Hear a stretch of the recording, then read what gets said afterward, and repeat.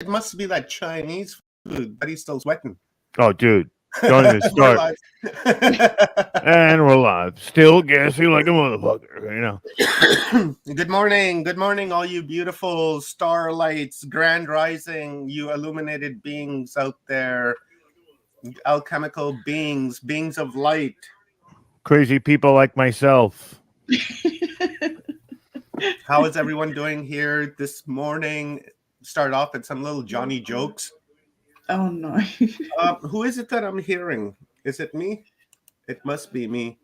It's gotta be you. It is me. Fuck, it is me. Okay. I'm still trying to share out. Okay, we Share got it out, guys. Share it out. Let's unplug humanity together. Sharing it to a stream will help. yes, that helps a lot. So we got this. We're muted over here. And then okay, we're good. Good morning, everyone. How is everyone doing this morning? All you beautiful souls. My name is Omar. I'm a host here at Watchers Talk, coming at you guys from the West Coast, British Columbia, Canada, on this foggy morning, but about +2 out. Quick weather report from the West Coast, Vancouver. Mountain Devil, nice to see you. Welcome. Nice to see you. Nice to see you. Richard Minnick, welcome. Nice to see you again, brother. Oh, look, there's Ride the Frequency. Hello, Ride the Frequency. And who else is in the house? Mountain Devil. Coffee, anyone? Yes, please. I will take a coffee, please. No sugar. Go I will ahead, take Stone. it black. I will I got take that 2 on black. the go. Hello, Mountain Devil. You said hello. I was being rude. So hello, good morning. Thank you very much for being here this morning with us. We truly appreciate you. Oh, look, there's Stone Hobbit. Good morrow, roomies. Should be a fun day today. Absolutely. Yesterday was an amazing day. It was Good so morrow. amazing that I had a hard time going to sleep last night, but I fell asleep afterwards anyways. Oh, look, there's our beautiful sister from another mother, Constance Hey, Victoria Constance. Briggs. Nice to see you, Constance. She is amazing. Constance is going to be coming on when? Let me give you guys a quick date here on Constance Victoria Briggs. We have her scheduled coming up here. Boom, boom, boom, boom, boom, boom. Where are we? We have Constance on March 19th, our day 8 on Saturday at 3:40 p.m. Pacific Standard Time. So that's going to be an epic upload, as it always is. If you guys didn't see Constance or don't know who Constance is, check out Full Spectrum Universe as well as Watchers Talk. We have some videos with her in our archives, so go and check that out. Look, that's at 11:11 a.m. too. She left that message in Eastern Standard Time, 11:11 a.m. Oh, nice. Yeah. Nice. Yeah, looking forward to Constance. She's busy. She just wrote a book, and looking forward to that one. This lady is amazing. I resonate with the moon, right? I've been looking at the moon for a long time, and I've even explored the idea of the time when there was no moon in our skies. And there's a lot of good evidence to suggest that perhaps the moon wasn't always there, because when we look at the astrological literature across time, it doesn't tend or speaks about the moon, the biggest lunar body in space next to us, and kind of just conveniently they don't talk about it, and then suddenly they started to talk about the moon. And then we have the Acadians. The Acadians are the I guess they would be like a form of an indigenous aboriginals of the Greeks. They used to live they're like the Cretans. They right. derived from the islands of Sardinia and Crete. Yeah, long time ago, before there was even a Greece and before there was a Rome, anything like that. And interestingly enough, who was it? Emmanuel Boloski talks about the Acadians, that they used to live in forests, and they used to feed off of berries and acorns. Now, I'm not too sure if he's literally talking about that they used to eat berries and acorns, because I'm not quite sure how you can eat acorns. I'm sure there's a way, maybe back in the day. You can. There is a way. I Yeah, do tell it. us. Give us You a can download. actually make acorn grit bread. Oh, Okay. really? Yes, it takes a lot of patience. Okay, because you've got to crush up your. The best way that I found is you crush up your acorn. Okay, you get the inner seed out of the outer shell, and then you crush it up, and then you wash it and you boil it. You tip that out. You do this half a dozen times. You can taste the stringent of if it's still there. If it has that rough taste on your tongue and in your mouth, you got to keep washing it.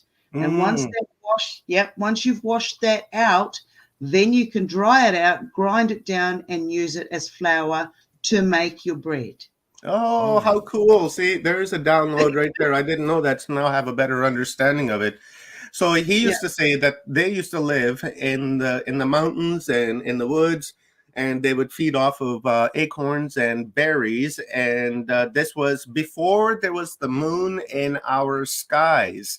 And then we have Aboriginals in Colombia that speak about the time before there was the moon. And then when I think about the acorns and the berries, and there's like stories from the Aborigines in Australia that say the same thing, that there was a time when there was no moon in our sky, and then suddenly one day it showed up. So we really have to question that, right? So if we have our ancestors telling us that there was no moon in the sky, we have to take that and we have to buy that, because when we look at the mainstream, the legacy media and the legacy academia, I think we should call it the mainstream academia, the legacy academia, they'll tell you epidemia, we'll yeah. call it, because it's an epidemic with misinformation. Oh yeah, that's a good one, epidemia. Yeah, those guys, you can't believe a word they say, because they're telling us that, oh, the moon's been there for 4.5 billion years, and without it the earth just wouldn't be around, and we would have 10-mile high tsunamis that would just kill everything. But when we look at history, it just doesn't seem to be that way. Not only that, if we look at John Shaughnessy, for instance, he talks about the earth's axis is just going like that, right? And then he says, in one of his videos that, and in fact, he talked about it the other day, that at one point the Earth was in the same axial position as Uranus is, right? So it was locked on its side. So that goes to suggest, and it goes to solidify what some of the other writers and literature and philosophers have been saying in the past, that at one point, at some given time, the Earth was in an upright position like this. It wasn't in a tilt like 21, 22 degree tilt that we have today. It used to be an upright like that, kind of like a top, right? You ever spin a top? Right? You spin a top, it centers itself and it spins, and then you touch it and it goes into that wobble. That wobble, imagine it to be the precessional cycle. Yes. Right. So, that precessional cycle. So once the Earth comes out of that and it levels itself out again, and then it goes up, because a spinning object is going to want to straighten itself out. So once it straightens itself out, that's what the ancestors were saying, that there was only a small polar cap in the North Pole and a very small polar cap in the South Pole, and the entire planet had the same temperature. There were no seasons. There was no summer, spring, fall, autumn, winter, whatever. There was none of that. One solid temperature, 25, 26 degrees, all day, every day, forever. And that was probably the time when there was the water canopy on the Earth as well, right? And then things were like really huge, and then things looked like they were much closer to us, because the water was really working as a, what do you call those things? A magnifying glass? Right, so it makes sense. So I don't believe what the academia says, or sorry, the epidemia says, because I tend to believe our ancestors. Look what the grandmothers were telling us yesterday all day long. We have that sacred wisdom coming from them, and they were telling us that we need to go internal, and we need to listen to the internal. We need to listen to our ancestors. We need to listen to the ancestral memory that's coded within our genetic code, and there we will find the answers. Now, when we listen with our ears, not hear, listen with our ears, and see with our eyes, we can look, right? We can look, not see, we can look. And then the ancestors tell us that, hey, kids, there was no moon. The moon was brought in. It was fucking aliens. Aliens brought the moon in. Now whether, and these confused scientists, they kind of say the same thing, right? They're like, oh well, the moon is older than the Earth, and but yet it was formed at the same time with the Earth and the moon, and then oh, it was a rogue. It came in, it got caught. None of that makes any sense. None of it. So I personally think that the moon is an extraterrestrial vessel that was brought here, and it is more than likely a way station for the Anunnaki. And the Anunnaki are living there, and they're monitoring us from the moon. And there's a lot of things happening on the moon. Like there's this dude, I'm not a big fan of his, but he's got good work. His name is Mike Barra, and I believe he's one of the writers for the show Ancient Aliens.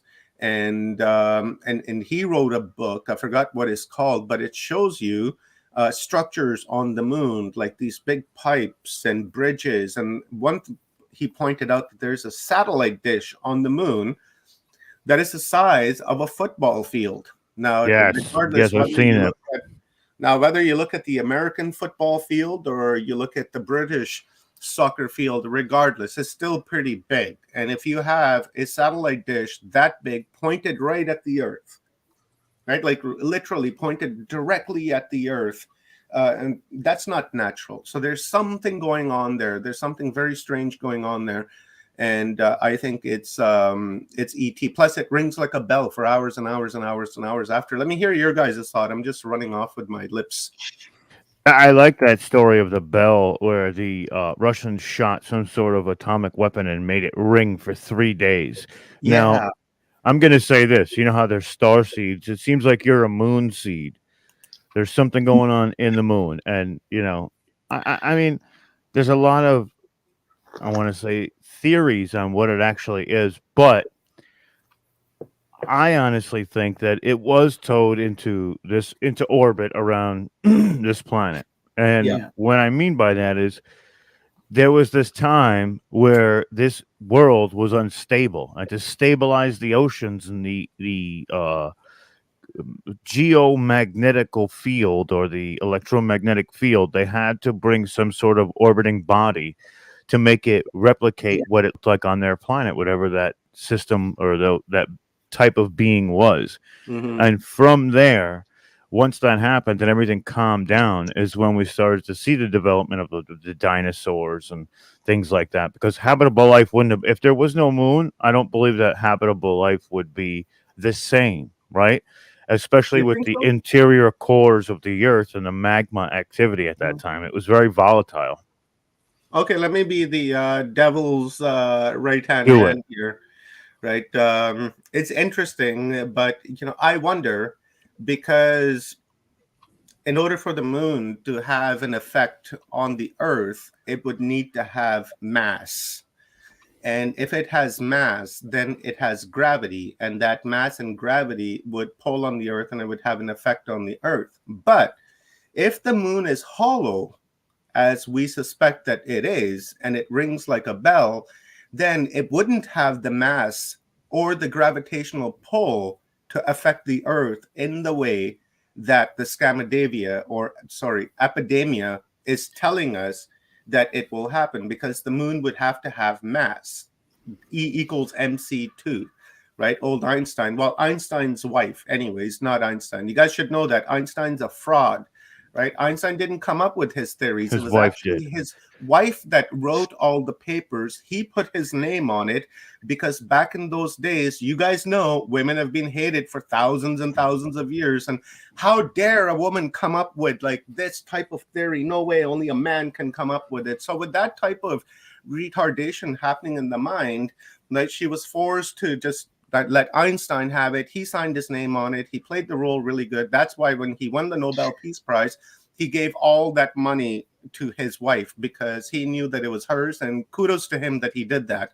So, he gave it to her. But anyways, E equals mc2. So if we take that into play. Well, you're looking at planetary, just regular planetary, like basically science or mathematics of regular planetary things.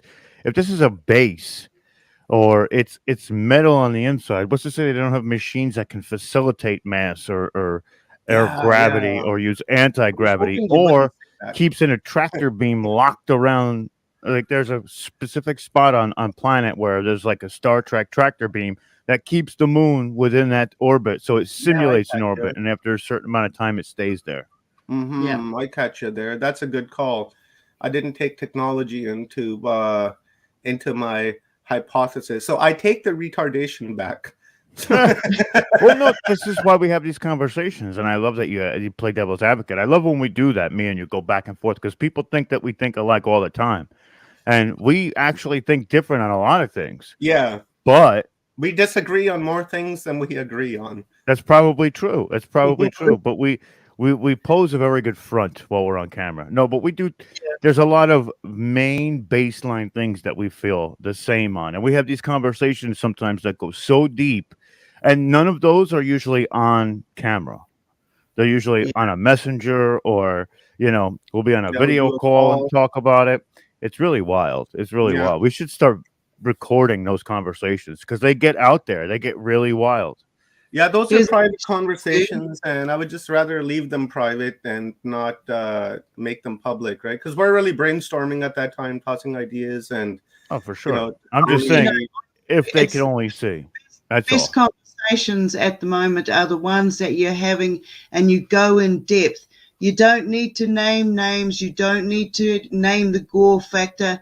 If you just talk about the experiences, you'll find the commonalities. I wanted to jump in and say, have you questioned the craters on the moon? The depth, the shape, the size, how they're all very the same.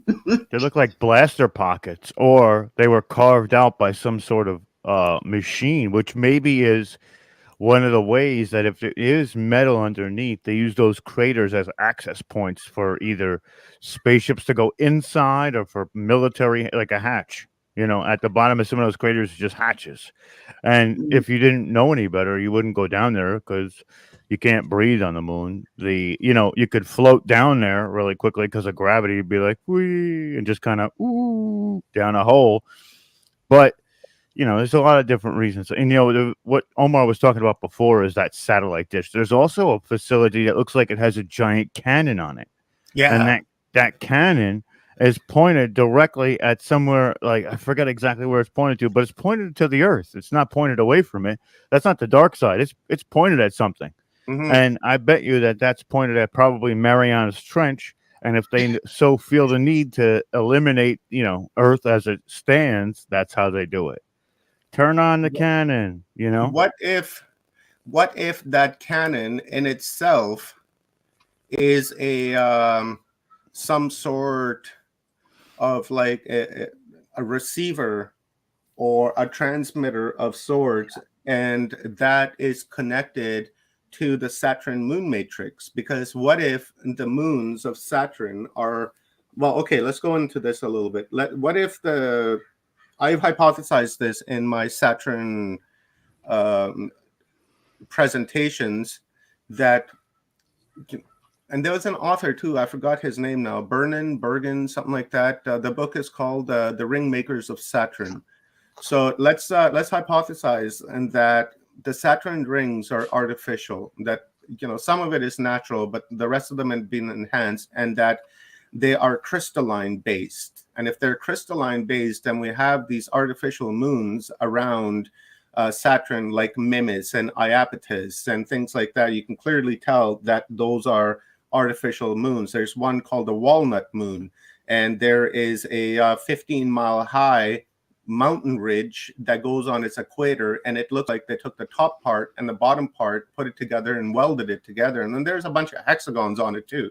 Bunch of hexagon on Mimas, bunch of hexagon on Iapetus. Hexagons seem to have something to do with something here. But what if those moons are harnessing the frequency, the vibration, the distortion of Saturn, and then those rings are amplifying that distortion, and then these moons are picking it up, and then they're transmitting it to our moon, and then our moon is picking it up and then transmitting it via that cannon type thing or that satellite, and is pointed directly at the earth in order for us to experience this false reality, this simulation that we're in, and that the distortion that's coming from Saturn that's being transmitted to the earth is causing humanity to vibrate at a denser level.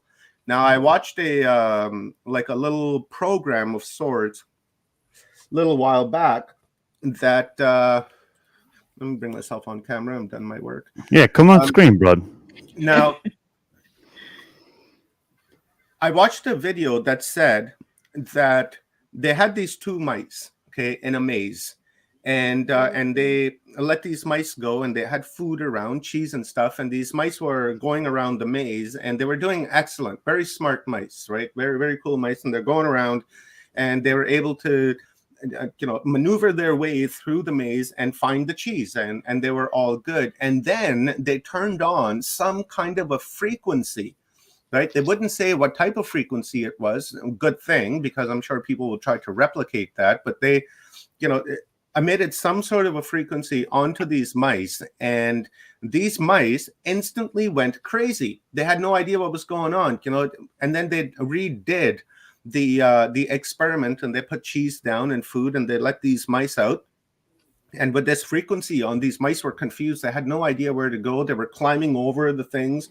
And then once they saw each other, they started fighting. They ignored the food altogether and started fighting each other, biting each other. And then the interesting thing is that as soon as they lifted the frequency off of these mice went back to being docile again.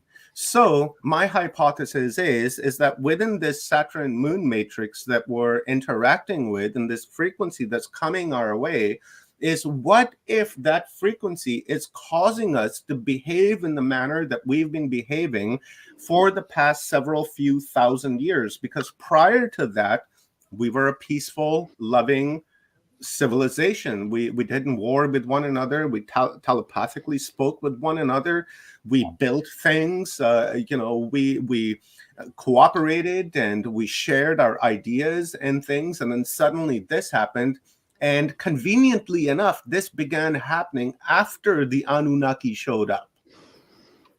You dig? After the Anunnaki, this started to happen. And then more than likely, the moon showed up too when the Anunnaki showed up, right? Because they needed a way station. They needed some sort of a thing. And this is what I'm hypothesizing. And I feel that perhaps the Anunnaki are working with what Carrie Ann was talking about last night, these plasma parasitic beings, AKA the archons, and dark entities, shadow beings, whatever you want to call them. I think the Anunnaki work for them. And then they're the ones that told these guys to go ahead and weaponize our solar system so that they can control us in the way that they are controlling us, right? So, and then the Black Knight satellite on it's well. So it could be that because this Black Knight satellite is in an north to south orbital orbit like that, when usually weather satellites go like this, right? The reason why satellites go like this, the weather satellites, is because the planet is turning like this, and the satellite's going like this. It'll capture everything on the planet. And then communication satellites are on an equatorial orbit like that, right? And then the weather satellites are like this. So if we got fucking the Black Knight satellite up here that's rotating like this, and if it's picking up the frequency that's coming off of that satellite dish on the moon, right, and then it's transmitting it down like this onto the Earth. Imagine the Earth being here, and then this frequency from Black Knight coming down like this. It's going to cover the entirety of the entire planet. And everybody on the planet is going to resonate like that. Maybe, in some places, the frequency is very strong, like in the Middle East. You take a look at the Middle East, going, pretty much from Israel, Palestine, Iran, Iraq, Syria, all the way to Iran, right? And then once you get to India, it's pretty cool over there. People don't like to fight in India, but just when you get to Iran, right, that whole area is just been war and violence for like thousands of years, and there's really no need for that. But I feel that it's the Saturn vibration that's being emitted from the moon onto us, and then that's fucking us over. So if we take the moon and get rid of it, right, I bet you humanity goes back to being normal. And I don't feel that there will be 10-mile high tsunamis and things like that, because I just don't feel that even with technology, that removing the moon from our orbit would really have all that many consequences. Maybe there'll be a bit of a rattle, a few earth shakes, maybe a couple tsunamis here and there, but that's pretty much it. I don't think we would have any more damage than that. Okay, your guys' turn. I'll let Stone go first. I mean, that's. Are you sure about that, mate? Oh God. Okay. Let's go ahead. First off, I see. I've had a couple of occasions where in one of them they shot me off planet, and it was the noise I heard when I went, and it was like really, really thick metal banging together and being joined. I used to look at the stars when I was a kid, and what I see now is very different to what I saw then. I see that every star out there has a partner. Now, I've been sky watching for at least 30 years and taking photos of the full moon, and the moons change every time it changes. We're coming into a full moon right now. I'll show it to you tomorrow night. Morning.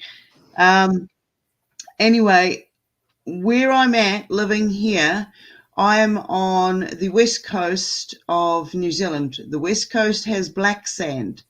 On the east coast, it has white sand. Now, I'm on what's known as a Waitomo, which is there's tunnels underneath and water's flowing.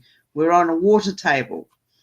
So I now am having white sand replacing the pebbles and stones that used to be in my river. And the thing is, I'm so close to the black sand beaches that I'm having difficulty trying to analyze this. I know it's there. But what I've seen is I've seen full pieces of land through a spring totally just fall away. I've got videos of it. Just fall away and wash just within a couple of hours, boom. And to me, that is when the frequencies come in from the planets. And we get that burst. We also get that underground tsunami, which causes the water tables to change, which causes the frequencies to change. I've been in a planet on a few of my other journeys, and what I've seen is the North and South poles are an axis. They're when it comes aligned with the center Earth, and that lines up, and this whole massive hole opens up, then you've got access. And I do believe that we started off as a seed planet, like the moon. The moon being towed in, it is a base. Inside there'll be massive activity. I don't see the moon like anybody that I know that sees the moon. I see it as a base. I have an alien contact, and I've nicknamed him the Flasher. We don't have names and places they come from. We just have contact. And in these flashes over the years, I've learned that this is a form of communication. It's not just flash, yes, no answers. It's when you see that beam of light come in, you have just been fed a massive download. Whether or not you can translate it is another issue. But the more you are in that frequency of these flashes, the faster you're going to open up, because they want to contact with you at your comfortable level. Sometimes you get yelled at, and I get yelled at. But what they've showed me is, at one stage, I was watching planets grow, and I wasn't alone. I had a friend doing it with me at the same time, and we were trying to work out how these rings around these planets were getting bigger, and the different colors. I analyze everything. I analyze the elements. Everything rusts. You just got to see what the breakdown process is. This is alchemy. So when I saw these things growing, then I got into the satellites around the planet, and I started watching them go by, and I started watching them get more. And then you see, I go out there now, and I can show you roadways through the stars. All right. I have watched the stars communicate. So when you're talking about this massive as beam out there, I've seen stuff shoot across the sky that there is a form of communication. Two, there's something firing weapons up there at other ships coming in. Three, there are flashes and signals sent between Stargate to Stargate. These stargates, when you see them, I'm getting goosebumps. I'm getting massive goosebumps. When you start seeing and working out the diameter of where these stars are communicating, and that you can tell it is not a normal light that comes from it when they light up. Okay. You stand there and watch that, I can guarantee you will see something come in that space. There's a zone. Okay. And if something comes in and it's not meant to, the ET that I communicate, who I call Flasher, his crew or his whatever the job description they have, I've seen them fire at these ships coming in. I've been sitting in my backyard and I've had these things come in out of nowhere, drop over top of the house, shoot between me and my friend's seat, and shoot off like a white soccer ball with a tail. It's moving fast, and it's more of a living entity movement than it is a mechanical. That you tell the difference after doing this. So the satellites around these other planets eventually became the rings, and I believe that is what is happening with the devices that are going up there right now. Everything that they've got, we have absolute no privacy already. These beings that have come in and communicated with me over the years, they've shown me what and how to break this illusion, and that is what I do. I accept it, I acknowledge it, and this is fantastic. Anyway, I've yabbered on. Somebody else jump in. All right, so I'm going to keep it real short and simple and look at what we have now on this planet with direct energy weapons, where they use frequencies to make people sick, to make people basically change the brain wave patterns, is what they're trying to do. And I think that if they did that on a grand scale, like Omar was saying, and how it's changed the planet, definitely it could be that doesn't even have to be entities. That could be our own people doing that or working for Mm-hmm. those dark overlords. So with Saturn and I know you guys are a lot more versed in the Saturn sphere than I am, but the symbolism that we see on this planet could directly correlate to what Saturn represents to that far satanic style cult group. And I think that their time is up. The light's been shined on them, but I think once the it's like when you overturn a board and it's in the woods and it's been sitting there for 6 months and all the bugs come scurrying out after you flip it over and the sunlight hits it. Yeah. So I think I'm going to go that far because that's all I got right now. And I think that we're going to have that point where we're going to see exactly what Saturn means and why they symbolize and idolize it so much. So that's it. Landing it right there. Okay, Rob, I'm going to share my screen, and I'm going to give a really quick download on Saturn. And while I'm doing that, can you please jump in to the private chat and direct Ron on how to bring his slides up, please? And Sure. I will do a quick download on Saturn, on what I'm talking about. Now, guys, this is an extremely long presentation. It's about 7.5 hours long, and if you guys are interested in watching this, it is on under the video archives of Watcher's Talk. It's called um, the false something or rather. Anyways, let me come over here. So the false perception. So started this off as, I'm going to subject you to a blitz. That is, I am going to subject your mind to tremendous onslaughts, and you cannot get up and leave because you're caught. Not because I'm holding you prisoner, but because something in you will prevent you from leaving, while another part of you is going to go truthfully berserk. So brace yourself, because this is Saturn, the false perception. This is a false planet, guys. This Saturn is not really what it appears to be. It is a holographic. It is a holographic field of information, and here are some symbols that are related to Saturn. The Saturn cult is ingrained into nearly. Let me bring this up a little bit for my notes. Saturn cult is ingrained into nearly every aspect of our life, yet the true significance of Saturn can be found within secret societies and in the deepest underpinnings of religion. Is it possible that the reality we experience, I'll bring this up a little bit, it's been a while since I did this one, so hold on with me. Is it possible that the reality we experience has been hijacked by creator gods who keep us living in subservience, control, and conformity?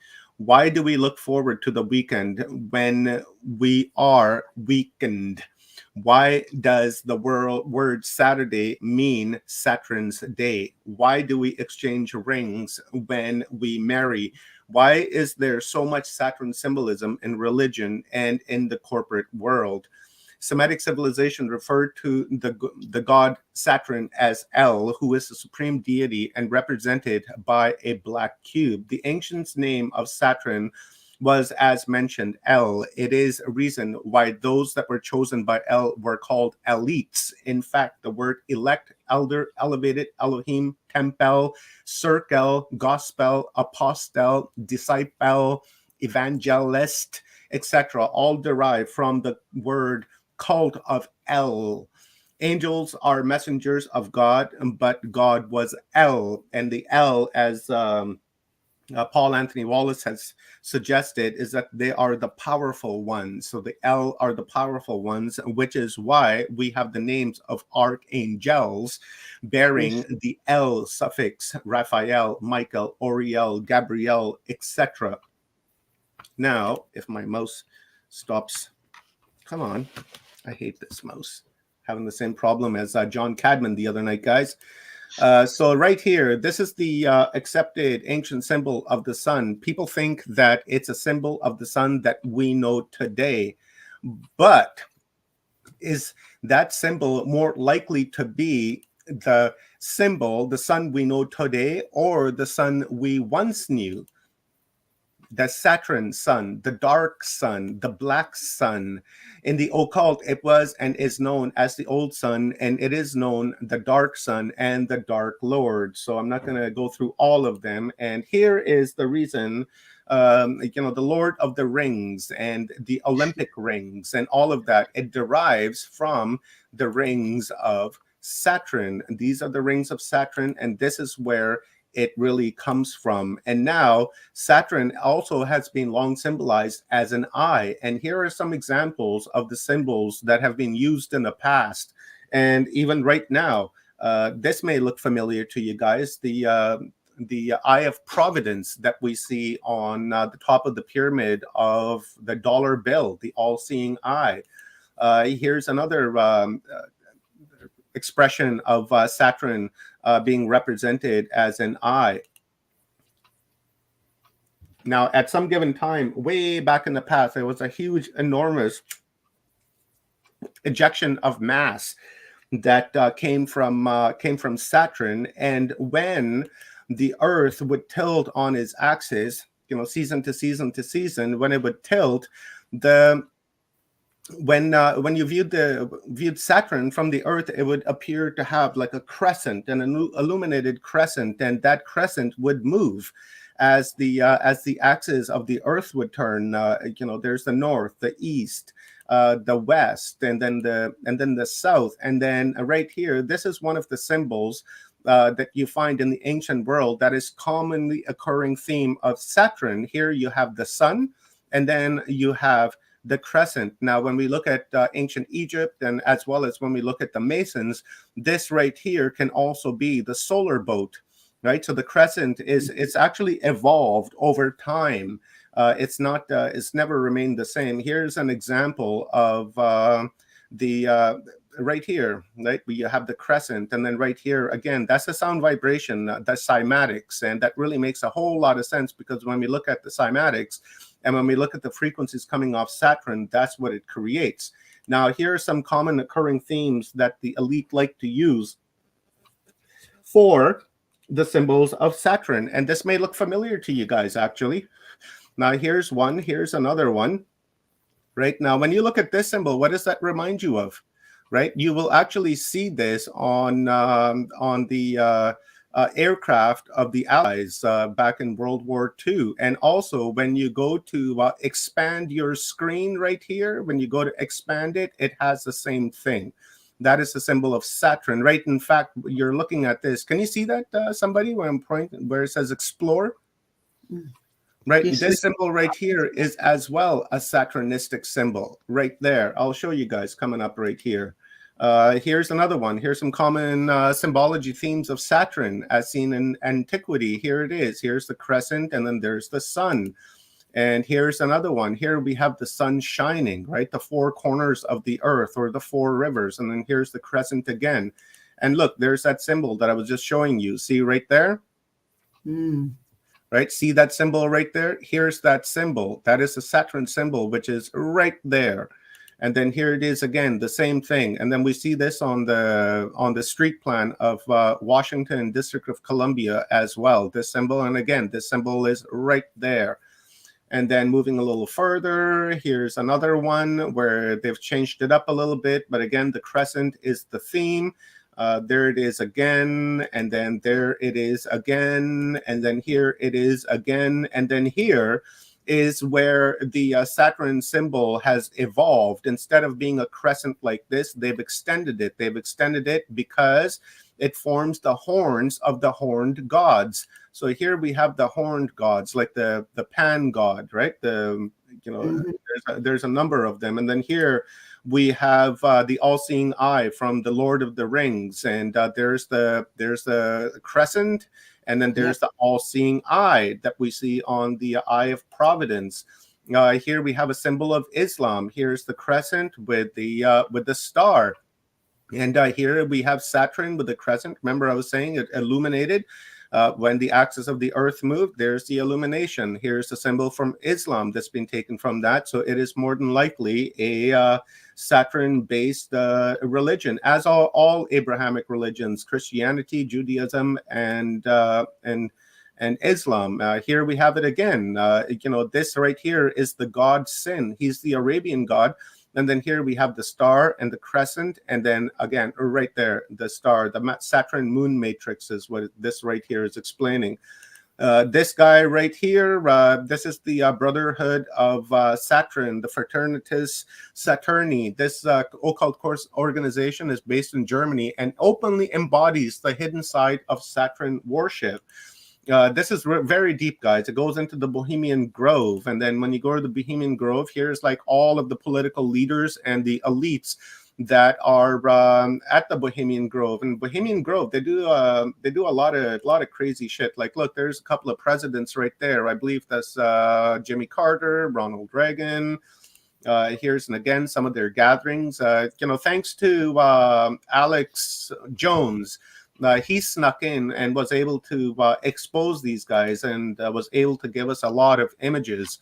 And these guys are, here we go.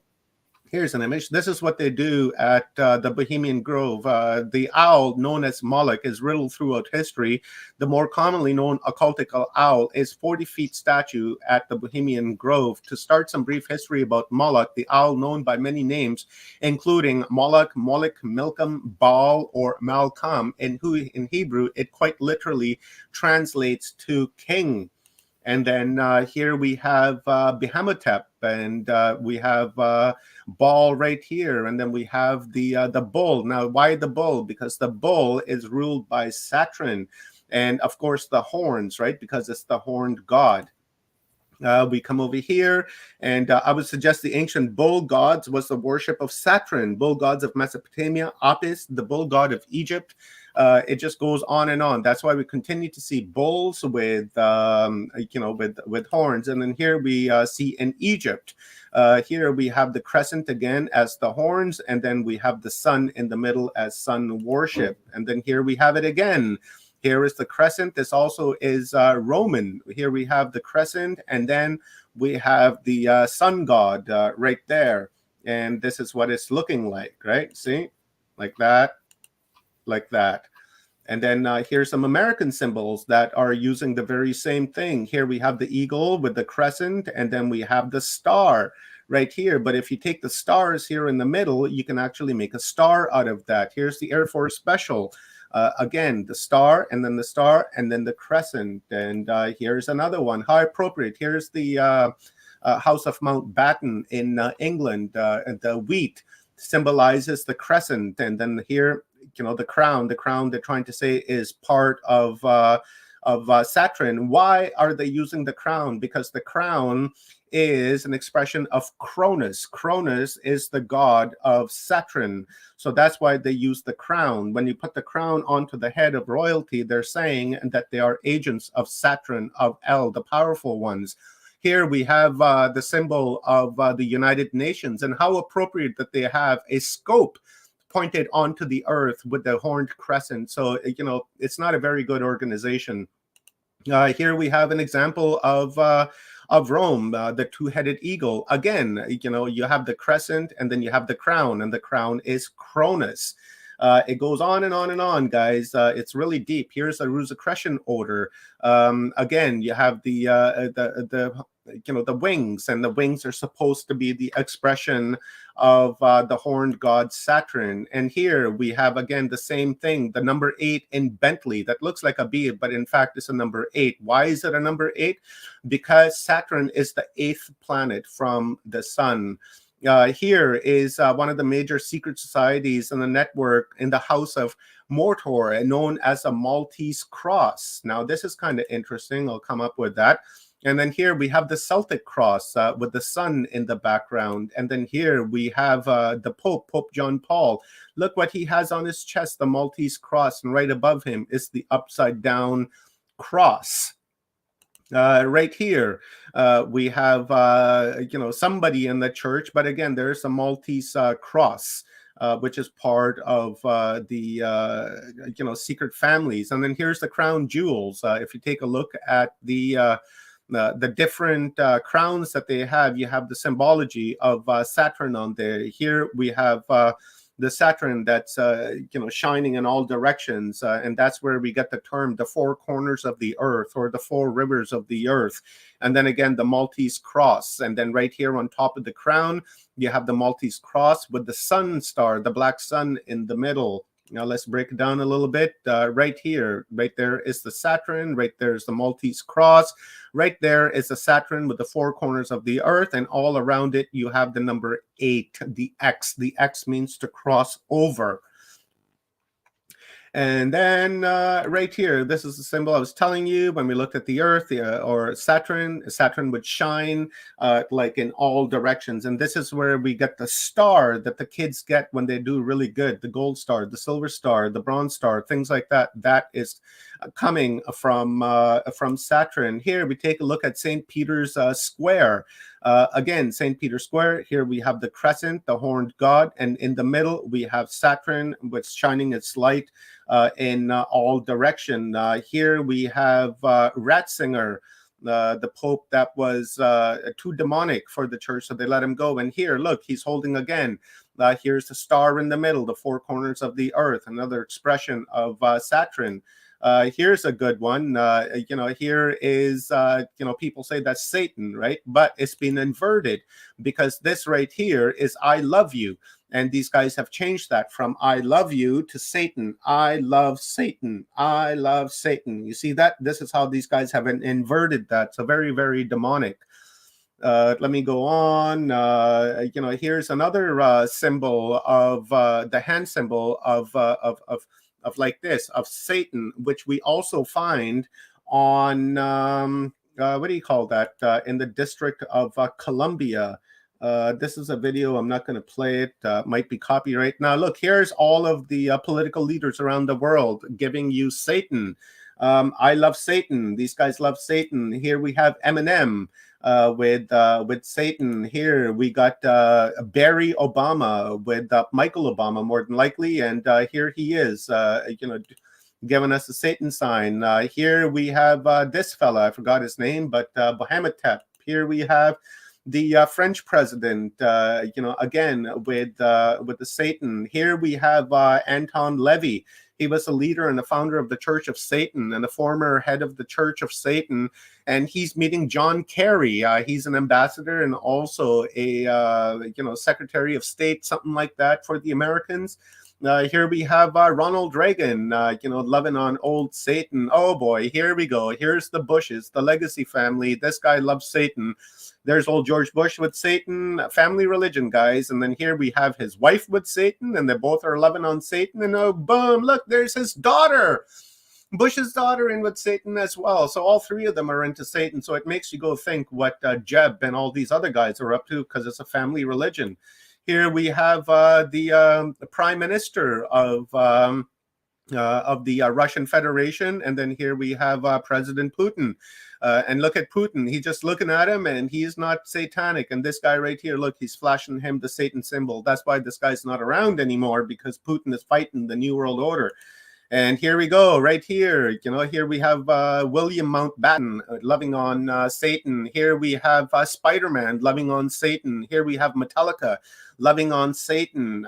Here, what's this guy's name? Drake or something? Look, he's Drizzy Drake. Yeah, there you go. He's got the owl on his chest, and what is the owl? That's Moloch. Moloch from the Bohemian Grove, the satanic god. Here's another one. I've got her name, but look, she's got Bahamutep on her shirt. Here is Beyonce, I believe, dressed like Bahamutep. Check this out. This is a Katy Perry at some sort of awards. Look, they're wearing horns and loving on Satan all openly. These guys are extremely satanic. Look, here's another one. All of these guys. Look, I think this is Lady Gaga. Dressed up like Satan. Here is Bruce Jenner's daughter. Take a look on her chest, Bahamutep. Here's this lady. I forgot her name, but again, Bahamutep. It just goes on and on and on, guys. It's just too much to say. Look, she's wearing a ring with Bahamutep. Here's another one, Bahamutep. Here's another one. This guy right here, what's his name? Christian Bale. He thanked Satan when he got his Golden Globe for playing Dick Cheney. Go figure. Here's another one, Madonna with Satan. I swear this girl works from a fucking handbook, because she's just right into this. Take a look at that. Here's the two towers. The two towers are actually, I didn't get into that earlier, but the two towers are evolved from the crescent. The crescent turned into the two towers. If you guys want to watch, go back and watch this 7-hour presentation. It's very, very deep. I'm just brushing over this. Again, look, here we have one of the videos, all wearing horns, dressed up like Satan. Her one eye covered like this. One eye covered. One eye covered means the all-seeing eye of providence. Again, you can see that eye on the southern pole of Saturn. Very interesting. Again, right here. Again, right there, covering the one eye. There's the one eye that we see on the dollar bill. And here it's we the all-seeing eye of Providence, Rhode Island. That's right. Here we have, Saturn, it's astrologically it is ruled by Capricorn. Capricorn is ruled by the goat, and then there's the goat, right? Because the goat is the expression of Saturn, and then we have goat, the pan god. Here is another one, the panda goat god, and then it goes on and on. And here, have a look at this one. It's so You know, connected, bro. It's so connected. Like you've yeah, literally gone through pop culture, executive branches. Like this is all of this stuff is connected, and you know it's connected through people. People is the connecting factor of it. So yeah, take a look at this with the Uncle Sam, I want you. Right, Uncle Sam is the expression of Behemothep as he comes in. See, have a looky-loo. This gift clearly shows it. And this right here, guys, is not only in the United States, but it's in England, in Australia. And this is Uncle Sam. He wants you, you know, he wants your soul, your spirit, your essence. This right here, again, you know, the bullhead with horns. And then again, inside the bull, back in the Roman days, they used to put people inside it, light a fire underneath. And when they would scream, the bull would sound like Saturn. Again, right here, this is a crescent holding the sphere. And then from there, it evolved into the two pillars. And then from the two pillars, we can see it on the Masonic works. There's some more Masonic work. Again, the two towers. Here's the crescent right here. Again, the two towers. There's the all-seeing eye. And then let me just move forward right here. I was saying the number 8. Numerology, the Saturn is number 8. That's why it's the planet of death. 8 is infinity. It just goes on forever and ever and ever. They gave it the infinity. Remember the I love Satan, right? These guys like to invert that kind of stuff. And here we have a spider, an 8-legged spider. And this is the Nazca lines down in Peru. And again, here is the horns, and then it's an 8, the number 8. And then there's the sphere. The sun sphere. Here is the magic cube of Saturn right here. This is the magic cube of Saturn, because in numerology, you don't have double numbers. You take the numbers, you add them to come up with a single number. And in the magic cube, the magic square cube of either Saturn or even the Masonics, no matter how you count this, you can go up, you can go this way, you can go on a diagonal. It doesn't matter. It will always be number 15. And when you take that 15, you equal it, comes to 666. And we have the number 666. Now, the number 666 is actually a sacred number, but the dark occult, I'm not, you know, hammering the Masons here, because I believe the Masons are actually the good guys, but the inverted, the people that are on the very top of the pyramid, they've inverted it and they're using it for dark purposes. Here is the sigil of Saturn, and this is also the sigil of the Freemasons as well, and also is connected with the magic cube. And here we have the black and white checkered floors. You know, when you go into a church or whatever the case may be, you see the black and white. That black and white is supposed to be about confusion and crossover, and also it is an example of the magic square cube. Here's a little video that I put together, and it shows you all of the churches, well, not all of them, but you know, a majority of the churches around the world that are using the checkered floor, and that is all part of the Saturnistic worship. So here we go. Just very short video. Rob, let me know when Ron is ready, and then I'll jump off. we got everything loaded up, so we're just about ready. Okay, okay. So I will end it right here. Let me just what is it that hold on? I'm sharing out the links to the Saturn Part 1 and Part 2 presentations for everybody and then to go see it. There you go, guys. Part 1 and Part 2. So right here, you know, this stuff is very interesting. Right here, the you know, the hill of Saturn and the Capitoline Hill that they have next to the Saturn Mound in where was that? The hill of Saturn, which is the bloodline family gathering place. That's where the skull and bones and all of that. And then when these guys moved into America, they brought their Capitoline Hill to America, and then now America has a Capitol Hill, and that Capitol Hill is part of the Capitoline Hill, the hill of Saturn. It just goes on. Here's a quickly. Now they've Here's got the the map. Capitol Police acting like Stasi too. That's going around, and they're actually going into Florida, Miami, and parts of the country and creating their own police force, like a secret police. So Yeah, they're yeah, called the Capitol Police. It's wild. yeah. Here's an image that I was showing earlier. Remember, I was saying it's marked out in the grid plan of Washington, D.C. street plan. And then every circle that you see, those are all major buildings in Washington. And then they've connected, and then the streets are worked out so that they actually express Saturn. Like here's a good one right here. Let me see this. Why did I put this on here? There was a significance to this, and I You didn't can see it's the Mason. It's the Freemasons. Yeah, right there. Yep, it's got the thing. Yeah, right there. It's 9:10 now, brother. And then here's the X.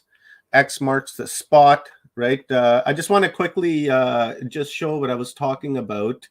I'm just done right here.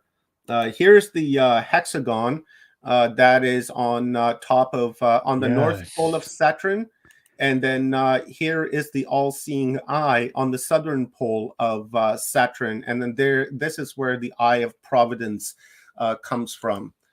So if you guys want to watch more of that, go on after the stream when you have some free time to check out part 1 and part 2. And I actually did another one where there's all in part 1. And then afterwards, I ended up having a conversation with Rick Keefe about it. So you guys can check that out as well. So with that being said, guys, I'm going to take myself off screen, grab myself a quick coffee.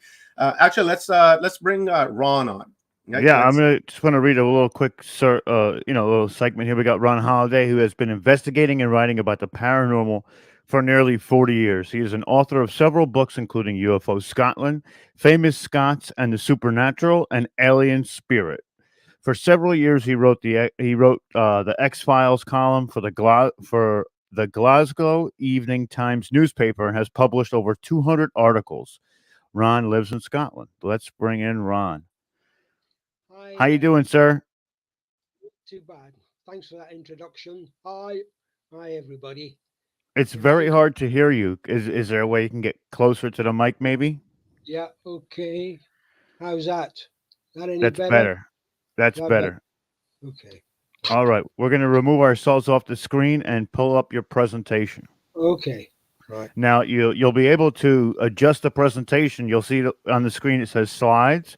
All you got to do is click the arrows in which direction you want to go, whether it's right or left. So you'll see it when I bring it up here. Okay. So you see it at the bottom there where it says slides? Yeah. Okay. Got it. Next slide. Yeah. Right. Awesome. Okay. Thanks, Rob. That's great. Yeah. Right. I'll just go ahead then. Because first of all, thanks for bringing me on to the conference. Delighted to be here. As was said, I've had a long-standing interest in the paranormal, particularly in UFOs, and the implication on UFO sightings, alien encounters, for humanity. What does it mean? But I'm going to look particularly today at the impact it had on Scotland, where I come from. And just to clarify, in case there's anybody there who doesn't know where Scotland is, because we're not a very big country. Yeah, it's just off the coast of Europe there, the northern part of the United Kingdom. Small geographical area and a small population. There's only about 5.5 million of us. However, having said that, there have been an absolutely phenomenal number of UFO sightings. And what's fascinated me is the impact that those sightings have had on people in Scotland and how it has raised consciousness about alien entities and what it means. I mean, what is the explanation for everything that has been going on? Why has Scotland had so many UFO reports given and UFO encounters, alien encounters, given the size of the population? I mean, so much was going on that the local papers and magazines started printing many articles, for example, like this one, Alien Invasion. Suggestion was that Scotland was being targeted or visited in particular by alien entities because there happened to be so many sightings. And, it raised a question for people, Are we being visited by aliens from distant planets or what? So it did stimulate a really big debate about what it meant. Were people imagining all these incidents, or was it really alien contact?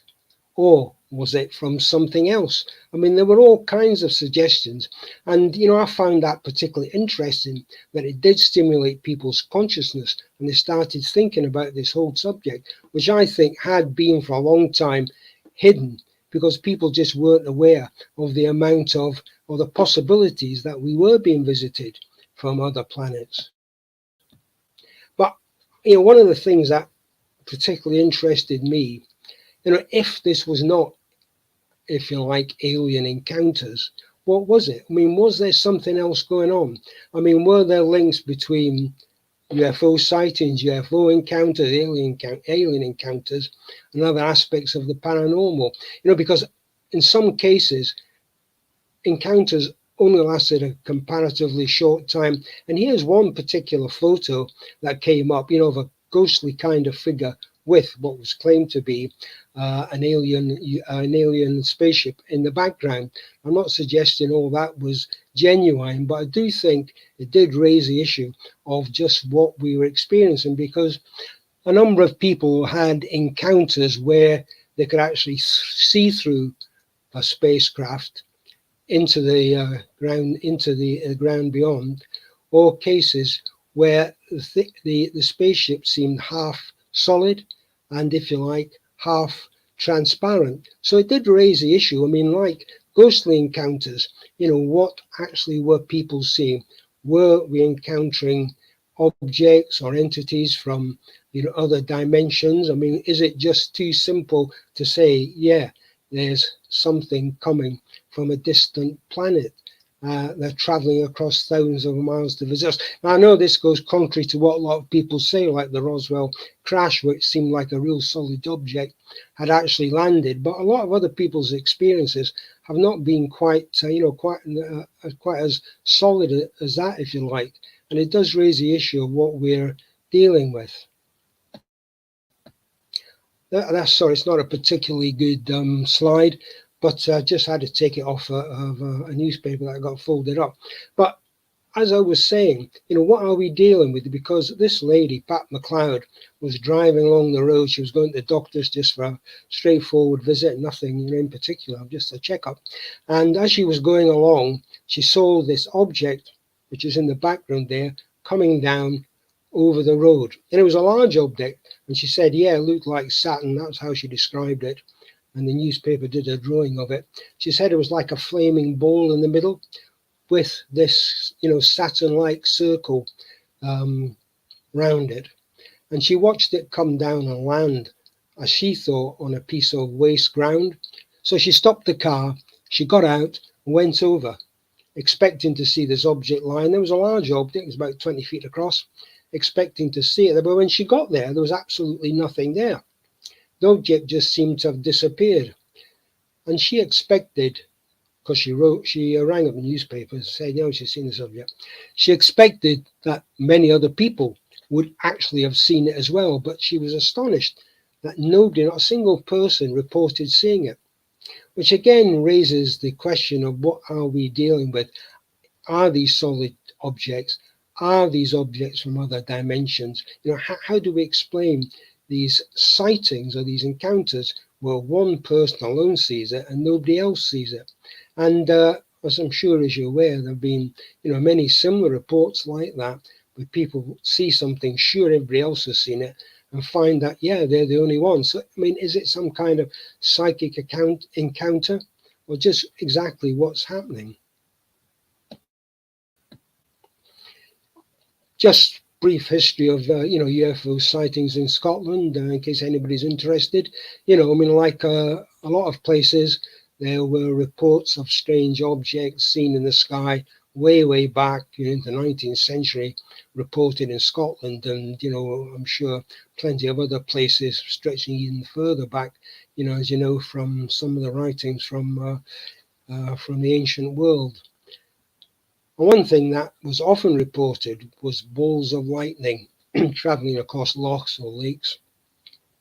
as you might call them elsewhere. So there were many sightings of balls of light.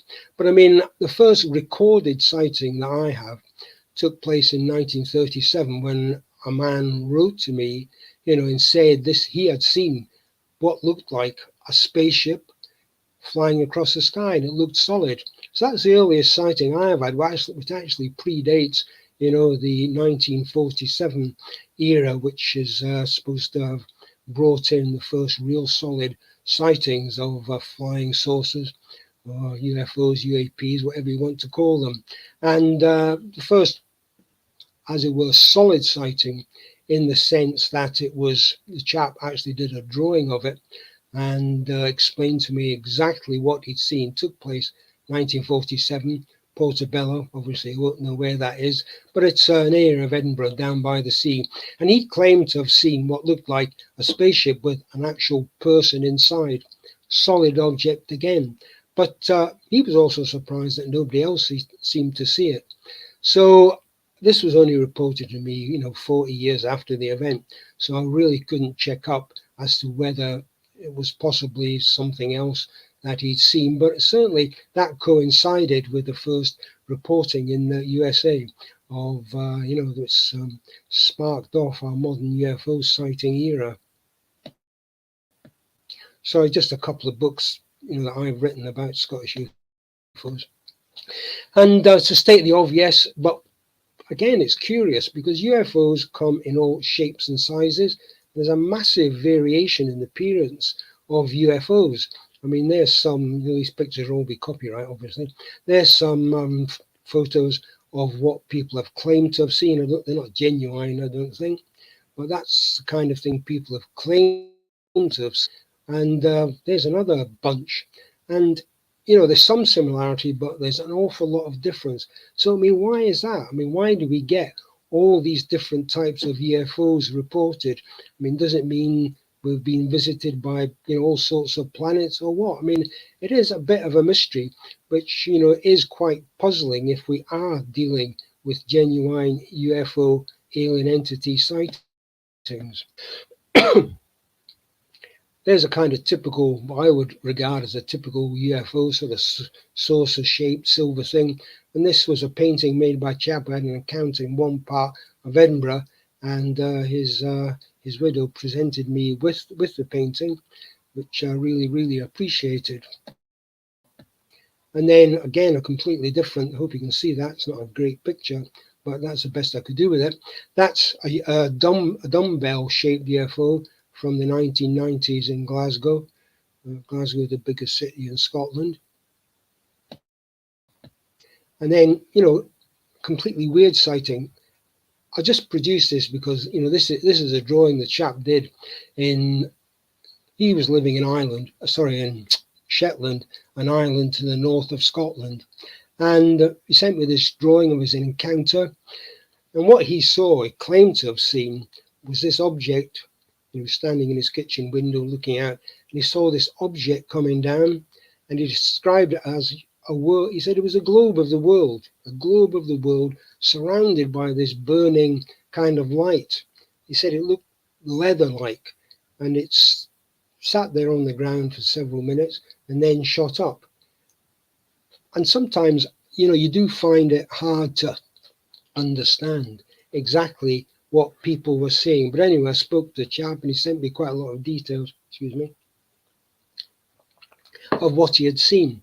So again, you get these encounters of these sightings which seem to, defy any kind of obvious explanation. I mean, can we really believe that something came down, globe shaped, had drawings of the world on it, but and these flaming all around it? I mean, it's really very strange. As I said, I chatted to the chap, and he sent me a lot of details, and I'm inclined to believe this is what he actually saw. And again, another drawing from a witness, a completely different shape, like two triangles on top of each other. Again, viewed from his window, convinced this is what he saw, with these kind of red lights all around it. So even in Scotland, you get Sorry, folks, I do have a bit of a tickle in my throat. So again, you get people saying all kinds of different things. I mean, so what does it say about what people are experiencing? I mean, are these psychic experiences? Are these genuine objects? Here's something completely odd as far as I'm concerned. Spoke to this chap on several occasions.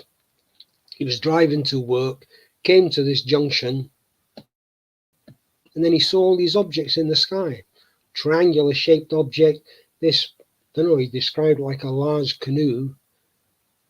And then this, I don't know what to make of it. It seemed like a coffin with a pole down below, sort of something, you know, to support it. Again, it was completely weird, but spoke to him at length, discussed it all. He filled in various forms. So, I mean, this is what he said he saw. So, I mean, you get such a variety in UFO sightings that you do wonder just exactly what is going on. A bit more straightforward, but again, different object described, looks like a kind of flying delta-shaped object. Some claims that, in fact, you know, these black triangular-shaped things were actually planes being tested. It was down the west coast of Scotland, and there was a large base on the west coast of Scotland, a place called Machrihanish, which was a US and British air base, and it's quite possible aircraft were being tested, but for quite a time there were a lot of these objects being sighted. And in fact, I appeared on a program to discuss it because there really was a lot of interest in what was going on. So those were sightings. What about encounters? Well, Scotland has experienced a number of quite bizarre encounters. This concerned a chap called Gary Wood. He was driving along with his friend, a chap called Colin Wright. And as they were driving along, they came to a corner of the road and there was a bright light hovering over it. And the next thing they remembered was driving back along the road. They were visiting a house, but when they got there, they found that they were almost 2 hours later than they should have been. So Gary, chap in the picture there, he got quite concerned about all this. He had a lot of disturbed sleep, couldn't understand what went on. So eventually underwent hypnotic regression. And he came up with this account of being lifted out of the car and taken into what seemed like a spacecraft and meeting or being, if you like, investigated, examined various strange alien entities, like the one that you can see maybe just down below, kind of grey type creature, small one. There were tall creatures. There were other people being held there. There was a naked woman who was in great distress. So he saw all these things. And this did come out under hypnotic regression. But then afterwards, Gary started having, if you like, memories of having encountered alien entities when he was a child. So although this was, if you like, his biggest experience of UFO abductions, he did seem to think he had a bit of a history of it. And the curious thing is, which I will come back to, is that he felt that he hadn't been taken up into a spacecraft, but they'd actually been taken down into a base under the ground, which the aliens were using to, if you like, visit various places in Scotland, and in particular in that area. And he was so convinced about this that he actually spent time trying to discover where this base might be.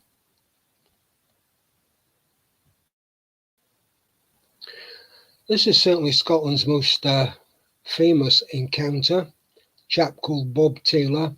And this encounter was actually investigated by the Scottish police. Bob was a forester. He was walking through woods in the centre of Scotland. He did this on a regular basis, but this particular day, he came upon an object hovering above the ground. And as he stood there watching it, two spiky balls came rolling out of this object came towards him, grabbed hold of his trousers, and the next minute, he woke up. What seemed like a minute, he woke up. But it turned out he'd been unconscious for maybe 20 to 30 minutes. And this was the description of the object that he'd actually encountered. A round object, so with the flange round it, and there's an artist's description of the spiky balls that came out of him. The odd thing that it doesn't indicate there was that he could actually see through part of this into the ground beyond. So although part of it seemed solid, part of it he could actually see through. So it wasn't a completely solid object. I mean, there was some discussion about, what had he actually seen? Did this object have legs? There's a bit of a controversy about it, but at the end of the day, it was believed, according to Bob, no, this object was just actually hovering in the air. It was not resting on the ground, which did raise some other questions because there were marks left on the ground. And as I said, this encounter was investigated by the police because Bob, he had a lorry, couldn't get the lorry started. Seemed like there maybe been some interference with the lorry's engine, but he managed to he staggered home. When he got home, his wife obviously saw he was in a distressed state. His trousers were ripped. He had a cut on his head.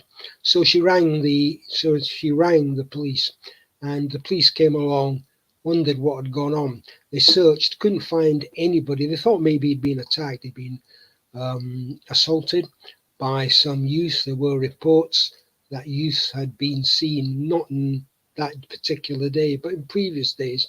So they searched the whole woods, couldn't find a thing.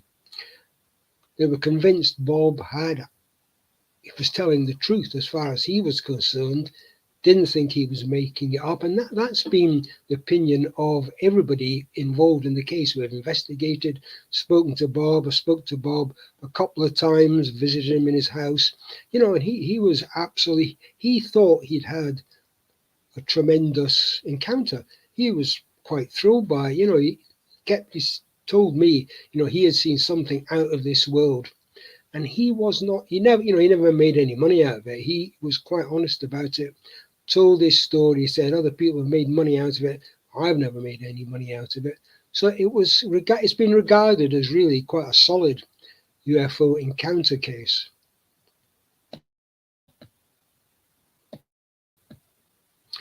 And it was of such significance, and people took it so seriously that I, with one or two others, campaigned to get the site recognized, because I thought it was worthwhile. I mean, it was such a fascinating encounter, one the police had investigated, and there didn't seem to be any explanation, that, we felt that the site should be recognized. And 20 odd years ago, they put up this stone with a plaque on it. And more recently, they've actually put up signage. So you can actually be directed there and look at the site. It's changed a bit. Trees have grown up, but still recognized. As I said, as I showed in one of the slides, there was a feeling that Scotland was being specially targeted by alien entities, given the number of sightings. And one area where it was felt sightings were concentrated was this village of Bonnybridge, and up sprang the phrase Bonnybridge Triangle, which is obviously a take on the Bermuda Triangle. I don't know if there ever was a proper triangle, but all we can say is that there were a lot of sightings in this particular area. Hundreds, in fact, which seemed completely bizarre, because Bonnybridge is a small, little more than a village, really. A few thousand people living there, and the number of sightings was just phenomenal. And as a result, people visited from all over the world. The Japanese film crew, German film crew, and the local councillor there, local representative, was campaigning to the government to have these sightings investigated. Needless to say, the government weren't interested, or claimed they weren't interested. I think it is significant that the Ministry of Defence in the UK claimed for decades they weren't interested in UFO sightings, but then suddenly, after 30, 40 years of denying it, began to release UFO sightings that they'd actually collected. So what the local representative was trying to do there was to get the government to investigate all these reports, because there were dozens, hundreds of reports, and local people were coming to his door saying, well, what's going on here? You know, why have people been having all these encounters and seeing all these things? And I was certainly involved in investigating quite a few of these reports. There was a lot of video taken. I can't actually show any, it's all copyright, obviously. But I can assure you that some of it was interesting. It was taken in daylight and it was shown on British TV. You know, it's a big audience. So there was a lot of material collected. I mean, what did it mean? Why were so many sightings being reported in this area? Various suggestions coming up. You know, were these psychic events? Was it for some reason a window into another dimension? What was it? Were people trying to, you know, was there some bizarre tests going on by alien beings to see what the reaction was in Scotland for some reason, just as a sample of the world, the UK? I mean, it was certainly very weird. And this went on for several years. Then suddenly it just seemed to die down. And there were still some reports, but not a high one just the last couple of years, but there was nothing like the volume. So you had this burst of UFO activity, and then suddenly, you know, it seemed to go quiet. Some people think this is, you know, start to get a bit esoteric at this particular spot. But to my mind, what are we talking about? You know, there's a picture of modern, contemporary, 19th, 20th century view of fairies. You know, what's the link between UFOs, ancient folklore, and fairies? Doesn't seem anyone at first sight, but you know, you do get some links. I don't know if you're interested in, or people are interested in, characteristics of fairies, but in the past they were believed to live underground, like some people claim. You know, their underground bases. Yeah, well, fairies were supposed to live underground. And a number of people, and I mentioned them there, Robert Lee, I'll come to Robert in a while, Gary Wood, and somebody else who had a lot of UFO encounters, believed he as well had been taken underground. So, I mean, there is that link there, and there are other links as well. You know, because, I mean, you think of fairies in films and, you know, contemporary books as these small little creatures with wings floating about. But, you know, in the past, that was not how fairies were seen. They were seen as people like us, small, but with, if you like, supernatural powers. And one of those supernatural powers was the ability to walk through walls or walk through solid objects. They also took people to underground. You know, they captured people, took people away. So there is some kind of similarity between that and ancient, you know, the ancient view of fairy people. And if you go around Scotland, you know, there are fairy knowes, fairy hills, which were believed to be entrances into fairy underground towns and cities, because it was thought that fairies, they lived just like us. You know, they had towns, they had cities, but they just lived underground and they had these supernatural abilities. And, you know, that belief carries on today.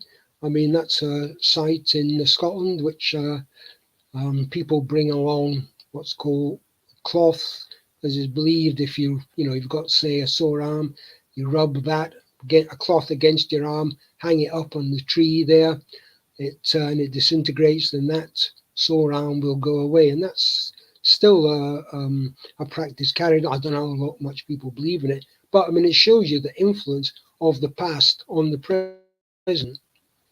I did mention, or I should have mentioned, a chap called Robert Kirk, and he was a man who, back in the 17th to 18th century, had encounters with fairies, wrote a book about it, and described the characteristics as being very human-like, but with these supernatural powers. And he was supposedly abducted by the fairies. Sorry,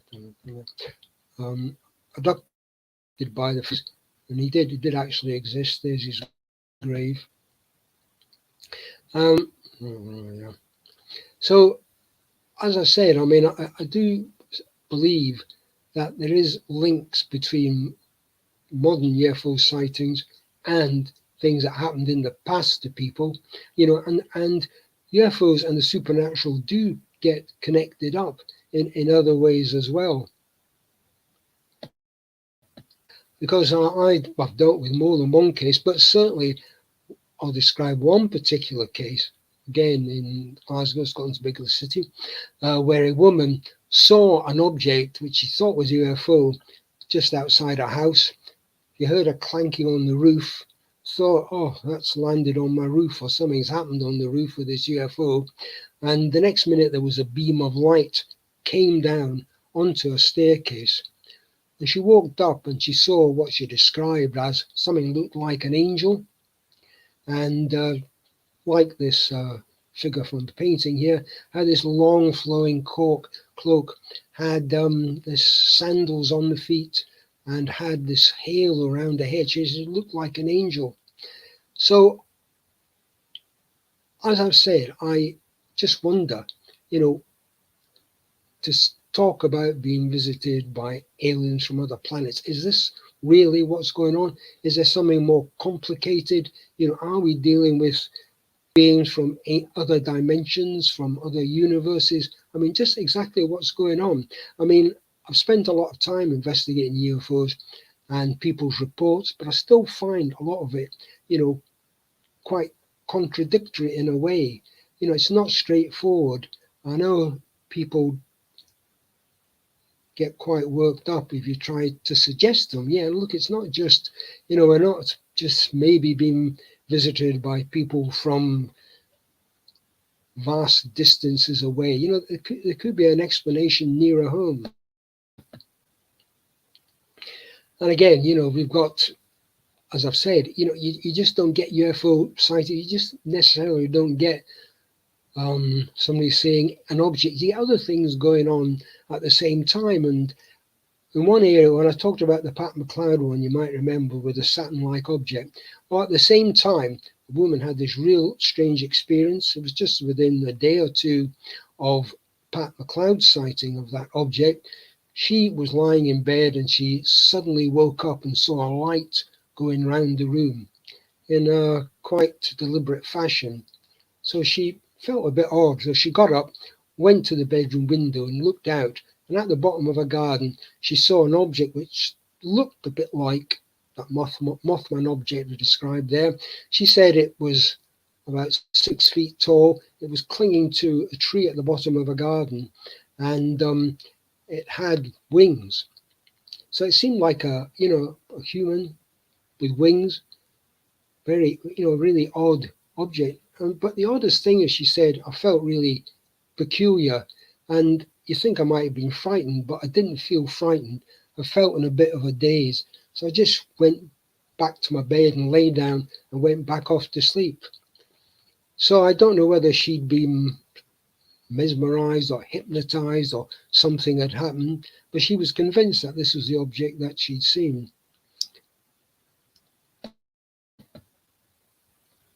And then again, going back to this kind of folklore issue and this idea that, you get a mixture of events happening.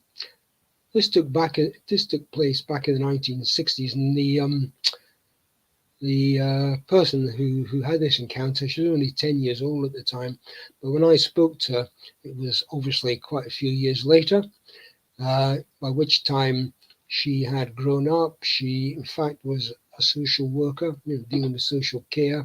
She had a daughter, and it was this, having a daughter, which had brought this back to her in the sense that she was concerned that something might happen to her daughter in the same way it had happened to her.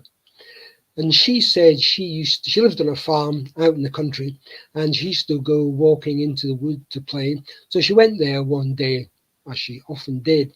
And this particular time, as she was walking through the wood, she suddenly came upon a group of blue beings about shoulder height, and she stopped.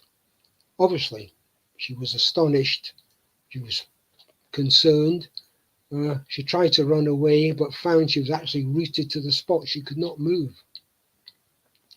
The next minute, a beam of light came down, and she found herself lifted up into what seemed like some kind of spacecraft. And there she remembered being on a bed, and or on some kind of mattress or a couch or something like that. And she was examined in some kind of way. And then she didn't know how much time had passed. She was beamed back down again. And when she beamed back down, she got back, strength. She wasn't frozen anymore. She could move. So she ran all the way home. And when she got back home, she discovered that her parents were on the point of calling the police, because she thought she'd only been away for a short time, an hour or so. And it turned out she'd been away for most of the day. And after that, she felt unwell, and she lay in her bed for a few days trying to recover. Now, the interesting thing on top of this is when I spoke to this woman, as I said, she, university educated and so on, she believed, she'd maybe had an implant put in one of her teeth, and she was going to the dentist to have this checked out.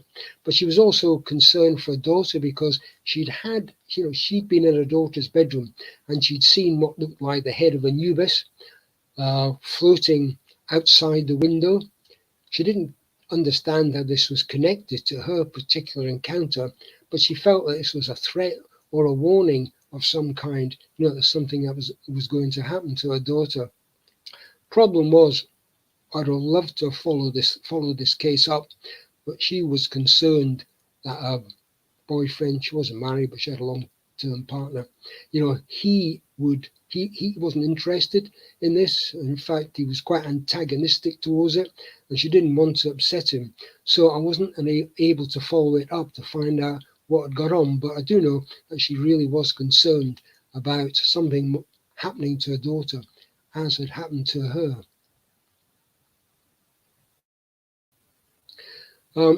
Sorry, I'll maybe buzz through this bit, but there's a ceremony in Scotland called the Bury, B-U-R-Y, Bury Man ceremony, where you get this person covers themselves in these sort of bury things. I don't know what you call them, just like things you stick on, off plants and the like. And they parade through the village. This is an ancient ceremony, and there's a close up, and there's a picture of them in full dress. And I don't know, maybe somebody will know more about this than me, but I was reading a book about an alien that was claimed to have visited this tribe in Brazil. It was known as Bepcarority, and the story goes that the villagers saw this spaceship coming down. They didn't know it was a spaceship, it was an object with flames coming out of it. They described it, came down. An individual came out, made contact with them, and he actually healed, he carried out healing and so on, and helped them before he disappeared again, shot up back into this. And the kind of thing that they, how they described him was in this way, that it's made up to show just what they claim to have seen. And I thought, yeah, all right. There is a similarity between these things, and it just made me wonder, has this kind of event happened to other people in the distant past? Have we just neglected it, ignored it?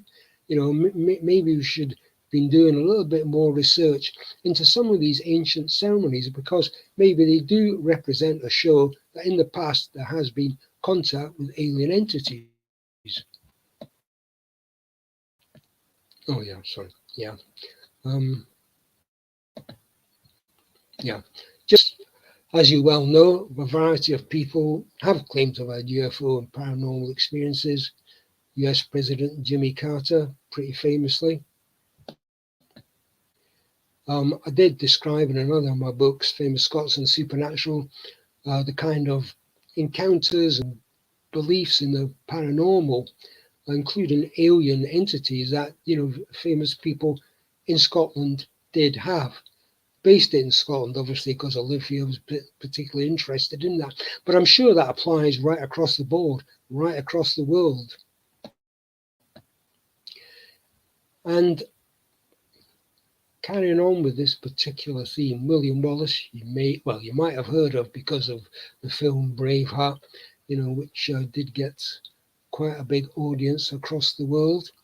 And freedom. Freedom. Yeah. I love that movie. Probably watched it about 200 times, Ron. Yeah, I love the freedom. Yeah, okay. I know it word for word. Yeah, well, actually, the premiere was just up the road from where I live, actually. And I live in Stirling, or Bridge of Ireland, just outside Stirling. The premiere was there. And of course, we had the full entourage of the well-known turning up for it. But I mean, the interesting thing for me was that a whole pile of stories grew up around William Wallace, that he had supernatural powers, that he had, in fact, he'd fought with a headless ghost. And there was this story about William Wallace going to this church, getting into a trance, and he had this experience of an object coming down, flaming object coming down, landing, and out of this flaming object appeared a woman. And she spoke to him. She gave him a sword and other things before, getting back into this craft, which, which we would, I think, say was a spacecraft of some kind, because that is how it is described, and then shooting off again. Whether that story is true, I mean, I don't know, but I mean, it is interesting to show just how, there's a long tradition of encounters with strange beings.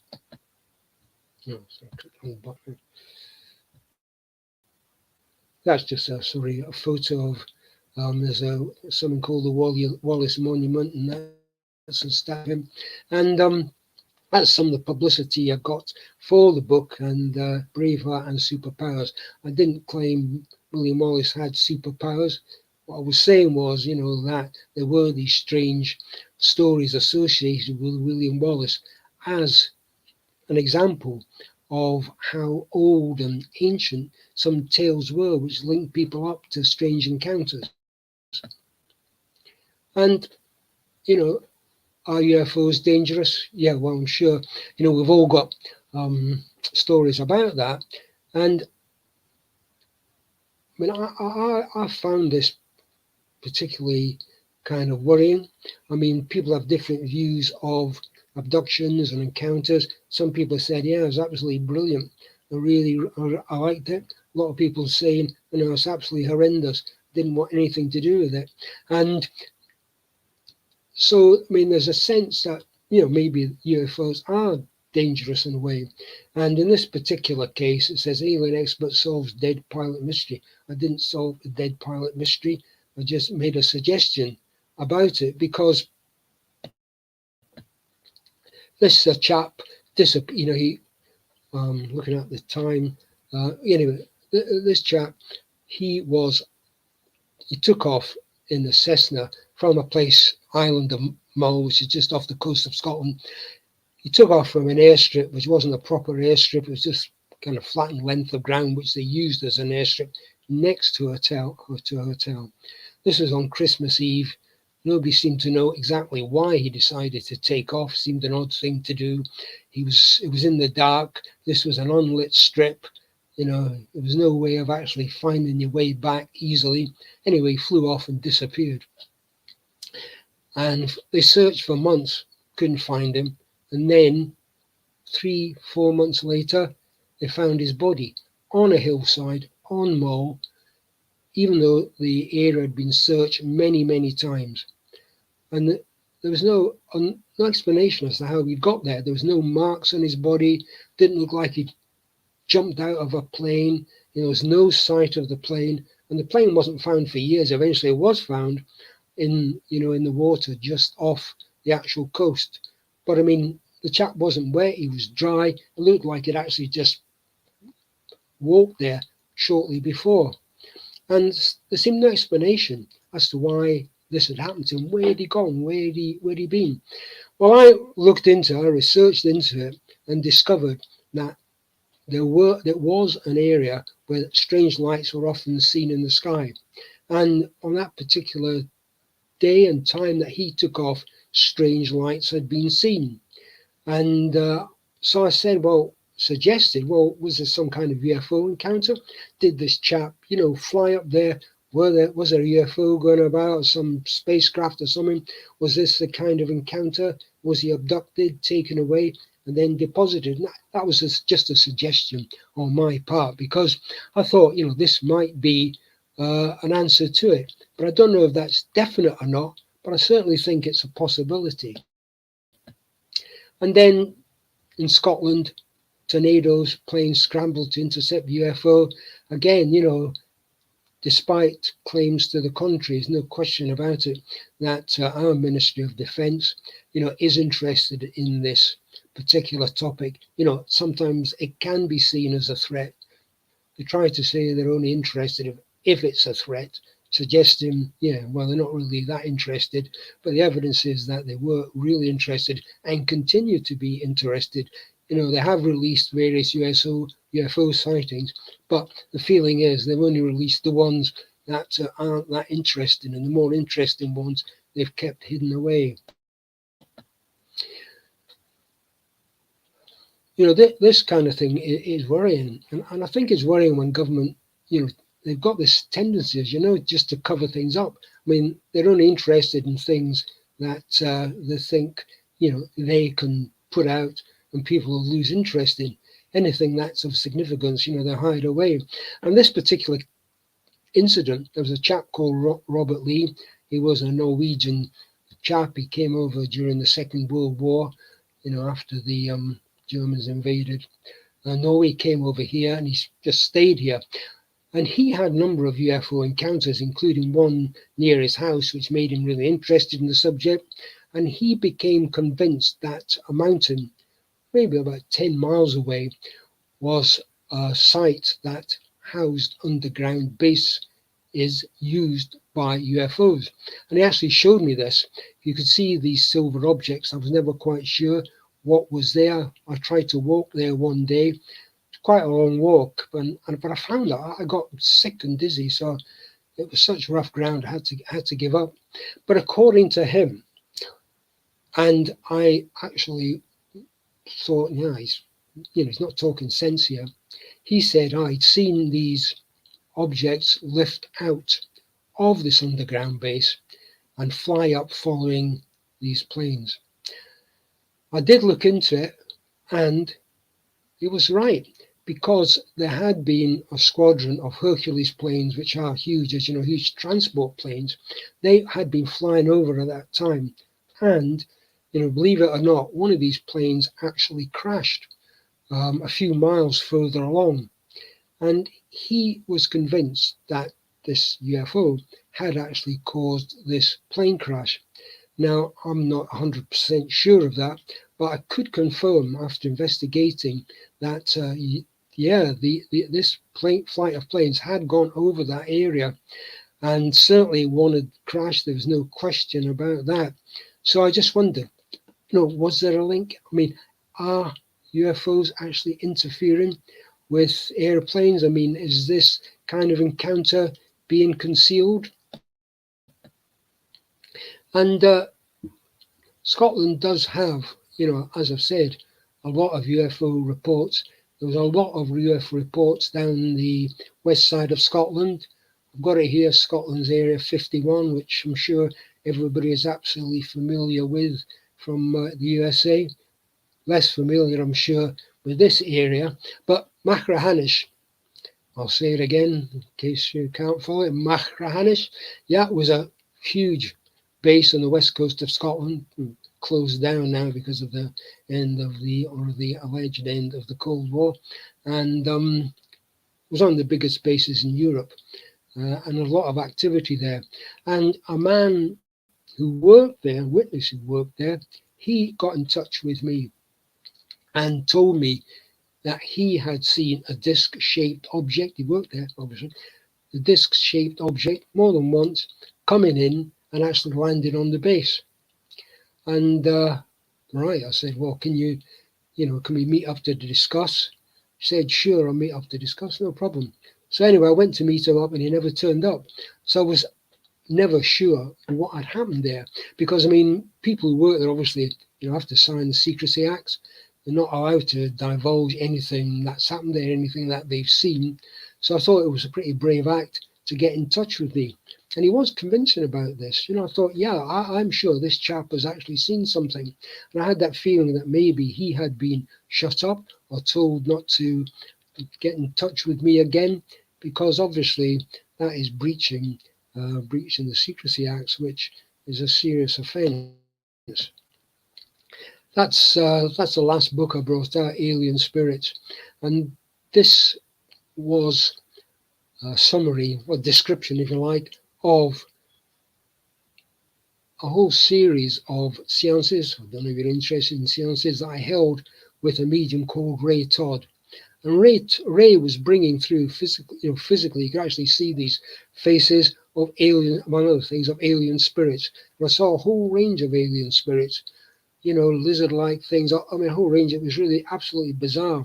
And this made me completely, rethink what I'd originally believed or sensed about alien encounters. That we could be actually living in a multi-universe position or multi-dimension, in that what we were seeing as aliens or alien spacecraft or whatever could be coming, could be just part of our whole life and a lot closer to us than people actually expected or believed in. It was really weird, but I mean, you'd have to read it. Yeah, so in closing, really, alien spirits, do we live in a multi-dimensional universe?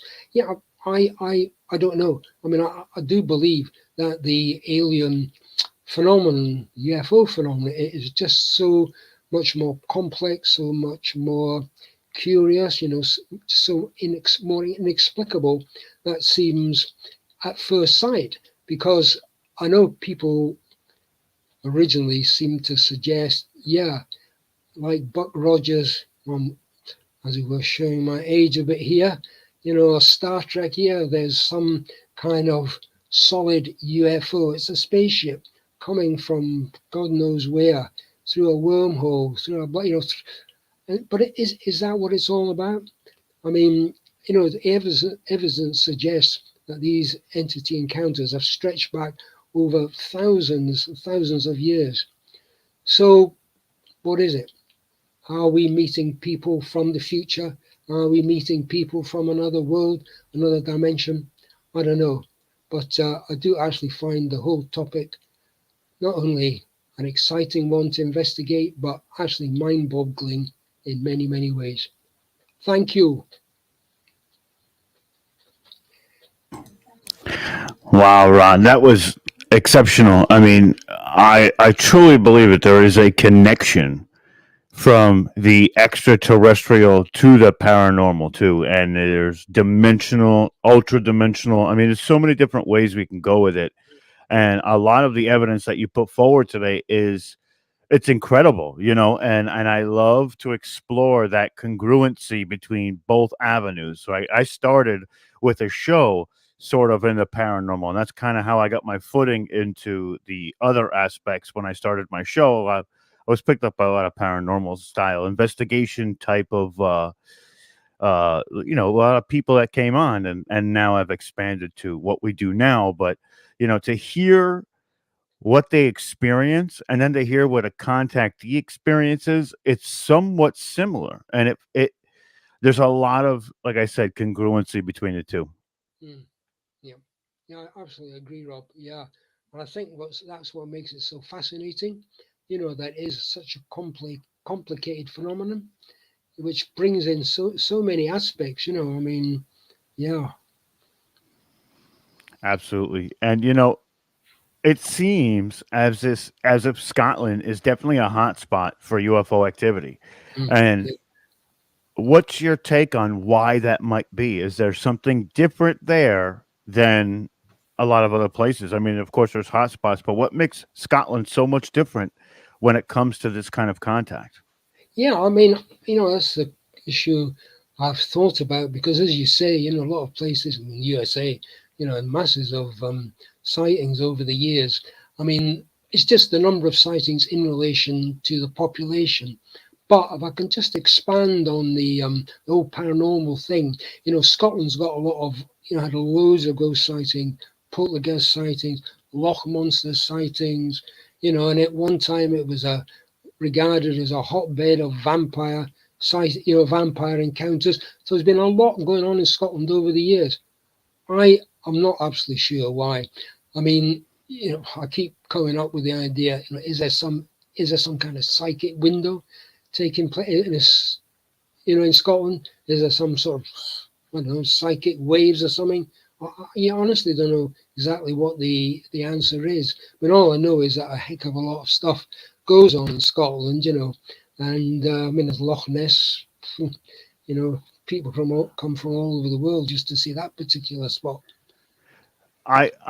This is my theory, and looking at Scotland's history, it is a place of a lot of traumatic style war and bloodshed and death. There is a lot of that in Scotland because it's it didn't have an allegiance with the crown of England for a long time, and there was a lot of activity, violence wise, but also when we see traumas like that, especially in the paranormal field, tends to leave imprints or basically change the frequency or waves. And maybe that's why these manifestations of imagination start to come to life when we start to see all these different things, or when we get contact from outer space, they kind of come to that place first because they can feel the reverberation and the frequency and how it's, basically like a pulse from that traumatic experience. Yeah. I mean, I think there's a possibility, because I mean, there's been a lot of invasions of Scotland, over the centuries. Obviously, been a lot of fighting, a lot of battles. I mean, there's a lot of witchcraft and so on. Yeah, so I mean, I can see how that can, generate, if you like, certain type of wave, a certain type of, psychic resonance. Yeah, I can see that, and I do believe it's maybe that, that is what links in. That is what is causing some kind of attraction or stimulation, or if you like, upheavals. And I mean, certainly that is a possibility, which could explain what's been going on. Another aspect of that too is what Rockers Los Angeles is talking about. Scotland may have crystals underground emitting energy, or maybe hidden pyramids, and there was a lot of druidic style type of history as well. Between the Celts and Scotland, there was a lot of druidism, and that druidism breeds windows and opens portals and things like that. So that could definitely be. Yeah. I'll tell you one. Well, interesting thing is that Uri Geller, he bought an island off the coast of Scotland because he believed it had some contact or link to the ancient Egyptians, mentioning pyramids and stuff like that. So yeah, and supposedly Scotland was named originally after an Egyptian princess, Scotia. And I worked with a psychic for a bit who, was convinced that, there'd been a lot more contact within Egypt, ancient Egyptians, than was realized. And I think, this is a problem. A lot of, I think, history, a lot of ancient contact, ancient events, have been lost. We just do not have the kind of records, that we've had for the last, 300, 400 years. Go back thousands of years, we just don't have the sort of information. There are tantalizing clues in what archaeologists have discovered, what people have theorized, but we don't have a lot of, if you like, solid, we can't pick up, here's a book somebody's written, a report somebody's written, and say, that is exactly what went on. So it's a real possibility that we've missed a lot, which would explain what's going on today. I totally agree with you. I've looked into a lot of different aspects of, the Phoenicians and the Egyptians talk about white men coming from the Isles, which is Yeah, the Isles of Ireland and Scotland, yeah, and essentially bringing their druidic type of style of religious style to the Middle East and to Egypt. There is a mm, tremendous connection. And looking at some of the ancient lands of Tartaria and the stories that the Egyptians gave to the Greeks, and we see that the Irish are involved in that as well, and the mm, Scots, and yeah, it's really wild. I truly believe you're onto something there for sure. yeah, yeah, absolutely, Rob. Yeah, I mean, I just find all that fascinating, all those ancient links, I mean, not enough's made of it. I mean, it's kind of written out of a contemporary view of the world, Except, I mean, I know a lot of people are investigating it, but for the general public, I think a lot of this is missed out, and people don't make, they're not being allowed to make the connections between our present experiences of the paranormal and what has gone on in the past.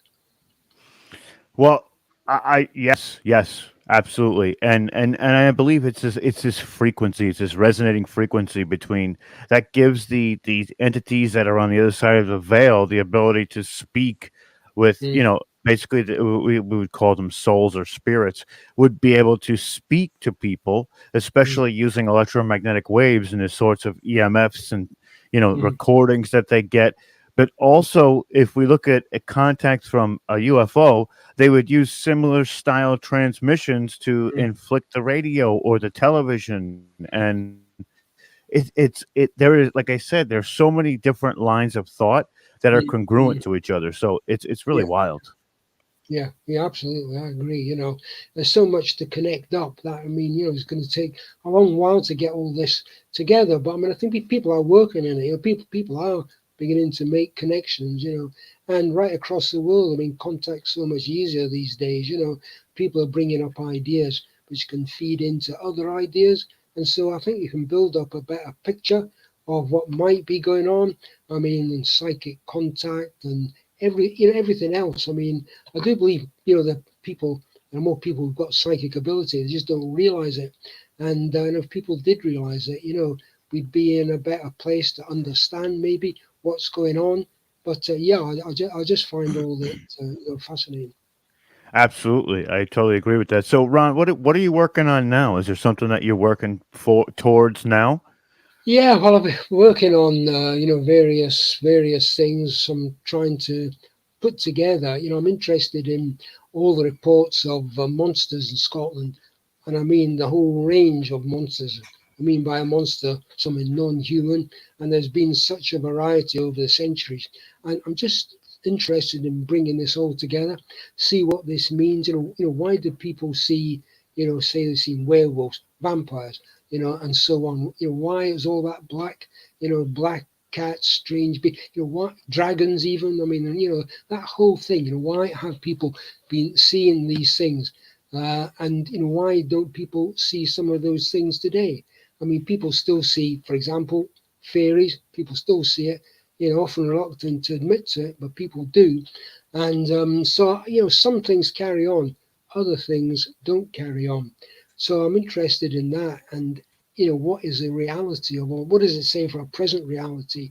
If people say they've had a vampire experience in the past, and there were reports of it, why is that not happening? Is it because people stop believing it? So what does that say about a reality? Or is it still going on and people don't believe it's happening? I mean, all that kind of thing, Rob. So yeah, so I've been working on that. It's taken me a wee while. I'm a slow worker, to be honest about it, but I hope to get there eventually. That's a lot of work, and I'm sure you have a specific or a favorite monster. What's your favorite monster doing all this work? I'm sure you have one.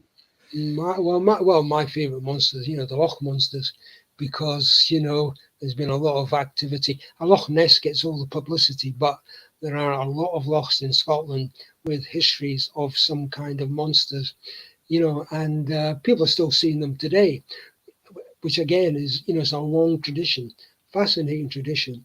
So I said, sorry, repeating myself here, but I mean, I was just interested in why do people still carry on seeing loch monsters, fairies, Why don't people see vampires? Why don't they see werewolves? You know, yeah, it's odd.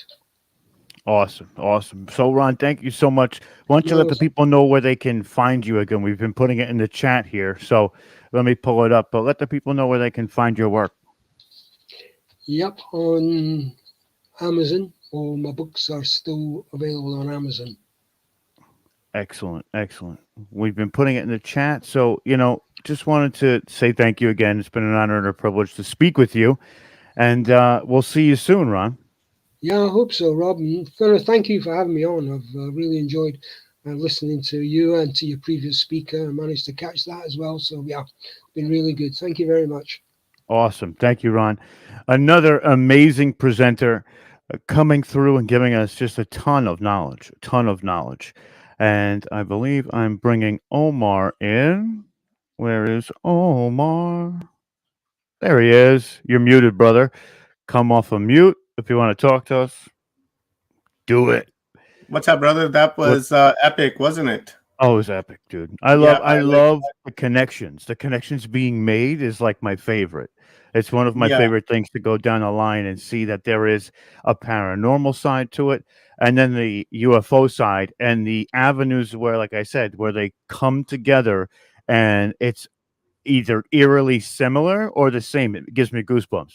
yeah, totally. I really resonated with the inner earth and the fairies and the dragons, and it's that's something that a lot of people don't talk about. We don't hear a lot about that, right? So it's nice to hear somebody making that connection of the inner earth and with folklore and with fairies, and right, because that's really what we're creating here, is to explore all those other ideas and not to dismiss them as as we have in the past because of our programming. So it's really nice that that connection was made, and we were able to talk about it. I totally agree. Couldn't have said it better myself. I think that it's there's so much left out there to explore, and the fun part is that now people are coming around to the fact that there is a quantifiable, a tangible effect, and there is a realness to it. Yeah, And I think that that's the biggest. That's one of the funnest things to explore too. Is all these things we, like you said, this folklore that we thought was myth may not be. It mhm. may actually be tangible. So I'll rest it there, and I will leave the stage for you, brother. Coolest, brother. I've got a great guest coming up. It's a good friend of mine, and met him last year through our friend Neil Gore at Portal to Ascension. Alan Steinfeld does a lot of work with Portal to Ascension, and I really enjoy Alan's mind and the way he approaches questions and the way he approaches the subject, and the questions that he asks are they're very good because they're reaching into depth.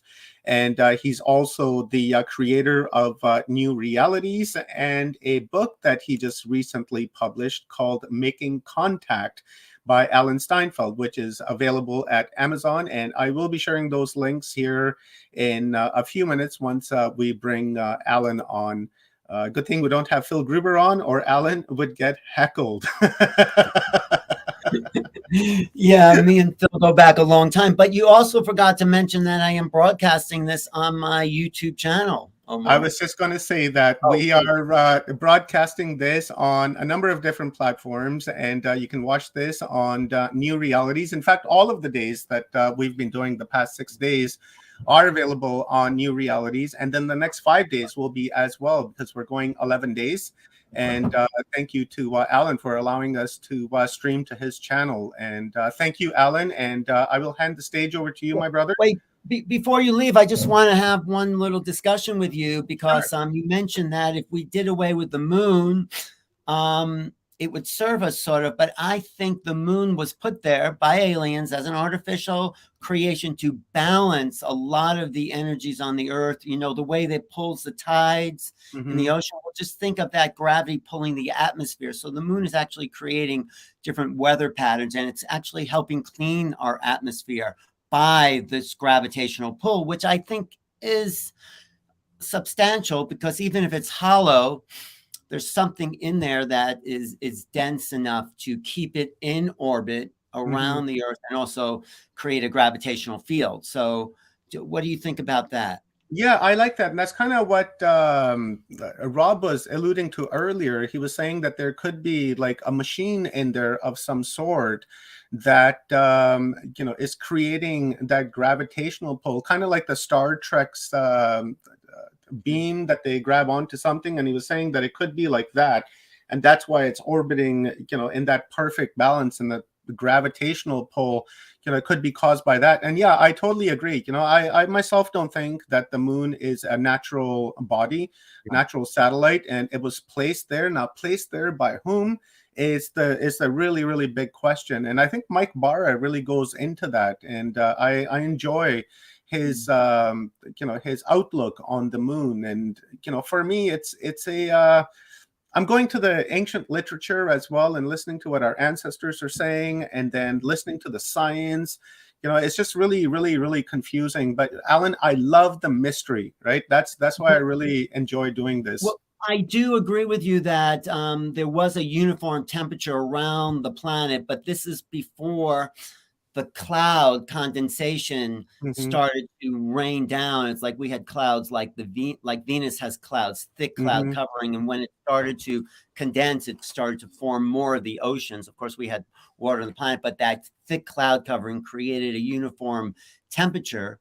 And I think it could have been actually Atlantean or even pre-Atlantean that some technology started to pierce the cloud covering, causing floods and more of the massive oceans, but also revealing the stars and the sun and the moon and the sky. So there's a lot of mystery, you're right, that has yet to be solved. And you can't look to mainstream to tell you what the answers are, because they will just make it up like they do it all along and say, oh yeah, this is it. It's junk DNA, or it's, there's so many things, like the Egyptian civilization only goes back 5,000 years when it probably goes back at least 20,000. When they dated the Sphinx, John West and Robert Schoch looked for the water erosion on the Sphinx that was not caused by occasional rain, but it was caused when the Sahara desert didn't exist. It was mostly jungle there. That's why you see lions in some of the ancient Egyptian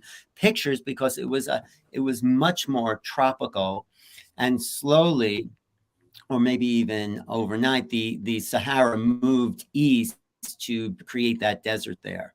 So Egypt, there's a lot to ancient civilizations and to the technologies of ancient civilization that we need to investigate more, and we need to bring it out to the world, because in that civilizations, there are answers that we need for the crisis in our civilization. Like I've been talking to JJ and Desiree Hertog. They just wrote a book about the batteries that were used in ancient Egypt using salt water and different metals to create electrical charge that probably illuminated some of the inner monuments. Like inside the Great Pyramid, there are no burn marks from torches. So how did they light the inside of that? There were these illumination devices that I think helped, and there's technology that can duplicate that. So if we want to know more about the future, we have to learn from the past, and see kind of like the Baghdad battery you're talking about, that yes, that they discovered the Baghdad in Baghdad, battery. kind of something similar to that. Yeah, there's definitely technology about the Baghdad battery and other batteries that were used for illumination in Egypt. And, also think of the sanitation problem they had. They used the dung beetle, which would turn, human waste into powder. And that's why it was worshipped, the dung beetle. That took care of a lot of their, sanitation needs. And, so let's look to the past to create a new future, but let's not stay in the past. We need to create a new future. That is really where we're going. And we need to uncover more of our potential, which is sort of what I'll be talking about today. So how do I share my screen on this platform? Go to share. Now, is this your presentation? Is that on your computer, or do you have it online somewhere? No, it's on no, it's PowerPoint on my computer. Okay, so go So if I to share screen. Before I do that, I want to say if you're watching this on New Realities, subscribe to the station channel and take out a super chat and keep watching all the past shows we did this week with, you're calling this Humanity Unplugged, but this is through the Watchers, right? The Watchers. Yeah, through Watchers Talk, Full Spectrum Universe. Watchers Talk. I think it's an incredible job you've done, Omar, to pull this together. I mean, I know it's tireless and sometimes thankless, but thank you. I'm thanking you for it. So thank you, Alan, and I appreciate your contribution and your participation in this too. And I appreciate that you don't say no, right? Every time I've reached out to you, you're just being very facilitating, and I truly appreciate that. Like you're literally putting your channel at risk, right? So I appreciate that. I literally am, especially with the copy. I mean, please tell your people nothing that's been copyrighted should go on, because it's not healthy. It's a big for chance your channel. we're taking. Yeah, you're absolutely correct. So now just tell me next time. Go to slides up top. When you hit share screen, it says share slides. Slides. Okay.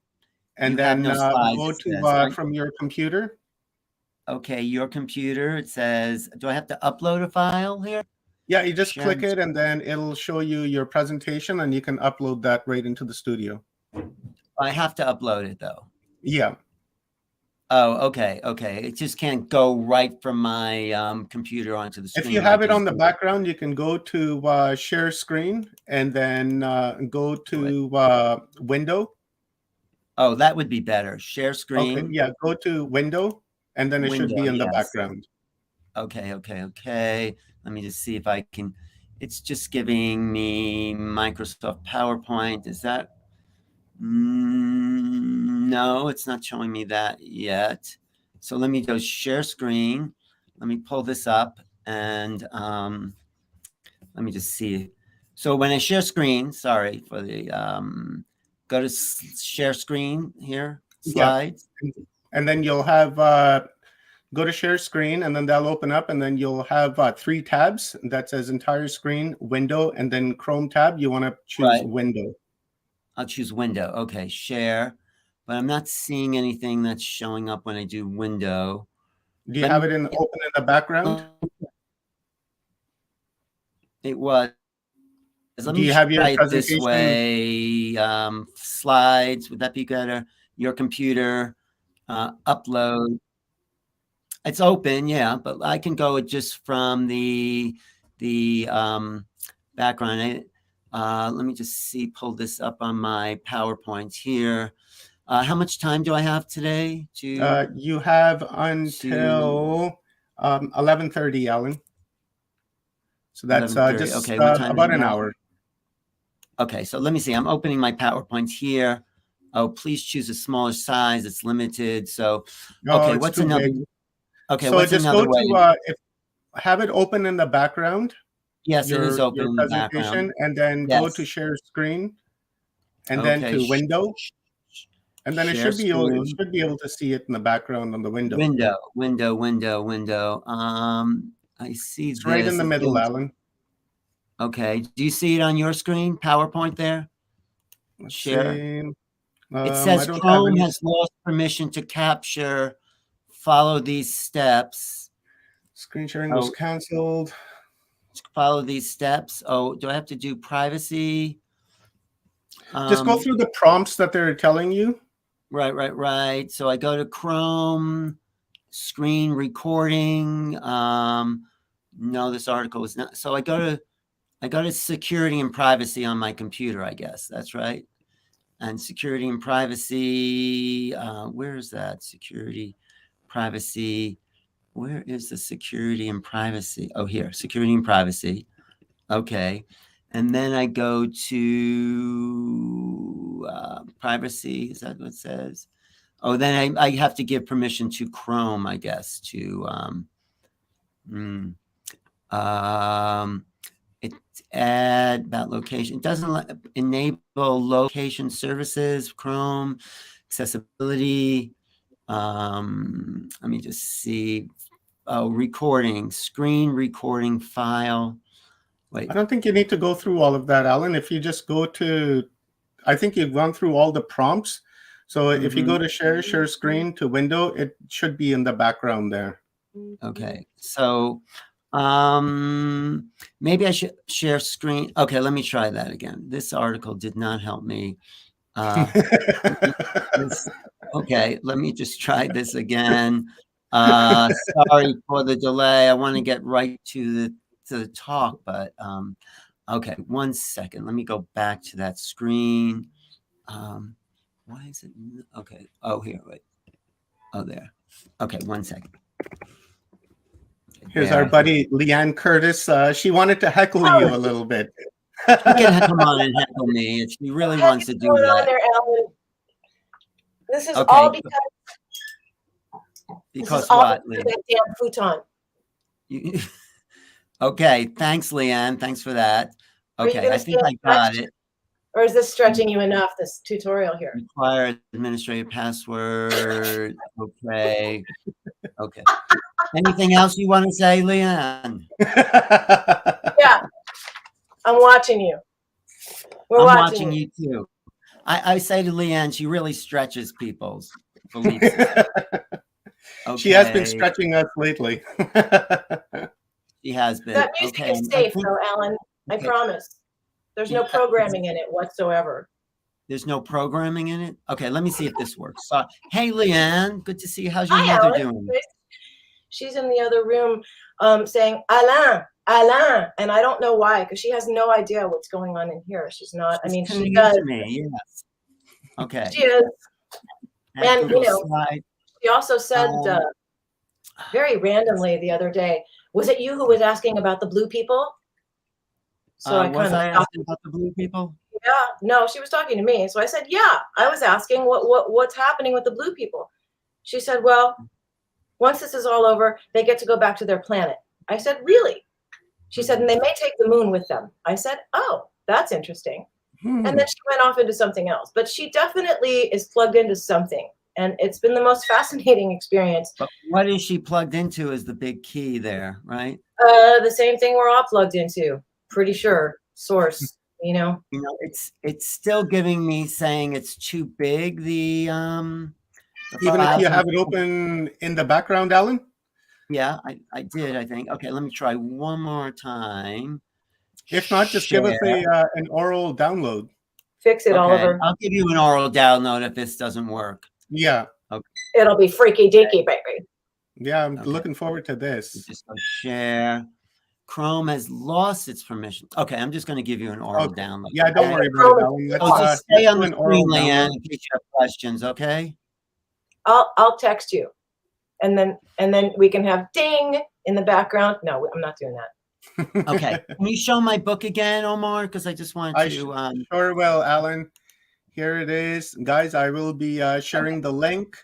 Sorry for the delay. I didn't know we had to upload it separately. But so this book is not my understanding of making contact. It is a collection of essays by some of the greatest minds in the field, like Whitley Strieber, Linda Moulton Howe, Grant Cameron, JJ and Desiree Hurtak, and they've all come together to understand this phenomenon from many, many different angles, because nobody has the whole truth. This is why the government is so reluctant to share with us what's really going on. So I put together that book, which tells the story of what that is, what is out there. Who knows what's really out there? No one really understands the phenomena. And we need to find a deeper part of ourselves if we're really going to understand it. We need to put together a lot of the different pieces of the puzzle here, because no one's going to tell us what's really going on. So I introduced my book with this prologue about what I think the future of humanity can hold and where we're going as a civilization. And this is from a quote that was hanging on my wall for, I don't know, 10 years, because when I found it, I said, I need to be reminded of this. I need to put this somewhere where other people can read about it. And this was written by an abolitionist when there was this whole anti-slavery campaign in the US, and that's led to the Civil War. And there was a lot of movements for, you know, the freedom of people, even though there's still a long way to go for the planet about freedom. That was one avenue that started for at least maybe this country, if you believe some of that, what you hear. But anyway, in the prologue by this guy, William Ellery Janning, he says, there are seasons in human affairs of inward and outward revolution, when new depths seem to be broken up in the soul, and when new wants are unfolded in multitudes. I think that's what you're doing here, Omar. You're helping people expand. Okay. And he also goes on to say, there are periods when the principles of experience need to be modified, which is what the UFOs are doing, and when hope and trust and instinct claim a share in the guidance of affairs, and when in truth, to dare is the highest wisdom. So we are going to the borders of what we thought was possible previously, what we thought was what we thought were the limits of consciousness. We're realizing, of course, that there are no limits. Of course, we're trapped, in a sense, if we choose to be, by our past. And this is another quote, if I was able to show it to you, and it's by H.G. Wells, the guy who wrote the first book about alien contact. In a way, it wasn't such a great book, but that War of the Worlds by H.G. Wells. But later on in his career, he started to realize that maybe this wasn't all a negative response. Of course, there are positive and negative ETs out there, but as far as civilization, H.G. Wells says, civilization is a race between education and catastrophe. Let us learn the truth and spread it far and wide as our circumstances allowed for. Truth is the greatest weapon we have. So what is the truth? What are we talking about? What's really out there? Some people, you know, I wrote this book with a collection of people about maybe ETs, but maybe they're not ETs. Maybe there's another level, you know. I love this quote, too bad you can't see it, by Terence McKenna, where he says that maybe we're part of a symbiotic relationship with something that disguises itself as extraterrestrial as to not to really freak us out. So what we're calling extraterrestrial or ETs or UFOs is just a name. It's a name for something we have yet to understand. So when we call something unidentified, we think we're identifying it by calling it unidentified. And it's really not. We're trying to categorize the unknown in the language that we understand. And the unknown has no categories of understanding. It is uncategorizable until we evolve to a place where we can move out of the old categories of what we've known and create, let's say, new categories of understanding, new categories of structural belief. But it's not just about belief, it's about knowing. There's belief, there's thinking, and there's knowing. So do you believe you're watching this? Do you think you're watching this, or do you know? Knowing is a direct communication of mind to awareness. Thinking and believing are, well, believing is really nothing. Believing is only conjecture. Do you believe this? Do you believe that? You can believe anything you want. I call that make-believe. You can make yourself believe anything you want or be programmed to believe it. Belief is a kind of overlay of someone else's ideas about the nature of reality. So don't believe anything. And then there's thinking. You could think about things, which is great. We're here as thinking beings, but a lot of thought it's sort of related to what that woman said yesterday about the archons. A lot of thought, thinking is trapped inside a cyclical sense of worry. You're mostly thinking about, oh, should you do that, this. Real thought is unlimited. Real thought takes us into unknown possibilities. So there's thinking and there's thought in a way, but knowing, or what the Greeks called gnosis, is direct understanding. Understanding is not really the right word.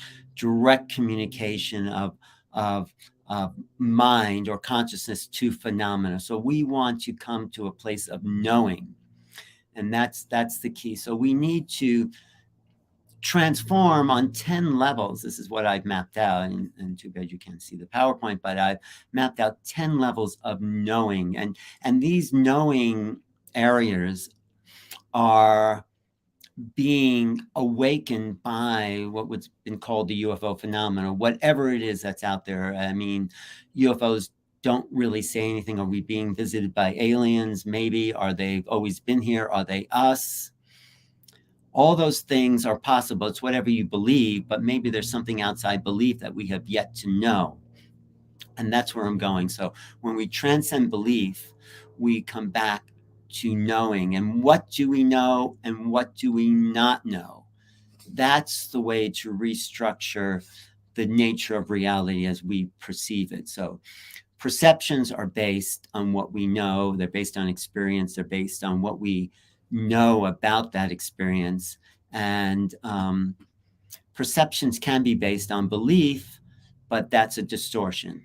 And they can be based on programmed thought, but that's also a sort of it's in the way of knowing. So on 10 different levels of transformation that we need to come into if we're really going to know the phenomena and what's out there and who we are, I think it's first biological in a sense. It's biological, transcends knowing because it's more instinctual, but it is a biological transformation that we are going through. We're upgrading our DNA.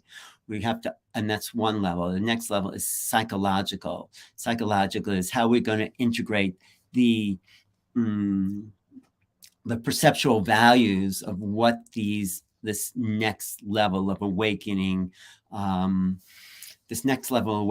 does to our understanding of who we are. That's the psychological. And that's why a lot of people are freaked out by contact, the abduction phenomenon. I think people are freaked out by abductions because there's no preparation psychologically for it. So what my book subtitle is, Preparing for the New Realities of Extraterrestrial Existence, is a psychological preparation for meeting the others. Of course, there's starseeds and all these people who have come from other realms, and they have prepared somewhat humanity for this next level. But each of us have to prepare our own psychology for when, let's say you're in your bed in the middle of the night, the doors are locked, and something shows up at the foot of your bed. Are you going to freak out? Are you going to go to another level of awareness and meet the beings on a kind of mental interface? Or are you going to let yourself be overpowered by that vibrational frequency of those other beings? So preparation has to be, vibrational and psychological and intellectual. These are the levels that we have to change or upgrade, let's say. I mean, change is always happening, but how do we upgrade to those different ways of embracing an unknown phenomena? Well, it does come down to vibrational. So we have to do things that will increase our vibrational field. I think we have to eat clean diets. I think we have to drink pure water. We have to breathe fresh air. We have to be around people that are uplifting. There's a lot of people who like to complain about their lives or the world or, war. And, it's great to take notice of that. But, Marshall Rosenberg in his Nonviolent Communication said, instead of complaining, think about how to make life more wonderful.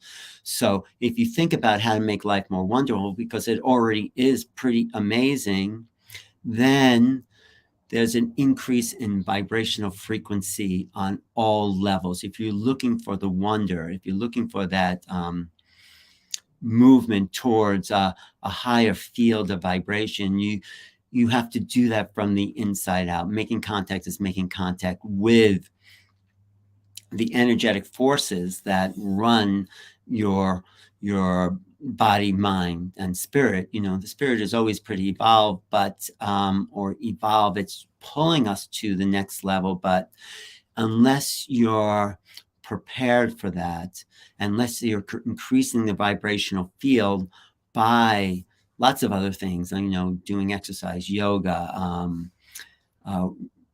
you know, reading, stimulating books, listening to great lectures, listening to what's been presented here for the last few days. That's all an increase in your vibrational field, because you have to take this new information into the embodiment. And when you do, there's a shift. It has to make room for embracing new knowledge, but also helping other people, having integrity, listening to your intuition. These are all aspects of vibrational increase. Going to power spots is another place where you can feel the earth, you can feel that connection, and you can feel the cellular vibration. And when you feel that, then the endocrine gland system, the pineal pituitary system, starts to expand, and you start to have greater levels of thought and thinking. So that's another aspect. And so that's the fourth level. The fifth level of transformation that we need to go through is cultural. So it's not just on the individual. Those first four were just your individual. Then it becomes collective. How is the society? How is the groups? How is the countries and the planet dealing with this influx of new realities from these beings that are coming here?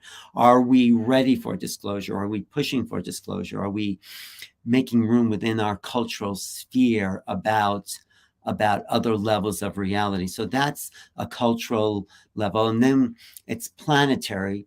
So, you know, the planetary matrix is something that's been overshadowed with a grid that has kept us limited in different ways of thinking. So there's the planetary matrix, there's the solar plane matrix, there's the galactic matrix, there's the local universe, and there's the multi-universe matrix, which has stopped the expansion of thought, you know, from 3D to 4D reality. So I'm just running through this a little fast, just so I try to get all these concepts in.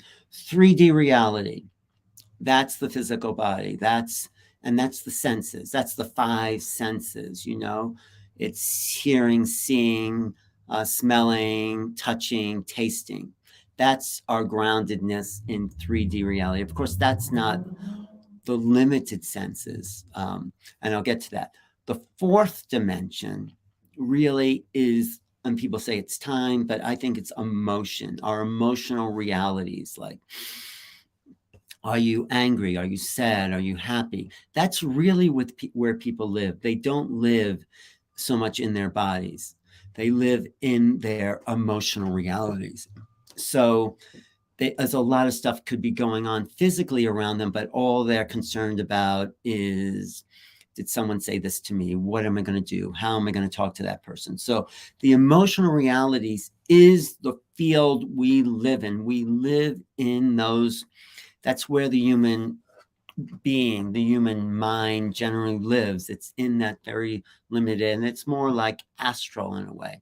You know, people get stuck in the astral levels. They're stuck in their emotional body that has not gone on to evolve to greater levels. They haven't transcended the emotional matrix or the cultural matrix that kept us limited, you know, and the whole programming of the fourth dimensional emotional matrix is to work, buy, consume, and that's it. That's basically it. You know, you were very limited by the cultural matrix that just leads us to very limited choices in the world.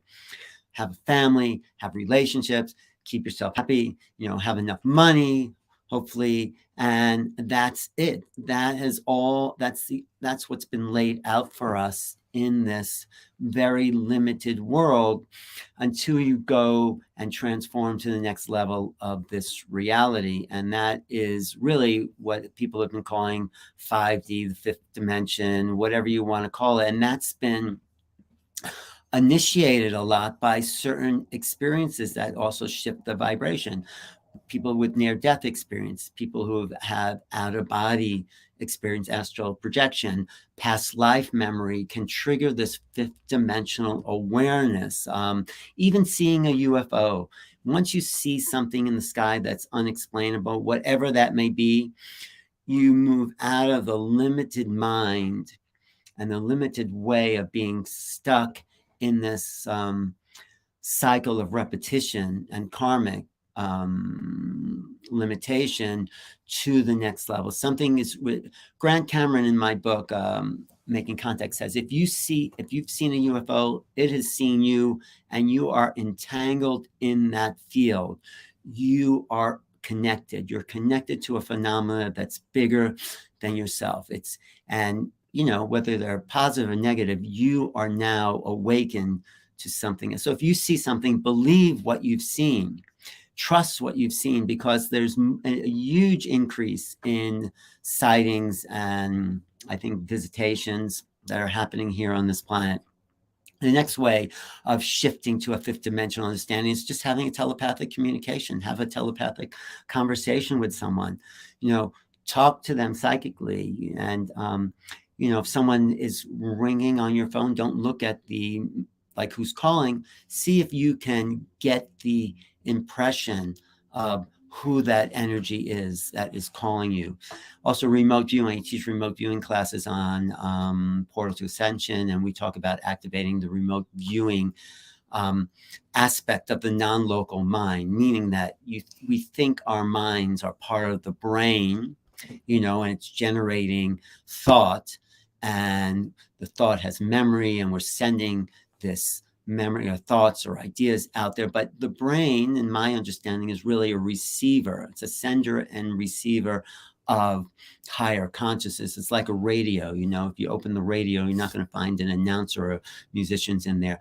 The radio is a receiver, and it can be a sender. So that's what the brain, the hardware is the brains, the physical brain. The software is the personality, but you can have hardware and software, but it doesn't go anywhere. Let's say your computer, it's hardware and it has these software programs, but it just sits there until you have one thing, and that's the operator. The operator is consciousness itself. So without consciousness, it doesn't matter what kind of hardware and software you have. Without the operator, it doesn't go anywhere. So the operator, the consciousness, is the universal agent. It's the true nature of who we really are. It is a non-local awareness that transcends time and space. So when you become familiar with the understanding that you're not your body, you're not your mind, even you're not your personality, and you have those things and they're great, but who you are is made up of the consciousness field, then you start to awaken to a fifth dimensional understanding of new realities. That's what I'm calling new realities.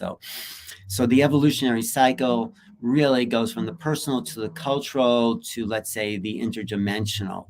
So we need to start from the person here, and we start to get involved with a group of people or a collective, or being unplugged from the old humanity.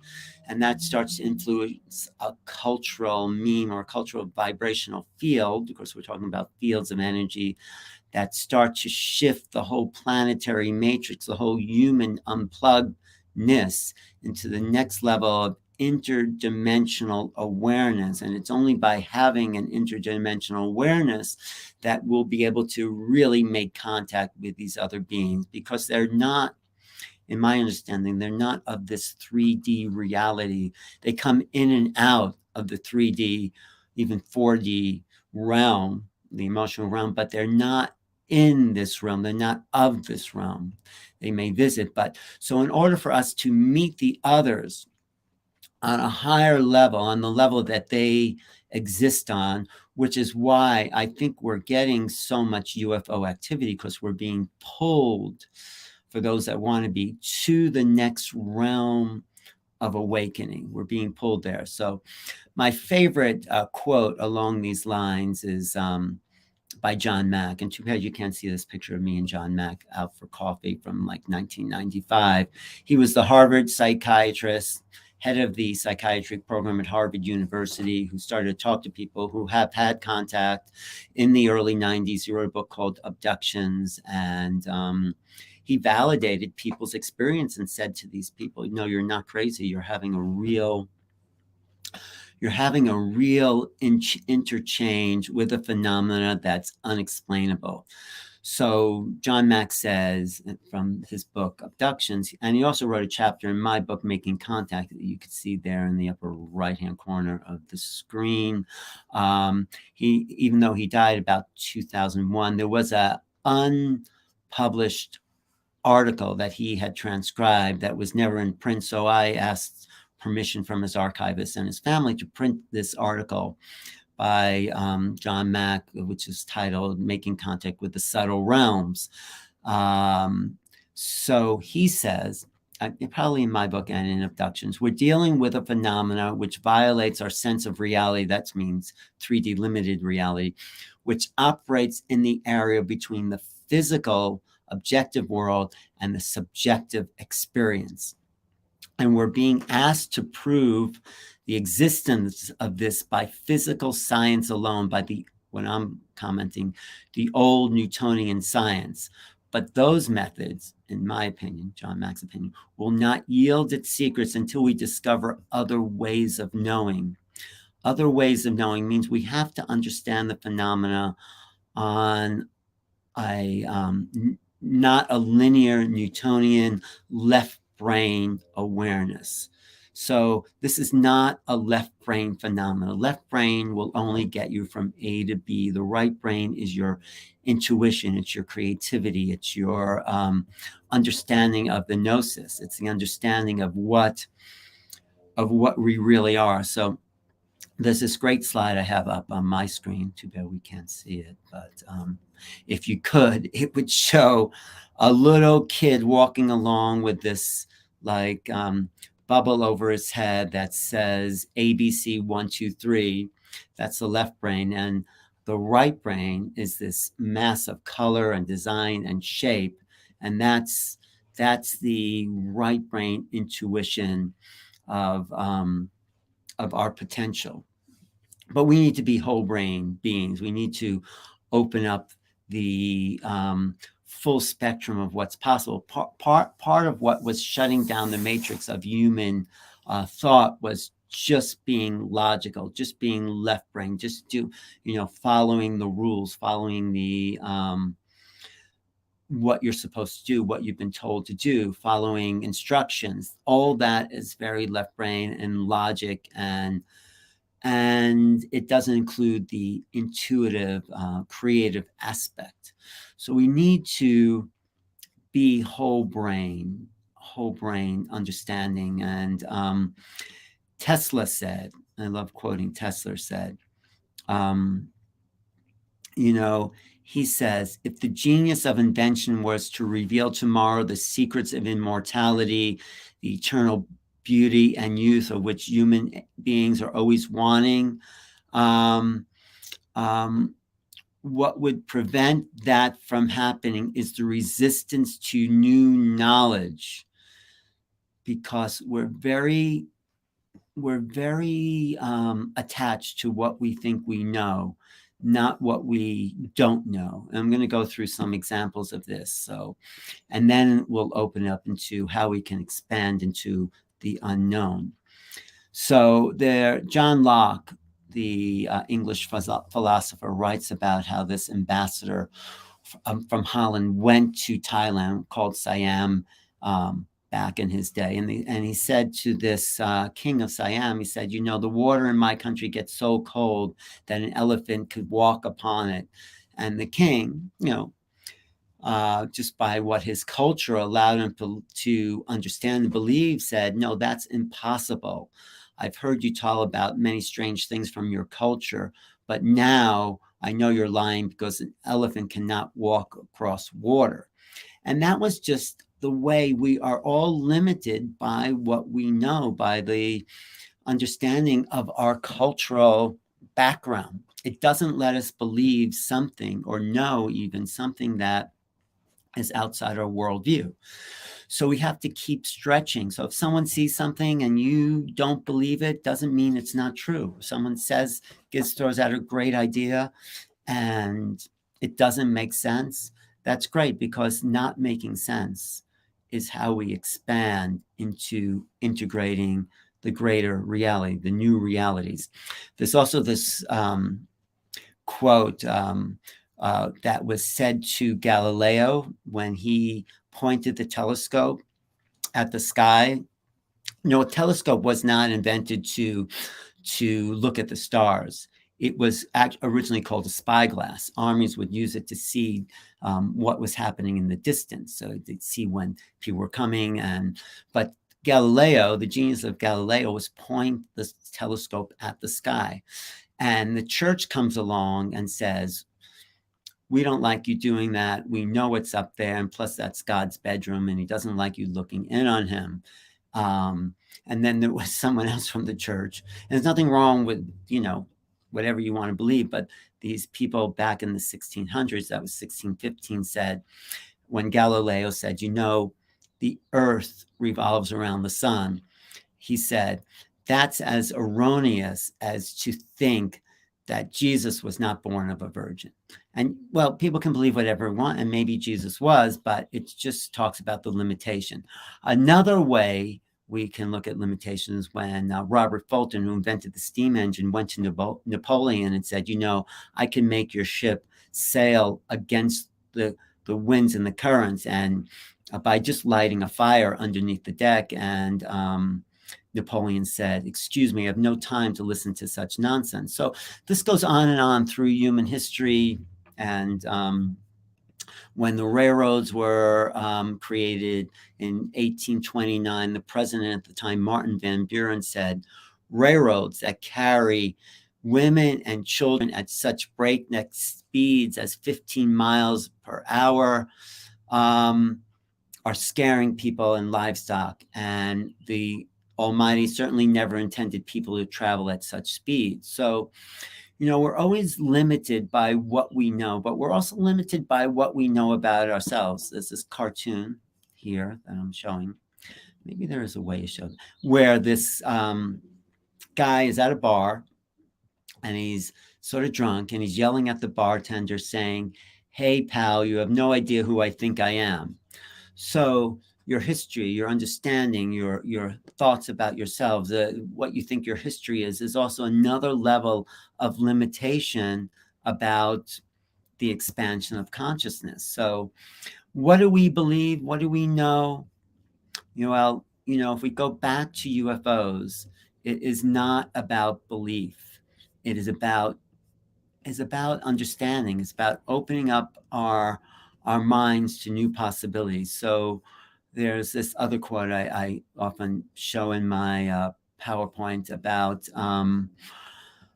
the 1903 article in Scientific America, who said the Wright brothers are hoaxers. They're hoaxers because they said they can fly a heavier than air machine, off the ground. And it was proven just that same year by a guy named Simon Newcomb that it was impossible to fly a heavier than air machine through the air. And so the Scientific America said the Wright brothers must be hoaxers, until Theodore Roosevelt said, no, we're going to do tests and see if they can fly. And they were able to fly and defy what the science of the time was telling them was possible.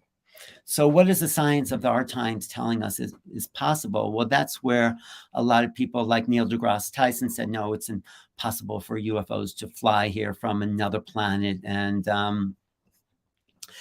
people are limited by their belief system. So what I show here in this PowerPoint is that we need what John Mack said, other ways of knowing. And the main principal way of other ways of knowing is quantum physics.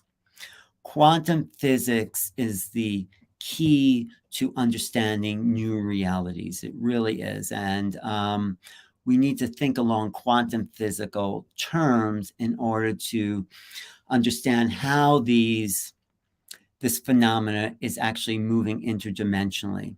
Of course, I want to just quote Richard Feynman says, if you think you understand quantum physics, you probably don't, because it supersedes the understanding from the old paradigm. But some of the principles of quantum physics are uncertainty, means that you can't pinpoint the exact location of anything in time, particularly electrons around an atom, because as soon as you pinpoint it, you're stopping the movement, and you're no longer looking at an atom, you're looking at an isolated part of the atom. It's like, how do you measure the current of a river by taking out a bucket of water? You can't do it because you no longer have the river. So really, reality is a wave, not a particle. Everything is turning into everything else, and there is no exact position of anything.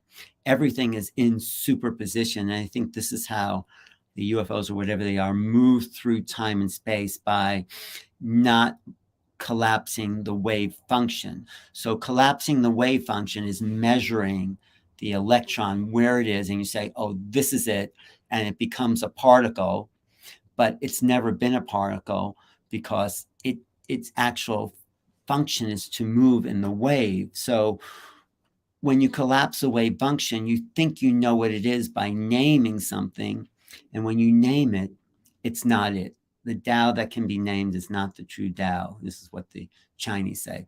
There is no, what we're naming things is not actually what the thing is. It's only a label for what these things are. So if you see a picture of an apple, is that an apple? No. This is what Rene Magritte, when he did this painting called Of a Pipe, that said, this is not a pipe, because you're not seeing a pipe, you're seeing a representation of paint on a canvas that looks like something you know, which is a pipe or an apple. But that's not what it is. Even when you see an apple right in front of you, you can call it that, but in a sense, you're also limiting it, because if you think you know what it is, you're not really experiencing the thing. If you stand in front of a tree and you're calling it a tree, you're not really being with that entity of what you're seeing. When you put labels on things, and we need labels, the left brain needs labels in order to identify things, but that's not what things are. That's what Joseph Chilton Pearce calls a semantic reality. And people live in this world of labels and things and self-identity, but that's not what's really going on. What's really here is unlimited possibilities. This is what the quantum function is saying. Another aspect of the quantum function is entanglement. If you're connecting with somebody, your minds are entangled. The energetic field of your mind are intersecting with each other. So entanglement, and the more time you spend with someone, the more entangled you are on the quantum wave function level with that person. So let's say you grow your brothers and sisters. Somehow your minds are entangled together. You can feel what they're feeling. And like I said about seeing these ships in the sky, that greater mind, because they do have a greater mind, they may not have a greater consciousness, but that mind is entangled with our mind. And as Grant Cameron says, you're part of the phenomena. If you've seen something that you can't explain, you're part of it.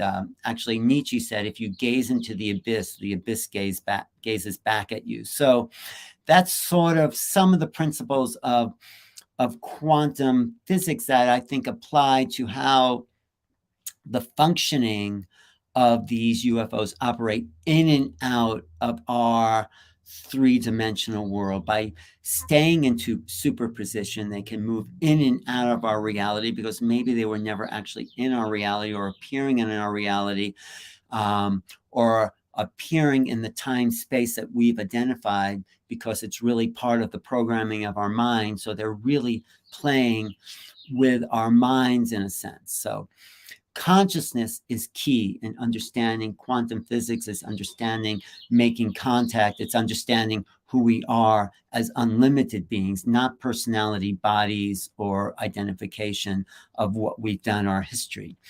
So what is consciousness? I'll quote Max Planck, who really was the father of quantum physics. And he says, I regard consciousness as fundamental. I regard matter, including time and space, as derivative of consciousness. It's not something we can get behind. Everything we talk about, everything we regard as existing, is postulated by consciousness. So people say, well, what is consciousness? It is, in a sense, undefinable, but it's beyond thought. It is existence itself, because nothing would exist unless there was this consciousness that led to existence. So we're connected to a vast consciousness, as a fractal of that.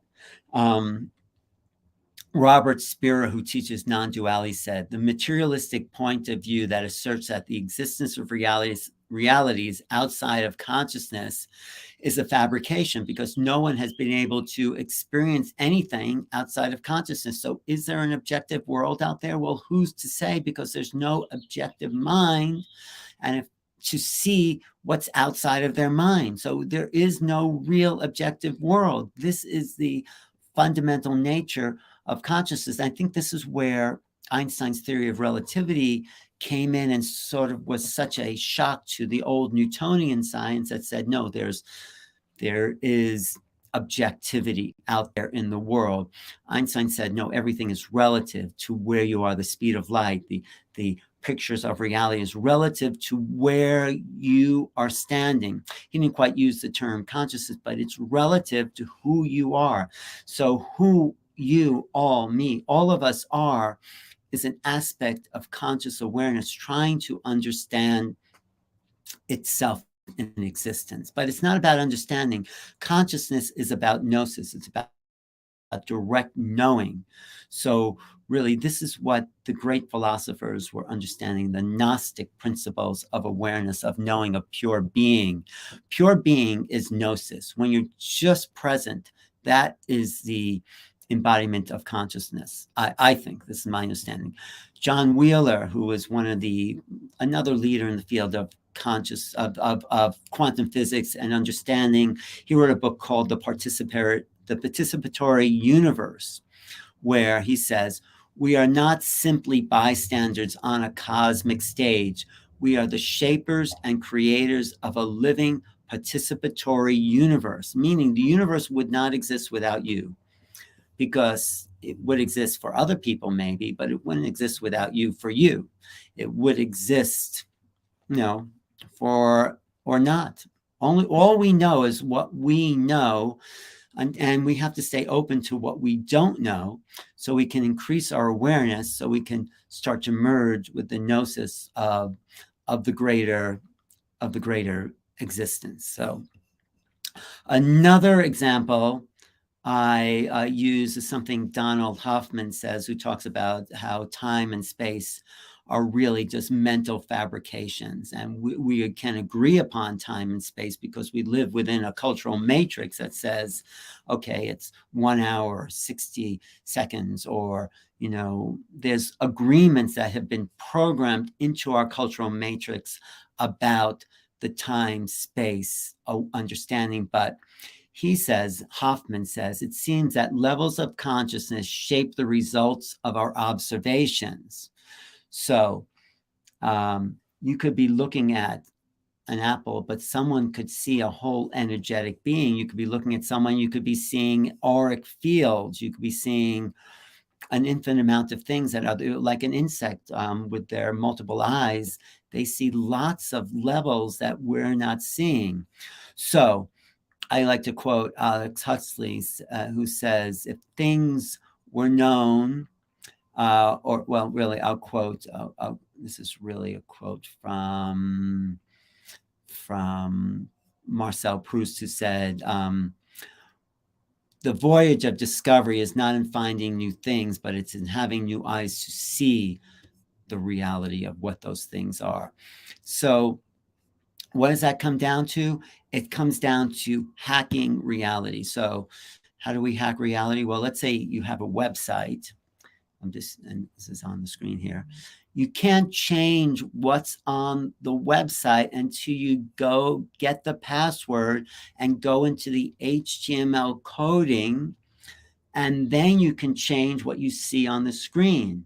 So you have to go into the coding to change reality. So how do you change what's out there? By going in and changing the coding or the belief system or the perceptions of the world, and then you start to see a different screen out there in the world. Bashar says, if the world is a reflection of your awareness. So if you're looking in the mirror and the guy in the mirror is not smiling, you don't go up to the mirror and try to make that guy smile. The smile or the awareness comes from an internal projection that then is reflected in your outer world.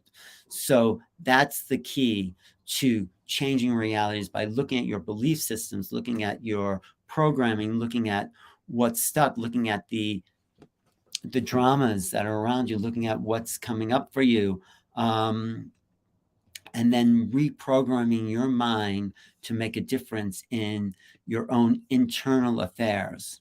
Let's call it that way.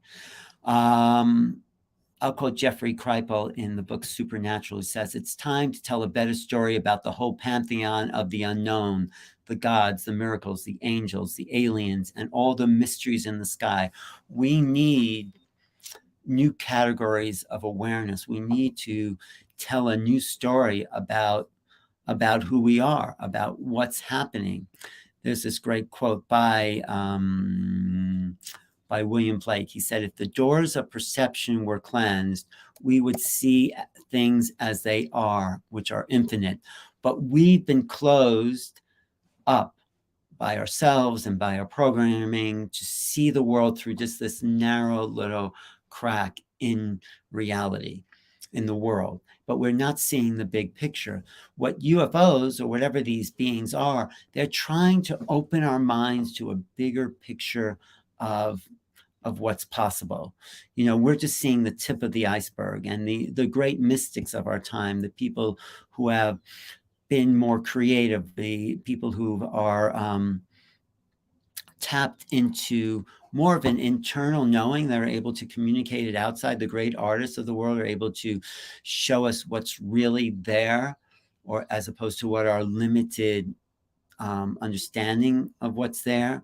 So this again goes just back to some of the basic understanding of the quantum physics, which is really something we don't, if we understood how to operate under the laws of quantum physics, we'd be able to do what we see these UFOs do, disappear in and out, to have connections with people instantly, to actually shift reality, to come in and out of dreams. If we understood the principles of entanglement, to understand that there's a wave particle duality, to understand the observer effect, the observer affects reality.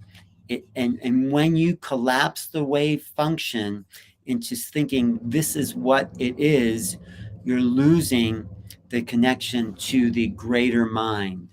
There's only really the greater level of mind is abstract thinking, not concrete thinking, not seeing things just as they are.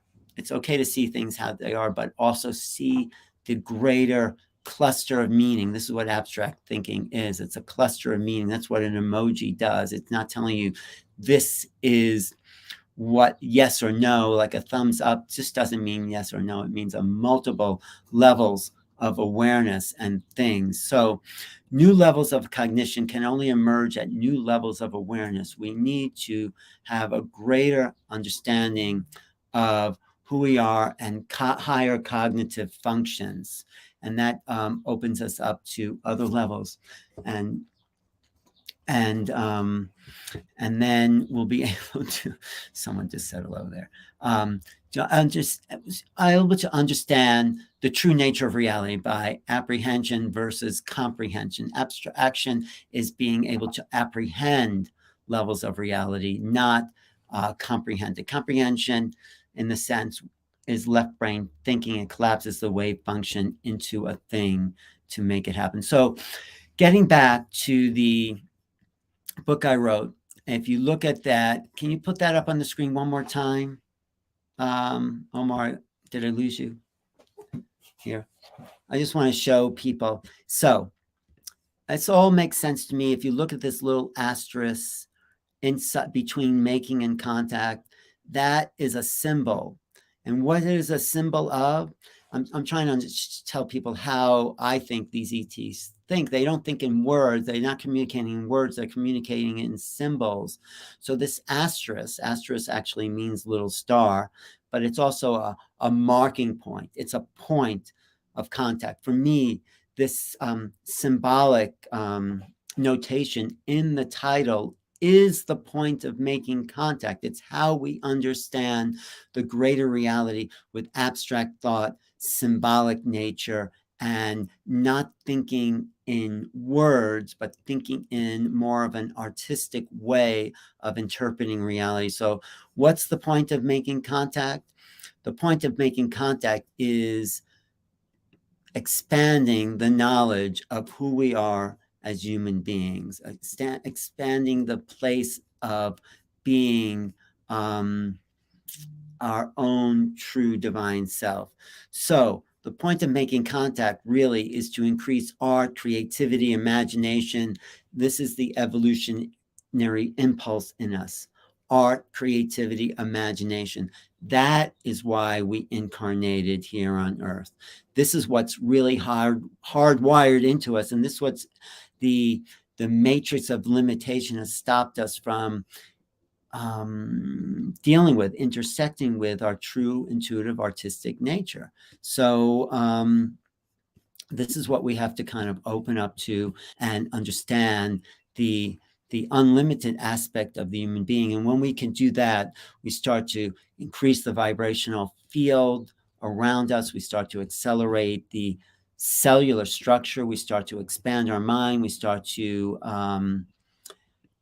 leave the old limitations behind and awaken to the next level of existence. So, Omar, I think. Did you want to take some questions, Alan? Yeah. Okay, cool. I will. Let's go with this one here. Question: Seeking Heaven says, "What does a holographic universe mean to Alan? And does he feel our life experiences are tailored to our awareness level?" Well, your life experiences are particularly tailored to your awareness level, but if you increase your awareness level, you have different experiences. I think holographic, yes, the universe is a hologram. It is it's a more holistic way of looking at things. We need to look at the holographic nature of existence and the universe. Each part contains the whole. So each of us are a fractal of the whole nature of existence. That's part of the hologram. Every piece of existence contains the whole of existence. That's the quantum thinking that we need to come to if we're going to expand the possibility of the of this existence that we're here in. Mm-hmm. Let's take a question from New Realities from Pono888. Says, when consciousness traverses multiverse in sequence with, we have no idea consciousness is as free as electromagnetic resonances. Yeah, well, I'm not sure I understand. I'm not understanding the. Well, let me look at it on my New Realities. Yeah, let me look at it. What another question to go to while we're looking at that?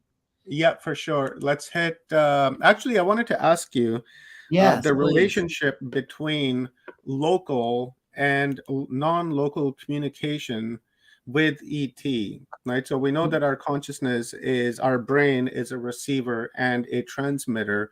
So when we have these, contacts of the first, second, third, fourth, fifth kind, right? What are we dealing with there? Because when you look at something and it's beginning to communicate with you, would that be like local contact, or would that be like non-local contact? Well, it's the difference between like talking to you, I'm talking to you, that's local, or I could get a telepathic message from you, then that doesn't have to be local. You know, some people who are star seeds communicating with other beings, their beings don't necessarily have to be in a ship. They could be anywhere in the cosmos. It's just how I think seeing a UFO or making that associations helps open our mind a little bit more to contact. But when we really become universal cosmic beings, that is just open. When we really understand how our brains operate, that it's not a local phenomena, just like you can pick up the same radio station wherever you are. It's like, how open are we to receiving? And that becomes, everything becomes non-local. I'm talking to you now locally, but if we were really practice, we'd be able to just communicate. We wouldn't even have to look at each other, and we'd just be able to distinguish the frequencies. Everybody's communicating on their own frequency, their own bandwidth. We just have to tune into the bandwidth and pick it up, and that's how channeling happens. They tune into a bandwidth, and those beings come through, and those beings aren't necessarily even in this dimension. So the brain as a receiver is an incredible instrument, and we don't even know how to operate it. So that's the next level of our evolution, Yeah, I like that, because it's like what you were saying earlier with the telephone call. When your phone rings, don't answer it, don't look at it, try to focus in on who's calling. So that's kind of the same thing that you're saying here with the non-local and local, right? Where we can go inwards and then begin to focus, and then that bandwidth or that frequency, once we're vibrating at a particular level, will just expose itself, and then we can connect to it like a TV channel or a radio station or whatever, and then we can begin to transmit and receive between the two. Right. It's like your telephone's picking, if it's not on, you're still getting messages, right? It's still you're receiving it, but you're not actively engaged. When you turn it on, you're downloading. So when we actively open our brains, I think this is what or our minds or our capabilities, we can start to receive this higher than consciousness thinking. Here's a good question for you, Alan. It's about your book, and it's from our friend Kathy Mason. And I wondered about that too. How did you select the people to include in your book? Because just so many people. So how did you choose like these few particular people? That's a really good question. That's something I thought about. So I went to this publisher. We developed this idea, and I've been going to conferences, I would say, for 30 years, UFO conferences. So I resonate with the people who I feel have done the most research, who are really totally involved, who are dedicated to understanding the phenomena, but each of them have their own specific take. So and there's 12 different essays in there, including my own, but I look for people I consider the top of the field. This is just my category. So we get Nick Pope leading it off because he worked for the Ministry of Defense, and he just talked about hardware, government cover-up. That was the first level, but I think he was great. And second chapter is Grant Cameron, who's also, I feel, able to put the whole phenomena into perspective. So these are people I thought were top of the field. Whitley Strieber talking about abductions, John Mack talking about his dealing with people, Linda Moulton Howe talking about her 40 years of research. So I looked for the best in the field and put them all together in their personal essay in this book. Mary Rodwell is talking about her starseed conversations with these young children who are just waking up to who they really are. So, and then Carolyn Corey, who I think is one of the most integrated people with these ETs on the planet. And then Darrell Anka wrote an original essay about his 30-year relationship with Bashar. So I go from the external, the nuts and bolts, and then Grant Cameron talking about the phenomenon, and then John Mack and Whitley Strieber talking about the interface, and then I talk about my own experience, and then we go into the the actual meeting of these beings with Mary Rodwell and Daryl Anka and Carolyn Corey, and how we integrate it. So we go from the exo to the esoteric, from the to the all levels of phenomena. So it's a really great primer. Like, people involved in this field, they probably know a lot of what's going on here. But if you, the only one in your family says, you know what, there's other beings, there's other things out there, this is the book to give them, to help them sort of understand. And like the subtitle says, preparing for the new realities of extraterrestrial existence. My next book goes deeper into the phenomenon, what it means to actually change your paradigm. But yeah, this is, you get this book on Amazon. You put the Amazon link there. You get it at Barnes & Noble. It's St. Martin's Press, St. Martin's Essentials. And it is, I think, one of the best collections of essays around, not because I put it together, because they really lay out the phenomenon from so many different perspectives that, you see, because no one has the whole truth. That's, like I said before, the government's not telling us because they don't really know. They have a little piece. They might have more than others, but to make sense of the phenomena, it's a subjective reality. Each of us have to make sense of it for ourselves. How do we integrate this into our own worldview?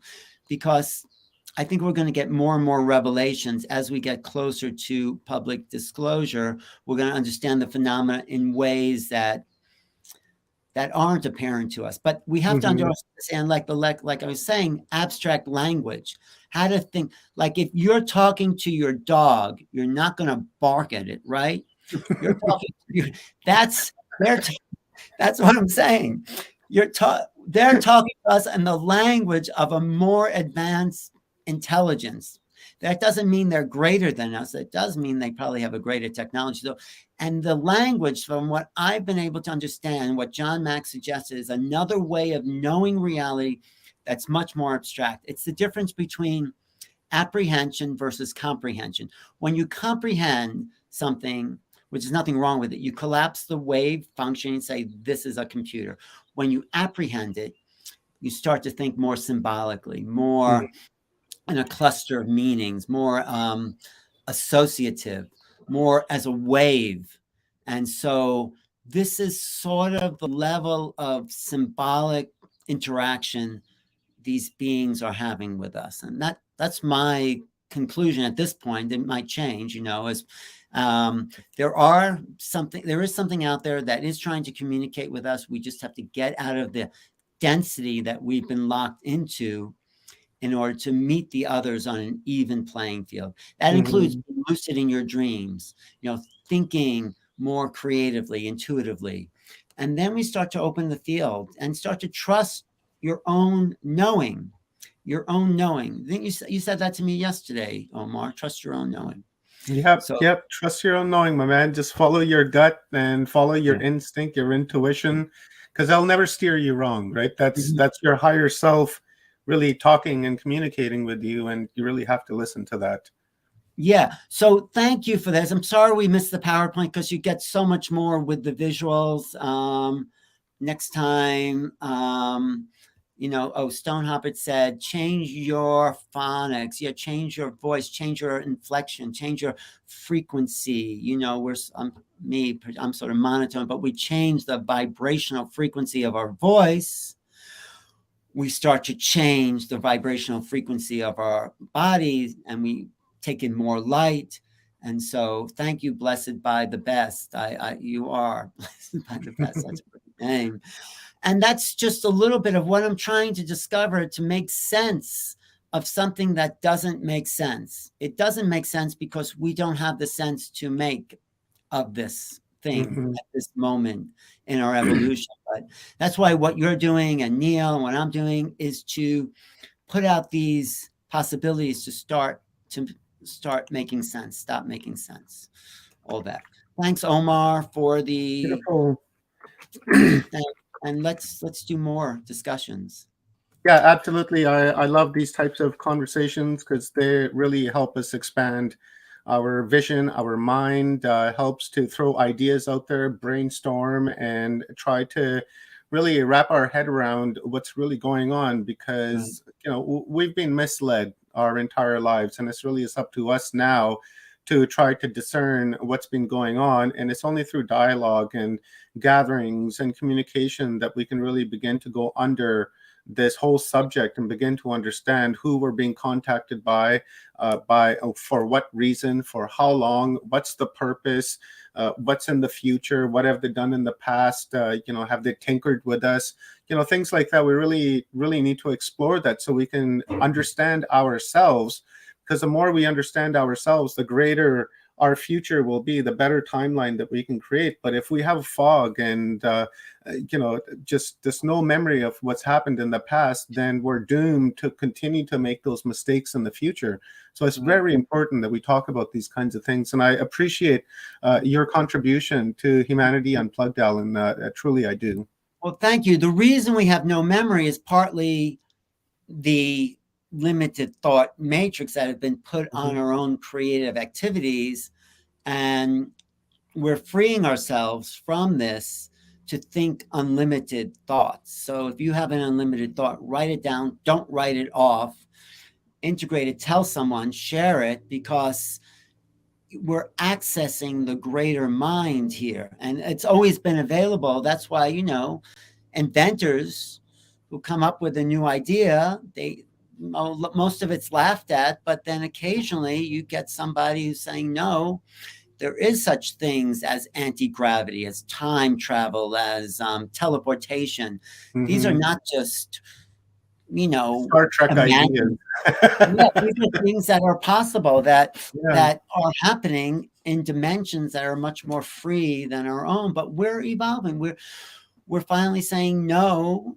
So let's start saying no to hunger, no to no. And I think we have to stand up as a unified force to change the vibration that we're functioning as a planetary species. So we're not ready to meet the others until we're ready to meet each other. That's really some of the subtext of the book here. So yeah, and that is so true. How can we, you're totally right, Alan. We can't hope to connect with ET when our own backyard is dirty and nasty. We have to address our own social issues, personal issues, societal issues, and then once we have all of that taken care of, and then the universe and consciousness and everything that's involved will just make it happen, right? It'd be just a part of how things really are. So thank you very much, Alan. I totally appreciate your contribution.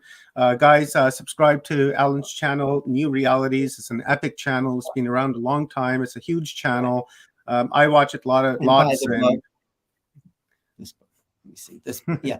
Okay. Yeah. No, thank you. Yeah. But subscribe to New Realities. Take out a super chat. I want to get to 100,000. I have 75,000 subscribers right now. It'd be great to get to 100,000. Thank you. Can we bring Leanne on? I want to say hello. Sure, we'll bring Leanne on. Where is she at? There she is. Leanne, unmute so we can hear all your comments. Unmute yourself, Leanne. I was saying that I had my glasses on so that I could look extra smart for you. You don't need glasses for that, hon. Yeah. What are you going to do for us today, Leanne? What have I done today so far? What are you going to do now? What am I going to do now? Well, why don't you hang out and find out, Alan, and why don't you do it with me? I love doing it with you. Okay, sure. I know you do, Alan. The way she said it was super aggressive, so I would have said no too. It was like, yeah, I don't know. It's sure that one. It's like that. I love your counterpoint to Rob Omar. Like, that's a really good kind of interaction there. Thank you, sir. Thank you. So we're going to do a stretch now. Alan, before I let you go, once again, please tell our audience where they can get your book, whether it's available in Kindle, paperback, hardback that they want to order. Maybe they can order all three to have it as a keepsake on their bookshelf that they can read and share with friends and kind of what have you. Definitely.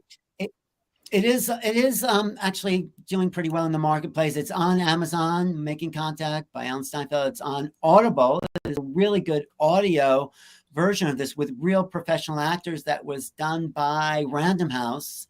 I read the introduction, but everyone else reads some really great parts and all the different voices. They're playing, someone's playing Linda Moulton House, someone's reading Grant Cameron's thing. So there's a lot of great voices in here. That's Audible and Kindle. So it's in all three formats. And if you email me, I'll send you the introduction. If you email me just to kind of whet your appetite, newrealities@earthlink.net here. And I'll just send you I'll send you a little brief introduction to the book so you know what you're buying if you want to. newrealities@earthlink.net. You can also reach out to me. I'll send you a little brief and PDF. Leanne, do you have a question, or you just like is that a yoga position? It's a new yoga position. It's called atrophy. No, listen, the book is really good. And I have to say something kind of like from a Hollywood perspective in that, and I commented on this when I had my fun little interview with Alan, who was kind enough to give me some time. It has an arc to it, just like a movie has an arc. You know, all these essays kind of build on themselves, just like these events do, you know, and it's very interesting that his book is able to do that with essays from multiple people. That's kind of hard to do, but somehow it happened. You're right. That was a really brilliant observation because it was what I planned. You start out with a simple. I don't need glasses. Right. Put your glasses back on because then it makes more sense. But no, it was, Leanne, you're absolutely right. It goes from the simple to the more complex, and it takes the reader on a journey into their own mind to discover what they are. So thank you. That's really a really good point. Excellent. Yeah. The only other thing I can say is that during the what's that? During the John Mack and or Whitley Strieber, I don't know. Like I was very tired. It was after one of these events, and I just thought I can't. So let me just audiobook for a minute.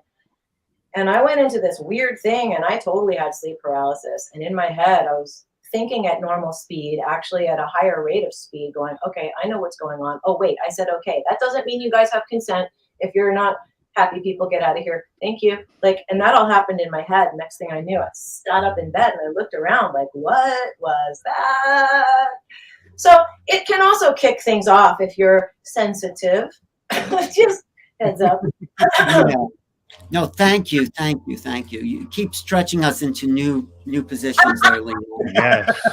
I just wanted to say that was an incredible conversation, Alan, and I truly enjoyed it because what you do is you talk about some of the things for some people that may be new, but then you use historical context to bring it back to the present or to the past and show us where it kind of intertwines with everything that we already know, and I appreciate that 100%.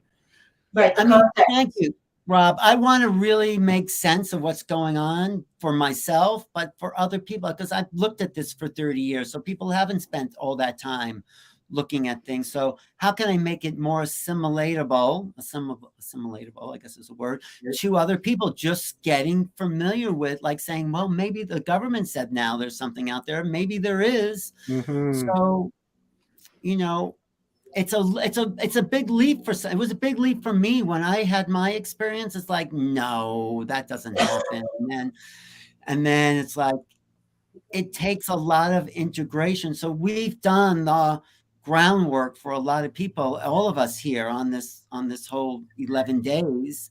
So other people can say, well, of course there's life in the universe. How could there not be? Right? I mean, that's what we're laying the groundwork.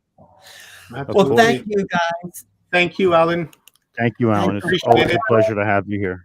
I'll be back. Maybe I'll come in back later, make some comments later, okay? Sure. Yeah. Would love that, Alan. Thank you very much. Have a wonderful day. Okay, Leanne, talk to you.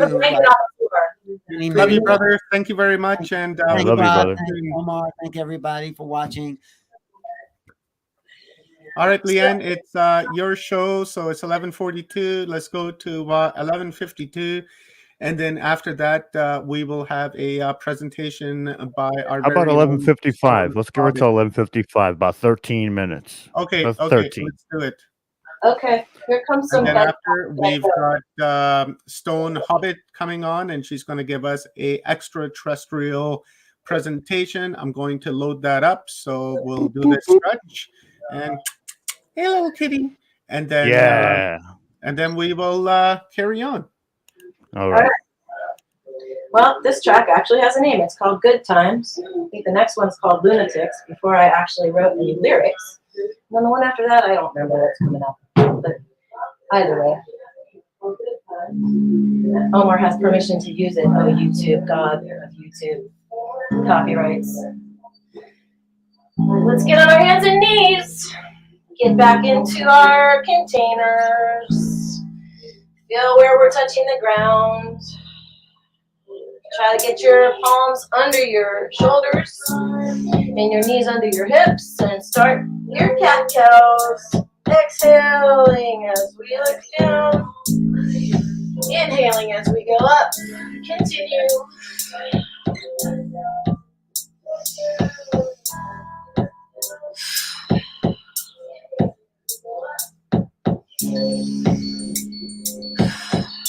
Okay, let's go into rotation. Go one way. Breathing. The other way. Loosening everything up.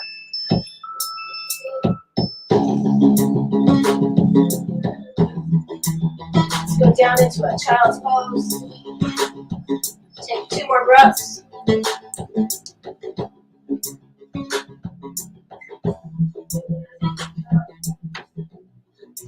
Volume control. Okay. Let's push up into a downward dog and walk that out. Keep breathing. Keep breathing. Okay. Pivot your feet. Stretch out your side ribs. Keep breathing. And the other way. Okay, now go back into that downward dog and really spread your fingers. And push back. And feel as if somebody's got a belt around the top part of your thighs. And push out of your hips. Good stretch going. Okay, deep breath in, step up to your hands. Exhale as you go all the way down. Breathe in halfway up. And then back down again. Okay, big breath in as we come up. Hinge your hips. Stretch up or lean back as you can. Exhale back down into a chair pose. Stretch back up to the ceiling. Go up on your toes if you can. And hinge back down. Exhale. Come back halfway up. And come back down into plank. You can do it this way, or you can put your knees down, either way. And come down 5. Slowly, 4. Keep breathing. 3, 2, 1. Nice. Okay, get up into your cobra. Lift from your knees and pull yourself forward. That's good, right? Okay, exhale back into a child's pose. Take another breath in. And come up on your toes. Exhale back into down dog. And walk those feet. Good stretch. Shake out your head. Breathe in, step up to your hands. Exhale and come down. Inhale, come up halfway. Exhale, come down again. Hinge your hips up. Reach to the ceiling. And go back if you want. Exhale back down into chair pose. Inhale and go up. Hit your hips back down. Inhale, come up halfway. Exhale, come back down. Take a breath. Come back into plank. Deep breath in and exhale as we come down. 5, 4, 3, 2, 1. Nice, guys. Come up into cobra and adjust any of this as needed. Nobody has to do exactly what I'm doing. Exhale back into child's pose. Take a deep breath. Take another deep breath. Come back up on all fours. 2 more cat-cows. Exhale. Inhale. Exhale. Inhale. And carefully come onto your backs.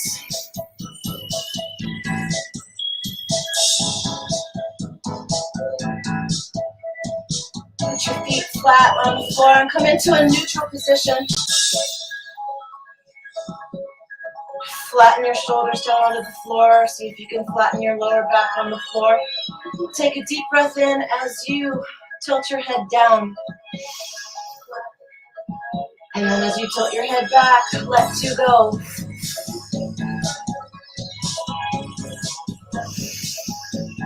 Again, tilt your head down and then let everything go.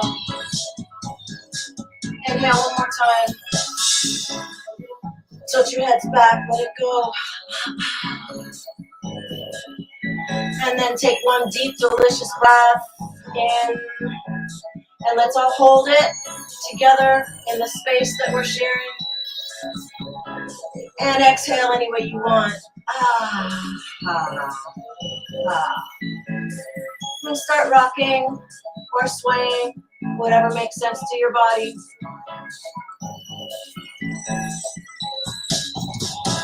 You can even make circles with your knees. I like doing that. Oh, right. This track is called Icky Picky. I have no idea why I named it that. Keep breathing. Or laughing. Either way. Okay, let's carefully roll over. No, let's not. Let's pull our left leg back. Down. Gently. And hug it down.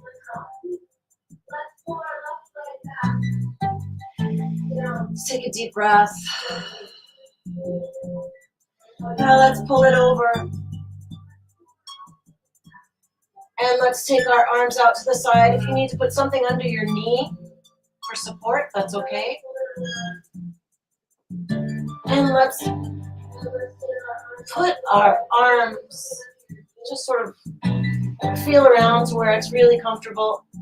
And then start stretching from your hips up across your side, out in both directions from your arms, and take a deep breath. Take another one. And come carefully back up. Put your left leg down. Pick up your right leg, extend your left leg straight. And let's pull our right legs back, just to the side of our bodies. Whatever your body does, it does. Take a couple deep breaths.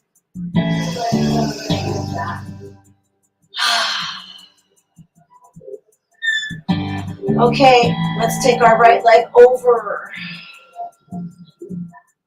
And extend both arms out to the side. If you need to move your hip under yourself to get comfortable, go ahead and do that. And then try to feel that nice stretch up your right side, out your right arm, across your chest, out your left arm for your fingertips. And take a couple of really deep breaths.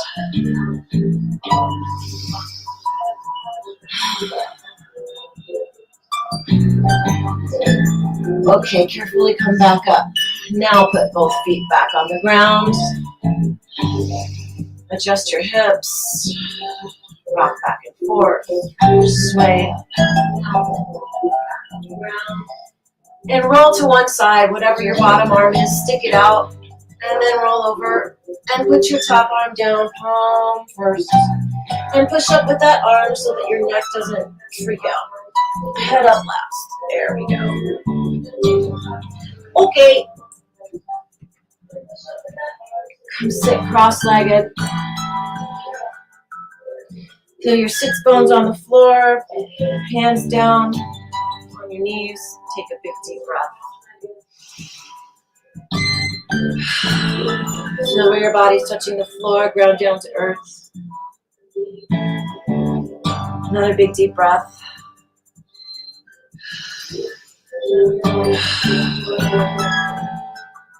Do we have time for a twist, or are we done? As you can, put your left hand on your right knee, put your right hand behind you, and extend up on an inhale. And as you exhale, try to twist a little more from the bottom. You got 2 minutes, Leanne. Feel that nice twist. Take a deep breath. Inhale and pull yourself up from the ribs, from your hips, as your sits bones ground into the earth. And on your exhale, twist just a little more. And now do what you like with your necks, whatever they need. Take a deep breath in and exhale and come back to center. Palms up this time. Deep breath in.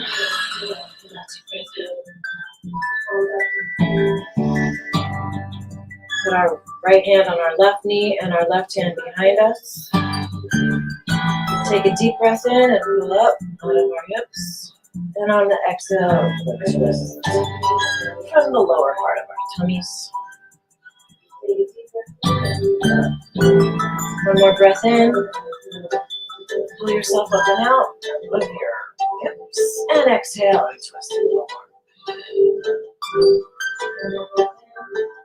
more. One more breath in. And do what you need to do with your necks. And exhale. Come back to center.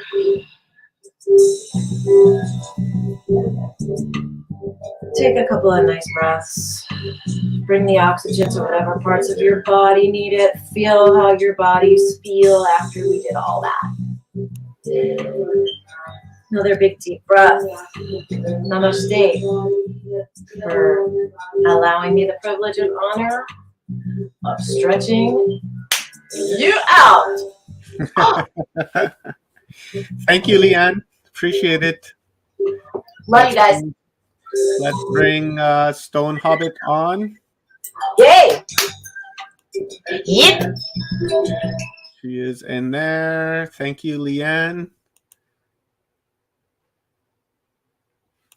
Remove that. And then we've got Stone Hobbit coming up with a presentation. But before we begin this presentation, there's a little audio that I would like to play.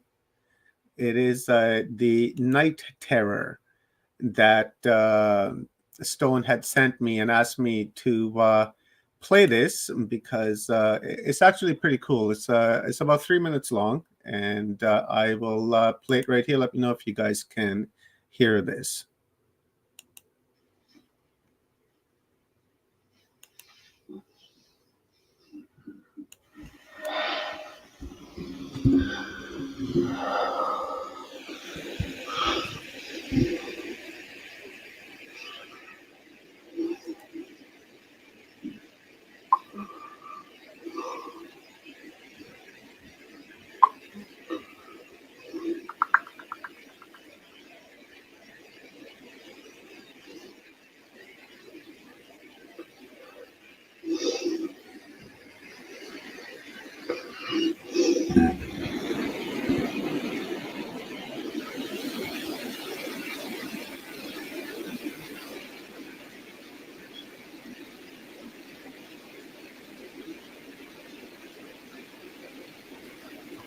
It was muted at 50 seconds, but it'll catch up in a second.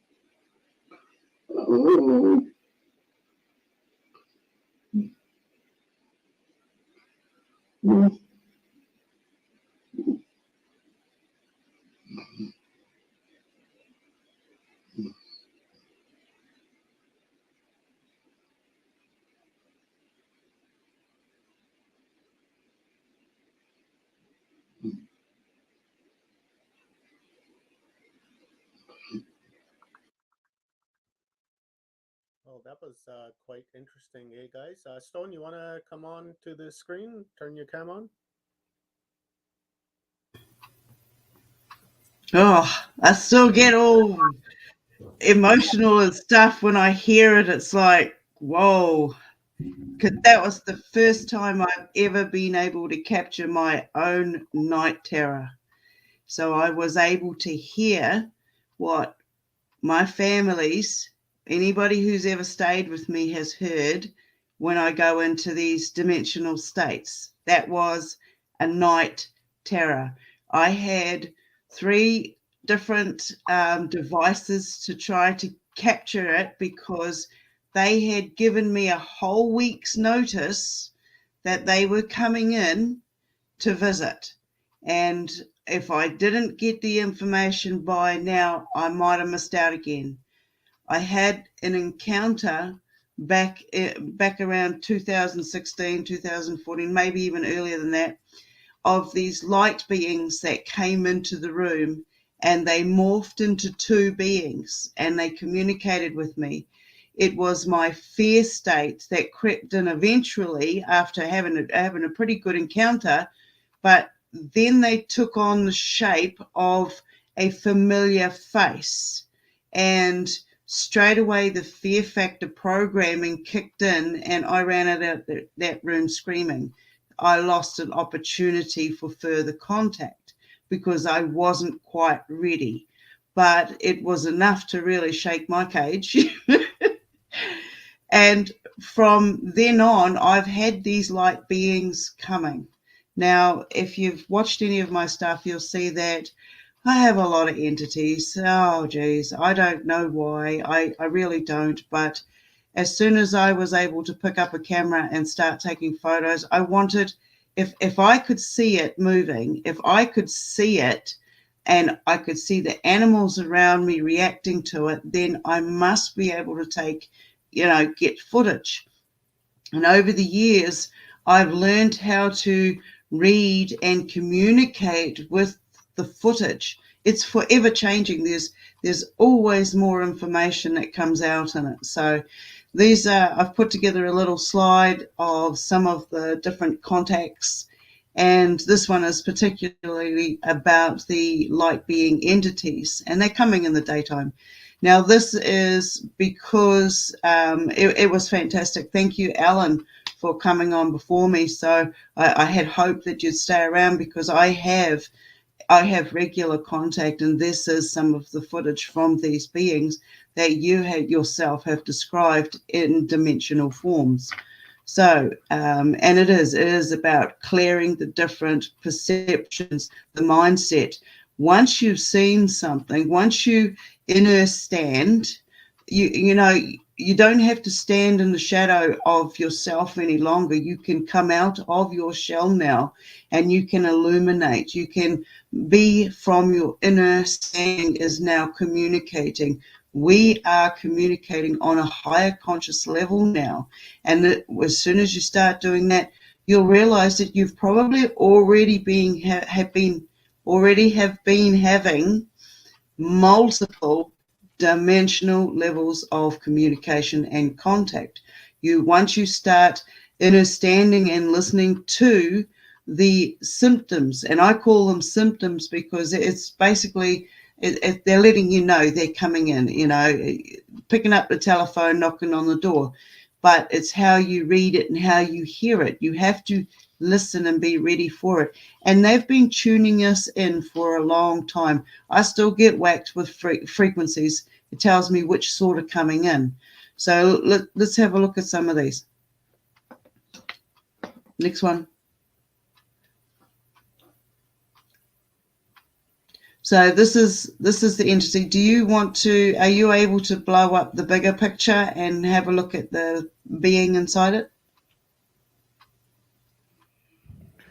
And they can go to full screen if they want to, but for us to do it from this point, it can't. We can only make it where you're not in the picture. See, it doesn't really do anything. Yeah. Oh, I can jump out. You can see it here on the right side.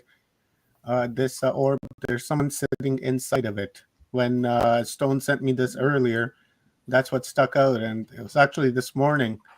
I didn't know Mike was on, and I was like, holy shit, look at this, blah, blah, blah, blah, blah. And I was like, there's somebody sitting in there, and you can clearly tell the arms are there. There's the back, there's the legs, there's the head with the eyes. Pretty interesting. Yeah, so this is the orange plasma sphere being, and I when I see this, I mean, we see them floating over the top of us, okay?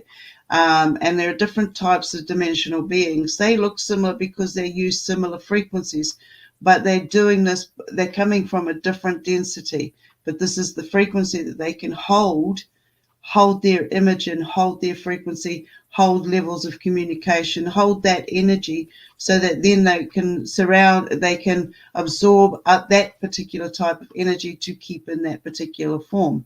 So those that are of a certain frequency will see this type of entity, this type of plasma spheres that are coming in, and there's a lot of different sorts, but this is the plasma sphere that comes in. If you go down a bit more, next photo or something.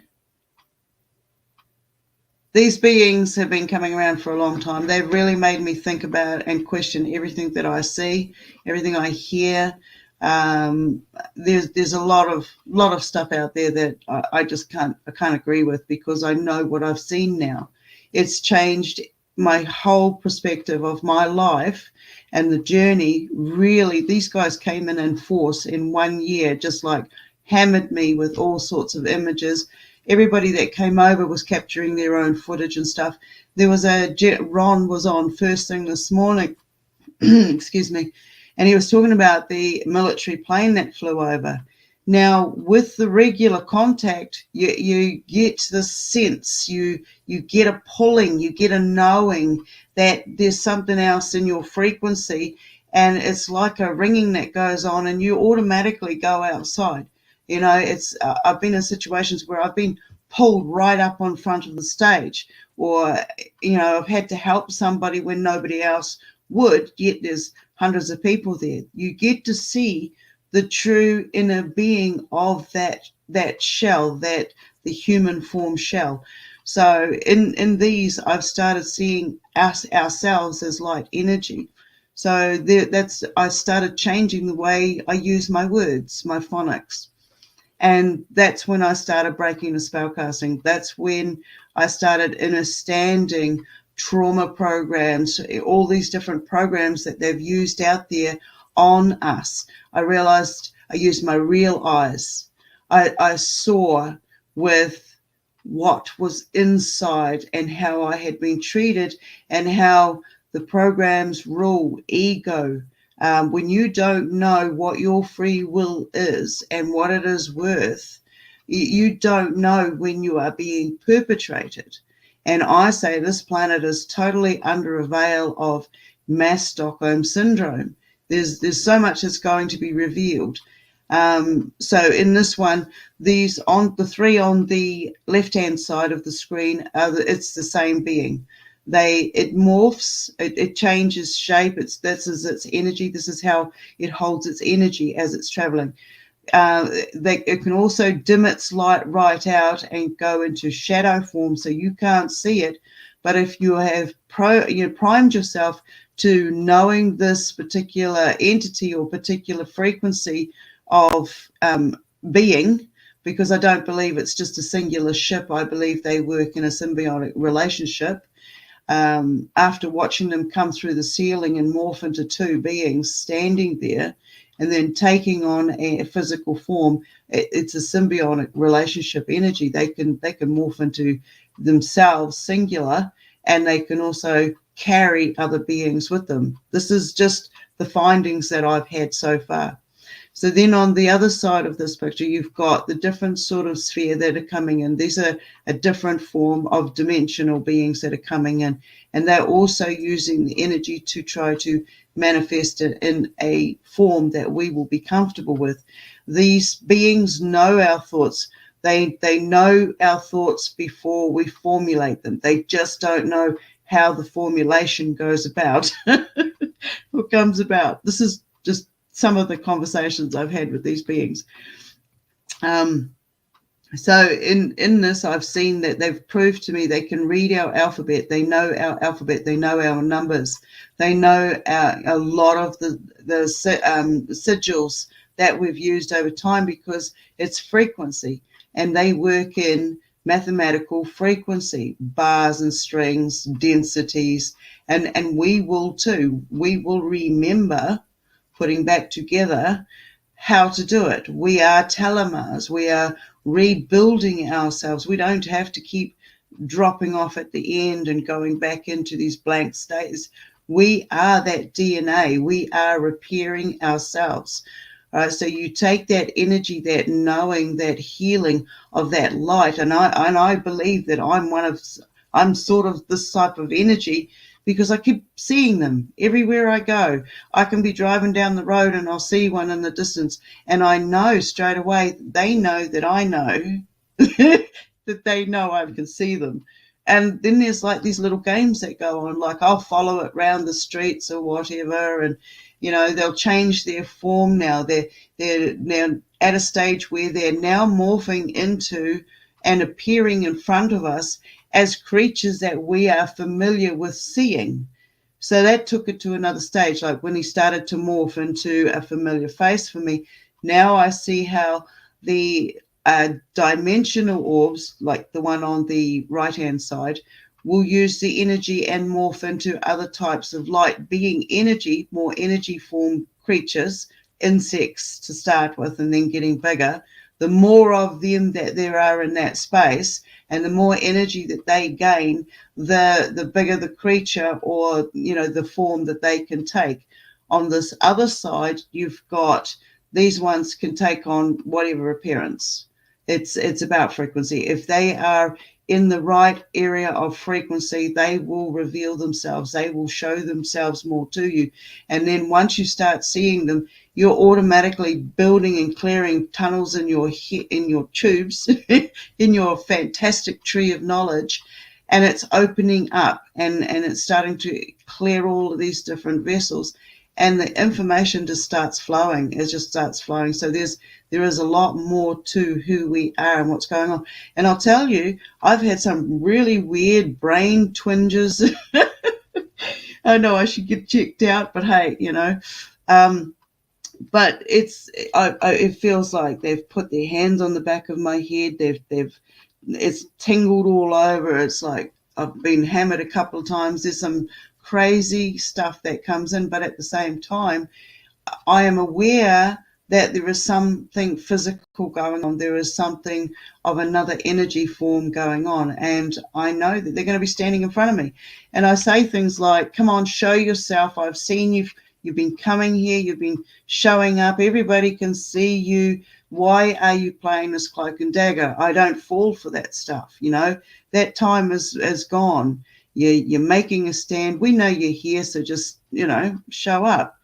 And so my Frasher friend, he's an alien. He's a Zeta. And I get a lot of stick from them because he gets angry with me a lot for asking lots of questions. But that's just who I am.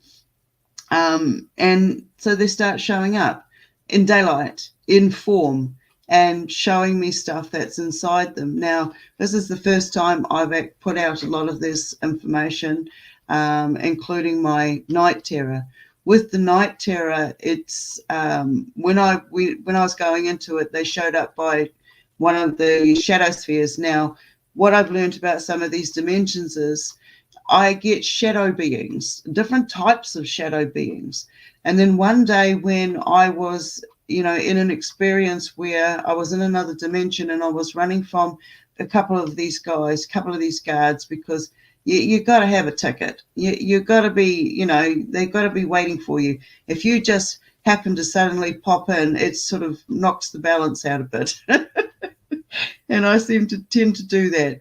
So these guys were chasing me, and as I popped back into 3D dimension and I sat up, alert, boom, right there, I watched this being, one of these beings that were chasing me, step through, and it was like I saw light on one side, and as they stepped through, the shadow, it became the shadow. So stepping into our density was thicker than the density that he was coming from. So when I saw that, I realized it showed me another level of these dimensions, because I'm working with two dimensions here in this picture. So this is what I'm working with. When I'm working with one, the other one will show up too. There's always a negative and a positive. Now, I haven't seen any negatives with either of these two different beings, but that doesn't mean that they don't exist. This is just the relationship that I've had at this point. Do you want to jump on to the next one? This is the same red orange sphere as the two in front. So this is showing some of its movement.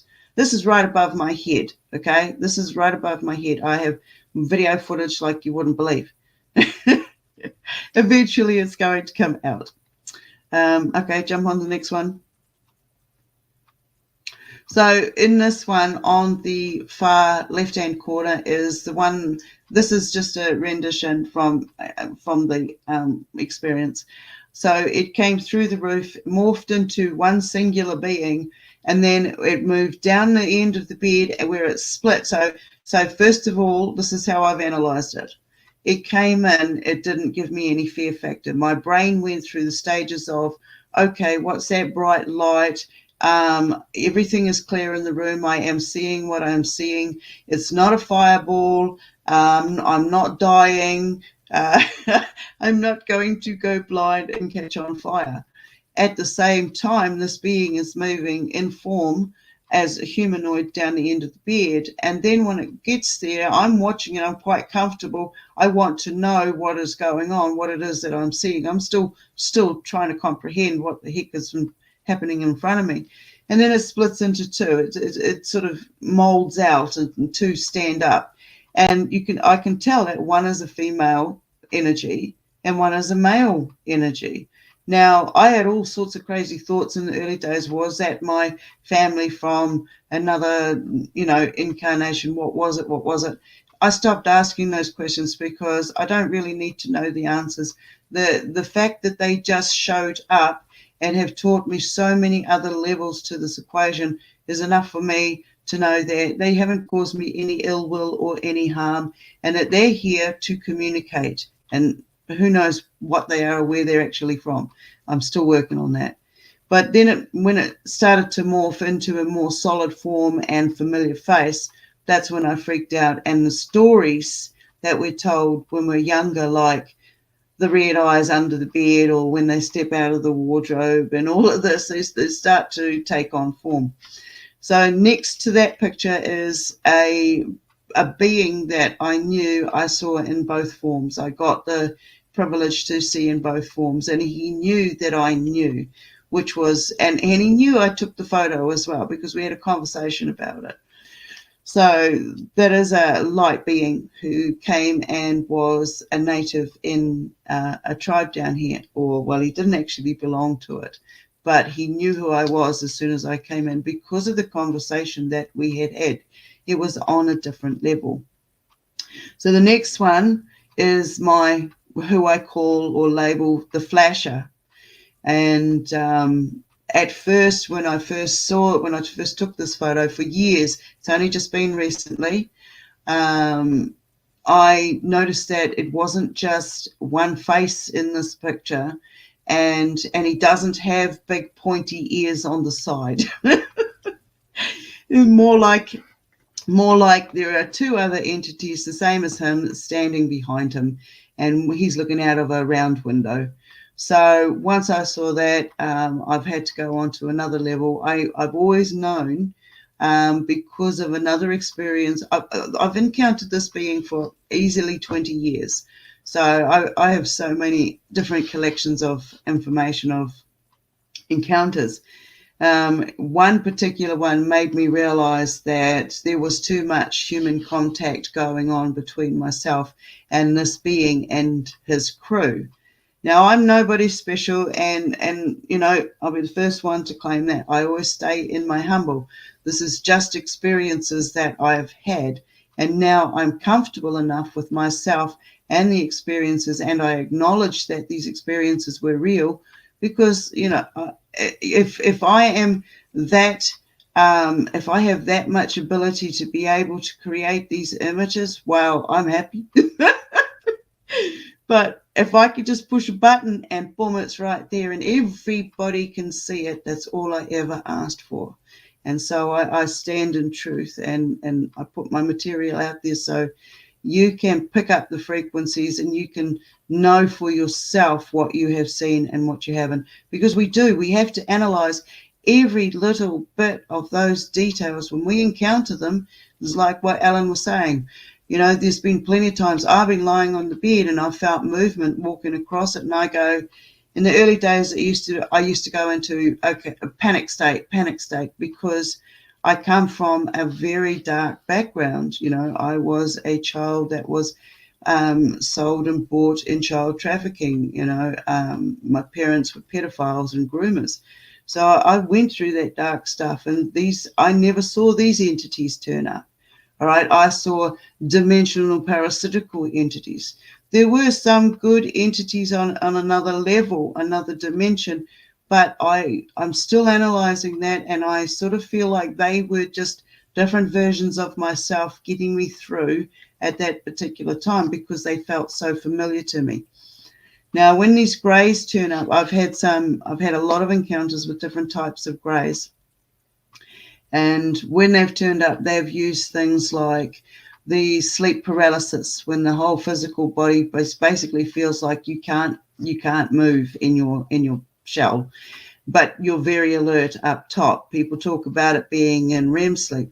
Now, when I started going into that, that's when those noises that you heard me making on my night terror would start with me. I would be going through that density going, because as they come in from that recording you heard, this is the experience. With the different knockings, the blue sphere going up into the light bulb and that changing blue, and the tappings on the window, the knockings under the bed, I knew they were coming, and I you know, come on. I'd be crazy if I didn't by the stage. So I prepared myself. I got my recording devices, and as soon as I felt that pulling state, like I was about to fall through the bed, and then the body started, it's like it comes down and it goes along my body. So I know that I'm going through this wave that's coming down this. It's like a tunnel that comes down, and I stand inside it, or I lay inside it, whatever. I position inside it. And when that comes in, at the same time as that's coming down, I know that these other beings are coming in, and I wait until they appear. Or this last time, I had a shelf behind me, and it was loaded with books. And there's no doorway over there. The door's here, it's not over there. Anyway, I saw a blue door open, and I've seen that blue door in real life when I was camming with somebody else one time, and I saw it, but I'm not going to name names. And in this, that stepped through a tall grey. Now that's when I went, okay, snap out of this, pull myself out of this. You know it's happening. I get myself out of the state. I'm running around the house like a loony because I know it's about to happen.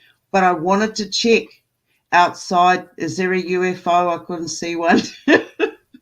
All of these things. I wanted to see if what was happening was real. So anyway, I made sure everything was working, got back into state. And before I could even think twice, I was back there. It was happening. The tunnel was over top of me. The tube was over top of me. I was watching the blue door open, and this being was standing there waiting, and this other grey being stood through. Tall greys. I've encountered them before many times. Stepped through, and it came over, and basically where I would have been lying vertical, it came and stood right there. So now my soul, or whatever you want to call it, my inner self, is now standing there communicating. I'm not worried. I can't see. I don't even bother seeing what's laying down anymore, because I'm in that moment. I'm in that frequency of communication. And so we start communicating, and it's like the voices in the head. It's very clear. I know what they're saying. I can't tell you if they're what the language is or what the language sounds like, because I already know when they send the message to me what it means. So it's been translated when it gets to me, and I know that they understand everything that I think. So, this time they asked me, he turned around and said to me, it's your turn. You asked me the questions. You asked the questions. And I can't tell you at this point what the questions were that I asked, but I know it's coming. I know it's filtering through. But it's opened me up to a whole lot of other information. Like when I came out of the experience, I sat up straight away. I knew I had a recording. I knew I had to have a recording. So I sat up straight away after it, and I listened, and I heard it, and I listened to it at least 100 times. And every time I went through tears, it was like this trauma, this energy, this sadness, this grief and terror was being pulled out of me. And what was being pulled out of me was programming. I felt the programming breaking, because I'm in that experience, and there is no terror. There is no fear. And yes, I know how different types of beings, some of the smaller greys and stuff, and some of the browns, and they like to use memory and terror, imprinting these illusions that they've created. We grow up and we see images of fear. We see all sorts of different programming and triggers, and we're not even aware that we've got it. You can get post-traumatic stress disorder, even to the point of complex, from sitting down watching a TV program, because the information has been programmed in you at an earlier stage, and it just takes that trigger point, and that comes in different forms of frequency. There is so much frequency manipulation, and these beings have come in and shown me some of this through the mere fact that they've even just come in. So move on to another one. I don't know how much time we've got, so anyway. Okay, now I showed this one previous on the first day of this absolutely fantastic human unplugging. Oh, I so love this. So this is what people call an orb. So, but this is a different type of orb. This is what I call a ship orb. When I first started working out what was the difference between a ship orb and an orb, because they gather the energy, and some of them will just spit out different little bug-looking light energy beings that are trying to take on memory forms within the energy that they see around them. So if they come at night, they're going to take on the images of the creatures, because that's the frequency that they're in at that time. If they come during the day, the same thing will happen. They'll come out like birds or animals or cats or dogs or other types of insects. But this one is what I call a dimensional ship, because you can actually see that there is another circular energy inside that where it has split open. Now this one's gone right through, and on the left-hand side top, you can see another entity has come out of that. Now, I'm not sure whether that's actually an entity in itself or whether it is another ship. But I say it's got eyes. That's where I'm at the moment with it. Do you want to pop on to the next one? All right, these are some of the ships that I've seen. The first one on the left-hand side, the triangle one, I was getting a lot of purple and pink tones in the skies and stuff. This was going back in, I don't know, about 2016, between 2010 and 2016. I was doing a lot of sky watching because of the colors and the art of the clouds. They'd started talking to me. And so I'd seen a sphere come across miles away from what we used to call the city tower. And it was come over, and it came over, and then it hovered high enough but low enough for me to see it and make it out. It would just look like a silver disc, like a silver circle, and then it shot off like a ball and went flash, and it was gone. And I just couldn't believe what I'd seen. And I took off, and I found the camera, and I came back, and I spent the whole time staying outside. I just knew there was going to be another one. And this triangle came across the top, and I just searched everywhere. I got the camera, and by the time, because it was a new camera, I didn't know how to use it. And by the time I managed, I got one picture. And it was like, anyway, I still got a picture, and I was happy about that. Now, on the other one, this was one of the first cylinder ones that I started seeing. Everywhere I went, I was seeing these cylinder craft turning up, and they were making different forms in the clouds. So I don't know which being is on board, but I know I've been on board. You want to jump to the next one? So, okay, because I can't blow it up, if you can see in the circle, there's actually a cylinder shape, and it's going horizontal. And if you have a look in the left-hand side of the right one, you will also see a horizontal ship going past. And you can see they make patterns and designs. So letting me know where they're coming from. Next one.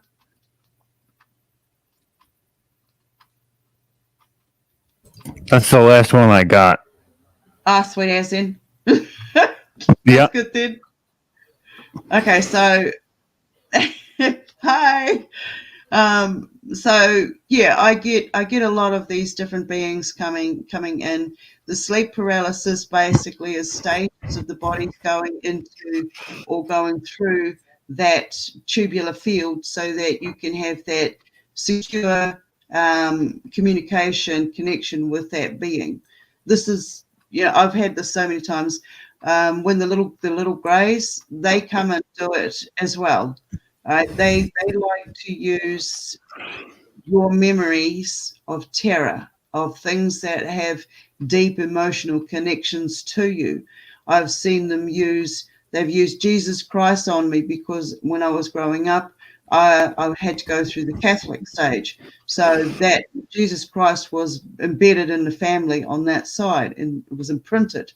So when they brought me in the light into the room, basically on ship, they used the image of Jesus that was in my mind, and coming down the steps, because there were steps that formed, they were holding the hand of my son who had passed on from a cot death. He was 10 and a half months old.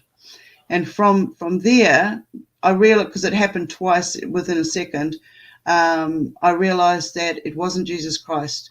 It was a tall grey, and I realized that the shorter version was not my son. It was the impression of, it was a short grey. It was using the impression of my son.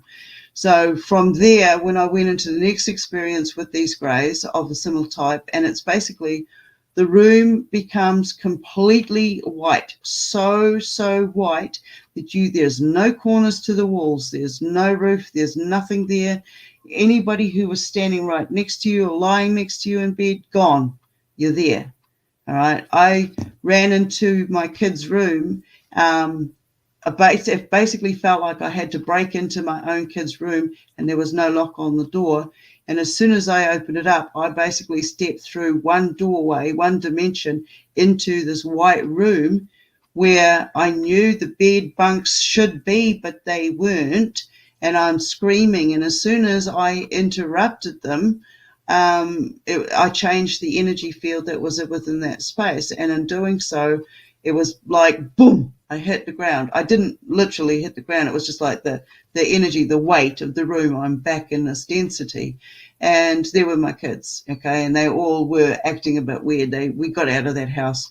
We don't actually remember how we ended up back in that house the next day. We don't.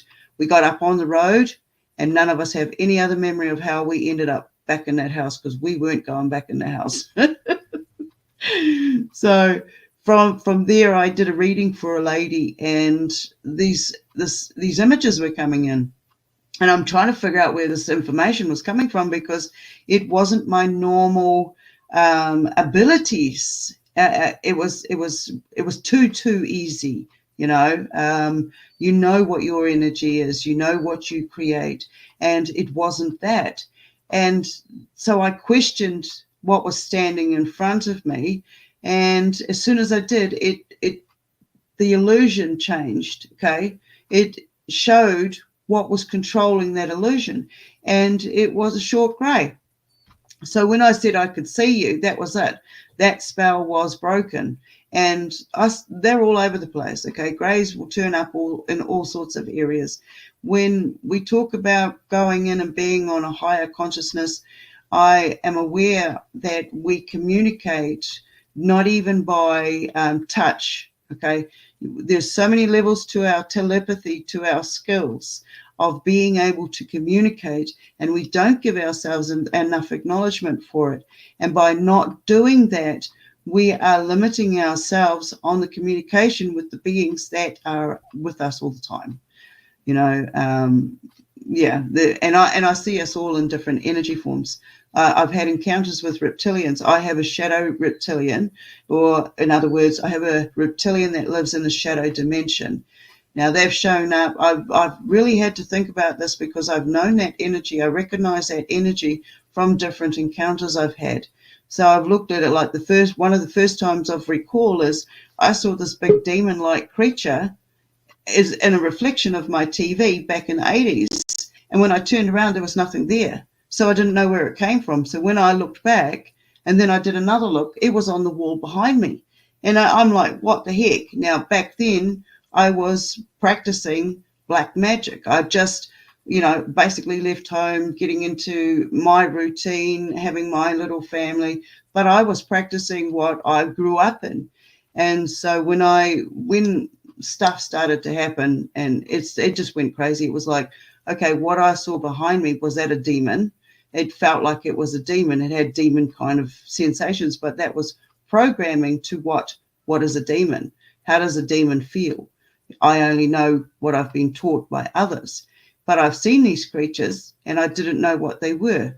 But now, on hindsight, I communicate with them because they never actually caused me any harm. They've been there communicating with me the whole blooming time. So, hi, Rob. Hello. That's, you know what? When you said that, the construct of the demon itself and what you were programmed to think that a demon is what it is. I think it's amazing. It's amazing that you had that realization that you could see that. So, I mean, that's shows how far ahead you are, Stone. And we appreciate that little presentation you did for us. We've seen so much presentation from you for the last few days. It's awesome. I'm really getting to know who Stone Hobbit is. You know what I mean? Yeah. And now we're friends on Facebook. Everything's, ready to rock and roll.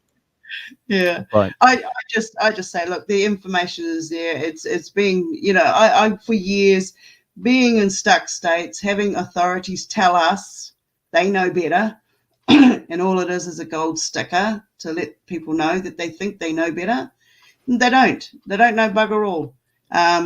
I saw how the government works when I went through psychology. I did psychology to work out what people were saying about me by going through psychology, weird experiences. And what I found was I wasn't prepared to regurgitate information that is outdated. It is unstable in its thinking. It's racist, it's sexist, it doesn't compute with me. And we are forever evolving, and so should this knowledge be. Not stuck totally agree. So, Agree. Inner stand, people. Don't stand under your shadow no more. Well, that's it. We can't keep it into a box. And, keeping it within that box only limits us to the potentiality of what it truly is. Oh, And you're absolutely right. And thank you again, Stone. We're going to bring in the next speaker, and Stone is going to be back with us for probably the rest of the day, I would assume, right? You're going to stick around, Stone? You're going to come back in and help us out? Oh, you know it. Oh, fantastic. All right. We'll see you soon, Stone. She's in it for the long haul, brother. Thank you, I Stone. know she is. All right. So next, I get to introduce one of my friends, somebody that I've looked to, who has inspired me for so much so far with his information. He is an author by the name of Philip Kinsella. He's written books that are You, the Public Decide, The Grand UFO Deception. He also has Philip Kinsella, Guardians of the Dead, and A Passage Through Eternity. So these are some of the books that Philip has written. He also co-hosts a show with his twin brother, and we're going to go talk about that in a moment. But let's bring Phil up here. Philip, how are you, my friend? Hello, Rob, and do forgive me because it looks like there's light above me. It's not a UFO ready to beam me up. I have a sense of humor here, We love it. We love it. Is there a way you can get your mic to come up a little bit? Maybe put it closer to your mouth? Yeah, sure, yeah. Is that better? Much better. Much better. I look like Davros now if I took the glasses off from the That's Dalek. all right. Listen, you look stylish. You look like, one of those guys you see, like a Brit that's walking down the street in the metropolitan area with his pea coat on, ready to rock and roll. I'm like, oh, this is a guy. All you need is that slick back hair that I have sometimes, and then you'd be right on the money. It's grey, and it looks like I haven't got any in this light, but there is hair on there. All right, Philip, the floor is yours, brother. See you soon. Thank you. Well, a warm welcome to everyone. And I know that we're all here with our own thoughts, our own opinions about the UFO, UAP phenomena, elements of the paranormal. And I got involved in this many years ago when I had what I can only describe as an alien abduction in the winter of 1989 in the small village of Marston Mortain, which is 5 miles outside of Bedfordshire. And that was the only abduction that I recall. There may have been some others, but I have no memory of them. But there were certain events that led up much later in life which suggested that these so-called aliens are actually abducting people. And when I had my initial abduction back in 1989, one of the things that really puzzled me about it was how one part of it appeared to be physical and the other part appeared to operate on a level of non-physicality. And I'll briefly describe what happened. There was my brother and my sister, and we had a dog then. We lived in a small cul-de-sac in a fairly large house, and downstairs was like a hall. And as you went into the front door through the hall, to the right was what was then my brother's and mine study stroke bedroom and a shower room downstairs, a very large room. I was 20 at the time. And as you come through the hall, to the left was the living room and the kitchen diner, conservatory, and then out back to the pond and the big garden. And there's a reason why I'm explaining this, is because when I got the train home from Bedford in the winter, and at this point I didn't take any dates down, I do now, or the other experiences that I've had, I catalogue them very carefully. But back then I wasn't prepared for what they call an alien abduction or seeing aliens. So I got in the door around about, roughly about 7:10, 7:15, getting the train back and walking the mile or so home. And it was dark, and I entered through to the house, through to the hall, and then into the kitchen. I left all the doors were glass, like frosted glass. The doors were open in the kitchen, so when I laid back against the fixturing in the kitchen, I had a clear sight of the hall in front of me, and the dog was sitting by the breakfast bar. My brother was immediately in front of me, but his vision of the hall was restricted because there was a wall there, and my sister was to my far left. What happened was that the atmosphere began to change. It was very strange. It was like there was an electrical current. And it's really weird how I recall all of this, where some people need regression for their so-called memories. But I didn't need any of that because I think I'm very hard to regress. I'm very hard to be hypnotized. And as the atmosphere is starting to change, the dog begins to growl, and my brother goes into a strange trance. I've never seen it before. He stood there, and he raised his head up towards the ceiling, and he said, and his exact words were, "There's going to be an earthquake or Grandma's going to die." And at that point, I was puzzled, like, what the hell is he talking about? An earthquake? Grandma, our maternal grandmother, was still very much alive then. And as I looked out to the hall, and as this strange static feeling began to increase, there was a light that came up towards the front of the house, the front door, the glass windows there, up the driveway. And I thought our mum had come home early from work, and I realized at that point that she wasn't. This light began to intensify, to the point that where the glass was, it seemed like watching a cartoon, incredibly, being made pliable, moving backwards and forwards as though it was softening. And while my brother was still frozen in this strange trance, I don't know what my sister was doing because my attention was focused to the door, and our dog was going really crazy. And then all of a sudden, this small being, about 3 foot tall, clad in black, and I'm not dressed in black because of this. I didn't even think about that. But it was only 3 feet tall, diminutive, had a large, what I thought looked like a motorcycle helmet on its head, although it wasn't your classic motorcycle. The cranium was much bigger in proportion to its small body. It came through this pliable glass and shot into where our study and bedroom would have been. And then the glass returned, and immediately as that happened, my brother snapped out of his trance, and I said, "There's an intruder in the house." It's the only words that I could find, trying to register this incredible yet impossible or seemingly impossible event. And I shouted, "There's an intruder in the house," and I grabbed behind me to get a knife. And we went round the house. We couldn't find anything. In the early hours of that morning, I then found myself floating 3 feet on my back off the floor in the hall, in the very place where this being had come through. And I couldn't move. And people say sleep paralysis. Well, I've looked into that, but I can assure you that I had my faculties. I couldn't move, and I was being drawn through the glass doors to the kitchen. And I'm wondering, how the hell am I able to get through solid matter? That's impossible. You know, I'm physical, the door's physical, and yet I'm going through it as though I'm like a knife going through butter. I can see the dog asleep in his bed in the corner in the kitchen diner, and he didn't stir or react to my presence there. And I was pulled out through the other side of the kitchen door, through to the conservatory, and then out into the garden, rolled over into an arch, like so I was standing, but still hovering 3 feet off the floor. And I could see these UFOs, and I thought, oh my God, they're real, they exist. And I thought, my God, everyone's wrong, they actually exist, they're real. And there was one object that wasn't moving, it was dark, a spherical type object, and I was pulled up to it very quickly. I'm making this as quickly as I can because it's time. And immediately as I reached the craft, that was it, I blanked out. And then I awoke, and confused, dazed, hot, finding myself on some type of medical bed, naked, embarrassingly, hot. And the room was squat, dark, but there was some light ahead of me directly to the left. And when I looked around and to my right, there were 3 reptilians. And this is what I suffered for in the media. And I'm going to get to that in a moment about the theoretical applications of what we may be dealing with. And I was so shocked because I'd never seen anything like it. They didn't communicate. They were very muscular, very tall. I'd say roughly probably about 7 foot tall, dark, scaly skins. They were in this kind of fog, or this kind of a foggy steam is the only way I could explain it. And they were moving side by side, like in a strange gait.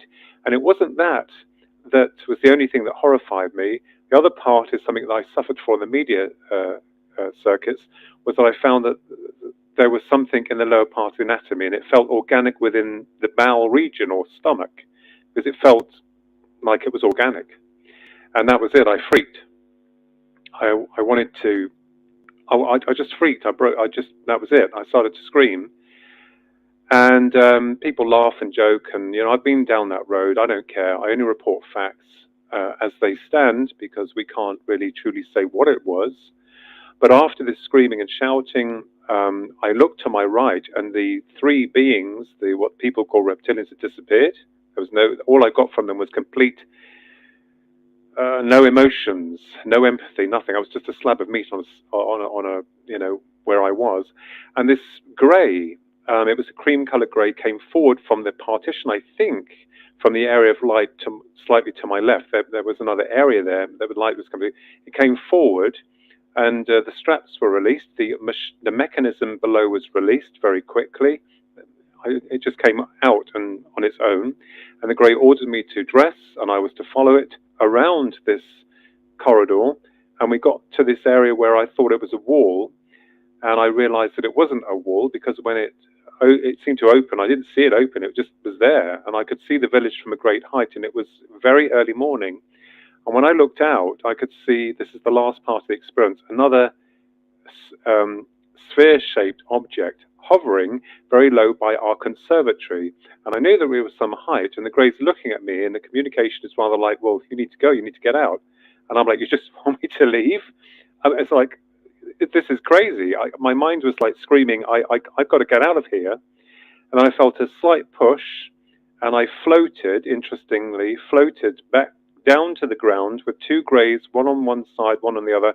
I was ordered not to look at them. Very strange, considering that I saw one up there anyway. And as I came down, the last part of the experience really shocked me even more, because it's almost as if I'm not to look back. But ahead of me was another Grey, quite different from the ones that I'd seen, one and then those 2. I kind of like had a feeling like I recalled them as being the same as the one that told me to get out, basically. But as I came to the ground and I stood down, there was one last Grey, and he, because it felt male to me, was dressed in a one-piece uniform. He had knee-length boots on. He had this very tall hat that seemed to be quite modern. It seemed to wrap round part of his head, He looked kind of snazzy, smart, if that's the right way. People, if people were trying to depict it, they'd just stick a pointed hat on its head. But it wasn't like that. My brother's done some renderings of it, and in the books, and as we've written about it. But he had his arms folded, and he looked a little bit more muscular than an ordinary grey, like he got some meat on him, if that makes any sense. But his gaze was angry. He was really looking at me, really like intensely angry, like I'd really upset him on some level. I'll keep the language clean. And I'm like, you're angry with me? You've done this to me, and you're angry with me. I couldn't understand what the hell was going on, and I realized that I had this feeling near the solar plexus area, like I'd been punched, and I wanted to punch it. I wanted to punch him. I call him Noddy. It's the only way I could describe him. That was the character created by the British author Enid Blyton, who was the J.K. Rowling of her time, although he was very different from Noddy. But I wanted to punch Noddy. I wanted to really, but I couldn't move. And then a thought came into my head, and I thought, well, if I ask him a question and he answers this, then I'll be able to prove that this experience happened to me. So I said, or I thought, because people then try and catch you out by saying, did you say, well, it's when you're in that state, communication is rather like speaking anyway. It's just there. And I said, well, how the hell am I able to get through locked and bolted doors? I mean, that's impossible. And I thought that if he could give me the answer to their secret, then I would know how they do it, and I could tell people. But he looked shocked, like his mouth went into an O and his eyes widened, and then he raised his head slowly upwards so that he was looking underneath his craft, the disc-shaped thing, and immediately this electronic rasp came out of his mouth, and it reminded me of the ZX81 voice synthesizer that my brother and I had back in the 80s.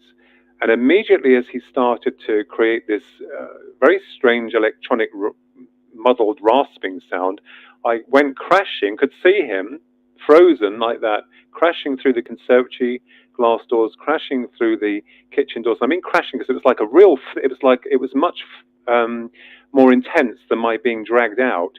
And until I came into my room and bang in my body. I came back into my body. And there's a reason why I need to say this to the good folk out there. And when I woke up, I had a nosebleed. I had to go and sort myself out. The next day, my brother found there was a triangular marks behind my right ear. He tried to photograph with a self-developing Polaroid Kodak camera. Nothing came out. I had 3 marks on my right arm. I had continuous nosebleeds for about 2 years. The doctors were going to cauterize that. And needless to say, I couldn't walk very well for a while. And someone said, did you go to the doctors? Yeah, sure, I'll go to the doctors. I'll tell them that I've been abducted by aliens. And anyway, after that, I know that there was another famous UFO researcher who contacted me because I wrote to her and told her about the experiences that we'd had. And she was very interested in us because I have an identical twin brother. And at that time, there was no one really I could go to. I was 20 years of age. The last thing I was really involved in was UFO research or aliens. I mean, if you mentioned aliens or UFOs to people, they'd laugh you all the way, down the road. But I wanted to find out what had happened because my idea of alien interaction, I believed, happened on a very physical level of integration. That didn't happen with me. So what I started to do was I started to research the subject, and I mean really research it. I read every book I could get my hands on. I tried to find out the answers to what was going on with this. And it was then in 1996 that I was rewarded with what I can only call as a revelation. Now, people talk about downloads, don't they? Like they have a download, and it's like, I never understood what that meant. And I am ashamed to say I was ignorant and very, because I'm very grounded. I couldn't work out what's a download. But it's almost like a feeling like your mind opens up and then all the parts come together. And in 1996, this had been about the Greys. And the answer came to me, and I remember I was at work at the time. I scribbled it all down on a piece of paper at work. And when I got home, I typed the whole thing up. And I sent it to then a magazine called Alien Encounters. And that was published in 1996. I can't remember which month it was, but I have the copy upstairs in my filing cabinet. And what's interesting is that with regards to years later, the article was called Spirits in a Material World, and I'll get to that in a moment. years later, another British researcher by the name of Pierre Sabak was working with me, because all of us are important. We're all connected. We have our links, and those that we look up to, those that we admire, like Philip Mantle, my mentor here in England, great guy. Pierre Sabak said, well, when you had the experience back in 1989 with the abduction, did you realize that what the Noddy character was doing seemed to be mimicking what your brother had been doing earlier that evening? And I said, oh my goodness, I couldn't believe it, because what Noddy was doing was a reflection of what my brother had been doing, because my brother went into that trance, looked up to the ceiling and said, there's going to be an earthquake or grandma's going to die. And Noddy seemed to be replicating what he was doing. And that sent a chill down my spine, because I thought, well, what on earth is this about? Why? It seemed old or ancient to me. That was the other thing I needed to say here. So through that experience and through the download in 1996 with regards to the Greys, this led me into a deeper understanding of what we may be dealing with. Because my argument in new research and further research has been, where are the aliens? Where are they? People talk about them all the time. I mean, I've seen them as well. I understand for all those contactees or abductees. I wouldn't put a tease on my name. I don't know what mine was. People would classify that for me or categorize that. I don't. Where are they? And because they're elusive, we can't catch them. It's like chasing shadows. So I then began to work on the hypothetical model, or the theoretical design of the work that I've been researching, and with the formula that I had downloaded in 1996. And I think that before answering the question of what the aliens are and the UFOs are, I think it might be wise to take a good look about what we are, what we represent as human beings. And I know that, we live and we apparently die. We do die, but the system we serve led us to believe that that's it, that we are born, we ask no questions, we are programmed, you serve the system, you're educated, you go out and get a job, you get in debt, because the system gets you in debt by getting a mortgage or, paying your bills, and that most people are.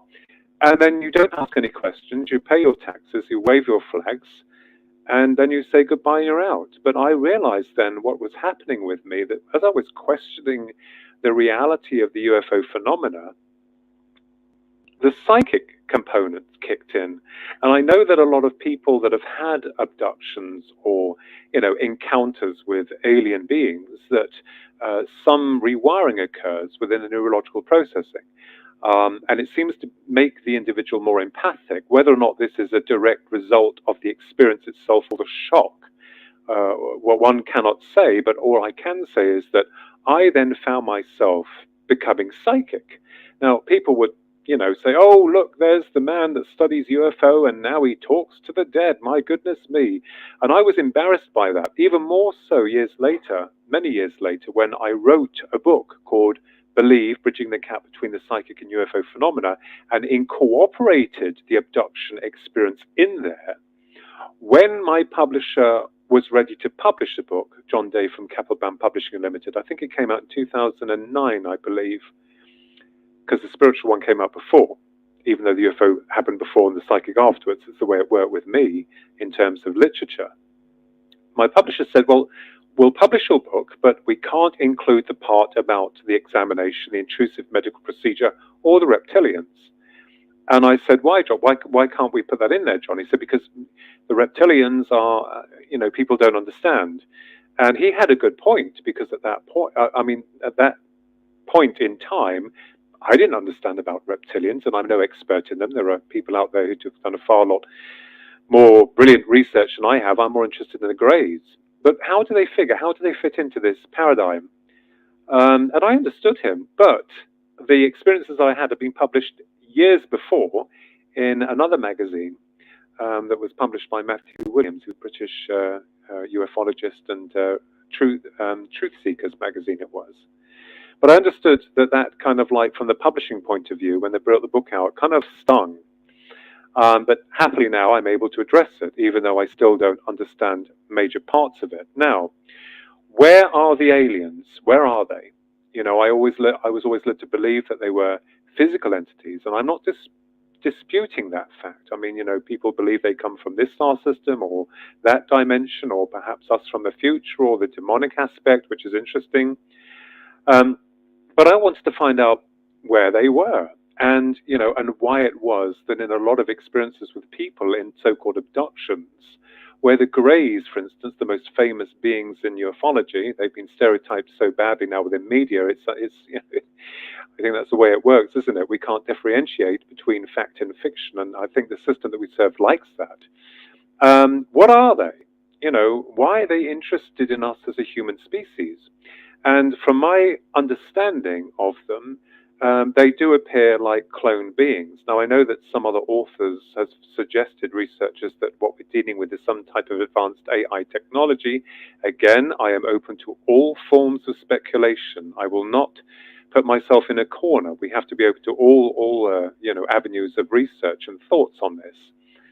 But my idea is that, with the work of Dr. David Jacobs and many other pioneering researchers, why is it that there seems to be secrecy surrounding the Greys and their program, their hidden program, of hybridization? Why are they interested in human reproduction? Why are they interested in what makes us tick? It's almost as if they've lost those components that they may have once had, and through the art of cloning, self-replication, have removed themselves from creation.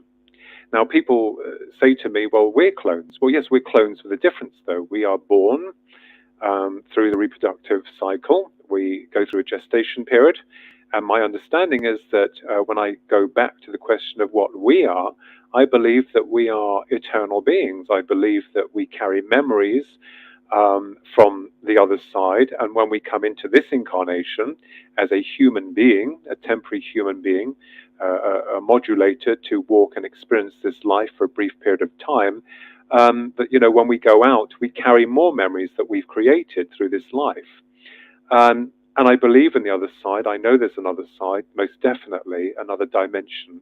And again, we get to the religious, circuits that have tried to kind of like, make it all fear and all wonderment and all that type of thing. And I think it's a natural process.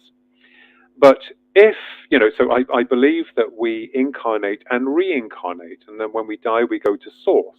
People call it God. I think we're all part of the same energy. But my argument here, and was what if I cloned myself in a laboratory 10 times? I would have come through the normal channel of reproduction and passed back with the inherent memories that I've harbored from not only this life, but probably the past life and future lives. We've got to take that into consideration. The biological, physical clone copy of me will live, and when it dies, the question is its signature strong enough to get back to the Godhead? It would only have the memory of one single incarnation. And, this is the question and people will ask, and the same was done in Blade Runner. When the beings, the clones said, will they see God? So if an extraterrestrial species have self-replicated themselves, we're talking about spiritual ramifications. And this is where people say, no, we can't deal with that. We don't want to talk about that. Because, when we're dealing with UFOs, we're dealing with physical structured crafts and physical beings. And I'm not disputing that, but let me give you an example. You have your mobile phone, and it is the physical hardware, and you have a signal that you cannot see that's kind of unique to you. That signal operates on a different frequency of awareness. You can't see it, you can't catch it, you can't destroy it, but it's there. And as it comes in, as it connects to this instrument, like the brain, it's downloaded its information from that dimension into this one so that we can understand it, so we can translate and do what we can with it. So when the physical hardware dies or is corrupted, the signal is still pure. And the signal, if the phone dies, will return to source or find another connection link to link with. Is it possible that the Greys, from their side, are using us in this way, that they come in rather like the signals to a mobile phone or signals through to our consciousness, and connect themselves into the human psyche. This is why a lot of, the experiences that people have with UFOs, when they come in, the lights are seen, the lights are very important. And then the abduction or whatever experience the individual is going through changes. It seems to come on a deeper level of psychosis, or, a psychological level. It's almost like a deep subconscious part that seems to distort time and reality. And when the experience is finished, the individual is left with, confused memories in a lot of cases, and sometimes it's hard for them to recall what happened to them unless they go to a regressionist. I mean, I remembered mine, but these things are interesting. Why these beings are intent in, masking themselves. And let me also, explain here as well about the lights.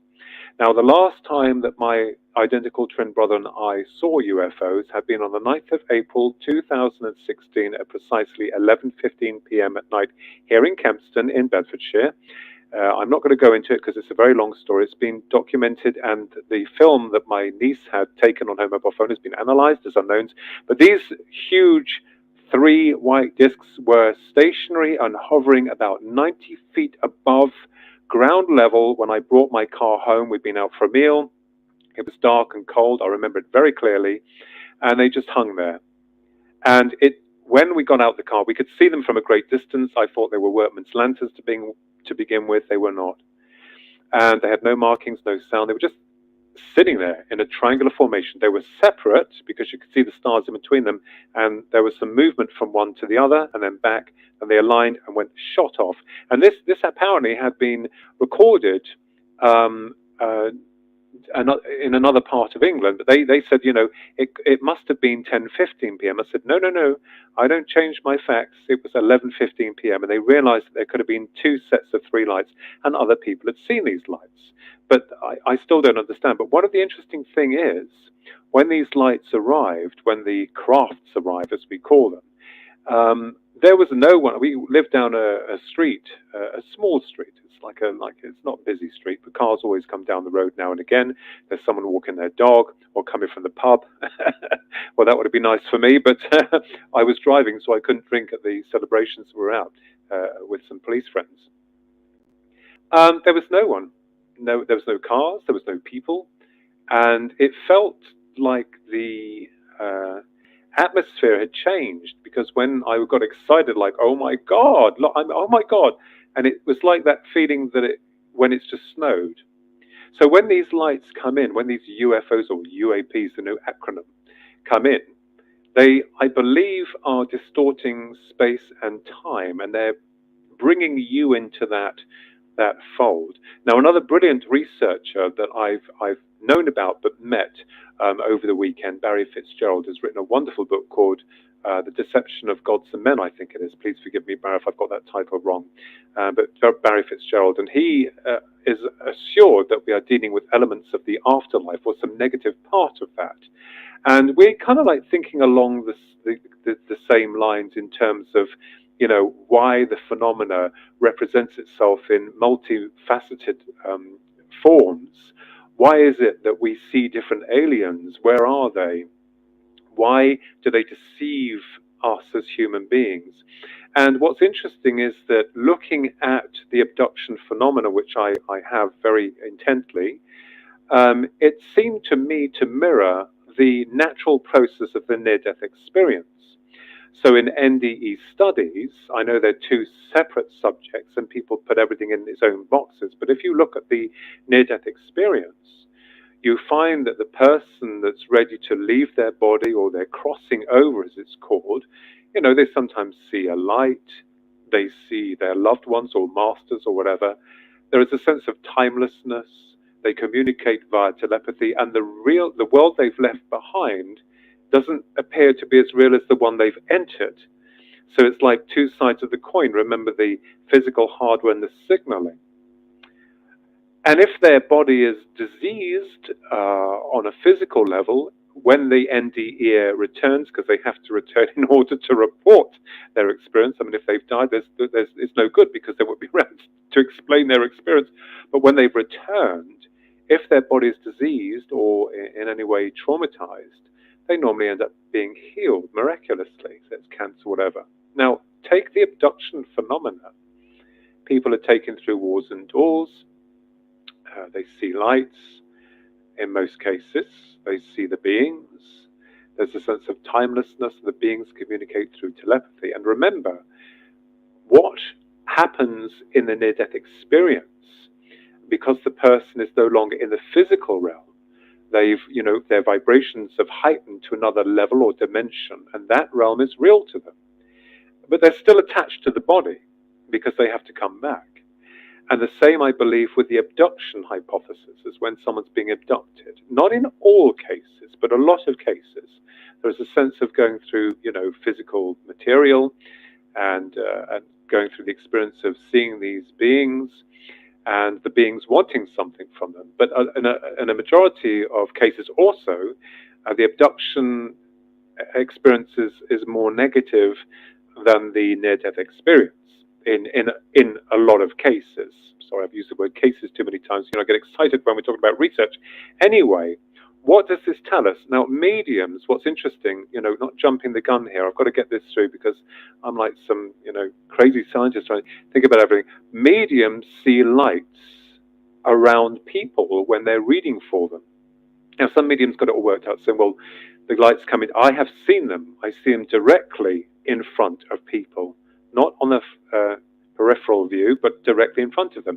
They come in different colors. Some are gold, some are blue, some are like a pearl color. I mean, I know I'm colorblind, but I know my basic colors. What are these lights? People who ask when I see them, I report them to the person if I'm reading for someone. And they said to me, who? I said, oh, I don't know who it is. I wouldn't tell you any old rubbish. I don't know, because I'm matter of fact, I'm black and white, yes or no.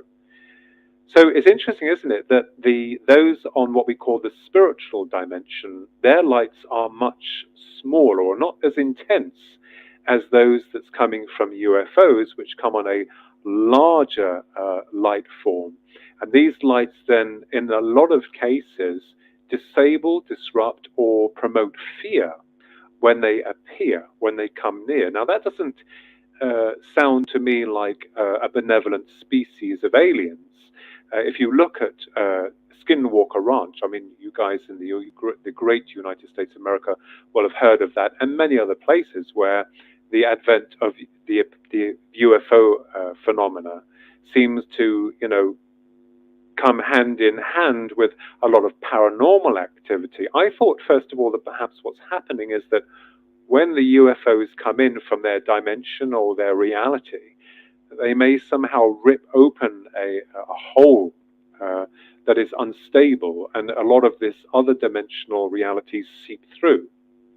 I think I may be wrong there, because new research has shown that there may be a lot more that's involved with this than mere emerging of alternate dimensions of reality. But we have to take into consideration also that when we send a rocket up through the Earth's stratosphere, that would create issues for the planet that is like a skin that does heal. But the astronauts also have reported that they feel different when they're in space. There is a connection, some kind of link. So when these abductions are taking place, it may be that because we're removed from the normal processing of consciousness that we're aware of here on Mother Earth, and we're removed from that, this may also lead to the understanding that memory is displaced, and when they come back, it can't be recorded fully, and it's stored within the subconscious mind. So the lights are very important. The phenomena is very important and very interesting on how there are varied levels of interaction with these so-called aliens. And I think that, there is a history that goes back, which talks about good and evil. And I think the system that we serve is adamant in not releasing this information to the public. And because, through the decades, they haven't helped themselves. I have to go back to Roswell, the most famous UFO case that started all really in terms of conspiracy. And I believe that a structured craft, because we've got to understand that perhaps these objects were, have created themselves through our reality, or maybe it's more fantastic than that. But what makes me laugh is that the military said, oh, they were in possession of a flying disc, and then they said it was an experimental mobile weather balloon, so secret that they didn't even know it was missing. So it appears to me that, you know, the system is probably going to find it very difficult to explain to people, you know, the reality of the UFO phenomena. And although we've pigeonholed it into boxes like, oh, space beings from another planet, but we're now beginning to realize that space is rather hostile and very vast. I mean, I'm not going to go into areas of the universe or multiverses or this type of thing, which is fascinating, and I've been looking into very, very deeply. But I think that these beings are interdimensional. I'm absolutely convinced, personally myself, that they're interdimensional. And, you know, and if I'm wrong, that's fine. I'm open to all forms of speculation, and I agree with everyone out there, whatever your thoughts are. I have no right to overstep your belief system, which is a very dangerous thing to do. But one of the other things we have to take into consideration is look at the Greys. They seem to have lost their identity. They do not understand about emotions, empathy. They have no memories. They don't know what taste, color, smell, love is. They've been robbed, it appears, of these attributes that they so desperately yearn for. The dangerous part now is that we, ourselves as a human species, are beginning to, you know, move forward rather like the Greys. You're not allowed to have an opinion today. You've got to think like everyone else. You're not to question. People don't want an identity. You know, where is this leading us now? And of course, the official narrative puts you in a corner. You're not allowed to speak without being attacked. You're not allowed to voice an opinion without being blocked or attacked. And you can see what's happening. So we're being, you know, we're being wrapped in chains when the dangers, the inherent dangers of what's happening to us as a species is clearly evident. And yet, you know, the system that we serve is adamant to promote fear. Now, the other thing as well, going into the alien hypothesis, UFO UAP hypothesis, notice how they changed the acronym into a more scientific explanation, unidentified aerial phenomena, because, you know, UFO, unidentified flying object, was too spacey. So the acronym had been changed to make it more scientific. And in the preliminary assessment of the unidentified aerial phenomena, which was released by the Federal Mandates Assessment and published on the 25th of June, which I know I've just got to read here so I don't get it the wrong way around, surmising its information regarding the UAP issue, it gave very little indeed, and we're still waiting for more information. And a lot of, you know, brilliant and renowned UFO researchers around the world are waiting for these documents to come out. But what is the system going to tell us? One of the other things I discovered, and which is interesting, you know, the 1989 abduction was not the only UFO experience. It was the only abduction that I recall. There very well may have been several others. One not so long ago that I'm still working on. There's another brilliant researcher in America who's going to help my twin brother and I with that. But I prefer to record facts and not embellish anything, which is important, to be honest and truthful and grounded with your research. But one of the things that I found is that this phenomena seems to operate on the guise of fear. You know, it seems to work very well when you're worried or you're fearful or you're going through a really bad time. And it feels like maybe there's some kind of excretion that we send out that these energies are and can attach themselves to. And of course, the phenomena does come in many guises, many forms. And so are we dealing with one entity that's a huge mind consciousness that is here on Earth, or are we dealing with a faction of different entities? We don't know. But we do know that all across the world, the phenomena carries the same patterns. When UFOs are seen or experienced by good people, honest people. They normally report paranormal activity, discarnate voices. And this is very worrying. This is troublesome, because I think this is why the system that we serve is not willing to release its data. And I'm sure that it's got most of its data from researchers out there in the world, secretly analyzing and collating information from other researchers to see what they make of the situation. And of course, they would have a core scientific unit or their best minds to try and work out what's going on. And I think myself personally that it's not good. I hope I'm proved wrong with that, because no one is willing to come forward. And every time you try to, use this like negative, you're unfortunately going to disable a lot of people's belief systems, those that are in the love and light aspect of it. But we have to look at the reality of the phenomena. It erases memory in a lot of cases. It tells untruths. It tells people about, how it cares for the world and, the environment. It's done nothing. My twin brother, Ronald, has always said that the phenomena has done nothing to help us. He's even stated that, they are able to disarm nuclear sites. And, if they were that concerned, why don't they continuously disable them so that we get the message? Going back into World War II, the Foo Fighters were seen, were they not? Tailing Allied aircrafts, watching the warfare, but never getting involved. So, in the long run, I think we're looking at an amazing phenomena, and I'm fascinated by it, but also slightly worried, because all we've had from the system we serve is silence or ridicule.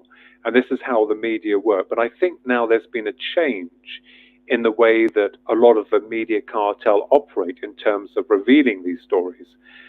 Because now of this report that came out through to the Navy's, witnessing of the Tic Tac UFOs, the very famous ones, was not the first time that they've been seen.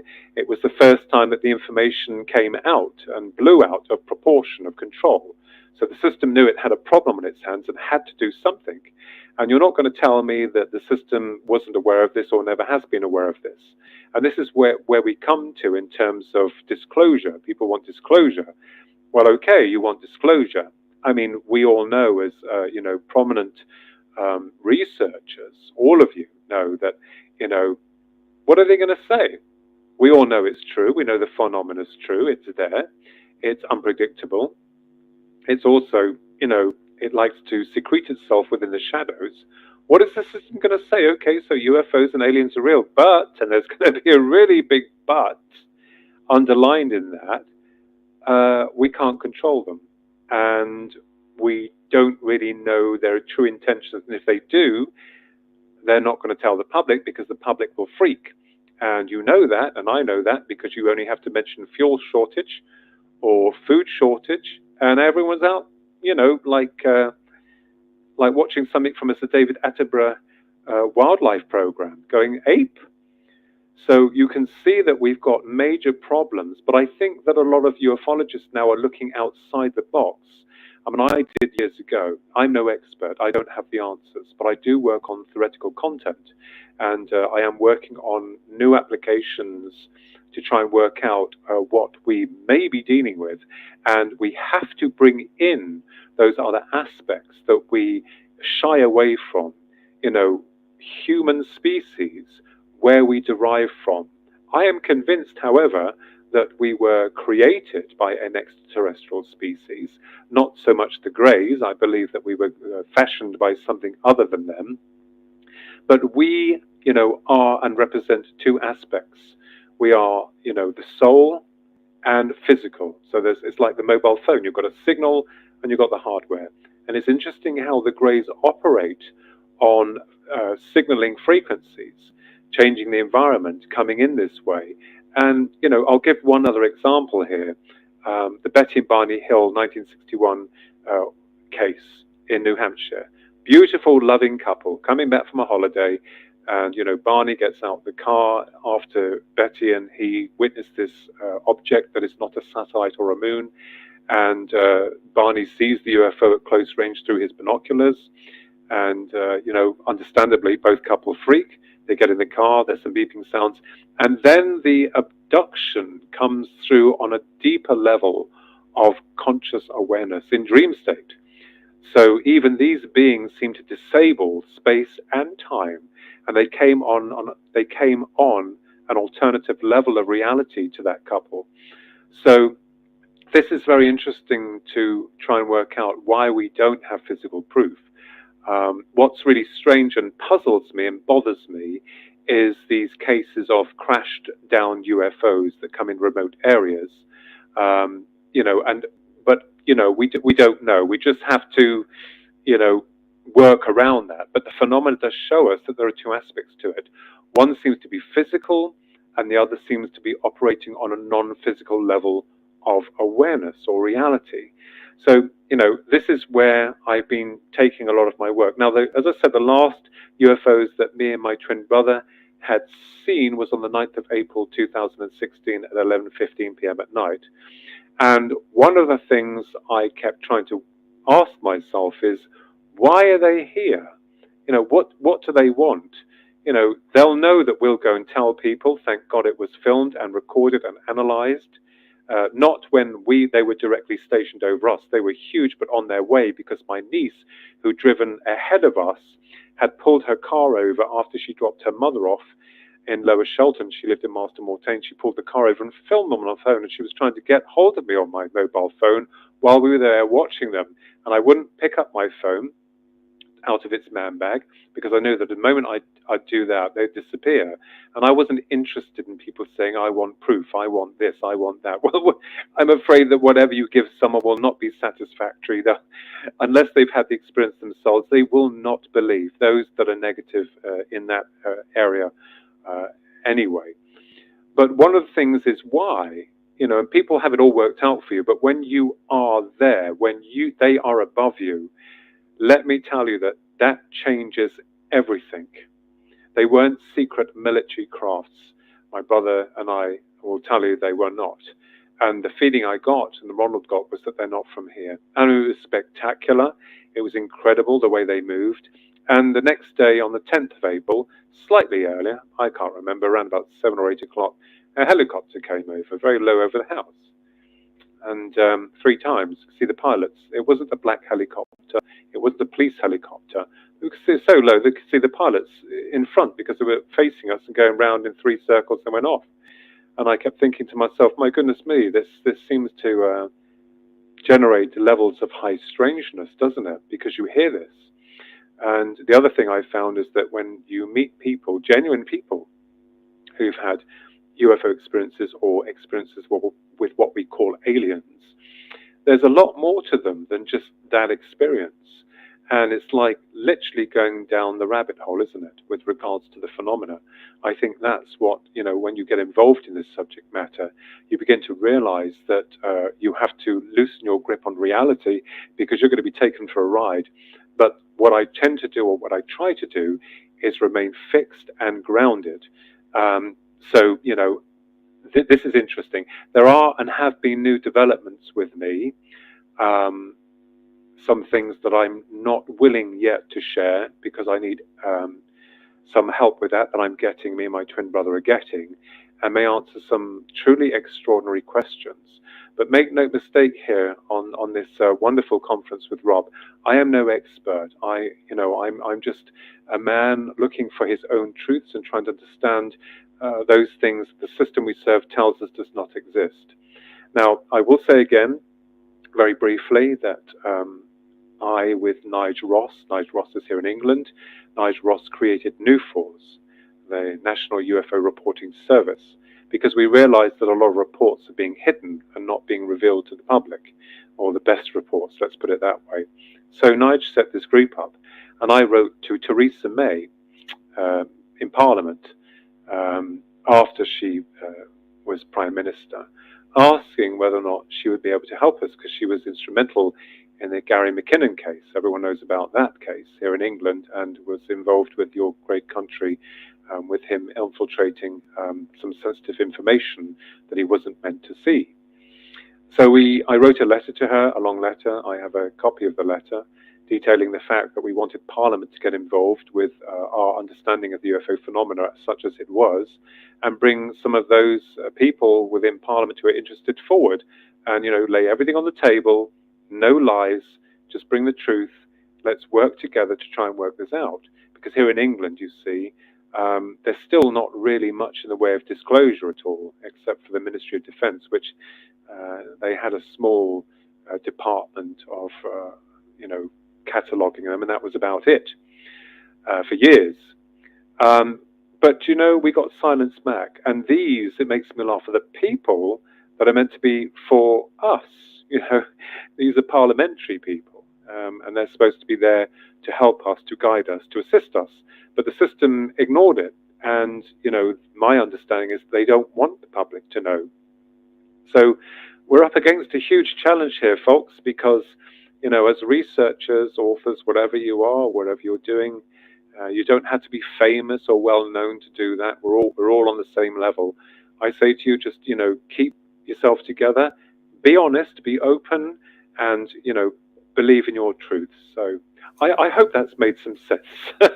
Absolutely. And Philip, every time you come through, it's incredible. You tear it down with a bunch of information, and your perspective on the entire phenomenon of that contact, for me, it resonates so immensely across your energy when you're talking about it. It's so easy to take in and be like, yes, because it makes sense. You make it make sense. So I appreciate you, brother, and always love when you speak on these conferences. Always.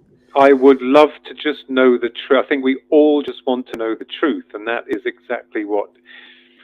At the moment, it's still hard, but I tell you what, keep fighting, you X-Files guys out there, Mulders and Scullys. Keep seeking, keep searching, and believe in your truth. But please keep yourself grounded and be honest. I always say to people, be very honest. Don't lie. What's the point in lying? You won't get anywhere. You get found out. Just be honest. I totally agree. And brother, I can't wait to do a show with you again. I have to have you come back on the show so we could do a follow-up from the last one.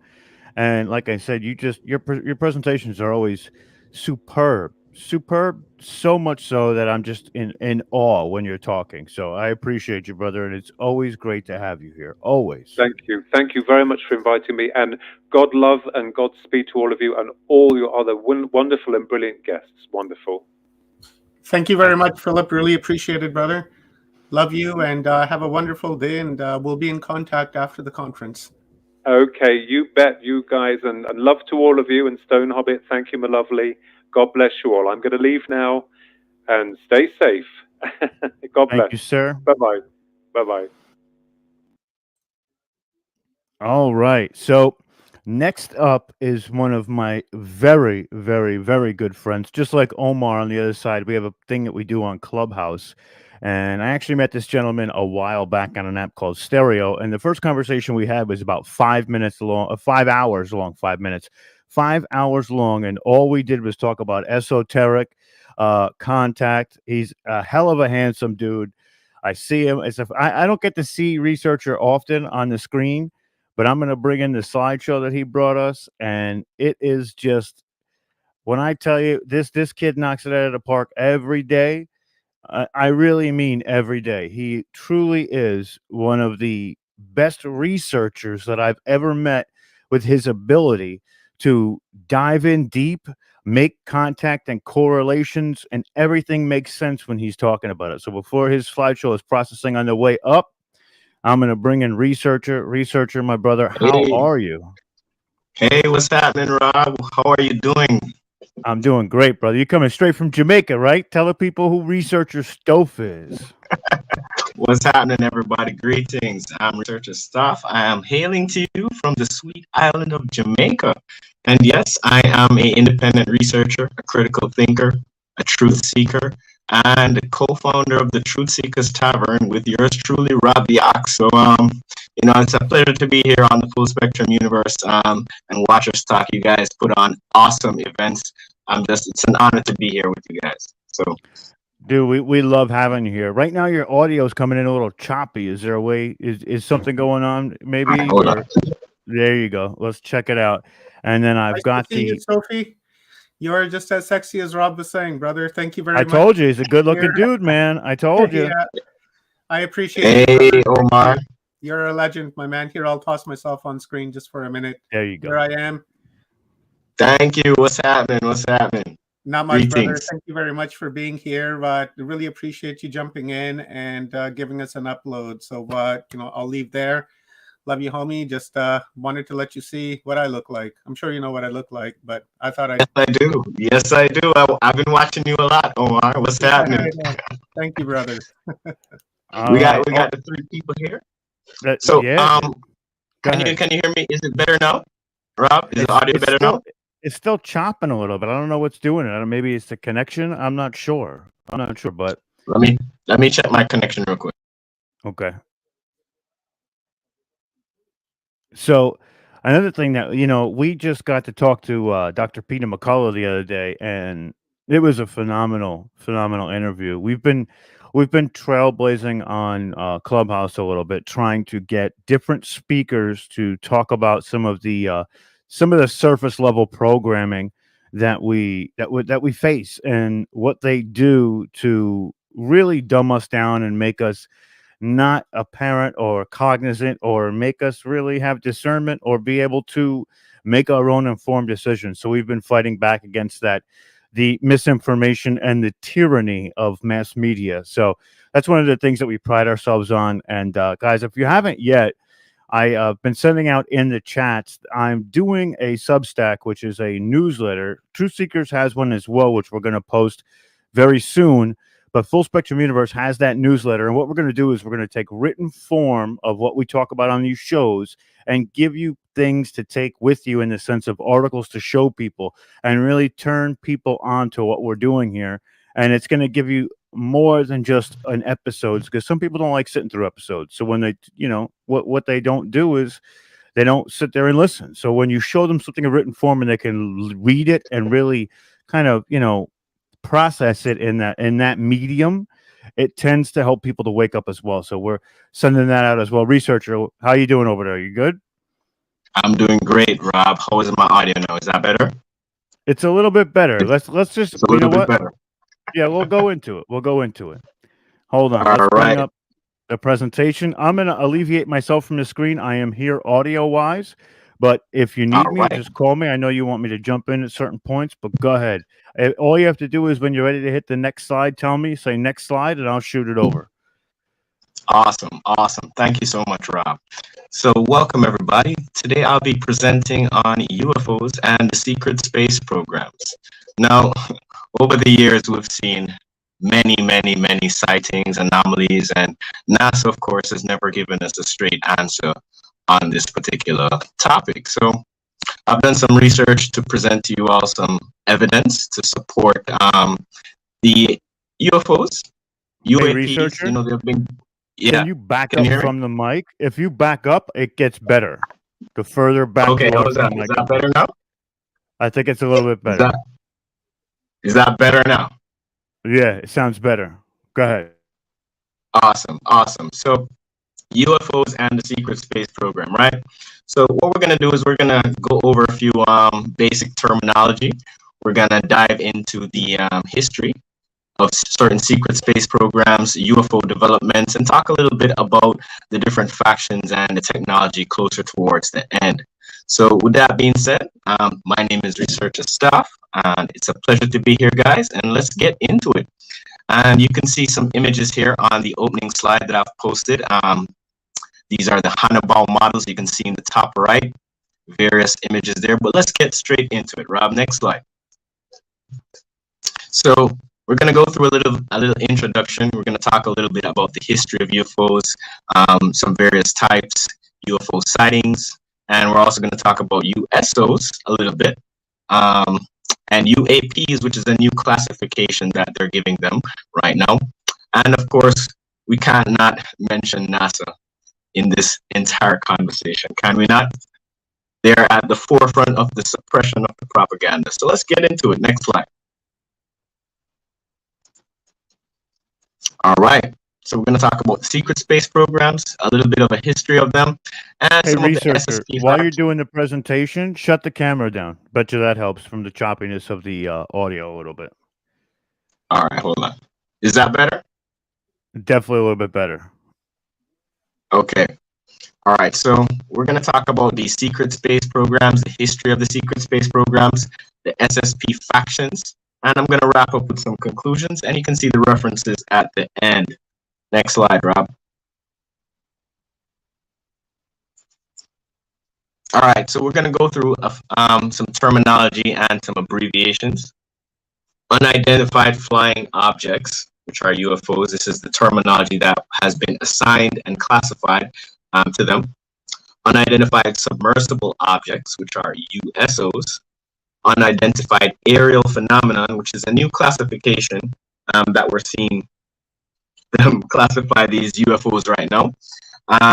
So special access projects or special access programs, we're going to talk a little bit about that as well. And of course, the secret space programs, abbreviated SSP. So you will see these abbreviations during the presentation. So let's get into it. Next slide. All right. So now this document that you're seeing on the right is from the Department of the U.S. Air Force. They classify UFOs as any airborne object which by performance, aerodynamic characteristics, or unusual features does not conform to known aircraft or missiles, or which does not correspond to definitions in A or B above, which is actually in this document. Now, they've been looking at these unidentified flying objects for quite some time. And this document here, which has been declassified, is proof that the US government, the Department of the Air Force, has been monitoring, tracking all of this information regarding these sightings. So let's go a little bit further. Next slide, Rob. Awesome. Now you see this picture on the right here. This was taken from the Amalgamated Flying Saucer Club of America, which is headquartered in Los Angeles. And they released this photo. It was taken in New Jersey in 1952. Now, as you can see, it shows a flying saucer in flight, right? Any comments on that one, Rob? I think, you know, a lot of these pictures that we see coming out, what they've done is they've tried to debunk a lot of them. But with that being said, they've pushed a narrative, especially through things like Project Blue Book and you know what I mean? Those types of programs to really, I want to discredit is more of a better word than debunk. They try to discredit these photos. These photos are actually seen more prevalent, and when people actually look into the digital makeup of those photos, they actually end up being completely true. So, indeed. It's interesting, Rob. You know, the suppression that goes into the UFO file. You know, it seems to be one of the most highly suppressed classified documents. You know, the entire archive that they have, it's compartmentalized above several different levels, and we're going to get into that when we talk about special access programs a little bit later. Just quickly, can I jump in there with that image? Just from observation, you know, I've seen lots of images before, and you know, the images falls when you have like a direct, you know, like your camera is pointed directly at it. You have that leveled image. But with this one, you can tell that somebody was in a hurry to take that picture, because you can look at the pole. It's sideways. They like kind of grab the camera, they'll, you know, and put their head sideways and grabbed it really quick, right? So that's right there that this picture is genuine because of the fact that it's angled. I agree with that. Omar. And, you know, this is what we need to take into consideration when we're reviewing the evidence, you know. So you're going to see quite a lot of interesting pictures in this slide today, and we're going to have a nice discussion about it. So UFO sightings have officially been recorded in Canada, Sweden, Denmark, Greece, Australia, and the United Kingdom. The most complete records were those of Project Blue Book, so they say. But we know better than that, right? The earliest UFO sightings in recorded history can be found in 4th century Chinese texts claiming that a moonboat hovered above China every 12 years. Now that's kind of interesting. I might need to dive into that particular ancient lore, you know what I'm saying, about China. I haven't even looked into that one yet. But let's go to the next slide, Rob. Now, other enthusiasts cite the book of Ezekiel, which is a very interesting case study you can do on some of the scriptures in that book. But in the book of Ezekiel, a curious vessel dropped from the sky and landed in Chaldea, which is modern day Kuwait. A wave of these sightings occurred near Rome in 218 BC, and again in Germany in 1561. Now, here's where it gets interesting. Speeding up a little bit, during World War II, right, more recently in history, Allied pilots coined the term Foo Fighters for the bizarre orbs of light that some insisted flew alongside their planes during combat. Have you ever heard about the Foo Fighters, Rob or Omar? I sure have, brother. Absolutely. I sure have. Weren't those the lights that would like wrap themselves around or hover around the aircrafts, and then the aircraft would lose power? Yes. That's yes. the one, right? If my memory serves me correct, yeah.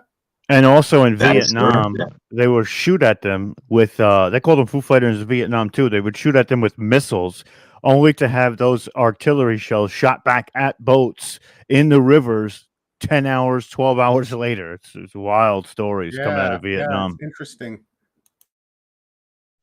Absolutely.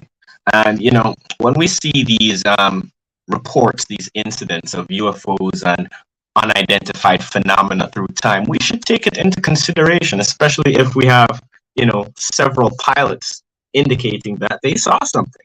I don't know why they like to hide and suppress this information, but we're going to get into it. And maybe we can figure out some of the reasons why the suppression is taking place. So let's go to the next slide, Rob. Now, this is an interesting one. Do you guys like these images? Researcher brings the evidence, right? The evidence. This is what I'm entering into the conversation. Now, take a look at what you're seeing here. As you can see, there's schematic diagrams on the top left, and you can see actual pictures of these models in flight, right? Rather interesting, don't you think? So, are you familiar with the Hanabu models, Rob? I'm looking at them and they look familiar, but I've never called them the Hanabu models. But go ahead, man. They look right on the money, and you can see, like you said, they're in flight. So obviously, some of those pictures could account for these specific craft being photographed from them, or from, you know, a suburban street when they're test flying it. Yeah. Any comments, Omar, on these pictures that you're looking on here? I want to kind of pass the mic around while we go through these slides, you know?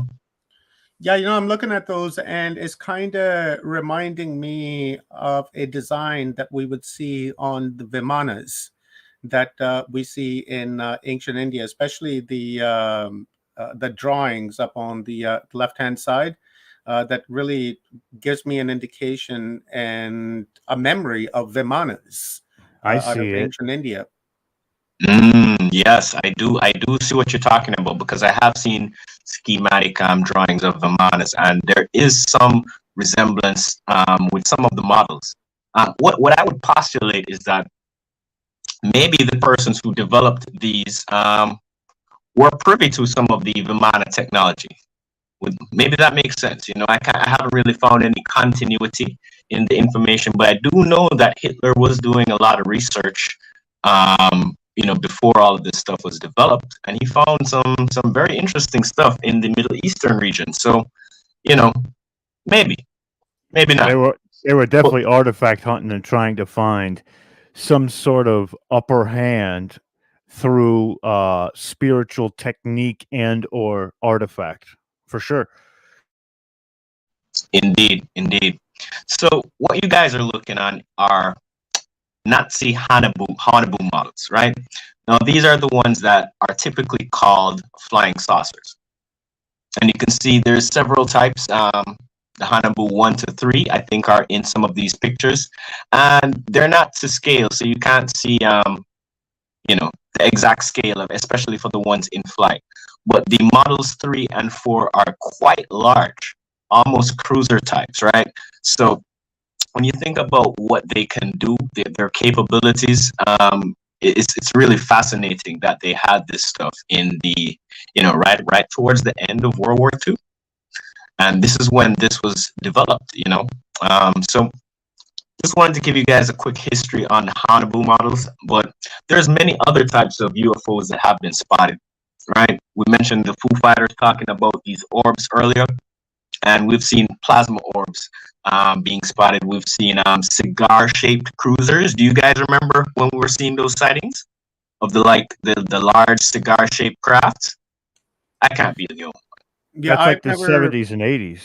Yeah, I've never seen a cigar-shaped one, but I have seen the saucer type, and once I saw the triangular one, but more than likely that was a TR3B, I'm thinking. Yeah, most definitely.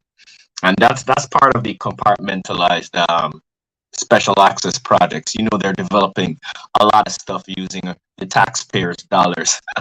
But yeah, so you got many different types out there, the cigar-shaped ones, the TR3 series, and many other phenomena. So do you guys have any comments on this slide before we move forward? No, I'm kind of curious to go look up some of those things myself too, the Hanabus, and check out what they say was the actual story for their development and things like that, and look a little bit further into it. So you definitely piqued my interest on that one. Oh, it gets deep, Rob. You're gonna hear about an anti-gravitic device that they were researching, called the Glock, or the Nazi bell. Das Glockenspiel, the Wunderwaffe. Yes, that one. Yep. Interestingly enough, with that bell, didn't it like land in Philadelphia or something like that? 1967. Yeah, that's it. In the forest of Philly, and then it fell, and they took it away immediately. Nobody saw it. Like one person saw it, and that person was disappeared shortly afterwards. Yeah, and isn't there like a great big statue of the bell there as well now? Could have sworn I thought. Yeah, they do have some bell statues. You're correct, Omar. Yeah. There's even some, you know, well, we could do an entire show on just bells, you know, because there's certainly a history there that they're hiding from us. That's where they were creating a Stonehenge. Once they got into Berlin, they found the Stonehenge with the chains on it. That it's not really a Stonehenge, but it looks like it, and it has the arches, and the bell was attached to chains in the center of it, and then it just disappeared with the creator. So it wasn't just the bell that was gone; it was the guy who made it too. Interesting. And you know, those henge structures that you mentioned, we definitely need to dive into that, because they're definitely not telling us the full story about the technology that was available at the time. But we're gonna dive further into it. So let's go to the next slide. So guys, these images here, as you can see, the one on the right, that's real. Okay? That's some real stuff. You can question this, you can validate it, you can ask yourself, what is that cross that is on it right there, right beside the number 15? What do these emblems stand for? Right? So this is part of the Nazi German development program, their secret space program that they had going on. And this is one of the early Hanabu type models. This is probably one of the best pictures that I have found, a close-up, to see what it looks like, especially showing underneath. So, yeah, any comments on this one? This is just for visual representation. You got something there, bro, because I've never seen these photos, and I'm looking at them, and I'm like, holy shit. I've never seen that close up on it. So, I mean, that's a Nazi UFO. That cross is a Nazi symbol. They used to put it on all their aircraft from, even World War I before it was the Nazis. It was the Bolsheviks of Germany, and they had that cross, that specific cross. So I know exactly what that cross stands for. And it looks like they even have port windows and the old style machine guns that they used to put on the front of those two-seater propeller planes. Yes, sir. And that's how you know the time of this. You can place this technology to a certain time period because of the type of guns that they were using. And it's interesting. They did say that there were problems. They ran with development because they were trying to figure out how do they attach a weapon system to a saucer that has like a spinning frame. You know what I'm saying? So that extra part at the top was also to enable for better targeting. And that stays stationary, right? The whole thing spins in that stationary, that top portion, that top lid, which gives it that circular motion, which would create that anti-gravity style magnetic motion. If we look at it, that's what Mike Fiorentino talks about when he uses the magnets, and they whip around in a specific manner, and it creates the anti-gravity. That's wild. Yeah, and to build on that just a little bit, Rob, right? Those three little hemispheres that you see underneath. I'm not sure if that's part of the system too, but they seem to be on all the Hannibal models. They seem to have these three I should say like the cut off spheres, like half of the sphere, the bottom half of it, orientated in like a triangular formation. Now, precisely, I think that you mentioned the guy Fiorentino. There's a whole lot of research on this stuff that they're not telling us, right? History needs to be rewritten accurately because there are people who, we'll dive into that a little bit later. But Omar, any comments on this picture, these slides here? Yeah, brother, I just want to say I've never seen an image like this close up before. And that symbol that we see on there that looks like a cross is actually a ancient Saturnistic Saturn symbol right there. I showed that that would make sense this morning. Yeah, very Saturnistic. Because there is a connection between the secret societies, Saturn, the Vatican, the German Order of the Black Sun. Maybe we should do a talk on secret societies, Rob. I know that would be fun as well. Okay. But yeah, that's right up my alley, bro. You know I'm down with that for sure. We're gonna touch on it just a little bit towards the end. But yeah, so this is why I do the research, to provide people with the evidence so that they can see for themselves. Does it look real to you? Well, yeah, that was a rhetorical question. Well, let's continue, guys. This is going to be a fascinating discussion, and we're just in the UFO section right now. So let's continue. Next slide. Now, what am I mentioning here? Well, apparently, this is a UFO sighting that took place at Obama's inauguration, when CNN used to tell the truth. I'm just joking. I'm being facetious. I was going to say it was a lot longer before that. I don't think CNN has ever told the truth. Project Mockingbird. Exactly. So what I really want to emphasize here is that sometimes at certain events, these UFOs tend to be spotted. These craft tend to be spotted at certain specific events. And I'm led to believe that that is not a coincidence. What are your feelings on that? I think like these certain events create emotional energies, and those energies can be fed off of like the excitement around Obama becoming president. Now, while some people may be like, how were people excited? There was a lot of excitement created for this event, and it was a historical event. So, the first black president, of course, people would want to see this ceremony be so hyped up, and the UFOs seem to channel that and come in those moments that are so high energy for people. Yeah, I agree. And, I would have to argue the black part, though, Rob. Yeah, well, we know that, I would but say from what they believed, yeah, right? yeah. I don't want to say it because I might flag this video, but, I would have to argue against that one.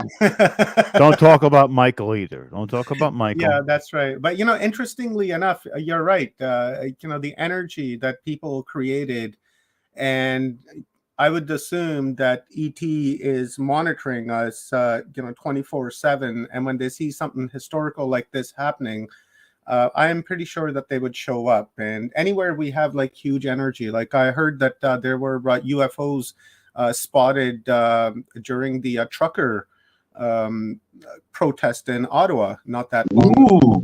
So Wow. it's kind of Think about Uluru. They showed up at too. Uluru showed up too. So it's quite interesting. With there's a whole huge gathering of people, UFOs tend to show up. I wonder if that's like splitting a timeline, and they're observing that timeline as to like how that timeline began. Oh wow. I'm not quite sure, because I would imagine that these high energy events that happen in human history would be almost like a chapter, like a turning point or a split in the timeline. And then we have this timeline happening, another timeline happening, kind of like back in the day when George Bush and Al Gore were running, and Al Gore lost, but there would be two timelines split from that. And I would feel that the same thing would have happened here. Very much so. That's an interesting observation you bring up, because when we talk about timeline splitting and the type of technology that some of these groups have access to, it gets kind of scary, Omar. It gets kind of scary. I'm not even gonna lie. Some of the stuff that they're capable of doing with the technology that they have access to, you know, it really frightens me, especially if these World people are or using it. planetary ending type of technology. That's what it really comes down to. It's like you could literally snuff Yeah. out the entire multiverse, probably. Well, I know that they have technology out there that is able to destroy, stuff on like a planetary level. The stuff that's like, affecting different planes of reality, like CERN, and those type of experiments. You know, well, I have no idea what's gonna come of that, but there are many portals on the surface of this planet. Some of them are natural, and some of them are created, through use of technology and so forth. But it's rather interesting. But I kind of wanted to bring up this stuff about Obama's inauguration, and also kind of talk about one thing before I go to the next slide. Right? Think about let me ask you this question, Rob and Omar. Have you ever heard about Obama going to Mars? No, I I've not heard that. about him possibly being a secret space program like adjuvant. Like he went there, went through training, and then he came back, and now that's why Rob, you heard of it? Okay. they had him become the president. They hoisted him into the presidency because they were coming up on the end of a bargaining agreement with alien races, and they wanted somebody who was, I guess, versed in what's going on out there with the planetary corporations and whatnot to be able to speak on behalf of humankind. How interesting. I never heard that before. When you said training,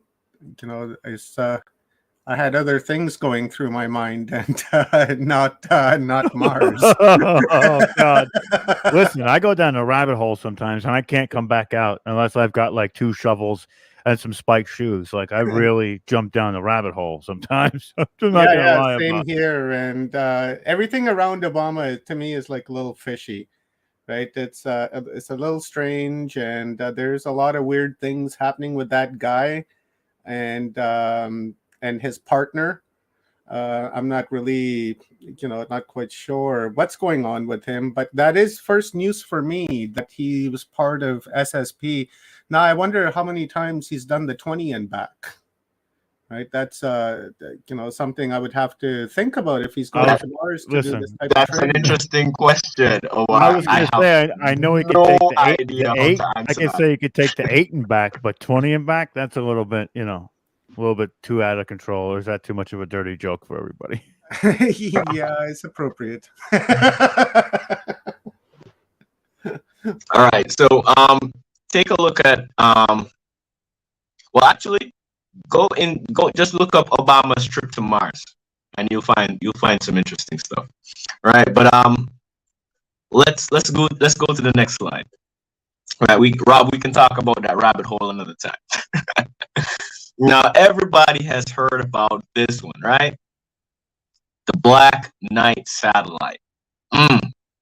Some say this is over 13,000 years old.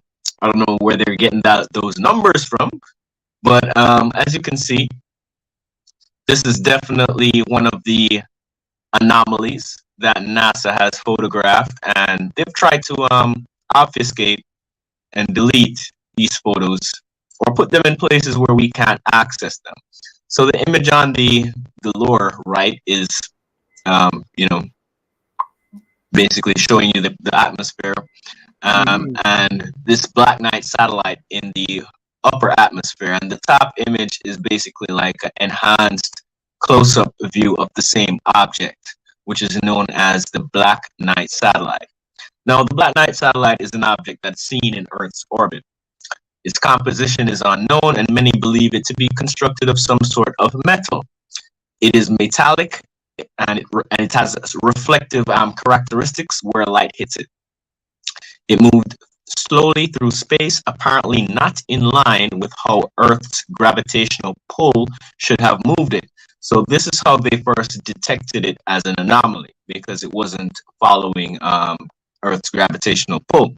So the first known sighting was in 1954, but photographic proof was not provided until 1998. Now, some accounts of the Black Knight satellite claim it has been orbiting Earth for over a century, but there is absolutely nothing to substantiate that. Allegedly, after this proof was shared with the world, the object disappeared from orbit and has not been seen since.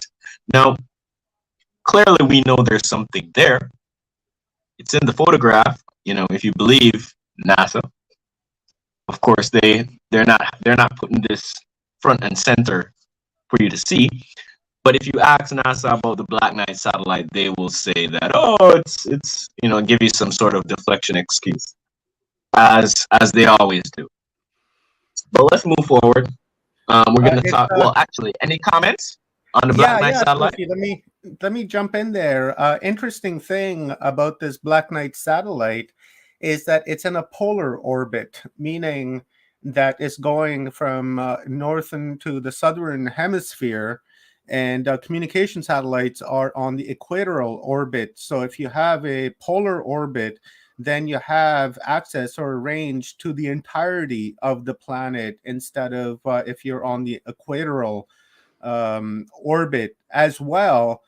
Cliff Dunning from Earth Ancients recently, or a couple of years ago now, wrote a wonderful book on Black Knight satellite, which I think you might find of interest. And anybody out there who has an interest in this Black Knight satellite, like myself, that is a wonderful reference to go and check out. Cliff Dunning from Earth Ancients.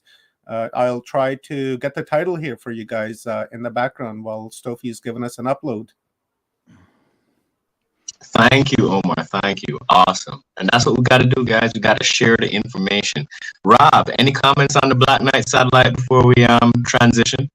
No, I mean, I'm intrigued to learn more about it myself. I'm not versed on the Black Knight satellite too much. It's one hole I haven't dove down head first, but yeah, we've talked about it a couple of times, but not in great detail. But no, yeah, it's like Omar said, that polar orbit is way different than that equatorial orbit, and that's going to really give them access to anything that they want on this planet. They have full access to it at that point.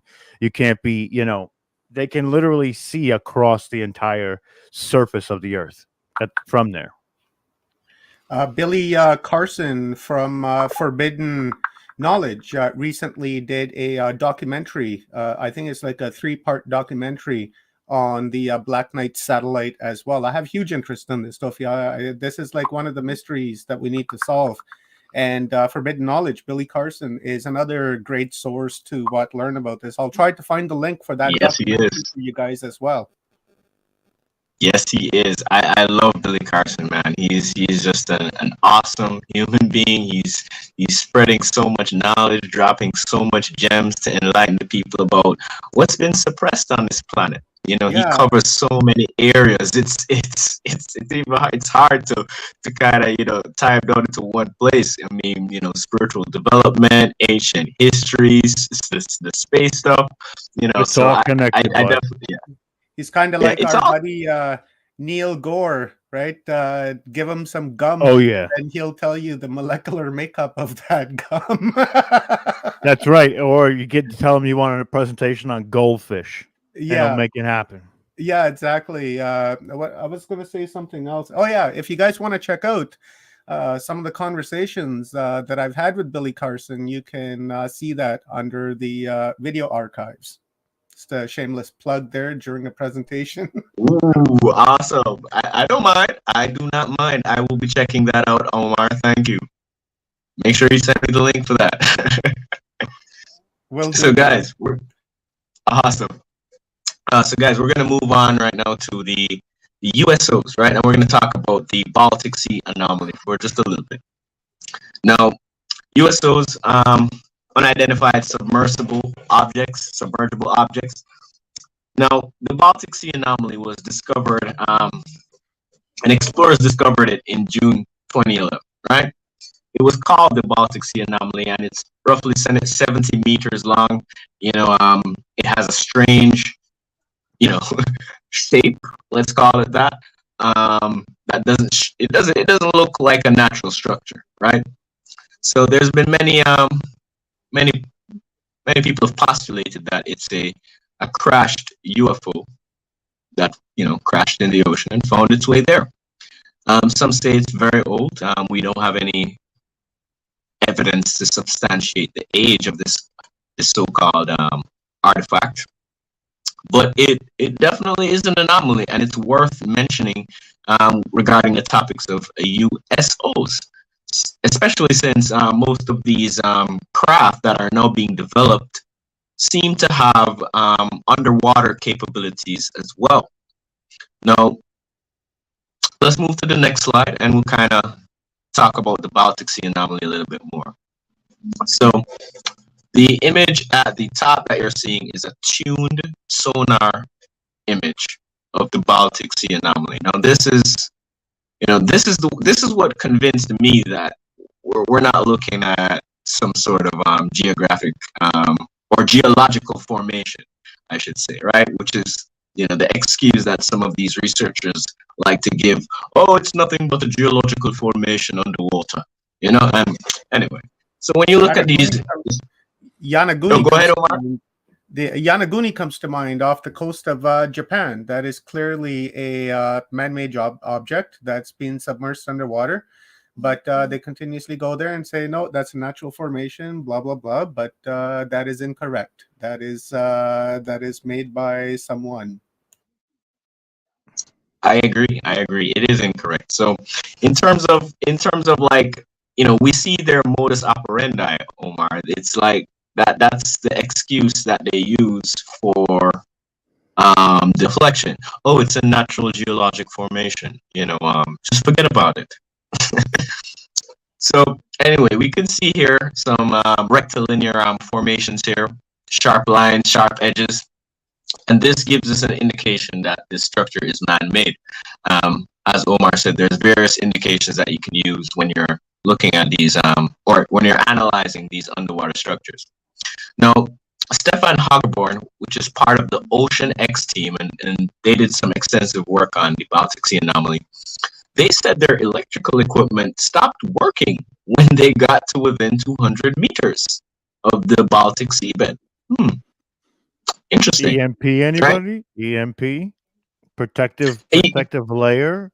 Protective layer? Yeah, like, well, think about it. If the object is giving off some sort of electromagnetic disturbance, right, that is affecting your electronics, then even more reason to believe that it's not a natural geologic formation, although there are some natural areas on the earth that do have similar types of phenomena there, but albeit for a different purpose, or I should say a different reason.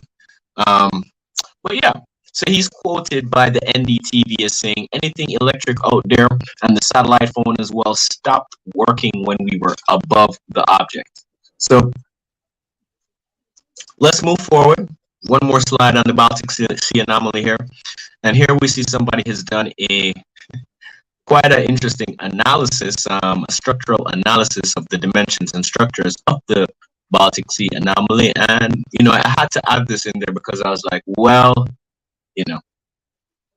see for yourself, So I definitely think that it's, like a Millennium Falcon type spacecraft that we're looking on here. I was going to say the same thing. Just like Chewbacca should be driving that thing. Like, that's exactly what that looks like. That's what I was just thinking too. Or it's the front saucer of the Stargazer from Star Trek. Well, guys, it's like Star Wars, Star Trek, all that stuff is kind of real. But let's move forward. So the Baltic Sea anomaly. Let's go to the UAPs now, right? So what are UAPs? Unidentified aerial phenomenon. This is the new classification that they're giving it. So as stated by the Office of the Director of National Intelligence, the ODNI, in 2021, unidentified aerial phenomena, or are airborne objects that are not immediately identifiable. The acronym UAP represents the broadest category of airborne objects reviewed for analysis. Now, quick comment here. This is the new classification that they're putting UFOs under.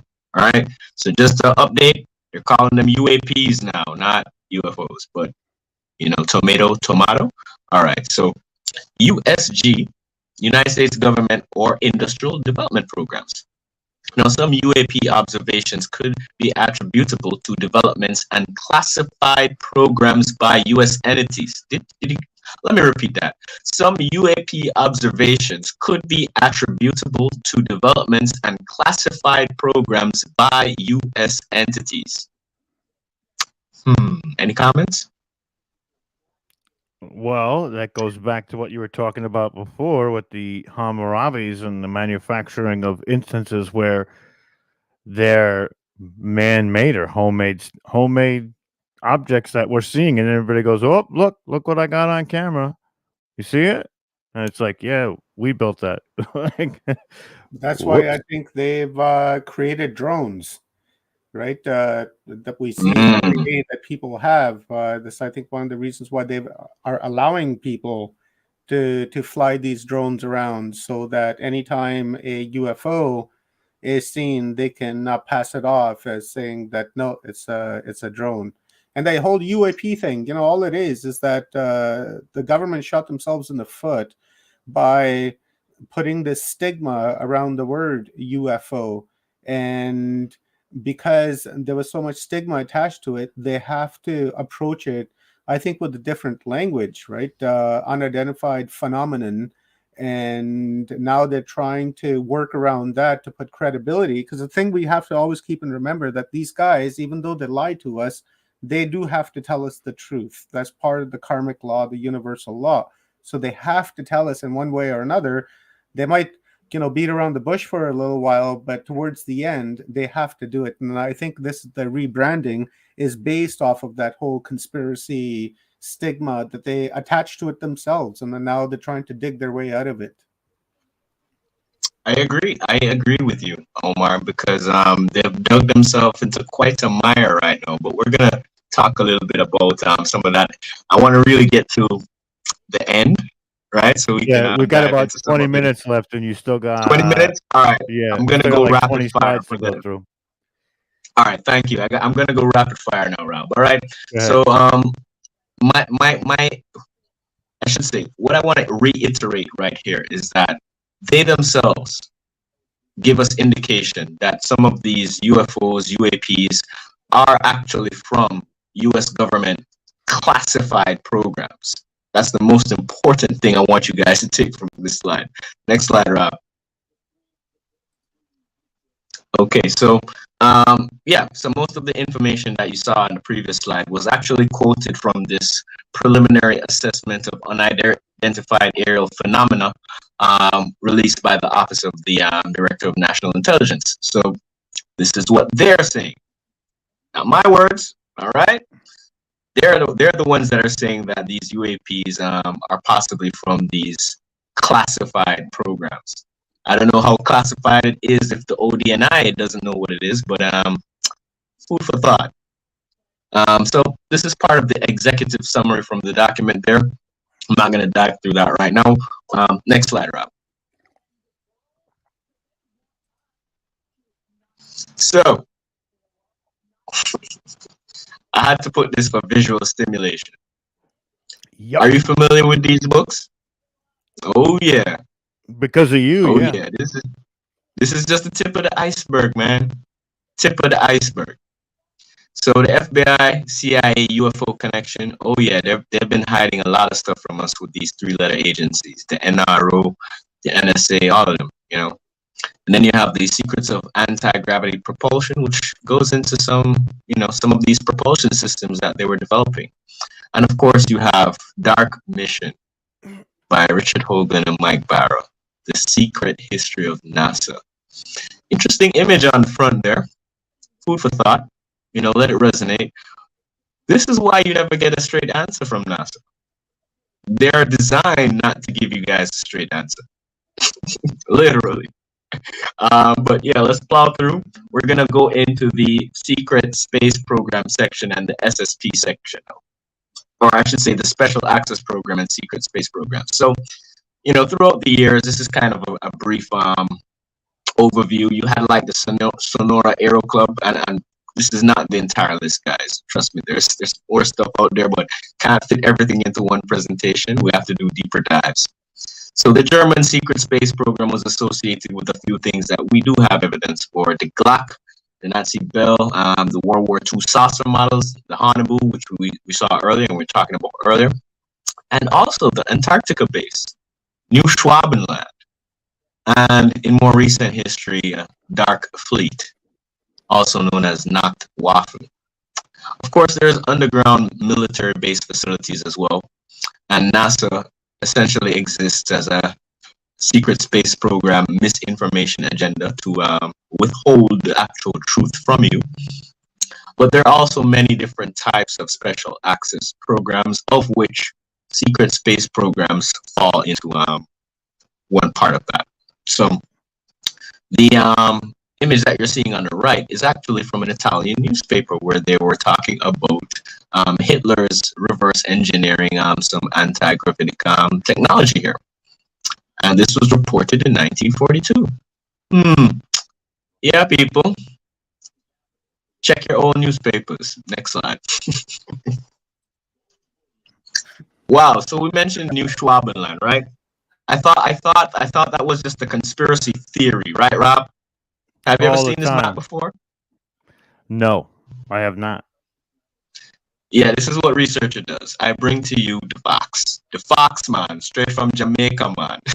Yeah, but seriously though, what you're looking on right now is an expedition map of New Schwabenland, the Germans' expedition to the Antarctic region. Now, consider this evidence. That's all I'm gonna say. This is a map, right? Maps are made for a reason. Cartographers don't play games when they're making maps. They make maps for specific reasons and for specific purposes. This actually shows one of their main routes in the expedition. So log that in your memory bank. And yeah, so the German space faction, after World War II, they went to Antarctica, where they established a breakaway civilization with off-planet technology, right? A secret base underwater beneath the ice shelf. Some say it's accessible by submarines only, which would actually make sense, since we know that some of the Hanabu models that they have were able to actually go underwater. I'm pretty sure Admiral Byrd. Yeah, Admiral Byrd had an interesting encounter with some of them, right? We all know about that story. I know Rob knows about it, but we'll dive into that a little bit later. So the Navy sends a force to investigate the so-called German base, right? Called Operation High Jump. Next slide. Now, in February of 1947, you got Admiral Richard T. Byrd, right? He was in charge of this procedure. And of course, they went to the Antarctic region. Now, clearly, there was some thoughts that the secret underground Nazi establishments in Antarctica, there was much evidence that there was something there. So the Navy sent a force to investigate, and Admiral Byrd was heading up the force. Unfortunately, he came across some of these German Vril flying discs, and some of these Hanabu models, which actually emerged from the ocean and obliterated most of his fleet. So the story goes. But we can dive a little bit more into that. And the top picture on the right is image of Antarctica with some known German base locations. And you can see the image right there beside Admiral Byrd's face. That is another Hanabu model taken from Operation High Jump, so they say. So next slide. Let's plow through this, because I got a few things that I want to talk about now. Operation High Jump. Clearly, you can see the ship there. This is part of the expedition, and they might say it didn't exist. There was no Operation High Jump, but clearly you can see the insignias. All right, the Navy South Pole expedition. So we know who was in charge of this particular expedition, right? Now, 1946 to 1947, this Navy operation was run by Admiral T. Byrd, right? He was, and then you had many commanding officers. So what they wanted to do was to establish an Antarctic research base called Little America. Well, that might be part of the cover story. You never know. So let's continue. Next slide. Hollow Earth. No, can't mention Admiral Byrd without mentioning Hollow Earth. Now, Admiral Byrd had some journals where he indicated that he actually entered into the hollow interior of the Earth, traveled several miles over mountains, lakes, and waterways, and, similar animal life existed there. Now, when people talk about Admiral Byrd, he's mentioned as a very, honest, upstanding man. So we have to take that into consideration when we're reading his journal. Next slide. So this one here now shows a more detailed picture, schematic of Hollow Earth as depicted by Admiral T. Byrd. Now, Inner Earth, also known as Hollow Earth, Agartha. Interesting. So I'll read this little part here.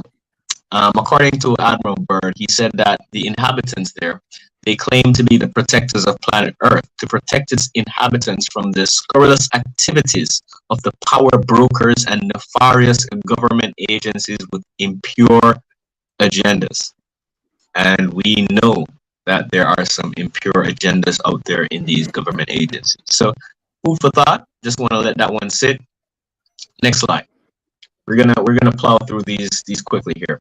Special access programs. So what are special access programs? Well, the Center for Center for Development of Security Excellence, which is an entity that provides security education, training, and certification for the Department of Defense and Industry, defines special access projects as being necessary for a specific class of classified information, requiring a higher level of protection and restricted access than for those normally required for information at the same classification level. Makes sense? Next slide. Let's dive into that. Now, special access programs means you are allowed to access certain information that is restricted even to secret and top secret clearance levels. Say what? So when people are trying to tell you that there is no clearance levels above top secret, right? Clearly, there are clearance levels above top secret. Clearly, right? They're just not official. These unofficial clearance levels. So, food for thought. When you're dealing with special access programs, the nature, the type of people you interact with, the need to know basis becomes essential, right? And a lot of people will say, oh, there's no levels above top secret, but trust me, there most definitely is, even if there isn't an official name for it. So let's move forward. Next slide. So we're going to dive through these secret space programs. We're going to talk about some of the various factions here: Lunar Operations Command, the Naval Network and Space Ops Command, Air Force Space Command, Kruger, Mercenary Corps, Monarch Solutions, the Interplanetary, the Corporate Conglomerate, also known as the ICC, and the Dark Fleet. Next slide. Now, you have many different factions within the secret space programs, right? The ICC, you have the Mars Colony Corporation, and from there you have the Earth Defense Force and a subgroup called the Mars Defense Force. You also have the Global Galactic League of Nations, and you have the Draconian Federal Alliance, the SSP Alliance, and of course the SSP Alliance comprises of defectors from various factions from the ICC, the Dark Fleet, and other rogue special access programs. And also you have the Earth Alliance as well, which is another group that is working for benevolent purposes. Next slide. So SSP technology, so this is what we're dealing with. This is what they have, this is some of the capabilities that they have, right? Neural interface, right?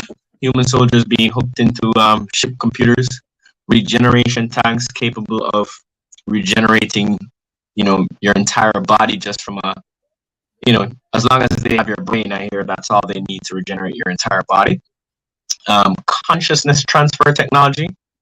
Yeah, very scary stuff there when you're talking about that. Memory wiping technology. Well, various SSP whistleblowers have talked about their memories being compartmentalized and being activated. So we know of this technology as well. Of course, there's also teleportation rooms and quantum technology, and that's where you get these space wormhole portals that they're developing, and even a quantum time leap program that the ICC was involved in, i.e. time travel. So this is the sort of stuff that we're dealing with. It's a crazy world out there, guys. So next slide.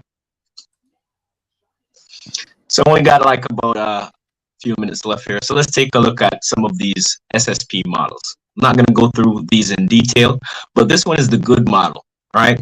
By Corey Good. And it shows some of the groups here and their connections between each other.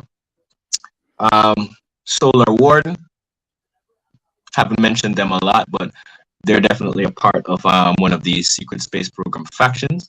And Gary McKinnon found I think it was sometime in the 1990s, where he found a list of off-world officers, possibly a part of that particular group. But next slide. Let's take a look at the Wolf model. Now, the Wolf model is a bit different from the Good model. And, these are just models put together of these various secret space programs that exist based on the knowledge that they have. Now, this model here talks about the Alliance and the Corporate Federation of Worlds and the United Races of Orion.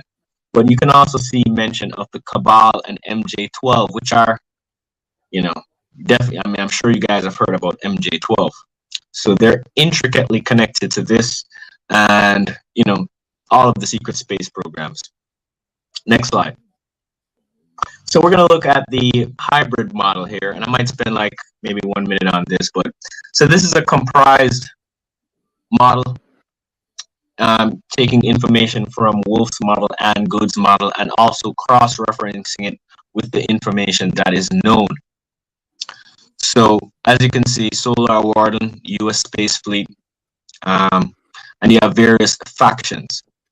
And of course, you can see that certain treaties were being made, and you have the secret governments, including the NASA is involved, the NRO is involved, the NSC is involved, and DIA is involved. So lots of different factions working together to shield and compartmentalize information from you.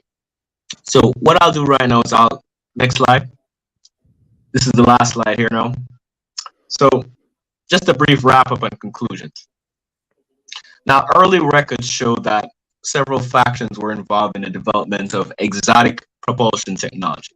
Sonora Air Club, the Virile Society, the Order of the Black Sun, etc. Now, by the end of World War II, there was a breakaway civilization that established a base in Antarctica. This is fact. NASA is the white space program, which is acknowledged. That's what they want you to know, right?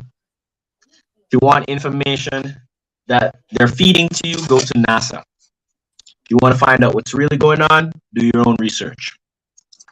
The SSP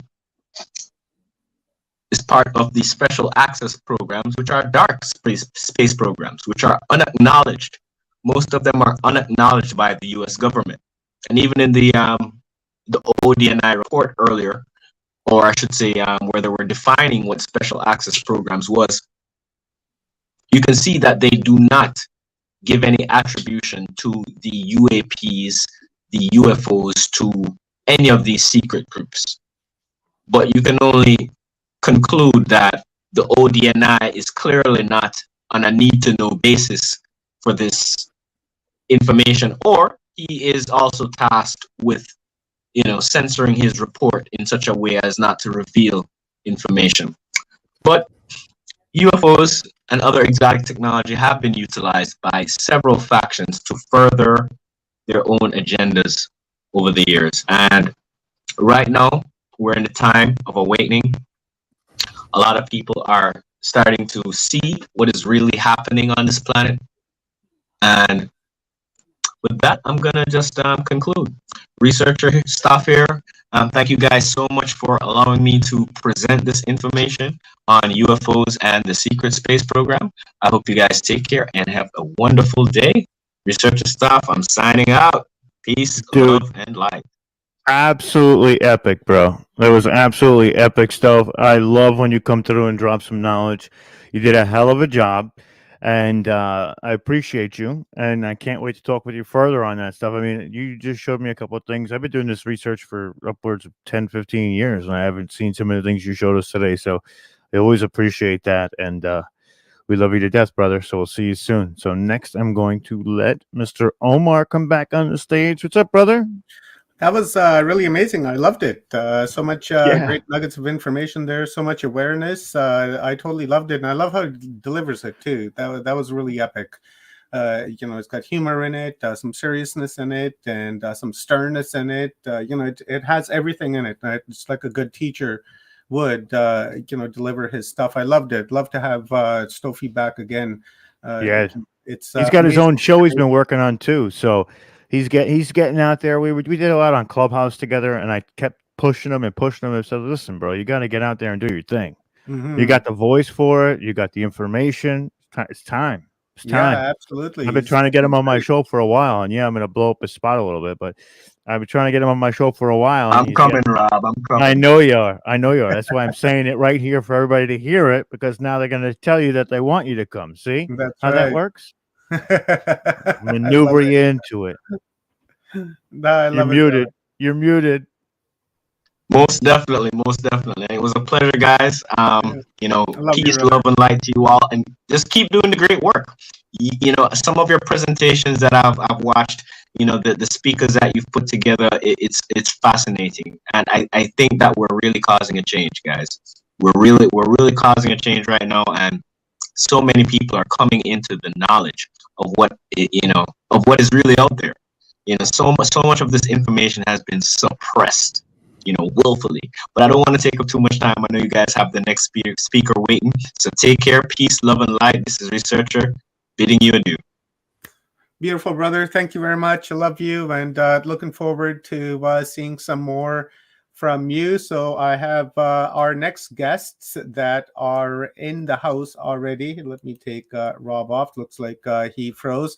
These are some of my favorite people. These are the most beautiful couple I've ever seen. I love their energy. I love their knowledge. I just simply love them. They're amazing. We talk often, or not often enough, I should say, but we do keep in contact, and we work together. And I just totally love these guys, and I know that you know them. I know that, but I'm going to keep that as a surprise here until like 1 second from now. So guess who my next guests are? They are Dr. Sasha Alex Lesson and his beautiful, beautiful wife, Janet Kira Lesson. So Sasha Alex Lesson, Dr. PhD from UCLA, is in anthropology, and his MA in counseling psychology from the University of Humanistic Studies. He is a Groff certified holotropic breathworker, tantra master, certified hypnotist, Vinny yoga instructor, Jungian past life therapist, and an avid student of Doctors Hall and Sidra Stone. It's a long one, but I'm not going to keep going. And then some about my favorite person, Janet Kira Lesson, is an author, radio talk show host, television personality, educator, experiencer, contactee, researcher, conference presenter, conference organizer, workshop leader, hypnotherapist, and counselor, a content creator, and just totally, totally amazing teachers these people are. And I totally love these guys. They're just amazing. I can't say enough about them. I've done several shows with them, and you guys have to check that out. It's in the video archives of Watchers Talk. The last one that they did was on LSD. Imagine that. And I learned a lot. And in my younger days, I took a lot of that too. So it was a good experience, and a lot of great education there. So Dr. Lesson, Janet, thank you very much for being here at Humanity Unplugged. I totally appreciate you guys coming here and giving us an upload. Hi, yeah, thank you. Welcome for having us. Sasha, you're on mute. I think you're muted. Dr. Lesson, you're on mute. Down at the bottom. Aloha. Hey, There thanks for you having are. us again. I just love the little film that you made out of our last show. And it's just, what great production. I love it. And thank you so much. Thank you. You're very welcome, Doctor. This is, I respect you guys, and I follow your work. And then when you come and do a presentation on Watchers Talk, I want to make sure that the production value of it is quality, because your work is quality. So if I went and messed things up, then it wouldn't look good on me, and it wouldn't look on you, and it wouldn't look good on the topic that you're talking about. So it's respect, right? And because you had respect for me, came onto my show and gave us just this beautiful upload, and then for me to turn around and do something soulish just wouldn't be cool. Yeah, I think both of us are motivated to communicate knowledge that can benefit humanity, and that's how we are brothers. That's right. Your father, more likely, and I appreciate that. Janet's more like a mother, and I appreciate that, the love that you guys have for each other and for us. I just totally appreciate it. So with that being said, I don't want to steal too much time. We appreciate you too. Thank you. Thank you, beautiful. I'm going to throw your guys's presentation up here onto the screen, and just say next, and then I will go to the next slide. Okay, I think what I'll do is I'm going to rap about each one rapidly, and as all wise people know, in existentialism, interruptions take precedence over what seems to be ongoing. So I leave for Janet the right and the privilege of interrupting any time when her higher sense says to. That being said, we're going to talk about the.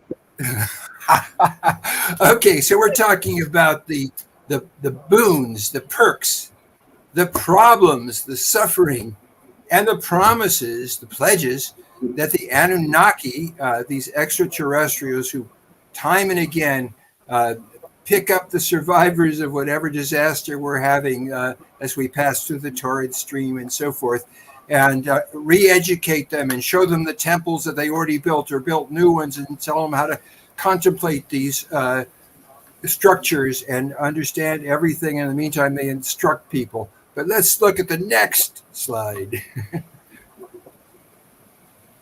Next. Okay, so what we're going to look at is, as I say, what did they give us? What did they curse us with? And what do they want? How can they help us do better? They say they're going to, we'll see. Next. When they come down, they're usually way bigger than us or than the people that survived the last catastrophe. Here's Shamash, the commander of space operations. He was a full-on, Shamash actually was a grandchild who was born on Earth, so he wasn't nearly as tall as the original guys. But there's some ordinary people being brought before Shamash, and there's another Anunnaki woman. It looks like very much like Inanna, clapping hands. We're just trying to show you they're different size. They were big people. There's giant skeletons all over the world, every continent, every island, and under the seas too. Next. And we know about him because of our teacher, Zechariah Sitchin. He basically got hold of the book that Enki, the chief scientist of the Anunnaki, had dictated to his scribe in Dubskar. He brought it all together, these clay tablets that at the end of each one, it said the next one's first sentence is, and the end of that one, it says the next, and it had a sequence. So this was called the Lost Book of Enki, and he basically said, these guys said, they don't say everything, so that's what we got to remember.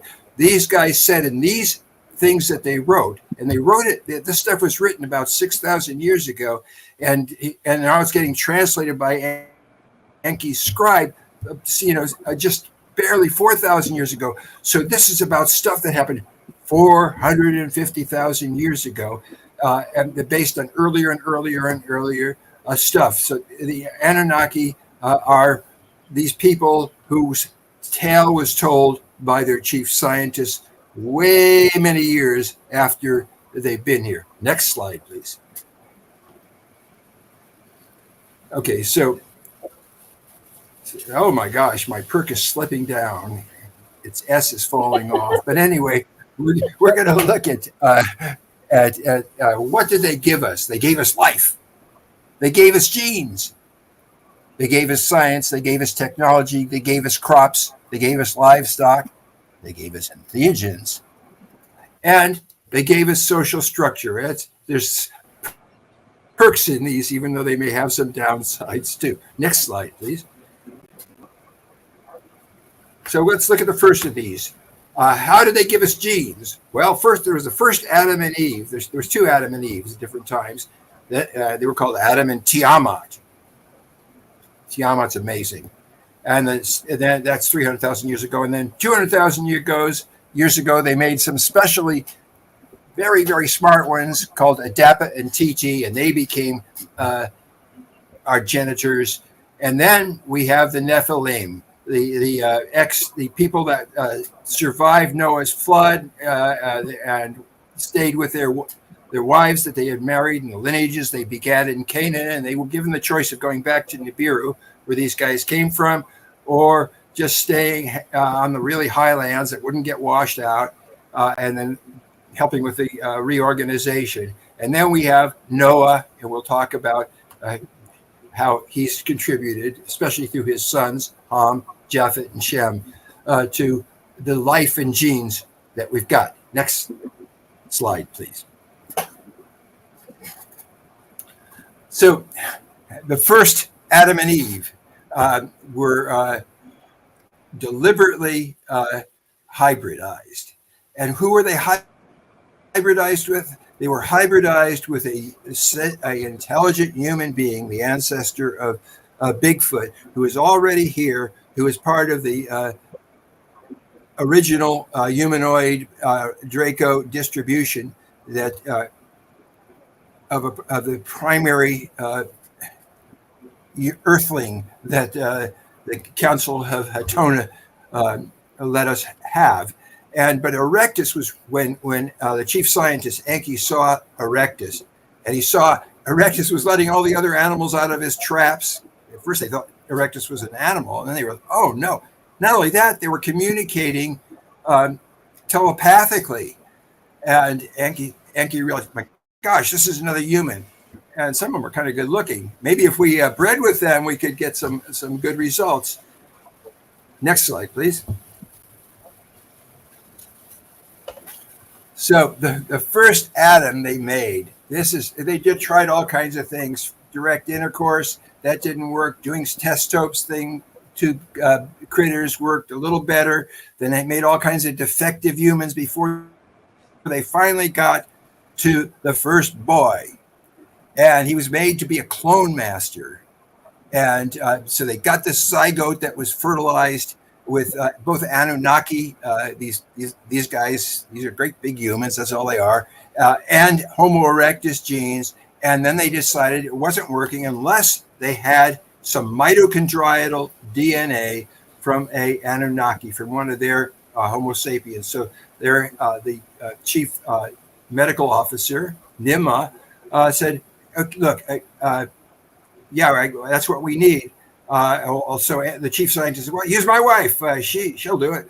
And Nima said, no way. It's my experiment. I'll take the risk. We don't know how long this thing's going to gestate or whether it's going to kill me and so forth.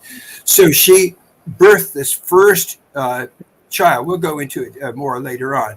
But the interesting thing about this child was the child was brown, like the red-brown, like the clay of Africa. He was just like the Anunnaki boys, except for one bit of skin. He had a foreskin, and the Anunnaki didn't. So that's one of the distinctions of our race versus the others. But so there it is. The first boy, this is supposed to be the clone master, was this brown boy. Boy, were they happy to get him. Next slide, please. There's a close-up of this. Of course, this is a perk. This is a miracle. This is a being. This is the beginning of us. Next slide, please. They decided these guys were they had a lot of them to give them women so that they would enjoy themselves too, and so they created a female. Again, she was supposed to be a clone mistress, clone master, that they were going to give to the clone man, and so again, Enki was volunteering his wife, and this time she took it. Okay, I'll take this one. I saw nothing happen to Nima. I'll do it too. And so they put this second child in Enki's wife. Her name was Damkina, and she has blonde, red hair, like so many of the Anunnaki in her genome.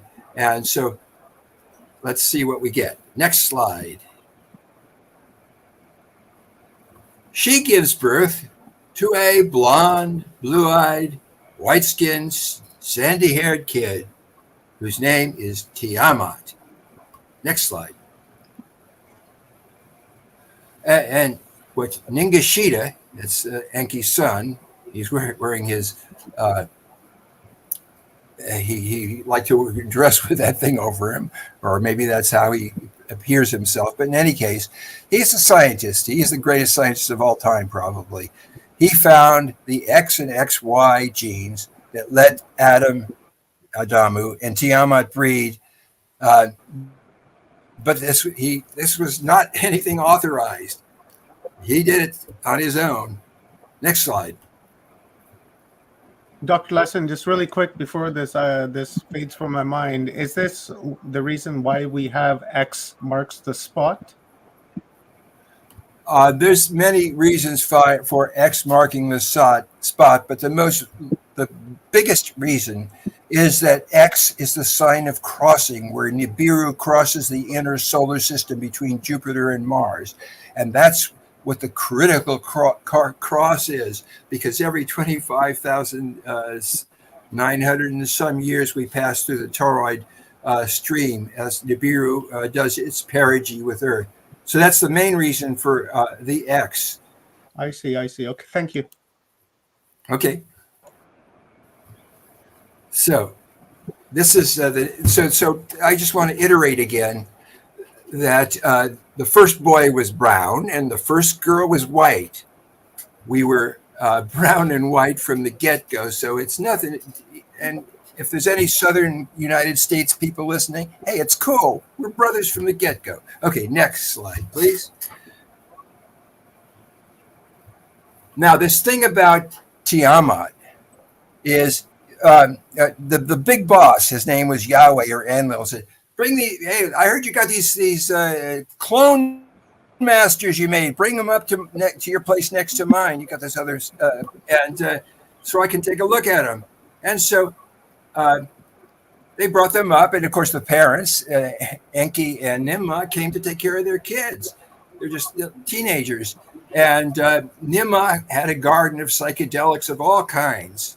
That's what she brought over from Nibiru, and Tiamat took one of her fruits. It's probably some form of dimethyltryptamine, and then she had sex with Adam, and she had a Kundalini experiment. She became enlightened. She was really smart, and she had the smartest adults in her whole society educating her anyway. The snake there is a representation of Enki, the way he's come down in the Bible. But anyway, let's go to the next slide, please. When the boss came over to see these kids, that's Yahweh and Enlil, he little Tiamat, the first Eve, comes up to him and says, "Hi, Uncle, look what I've done. I'm working out the geometry and she was doing this thing on a table, and look what I made, these clothes," and she's just chatting, just like a smart little Nibiran girl, a royal, just like a princess. She was a princess. And well, the boss, Enlil, called for his son, who's got all the weapons, and said, "Put cuffs on him and put him in a stasis. I want him tried for treason. He was only allowed to make just clones, that's all. And he made this creature smart. That's really stupid." Anyway, so that next slide, please. And they'll say, "Well, you're supposed to be slaves, huh? You said you wanted them." Enki had organized a revolt of the miners who had come down from Nibiru to help get gold to send back to Nibiru, so that he could say, "I got to make slaves," and that was his whole excuse for making this whole experiment of creating slaves. That's what the clones were all about. So Yahweh and Enlil said, "Well, okay, you say you want slaves? Well, take them down to your place in Zimbabwe and make slaves. Leave me alone. Get these things out of here." Next slide, please. Well, Enki said, we've created these beautiful children and we educated them. I'm not going to let this die. And someday humans are going to evolve past the commander. God, he's awful. I'm going to take the smartest of these and teach them. He calls me a snake. We'll call it the Brotherhood of the Snake. And I'm going to teach selected humans how the science, teach them we are not gods, teach them how mechanics work, how math works, and all those things like that, and teach them to teach others in the secret society. But we can't let the boss, Enlil Yahweh, know it. Next slide, please. And there's a representation of the snake and the society of the snake. Next slide, please. So they worked out pretty well. They dug the gold, they smelted it, they sent it up the Persian Gulf to Sumer, where it was refined to bars, and then it was rocketed to the Igigi, this astronaut core, Nephilim, rocketed to Mars base, and from there it was shipped up to Nibiru, their home planet. Next slide, please.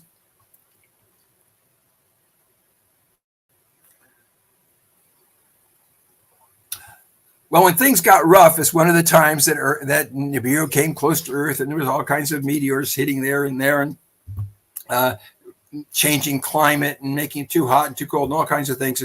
The people in Africa who had descended from the first Adam and Eve said, heck with this stupid yellow stuff. We know how to grow food. We grow for ourselves. Let's get out of here. And so they went off in the bush. And so the commander thought that, gee, they're really bad slaves. They thought, wow, we're really smart. We got out of here. We're not slaves anymore. Anyway, next slide.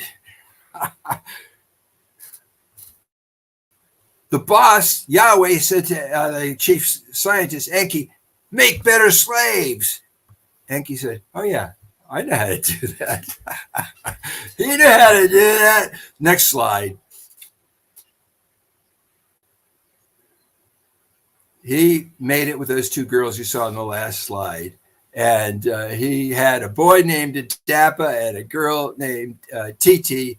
And Adapa, he put all his energy into educating Adapa. Adapa was probably the smartest human we've ever had. He taught him how to run all the farms, the herds, the estates, how to organize his descendants, and also who are the elite, and also the descendants of the earlier slaves. So Adapa's descendants are called Adapites. The ones that they had, and they came about 200,000 years ago, the earlier ones were called the Adamites. The reality that we now know about human beings is every human being is got his own song to sing and his own life to lead and his own light to shine. And it doesn't matter. It really doesn't matter who your ancestors are, in my humble, I guess so, opinion. Go, next slide. Now, we get kids, and this is very interesting because Enki has different values than the Me Too guys because he got it on with one of these women again, and Cain was his direct descendant, whereas Abel, the other of the two twins that came out of the Adapites, is only 1/4. So Cain was the one that bore this pure seed. These people are so obsessed, as are so many people to this day, on who their ancestors were. But let's go to the next slide. Okay, the next big incursion of genes that we got were from the Nephilim. That is, they were known as the Igigi. They were led by Shamgaz, who were pals with Enki's son Marduk, and they arranged for what looked like a abduction, but it wasn't an abduction. I now know it was really, and also, and C's, there should be I before E. We'll correct it next time. But in any case, they ran off with the prettiest girls who came to serve them at Marduk's wedding after Marduk and his wife, Sarpanit, went off to Egypt. And so the Nephilim and 200 of these women took over Canaan. They actually took over the landing port. They aimed artillery at the boss, at Yahweh, and said, "Leave us alone. We are not going to back. We were not going to back down."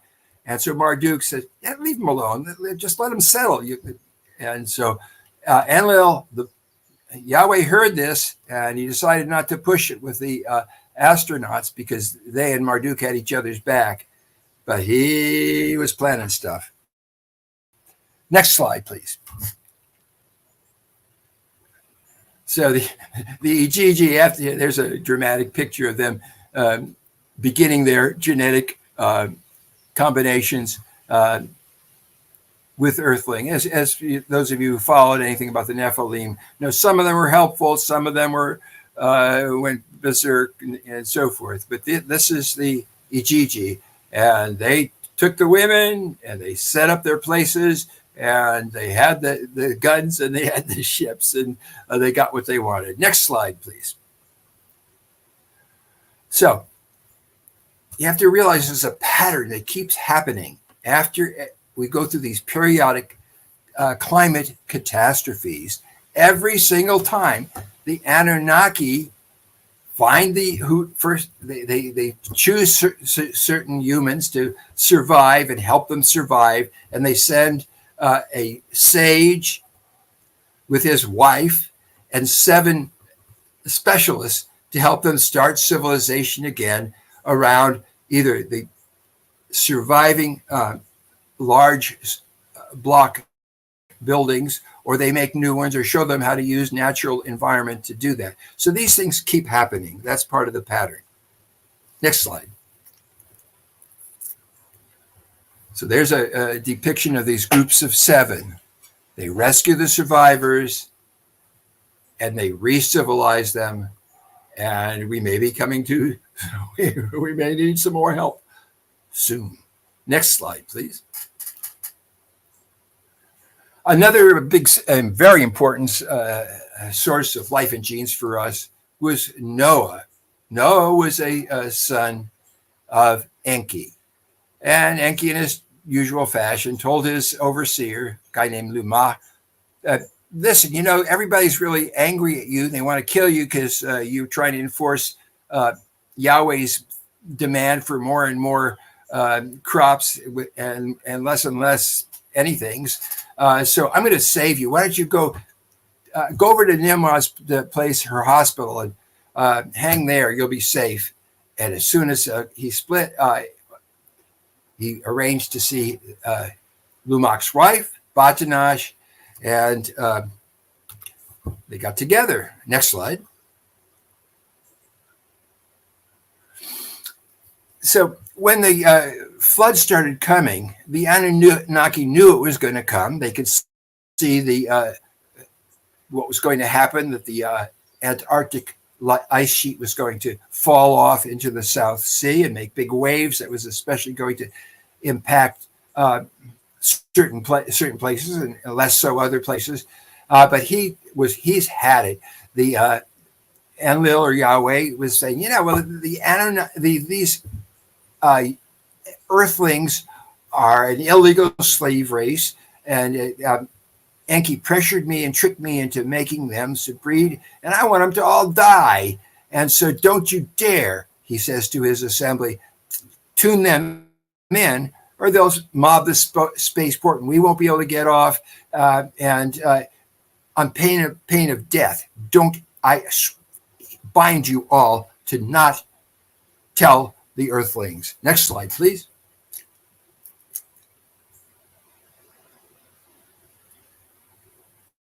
I'm ready for the next slide. It's up, Dr. Listen. It is? It's up. Oh, yeah, I'm so sorry. Okay. So they sent the message to Nibiru. Oh, boy. And Nibiru sent back the thing saying, get the hell out of there. I want you to get all the gold that you've gathered and tell the people that the Igigi and others that want to stay on Earth, they can stay on Earth. Go to the highlands, save yourself, because here's the flood. We'll tell you exactly where it's going to come.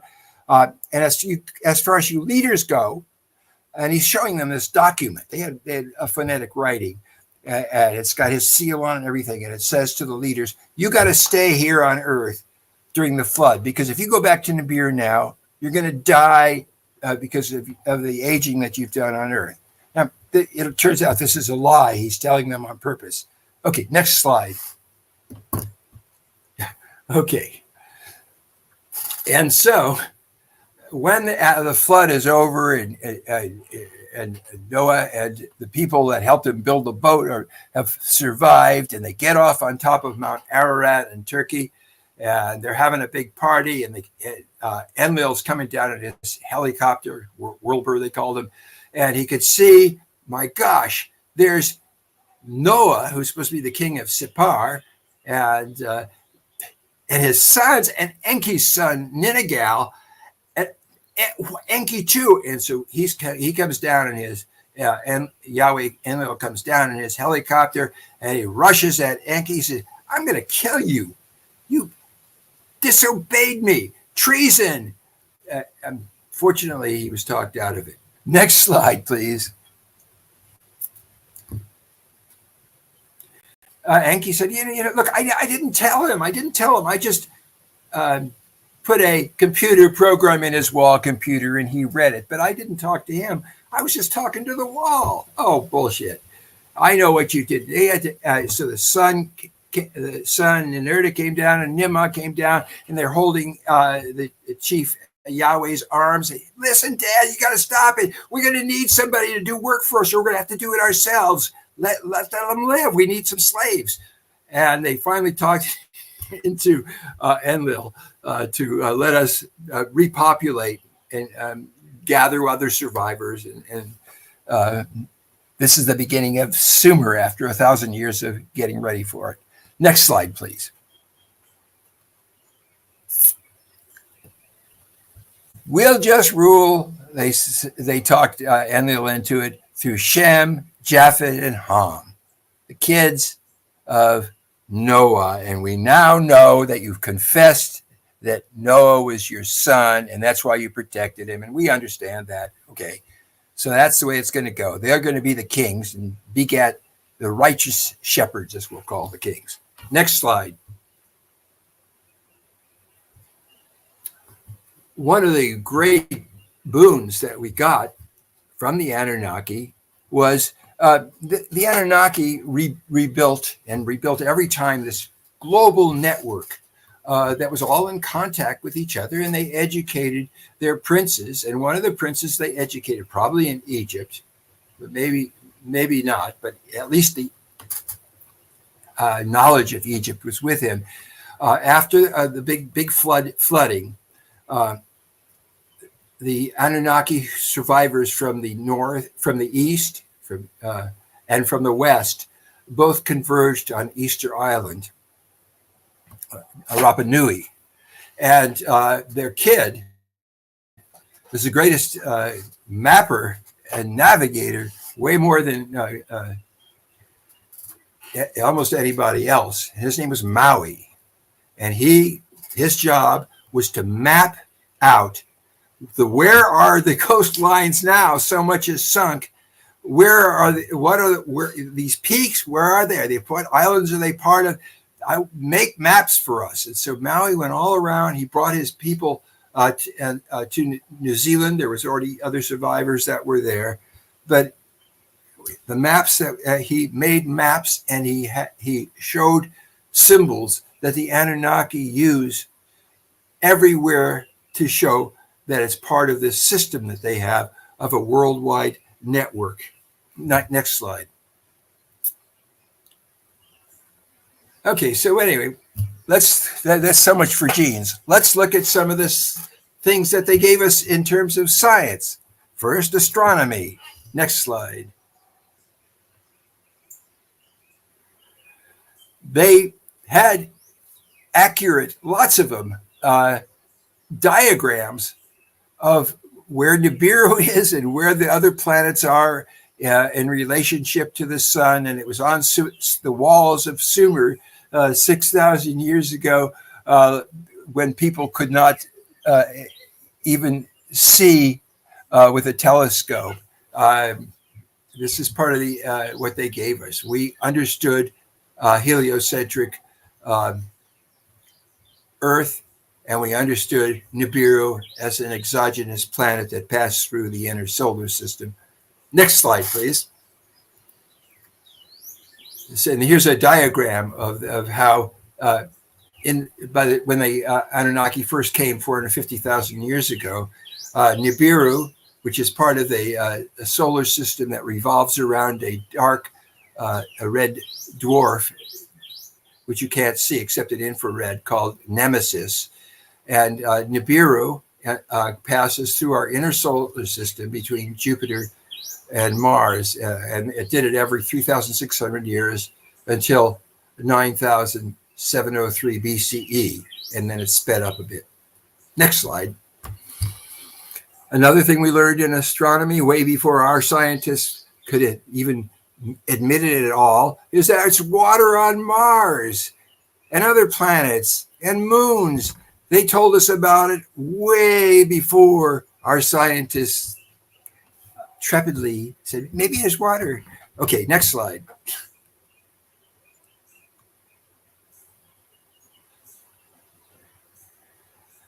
They also, because they had this perspective of hundreds of thousands of years, they told us different things about the map. They said there's 4 rivers that come out into the Persian Gulf.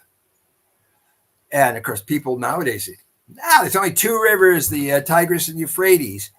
Not so.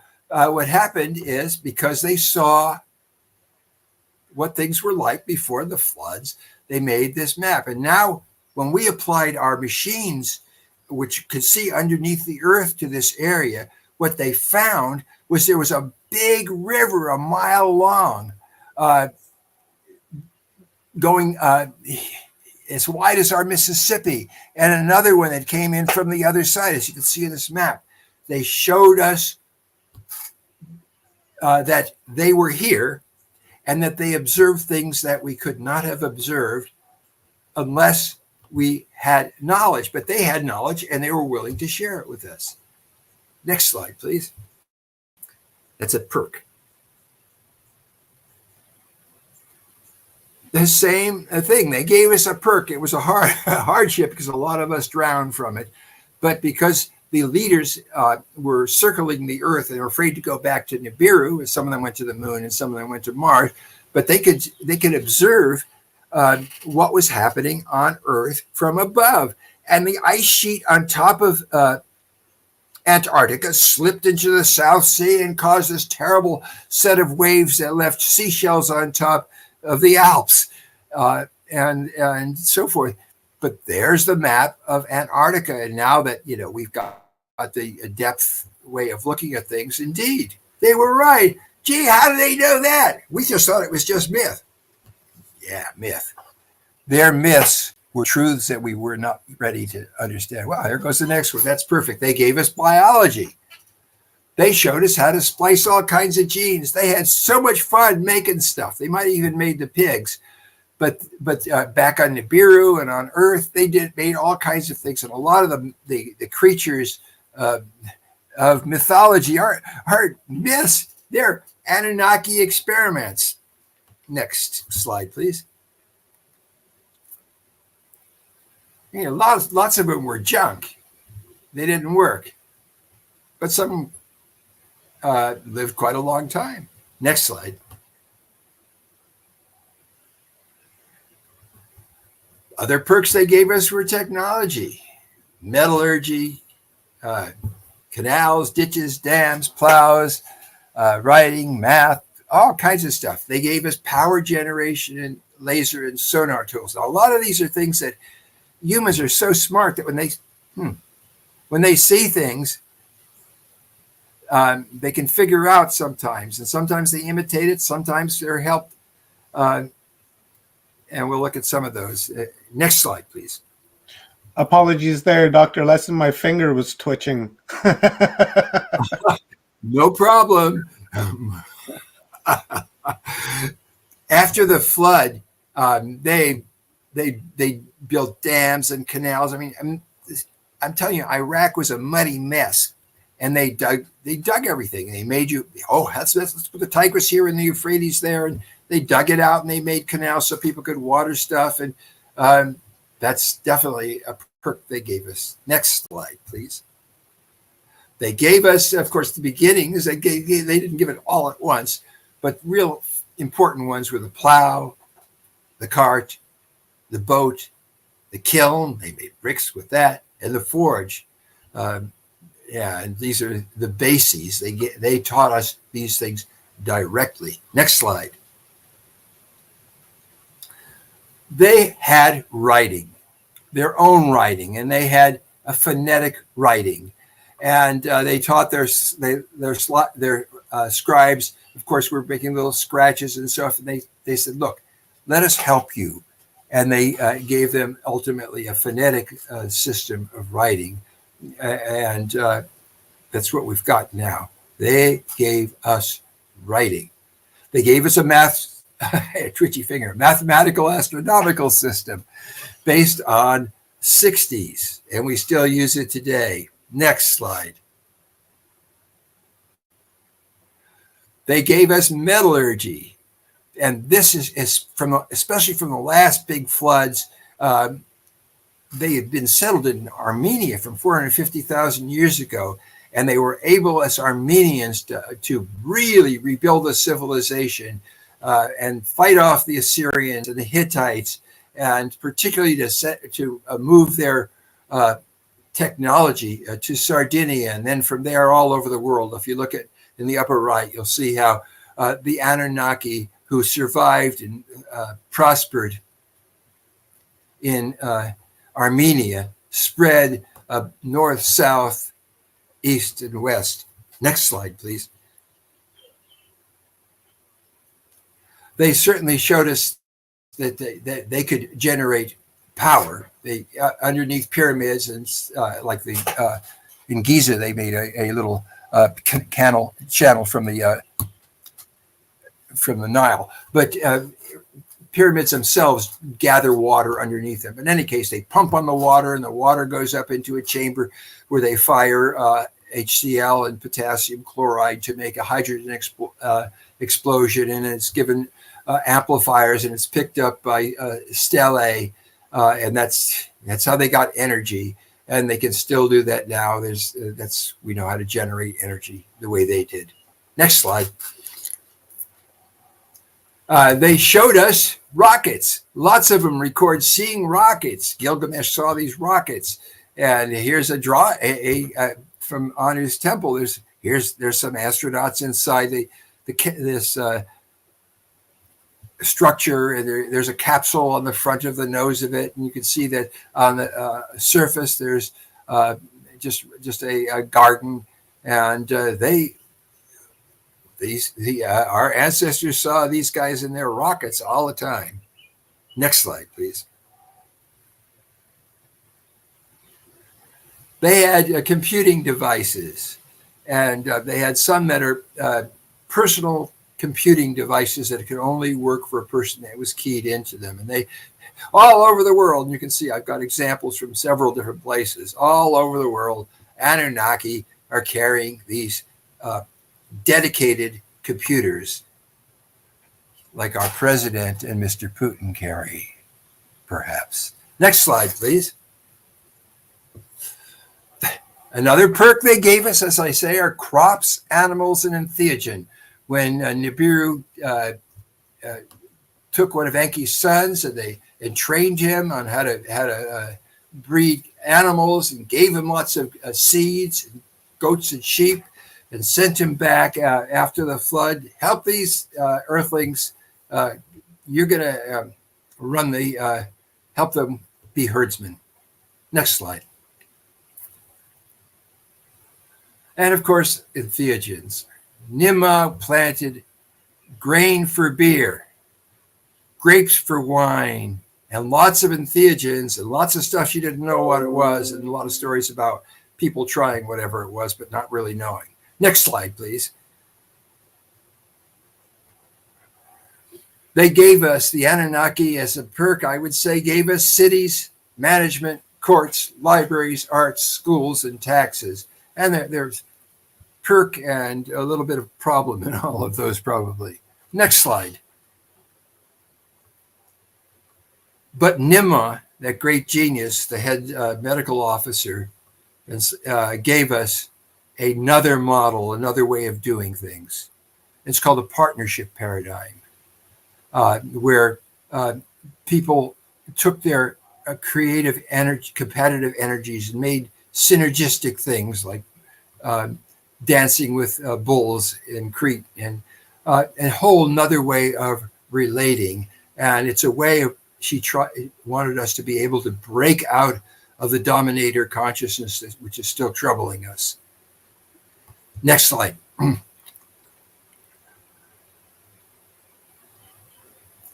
Unfortunately, she was overthrown, particularly in Crete, where her civilization reached its highest level, by a Minoan hostage or guest who allied with the other slaves. And when the flood that caused Noah, Moses' flood, from also flooded the island of Crete and sunk the Minoan fleet, the head hostage, Theseus, and their head priestess rebelled. Of course, he just dropped her off on the Isle of Lesbos and sailed on back to conquer the rest of Greece. But in any case, Camelot existed. Okay, next slide.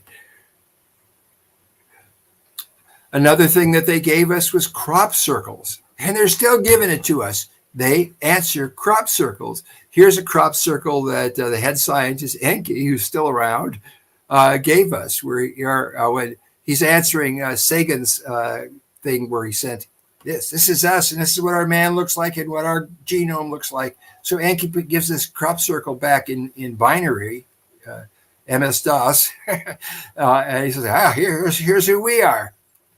So crop circles have been given us a long time. They used to make crop circles out of in space with ice. But next slide. Okay, they gave us some junk things too. I call them problems: shortened lives, dominator attitude, murder, war, greed, religions that enslave nations, and ideologies that slave you, and lots of slavery in the home, in the army, in human sacrifices even. And of course, there's debt slavery. That's what they did. And the idea is to keep us pitted against each other so we don't overthrow them. Next slide, please. At one point, Adapa, Enki's son, figured out how to make his own airplane, all kinds of things. And the king of Nibiru, Anu at the time, said, hey, send me this Adapa, this prodigal. I want to talk to him. And so Enki, Lucifer is what your Bible calls him, sent his sons, not just Adapa, but Thoth and Ningishita and Dumuzi to Nibiru, and he gave Thoth Ningishita a tablet, and the tablet said, hey, I got to tell you, Dad, Enki said, Adapa is my son. Please don't keep him there. He's going to ask you for everlasting life because he knows we live a long time. But I need him. He runs everything for me. I'll be overwhelmed by stuff to do, and I've got really creative things to do. Let him come back. Please don't take my son from me. And so, okay, well, we're not going to give him life forever. We'll let him live a really long time, but not as long as us. Next slide, please. Well, the worst thing they did in a lot of ways is they give us this dominator mindset that still goes today. The ones that kill, people will kill to be the boss. Everybody's always competing with everybody. Men put down women, and winners rule losers. That's the dominant mindset from the time that the Yahweh and Marduk started controlling us right up to very recently. Next slide. Dominators mindset, they'll kill anybody. They'll kill their mother, brothers, sisters. They hire people, they're killers. Next slide. and boy, did they put down women. Marduk, when he got to control of everything around 2024 BCE, fired all the women that were running the education and started this period of brutality, really put down of women, child brides, women that are physically abused in every way and whose minds are abused too. Next slide, please.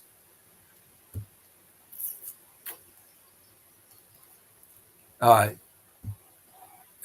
terrible example is Enlil, Yahweh, having Jezebel killed because she tried to bring tolerance to Israel. Next. And of course, these guys do war continually. War. Don't pit them against each other. Don't let them realize that we're running both sides. We are the Koch brothers or whoever. We are still having our problems with war. I think you probably noticed. Next slide. One of the worst parts of this war is that it turns nuclear. When Yahweh just knew that Marduk was about to take control, he decided, we got to do something about it. Nuke him. Next slide. They asked the king back in Nibiru, and Anu said, yeah, we got to stop Marduk, or he thinks he should be king of, because of that silly thing I signed with Alalo under pressure and things under pressure. But I'm really the king, and I know Marduk thinks he's king, and we got to stop him, or he's going to come back here with some of these unfortunately smart human beings and try to take over in Nibiru. Next slide, please. So the Anunnaki nuked Sodom and Gomorrah and Zoar and the spaceport and the Sinai. Next. They actually, the way they got Sodom and Gomorrah and Zoar is they actually, Nergal dropped bombs on the south end of the Salt Sea, which became the Dead Sea, but it washed those communities out. Next slide, please. However, that's the picture of what the flood must have looked like. Beware of the blob. Next slide, please. There's still a scar. Look at that picture of the Sinai, right in the middle where Ninurta obliterated the spaceport because they knew Marduk was just about to close in on it. However, this made a great big cloud when the two nukings of Canaan and Sinai came together. Next slide. And this radiation cloud from these two nukings blows all over Iraq and Kuwait. Marduk's place in Babylon was a little far north, so it didn't get them. And Enki's place in Eridu, he had fallout shelters. But all the rest of Sumer, all of Yahweh's people, all the humans died. And of course, the Anunnaki got in their boats and planes and submarines and got out of the way, except for one lady who stayed to help the humans die. Next slide, please.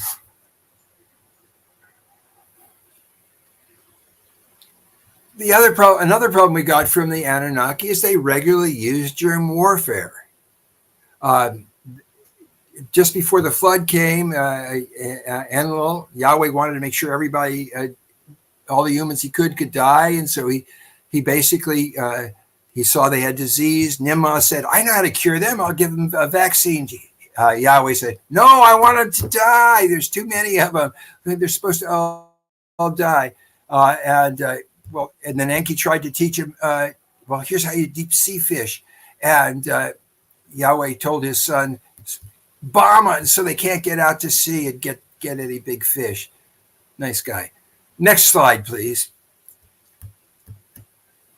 Greed was another thing that we got on the junk side, the problem side. Inanna personified it. She got it on with anybody who would help her in her until she wound up being the head god for a while. Next slide. Dominator mindset leads to slavery. We've still got it with us. Military conscription. Here's a gun. Go kill those people you don't know. Or in many places, you got to marry, or you're a slave. You got no choice. Or you're in debt. You're a slave. We jump to the next one. Okay, that's all right. Prisons, of course, are not modern form of slavery. We know darn well that it's especially people of color and poor people that are made to work forever. It's like what they had in the South. It's still going on. It's in our prisons. And a lot of them are pay private companies that starve people and don't give them adequate anything. And you have to pay for the cell, whether it's filled or not. So they try to find lots of minority people to fill them with. And it's a form of slavery. Next slide, please. They practiced human sacrifice from the get-go. In making the first Adam, they had a volunteer, an Anunnaki. His ghost is supposed to be there every time there's a sacrifice. And boy, did the Aztecs and others take this to extremes. But this is all part of our heritage from these Anunnaki. Next slide, please. Well, what did they promise to do about all this? When Anu came down for a visit in, I think it was 50, 80 or so, he told the people who had filled the other Anunnaki, look, humans are going to take the earth, not us. We can see that's what's going to happen. So I want you to tell them as much as they can hold. Teach them to have morals, and then get the hell off this planet. Next slide, please. But Marduk stayed, and he got control of all the power centers on the planet. And he runs them through proxies who are really answering to him. He's the power against all these forces. For example, Russia and America. It's the same Marduk that was being on both sides. So for a long time, we have been, and he ultimately is saying, well, this is going to stimulate them to technological singularity, and then they'll be able to handle things. But right now, they need to be challenged. Next slide, please.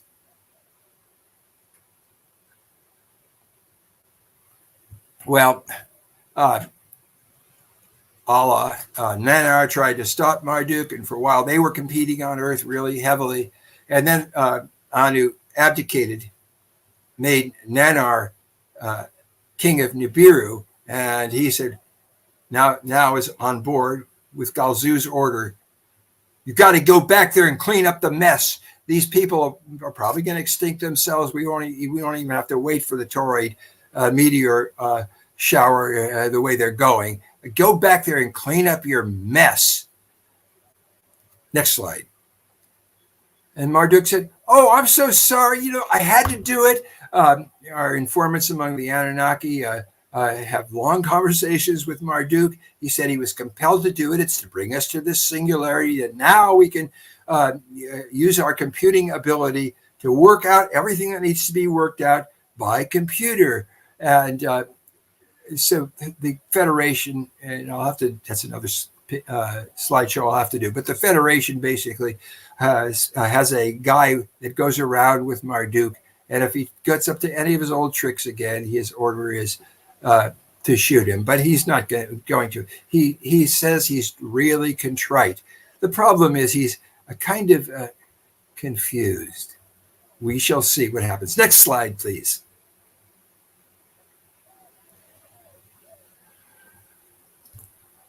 Ningishita's niece, a friend of ours at Anunnaki, and what happens is the Royal Anunnaki particularly tend to walk into a present avatar.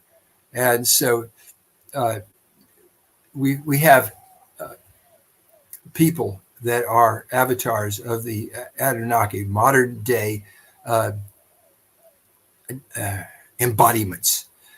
So one of them is Gillian Green, and she's saying, they're here, relax. And not only do you know, she told us, Jesus is one of them. He's always been one of them. Okay, next slide, please. And of course, one of the most powerful around nowadays is the peacemaker, Michael Lee Hill, who's been recognized by American Indians and by Penray and myself and others. We know who he is. This is the guy to listen to, in my humble opinion. Next slide, please. But the one I really listen to is Nimra, whose present embodiment is Janet Kira Lesson. So I'm sure she's going to have some wisdom to give us about what we've just gone through. And let's see if I have any more slides. Let's see if there's another one. Next. Oh, yeah. So we just told you in a few minutes about the perks, problems, and pledges the Anunnaki gave us. That's the slides. And now comes Janet and wisdom. Okay, we pow. Finished. That's how we say it here. You're funny. Does anybody have any questions or feedback? Yeah, there are a lot of questions, Janet, but why don't we get an upload from you for a few minutes, and then we'll hit up a few questions, if that's fine. That's fine. Yeah, that was an interesting slideshow. I hadn't seen the whole thing. My husband, he goes in the back room and he works for weeks, and then it's like, this is my first time to see it all the way through. What we're finding is a lot of people are fractals of the Anunnaki, and so they're coming forth with the information and wisdom about what's going on here from the Anunnaki perspective. And then we have all these experiencers. And so I've been interviewing a lot of experiencers and correlating their information with what I have from my experiences in Johnson Atoll and other lifelong experiences with the extraterrestrials. So your other guest was talking about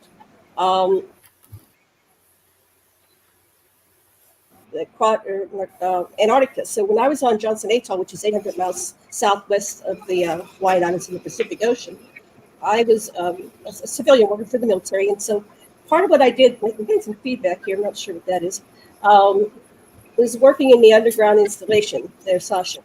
He left. And down in the underground installation, there's the dragon at the end of time. The dragon is a large original species being from the original polarization of existence.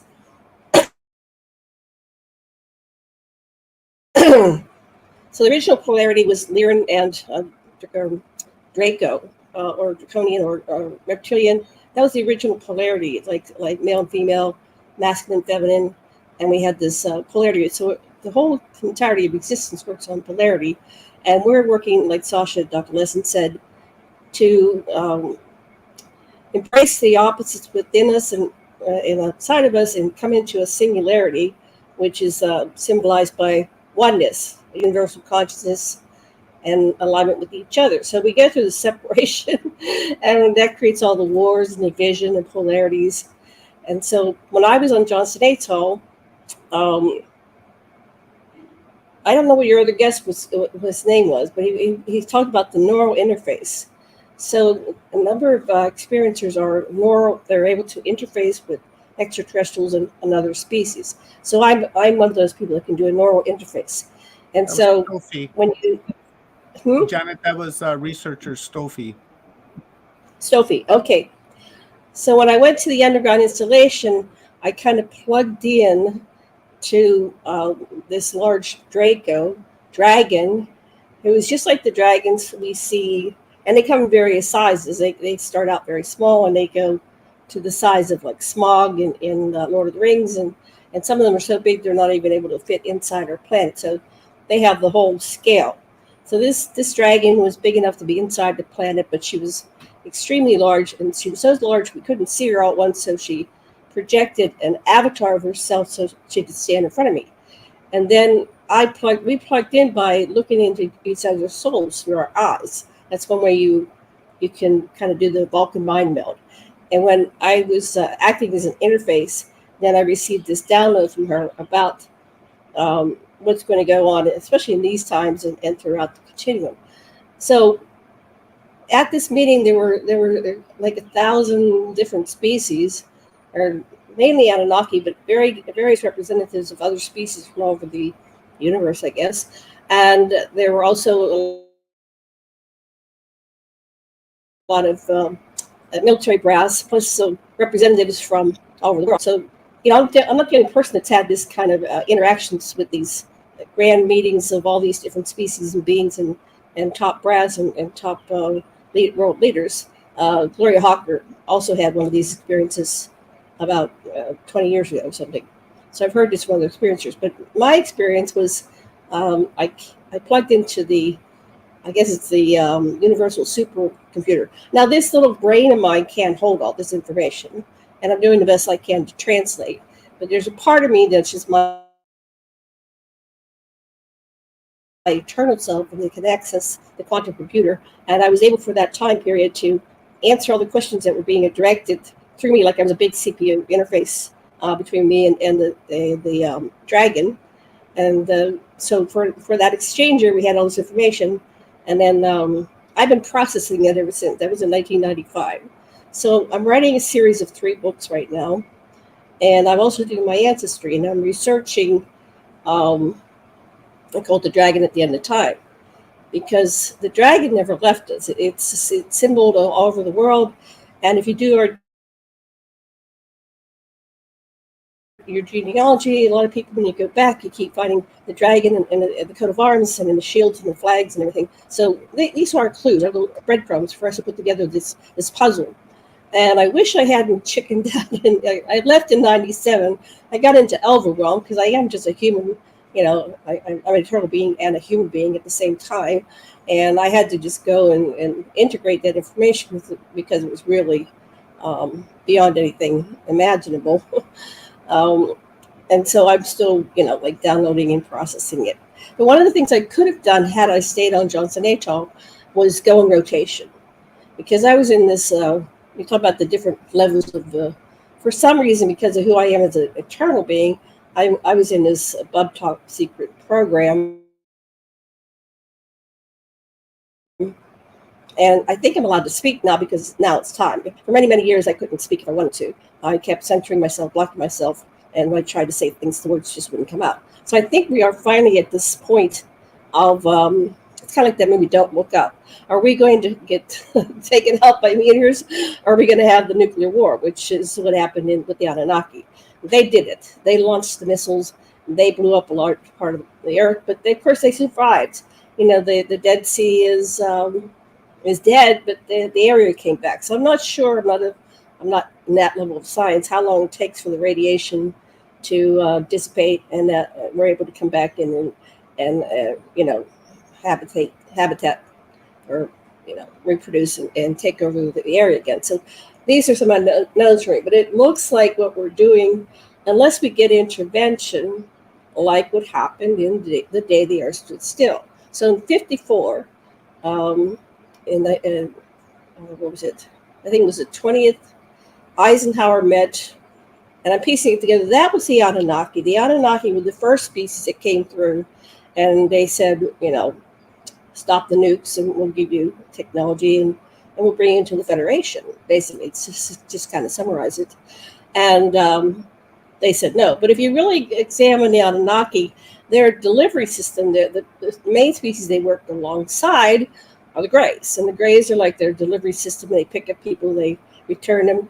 The Anunnaki, or whoever's really in charge, which it looks like it's Marduk, and then he recently has come into another belief system and is aligning with humanity rather than trying to manipulate and control us. Dr. Lesson left, but I don't know where he's at. So we said no. I said no. Hi, honey. And so they send in their backup team. So it's like good cop, bad cop. So we've been operating in this paradigm that we think Ike left us with the abduction phenomenon. And that's been going on for the past 60, 70, 80 years, right? So where was I, Sasha? Help me get back on track. You're muted again. You're muted. You're muted. You're Janet, muted. just a quick question for you. Yeah. Yes. It's from John Johnson. Actually, I've got a couple that Sure. I'd like to ask, but it was let me just find it here. John Johnson was asking for you to speak a little bit more on the atoll because he said that he was there and Good. and didn't hear it. But I'm just trying to find the comment so I can bring it up. There's just so many of them. Yeah, John Johnson. I was stationed in the meantime, at Johnston I might just 87088, and then right here, here's the question. It says, "Will you ask her to explain further underground on Johnston Atoll? I was there for a year Right. and never heard of something under it."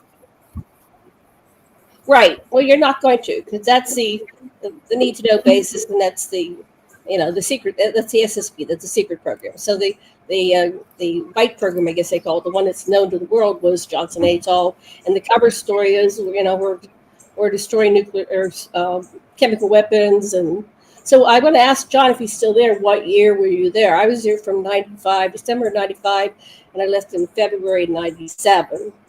But so I had my story, and I was like, okay. And then I had a witness, a gentleman that was in the military, and we connected after that, and we compared notes. So he was taken with me to the underground installation.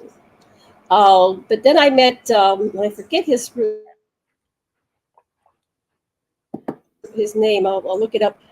There's a gentleman that was going around doing harp installations, and he contacted me.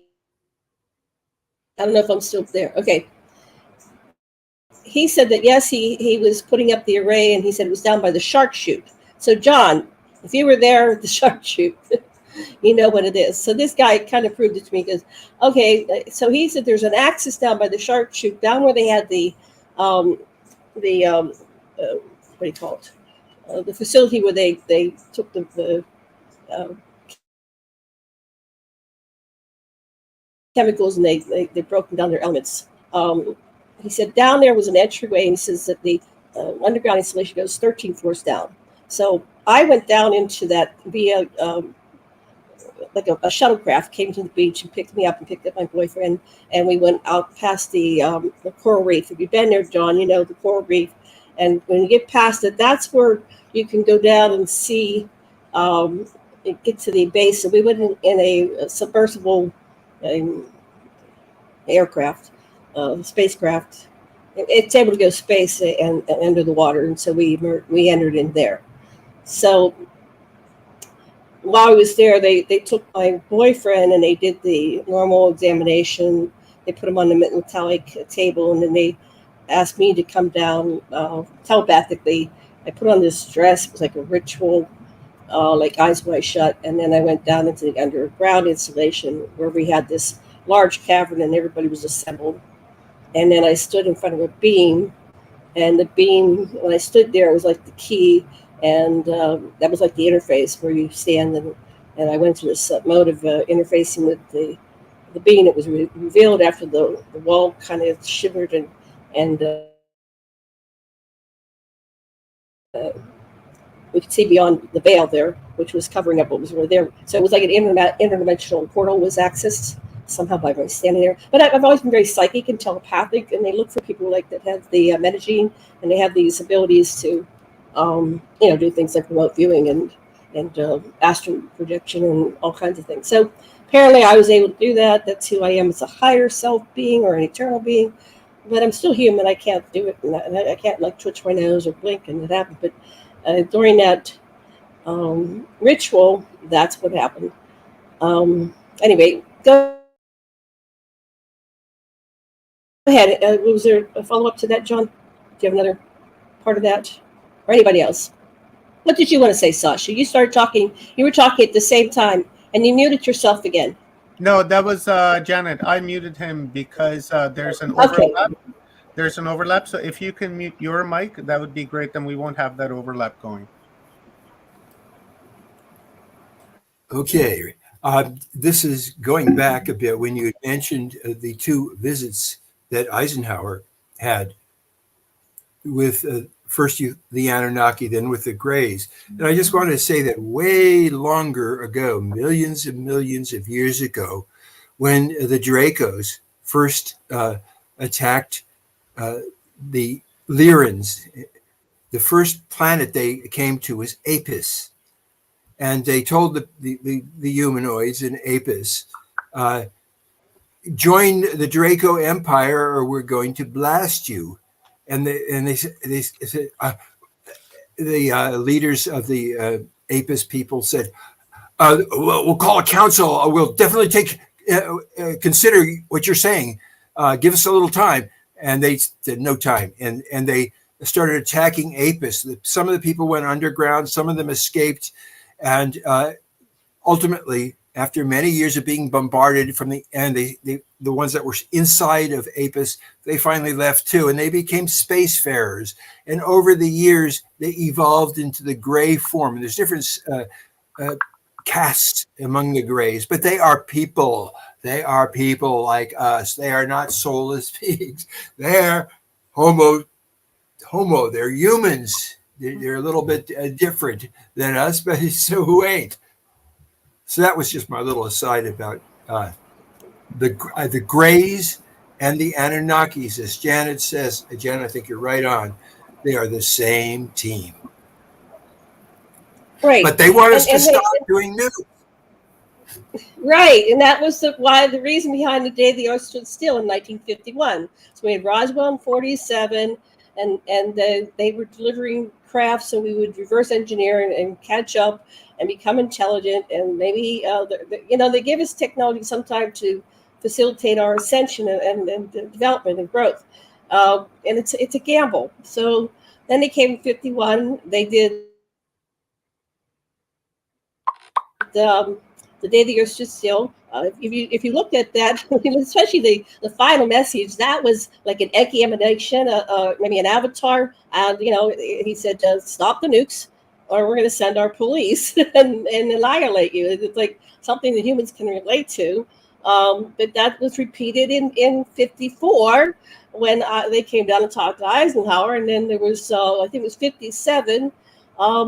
Valiant Thor came down, and so he was there a couple years at the Pentagon. So we've had a lot of contact trying to get us to stop the nuclear holocaust, because it happened before, but I don't think they're going to let it happen. They want us to have free will so that we will evolve and become a conscious species, and then we can join the they told me it's called the Federation of Planets, Love and Light. And I said, well, that's kind of corny. They go, no, it's just a comprehensive name, because we are like a higher evolved group that is about love, light, consciousness, and we're not the lower level secret space program and all those. Those are still into Star Wars. The ultimate species are more Star Trekian, and they're about space exploration and making friends and connecting and honoring all life and all consciousness. So I think if you look at what's going on now, and we're basically on the eve of destruction. When I was a kid, we were dancing to the "Don't believe we're on the eve of destruction." Here we are, and any day now they can nuke us. Will they? Will the Anunnaki let that happen? It seems like they go over the different facilities and they turn them off. So that's my question to everybody. How's this game going to end? Are we going to get conscious and move past this Groundhog Day? Dr. Lesson's presentation was about we wipe ourselves out, or the meteors come in. We had that wonderful movie, Don't Look Up. Watch it. Which way are we going to do this cycle?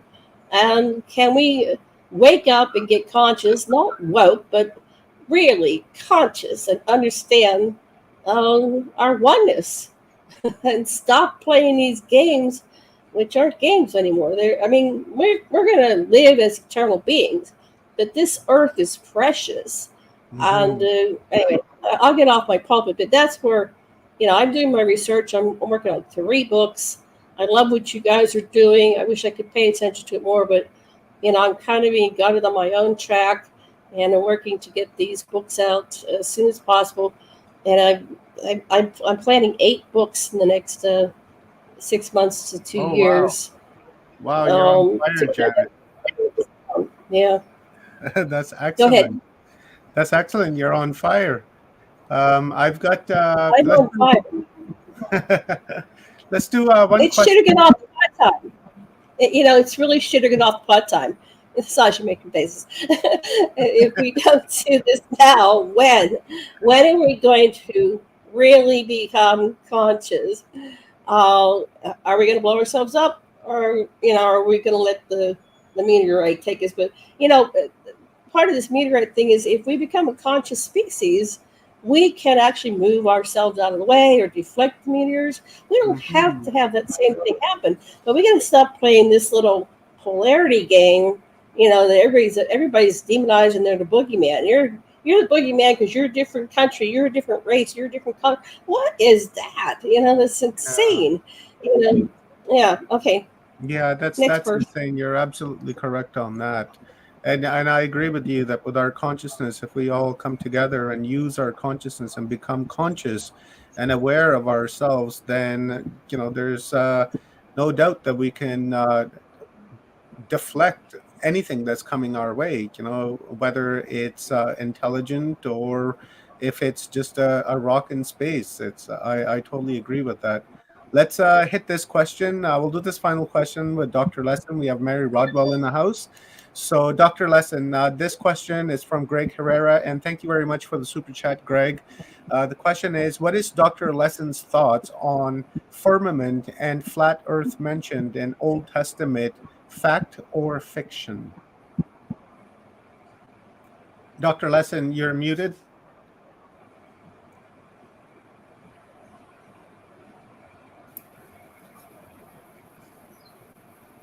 Okay. The parts, this isn't a globe.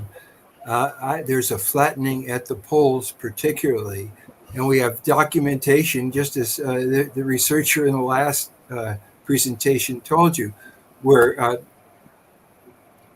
Admiral Byrd went in the North Pole down to a civilization there, and that's why he was selected for the journey to the South Pole when he met the craft of Hitler's allies that were defending the whole. So that's who. That's part of it. Everything that's in the Bible, if you just concentrate and focus on it, it's especially that part in Genesis is a description. If you fully understand it, it's amazing how accurate it is. And so the story that goes with the ancient CIA documents that I and some other researchers have been able to get are this. Earth was a water-covered planet with water vapor all around it. And there were escapees from the Lyran-Draco wars that had run away from these Dracos that were coming through.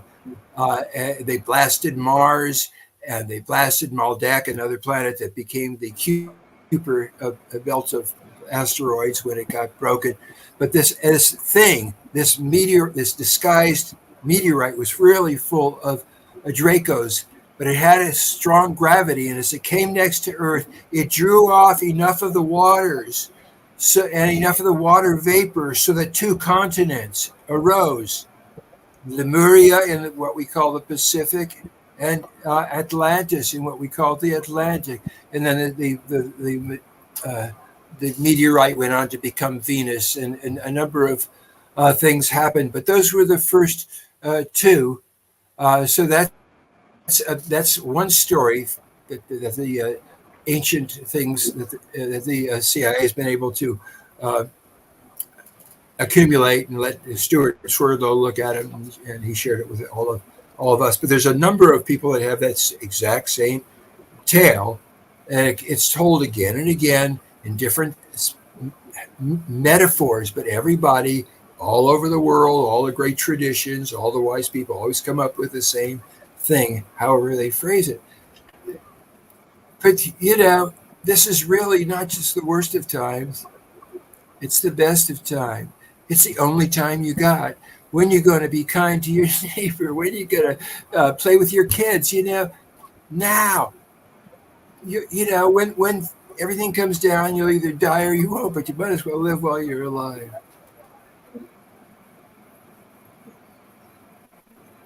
Thank you very much, Dr. Lesson. I appreciate the answer, and we're ready to bring our next speaker on. So maybe Janet, you can tell us where people can find your work and where people can follow you, listen to your radio, read your books, etc., things like that.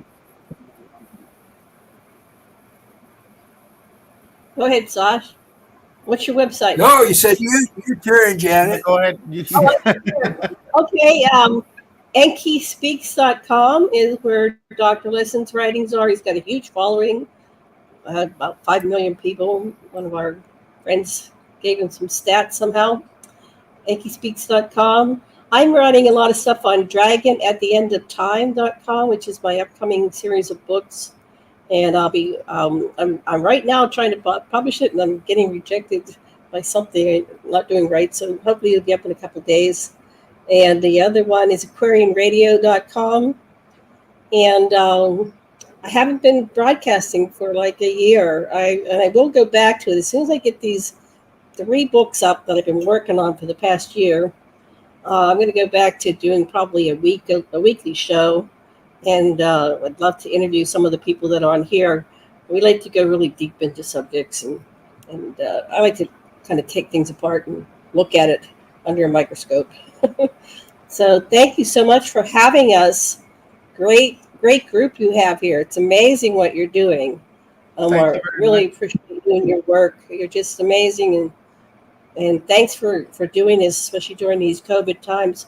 We need to get this information out because a lot of people, it's not safe for them to go to conferences at this time. Thank you, Janet. And there's someone I would like for you to meet. They're great friends of mine, and I thought I would introduce you. This is Stephen and Evan Strong, based out of Australia. And Stephen Evan, this is Dr. Lesson and his beautiful wife, Janet Lesson. G'day. How are you? Really enjoyed the talk too. Well, I did. Great stuff. I only just got here. Well, I did anyway. I'm sure it was good. Yeah, no, awesome stuff. Hey, I'm gonna have to watch it again a few times just to unpack everything. But thank you so much. Thank you. Yeah, if you want to contact us, you can write to me, JanetLesson@gmail. I love to talk to people. Sometimes you go in deeper, and I'd love to hear your thoughts. I saw your comment. That was yes. Okay. Nice meeting you both. Thank you, Janet. Thank you, Dr. Lesson. I love you both. You guys are incredible. And I will be in contact. Have a great rest of your day. And stay healthy, stay safe, and we'll talk to you soon. Aloha. Bye-bye. Bye. Aloha. Boring. Right. All right, guys. I will give this to you. And do you want me to bring Mary on right now, or did you want to do a bio or something? I've got a little bit of a bio pulled together. So Evan's got one now, yeah. And then I'll hand it over. No, you do it. Okay. I'm happy for you to do that. That was good. So we've had the honour and privilege of appearing with Mary on stage a few times here in Australia over the years, and even to the extent of driving through insanely intense Melbourne rush hour traffic, trying to get to the other side of Melbourne to an event. And she got to put up with me talking her ear off for a couple of hours in between everything, the chaos on the roads. And she recovered? It was a while ago. And she's even been on one of our shows as well. Shameless ad. But Mary's recognised as internationally one of Australia's leading researchers in UFOs and contact phenomena. And she's the founder and principal of the Australian Close Encounter Resource Network, ACERN, which was started in 1997. And it provides counselling, support, hypnotherapy, information to people's paranormal experiences and contact experiences. She's also the director and chair of the Experiencer Support Program of Dr. Edgar Mitchell, and has researched more than 3,000 cases, suggests extraterrestrial encounters on a global phenomenon, and evident in new humans, which we can call star children. And what I like about Mary's research is it's got a broad focus. And if people remember a few days ago, my rambling improv talk kind of highlighted the fact that research needs a broad focus. And yeah, so if anyone heard that, but yeah, no, she gathers evidence from scientific, biological, psychological, anthropological, spiritual, historical perspectives, and it creates a genetic engineering program for the upgrade of the Homo sapiens and a shift in humans. And also the writer of several books, Awakening How Extraterrestrial Contact Can Transform Your Life, and The New Human, and a few documentaries as well. So, yeah. And the most important part of this is Mary's dealing with the children who are our future, and very soon to come, they are going to be the major part of how we step forward. So she's dealing with the children, and there's nothing more important than dealing with our children. So we've always had a very fond spot for Mary because of the fact she is working with the children, and the star children mean everything in the future. So anything she's got to say about children, we should listen to. She is the expert. They are our future. So yeah, definitely. Right. At least I said something for you, Evan. I only got back here 2 minutes ago. Okay. All right, Mary, look, I know it's going to be a great talk. It always is.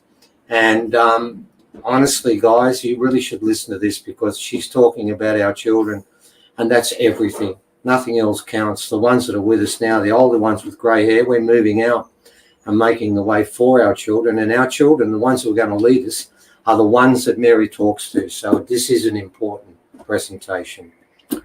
Over to you, Mary. Thank you both. Lovely to see you again.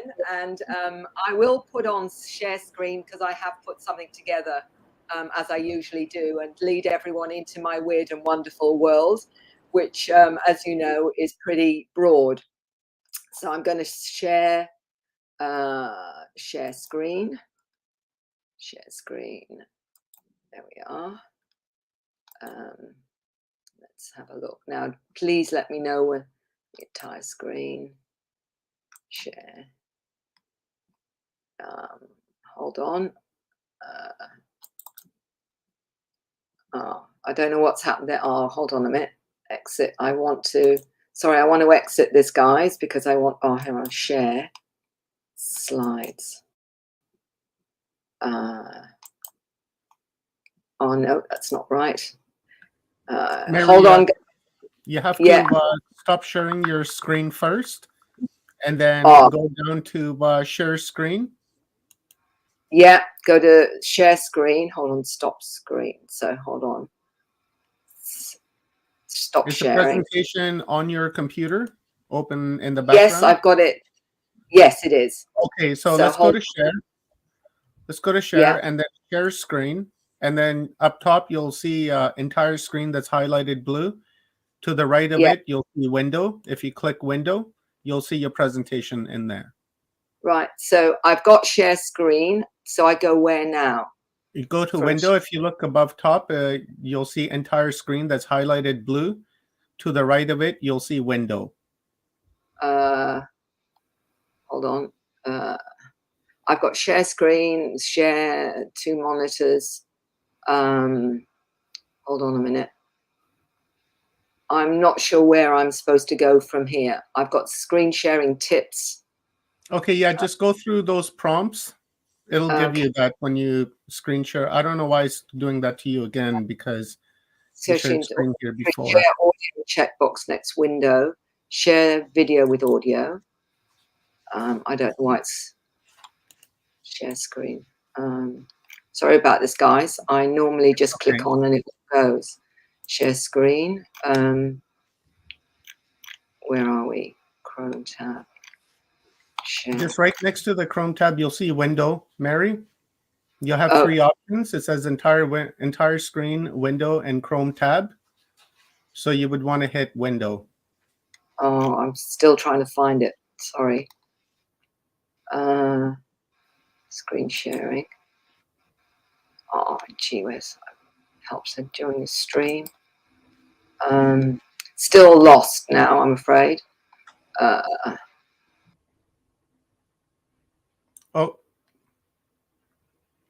Looks like Mary just totally left here. Let me start my cam in here. You know what? I've been out of the stream the whole time. I didn't even realize it. I wasn't even in the stream.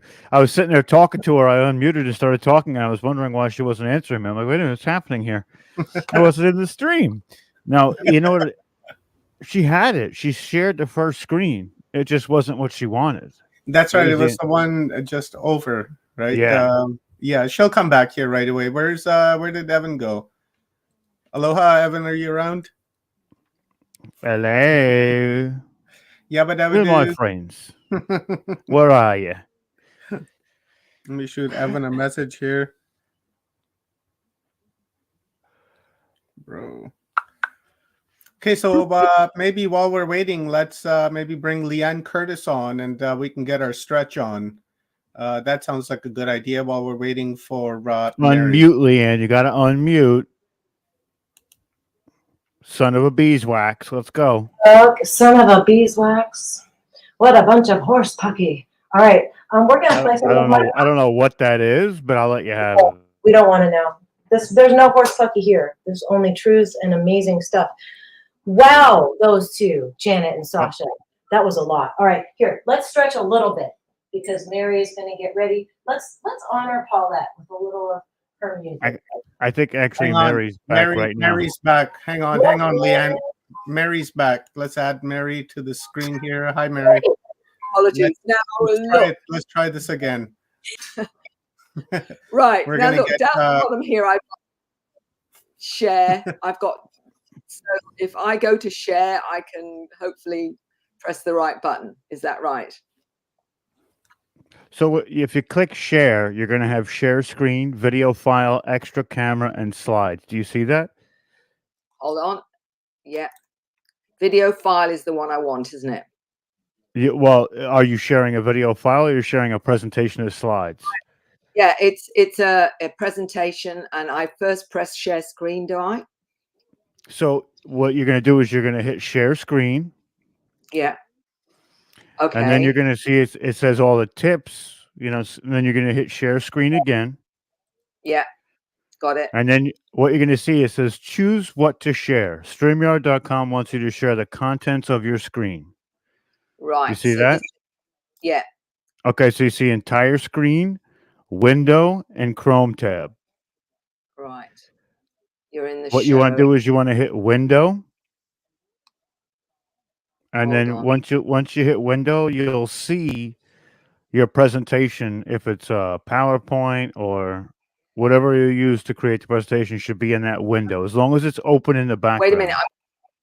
You're in the show. So share screen, video, share screen, and it's got entire screen is the one I want, isn't it? No, you want window, the one next to it, to the right. Okay. Got you. Now Got click that. Yeah. And now you'll see options of whatever program you're using. As long as it's open in the background, you should have PowerPoint, or what did you use PowerPoint for? Yeah. Look, I've got here Chrome tab window. Is it Chrome tab is the one I want, isn't it? No, it should be window. Or window, nothing's coming up. Oh, hold on, hybrid conflict. Is it open right now? Yeah, I've pressed window and it says hybrid. No. The presentation itself. Is the presentation open in the background? Yes, it is. Okay. So nothing's coming up other than hybrid conference. Is that the one I press? That's probably, yeah, that's if that's your presentation name, yes. No, it's Cosmic Gateway, which is the one that's under Chrome tab. Okay. Well, then maybe it's open in a in that window in PDF format. Select tab to tab. Select tab to preview. No, still not coming up. Oh, here we go. Let's see if we've got it now. Is this what it looks like? That's it. So slideshow, play from start. Here we go. There you go. All right, I'm out of here. Hallelujah. Thanks, guys. Sorry about this. I'm very... We did it. We did it. Victory is ours. Victory is ours. Sorry about that. Hopefully it's worth waiting for. Thank you, Stephen and Evan, very much. And you're quite right. I've got a very broad spectrum of looking at all of this. And what's really important is the fact that it's brought me very much to how important our new generations of human are. What I'm going to give you is a bit of very much left brain information as well as right brain intuitive information. But what we're talking about here, and I know Evan and Stephen understand this, is actually about human consciousness. And that's understanding that consciousness is primary here. So let's start off with the 3D nuts and bolts of ufology, particularly, and how important it is we've got to get, move from not just looking at the tangible, but the intangible. So we're waking up to the fact we're being visited. There's craft of all forms, shapes, and sizes coming from many different intelligences. That's why there are so many different ones. And here you have an evidence of some of them. It's said that every 6 minutes around the globe, someone sees a UFO. It's probably a lot more than that. I think that's just the tip of the iceberg. If we want to get into the science, then here's just a very brief summary from Dr. Rudy Shield, a good friend of mine, who is also one of the co-founders of the Dr. Edgar Mitchell Freeze Foundation. He says this: UFOs get here much faster than the speed of light and allow their alien visitors to interact with us in a variety of ways. It's been confusing because the craft can be so different and the beings reported can be so different. It simply suggests there are a great many civilizations out there interacting with us. Basically, all stars in our galaxy host a family of planets, much like our own solar system. And what article of religious faith would it take to say life emerged on our only on our planet when there are billions available? And I think that's really crucial to where we're going. So the modern perspective, human origins, gods or non-human intelligences. And this is where our perspective changes with our understanding of these visitors that have come throughout the ages and were seen as gods, understandably so, because they had technology and what would appear like miracles to the primitive humans. Here we have evidence in drawings, cave drawings, right through to many different images from various countries that show that these visitors have been visiting through millennia. And of course, interestingly enough, we also have to look at religion with this, because again, what are we seeing here?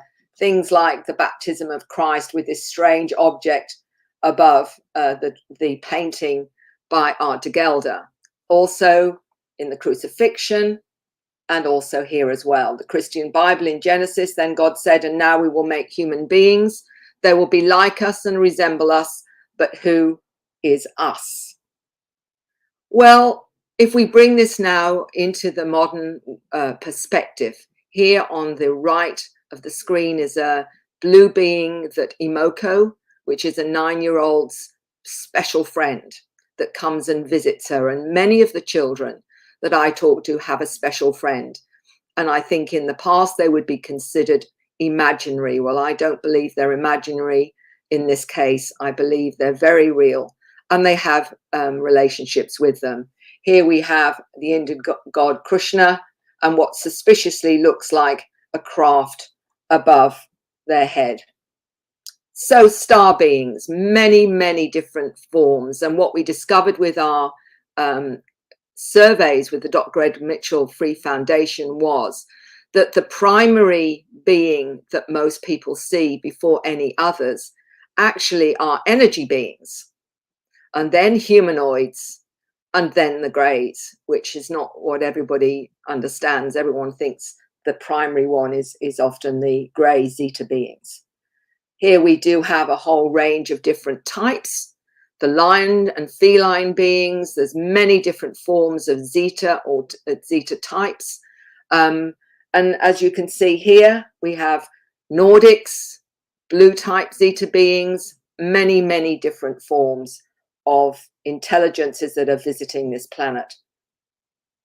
And of course, our indigenous peoples know about this. And this is a beautiful painting that I have personally been, absolutely love because of the explanation of it. This is an indigenous artist, and this is a drawing of how she understands our visitors, life on the stars beyond the Milky Way, the connection to the Seven Sisters constellation. And she says this: the planets are half a day's journey. The beings are friendly. They just watch the Aborigine way of life. They have no guns, spears, or weapons. The air on their planet is food. Their green uniforms protect from Earth diseases. These space people speak all languages. The elders say the space people show them how to grow food, find water, and show them how to use amethyst stones for healing. And this is really important to look at, is that indigenous tribes all around the world are very familiar with the star beings and know they're there. We also have evidence of hybrids and gods that are part of our history, if you like. And this one is the pharaohs that had the strange elongated skulls, which are seen all over the world. And we have lots of talk now about hybrid humans. The experiencers get told information about our heritage all the time. And Tracy Taylor, many years ago, was told this. One night she had this feeling before sleep and wrote in a process with little control, something beyond her present understanding, contrary to everything she'd been taught. It said the human race had been created by extraterrestrials, and information about genetic manipulation of human and extraterrestrial DNA to create another species. A 13-year-old in Canada drew this of a being that he saw when he went with his brother on board craft. And he explained to his mother this. He said, I felt these beings were like scientists, were curious about us, and I was told it was something to do with genetics. And we have now noticed with our surveys that 25.80% were given information about the upgrading of human DNA. And this is where we get into the new human. We've looked at this, I believe, and I know many others understand this, initially from a very nuts and bolts point of view, seeing craft, talking about crashes, what does the government know, all those kinds of things. And we have photographs, people have video of the spacecraft, the sightings of viewed as credible, implanted objects. Some of them were removed by Dr. Roger Lear in his book. He talks about the aliens and the scalpel, marks and scars which fluoresce under black ultraviolet light. There's whistleblower testimony, for example, missing time where people find out they've had encounters, EMF changes in soil after a spacecraft, multiple witnesses was what was the focus in ufology. But what we have come to understand through our research, and certainly my research as a hypnotherapist and therapist generally, is there's a broader, more inclusive, multidimensional aspect to this that has been hard for the nuts and bolts side of ufology to understand. It's been a limited paradigm we've been exploring. The evidence for the reality of extraterrestrial encounters is supported scientifically through the quantum hologram theory of physics, and linked to non-ordinary states of consciousness. So what we're discovering is that the surveys are saying that out of the 4,300 individuals surveyed with conscious recall, 75% of their encounters are out of body, not physical. And that is extremely important because it makes it much harder for the nuts and bolts to look at this. But we have to look at this from a completely different perspective, which is consciousness. So the quantum reality of expanded senses is people that may have had near-death experiences start to have contact. They may be already very intuitive, perceiving spirits or orbs, energy fields.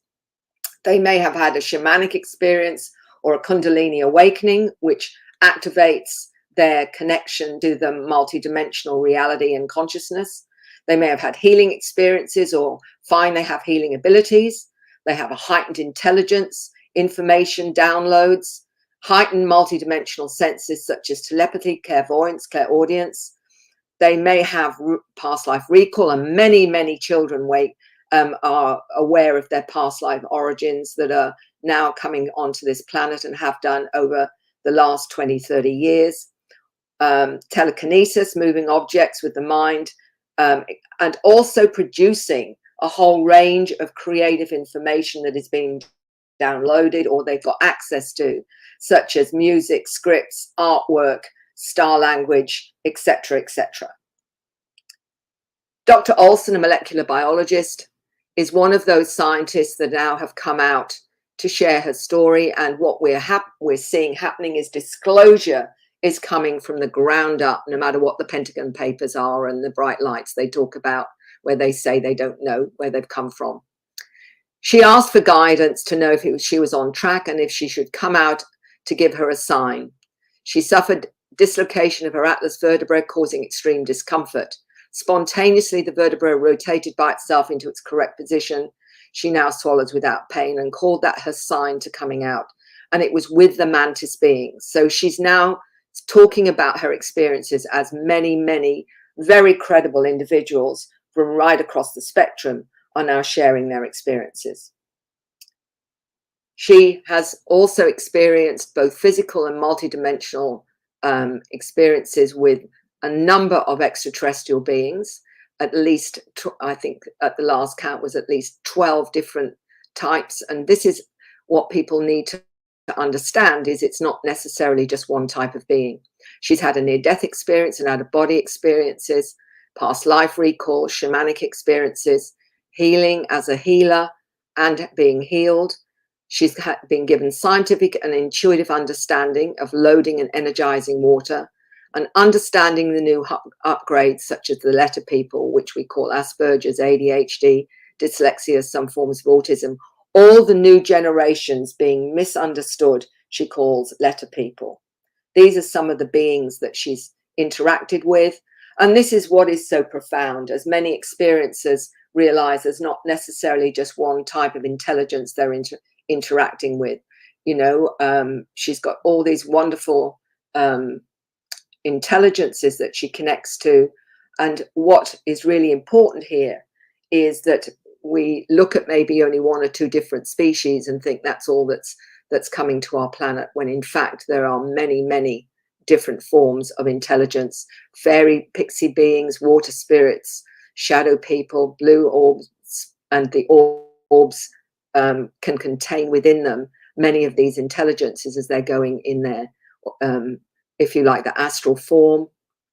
And we also, I believe, will be in that kind of form as an orb, or which some will call a Merkaba. So there we have a whole range of amazing beings, cat beings, mantid, etc. So how do we start to bring some sense into understanding what's going on? I go back to this wonderful gentleman, Nikola Tesla, and he said this: if you wish to understand the universe, think of energy, frequency, and vibration. And that's really what is causing, I believe, what people are calling awakening and ascension, is a vibratory shift that's happening to this planet on multiple levels. Dr. Olson has talked about this, as many others have, that the human DNA has the ability to transform. The information of the donors and their background is there, a hidden key, and like PC programmers hide their work. It can be activated, and these programmers know the person's ready to be contacted. The activated ones spread a signal to wake others up, and she feels they're speeding this up. And absolutely, I agree with that, because I have never been so busy in my work with the numbers of people that are now exploring their experiences that may have been silent for many, many years, but now feel they have to understand it. And I believe that's the timing trigger that many are operating with now because of what's happening on this planet right now. Evolutionary gateway, activating human consciousness. These symbols by Antonio are some of many that people are producing that are activating that consciousness within us, activating our dormant DNA into understanding who we are. So what happens as we get activated, we start to have communication with galactic or interdimensional, extra-dimensional, trans-dimensional, and certainly it appears maybe visitors from our future as well, as one 7-year-old explained to his parents that he was from the future, and he now he doesn't look like he does. He looks now, which is in human form. He looked more like a Zeta. Multidimensional education with encounters, physical contact through spacecraft, out-of-body contact, downloads of compressed data in and also in dreams through music, art, star languages, codes, crop circles. Visiting sacred sites can be another one for downloading these frequencies. Activation and hyper communication. We also know that communication isn't just, you know, from a verbal perspective, but is telepathic. And it should be borne in mind, as Tracy says, that the nature of extraterrestrial communications, that in a majority of instances, star visitors communicate with humans by telepathic transfer of mental images and concepts rather than by words and speech, because everything's made up of the same matter resonating in different harmonics. So the ETs are able to communicate with us, directing thought on subatomic levels, and so activate the subconscious. The symbols are meant to communicate the nature of the macrocosm. And this is interesting because many people are activated through this very method that they're downloading these symbols. And what I was told by one experiencer was even one small symbol of a script can contain information that can fill a room with encyclopedias. So the new human, what does this mean? Who are the new humans? And I think we all have the potential to be an activated new human, although the children are coming in already activated. So the new paradigm, or the new human, what are we looking at here? The ancestors, the DNA manipulation of Homo sapiens sapiens, intergenerational link to these star beings, because we notice that those that have had experiences, that the link goes not just from the grandparents down to the children. So we have this intergenerational link that is also means that we're all part of this. Only some of us are more activated than others. Upgrades of each generation. The new human programs and how to recognize them, and how do the non-human intelligences keep us awake. And part of that is through schools that we go to astrally or physically. And how can we help? Tracy mentioned this many years ago to me, that there's a race of beings upon the planet increasing in number, although visually and physically indistinguishable to most humans. They're the bringers of light. They're here to guide the awakening of terrestrial consciousness. The new children are born without programs and will bring about a global awakening. And that's why they're much harder to educate, by the way, because they're wired differently, deliberately, I believe, so they won't be programmed into an inaccurate system of reality. So what do they have? They have direct connection, superior mental and analytical capabilities to higher awareness, extreme sensitivity to thought and emotion, enhanced DNA, photographic memories, fast motor neuron response, manipulation of time and space, non-verbal communication, and resistance to disease. And Dr. William Brown, a molecular biologist, said this many years ago to me in several of his communications. I believe genetic modification is occurring right now in utero, producing new humans. The exponential increase in autistic, ADD, and indigo children have new genetic architecture, which allows them to see the world in a multidimensional fashion. I believe research would show dormant genetic regions are being reintegrated into the biological systems occurring in all of us to produce expanded awareness. Their brains work faster, they have access to more information in the beginning. In the classroom, learning is much faster than normal.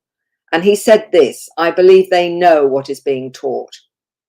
So the new programs for humanity may be under the misnomer of ADHD, Asperger's, dyslexia, forms of autism, even potentially bipolar. They're called Letter People by Dr. Olson, who is also a letter person, has experienced much of what she is talking about in terms of the new human. And she says this, I do not believe these are broken genes, but offering new multidimensional skills to prevent limited reprogramming of a third dimensional reality. And this is what I am observing with many of these children. And we say, oh, well, they don't do well at school. They don't have the concentration and what have you, particularly the ADHD. But what is interesting with that is, if that's the case, is there a purpose to this? And I believe there is. And it is that the harder they are to program, the more they will retain the integrity of what they've come in with as new aware humans. And this is also what Dr. Olson is tested herself on herself in terms of the physical senses, such as above normal sensory cells for pressure in the skin. She hears sound frequencies above and below normal range, aware of minute differences in shades of color than normal range. Taste and smell are enhanced, sensitive to all frequencies, and can feel overwhelmed at times by sensory overload. Sensitivity to radioactive radiation, energy fields, and energies beaming out from angry people, as well as love and happiness.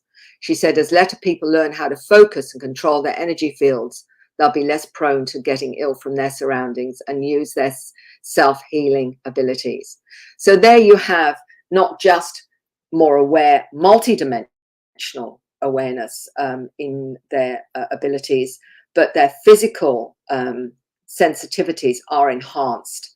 And that's why many of them struggle being in crowds of people, feeling other people's energies and emotions, because many of them are empaths as well. This is a very interesting retranslation of ADHD, which is in a very positive way. And I got to understand more about this through Anil Gold, who's a researcher in Hong Kong. When I talked to him, he wrote the book Close Encounters of the ADHD Kind. And he said this, my book's about what happened in my extra-dimensional world where I met the light beings of light. Being symptomatic of ADHD, I'm not limited to the square template of the universe. I'm wired to the multidimensional universe, my internet browser, and I can browse into chaos, be it on Earth or the multiverse. I can perceive hidden layers of order and make sense of it all. Most folks without a supercharged browser cannot do this. They're focused towards convention in this reality. And he retranslated it into always dialed into higher dimensions. And that to me is really spot on to these children if they're given a chance to stabilize and be able to operate healthily. And there are ways to do that. And Dr. Olson has found various things you can give the children, both in vitamins and minerals and food, that can actually allow them to stabilize. So to be a hybrid is to be awakened. And this was what Zach told me some years ago when he was only 16. The hybrids are a part of the new human archetype we're evolving into. The labels don't matter, the humans are evolving. Our DNA is advancing and we'll express it in any way possible, and it's contained in our DNA. There is scalar imprinted memories of all other beings in our DNA has passed through. We can express it in the new human. We can express it in the hybrid forms such as indigo crystal. That is the energy they're expressing or perceiving through their reality lens and what we are emitting. They are all interconnected, but you perceive it as different if you wish to. He also mentioned he was told he was hybridized for expressing the human genome. There are many different agendas on the planet, and each species has their own programs. What he has been told about the hybridization is it's to expedite the evolution of humanity. It's not like hybridizing us by replacing our DNA with theirs. We already have their DNA in our bodies. They are activating it through frequency and light manipulation. The consciousness that we're vibrating with is the attributes we take on. So if someone is strongly connecting to Arcturians, they will take on Arcturian attributes. If one is connected to the Greys, it's the same thing. You're connected to which creates the expression. So as our DNA is activated, our star heritage will be activated, and we will start to connect to different star systems as those genetic inserts are activated. This one by Marina Seren, who's got a wonderful story and is now talking publicly. She said her DNA was activated when she was 15, intensely and very fast. So she experienced a very accelerated awakening. It was so prompt, my energy shift, and I had the ability to go out of my body consciously to other dimensions with my astral body without meditation. I instantly remembered what some would call my star origins, Andromeda and Arcturus. But it's not so simple as foreign DNA, as Dr. Olson is explaining. It's a combination of genetically improved bodies in combination with souls from different places in our universe, incarnating in these improved bodies. The souls have different frequencies and vibrations depending on their evolutionary status, and that plays a role in activation of the DNA in that particular body. We also have to take into account the collective soul of Homo sapiens. And this is why we have to broaden our perspective into what is consciousness. What are we? What is soul? What is spirit? You know, because all of that is that non-physical part of our consciousness that is inhabiting a biological system, but is connected to our source, whatever you call that source. The DNA of the Star Kids has a tenfold the amount of information, Tracy's told me. Abilities such as telepathy, manipulation of time and space, non-verbal communication are all conscious abilities for these children and quite natural. The ability to access memory is enhanced, and they often have photographic memories and extremely fast motor neuron responses. Their molecular structure allows their cells to vibrate faster.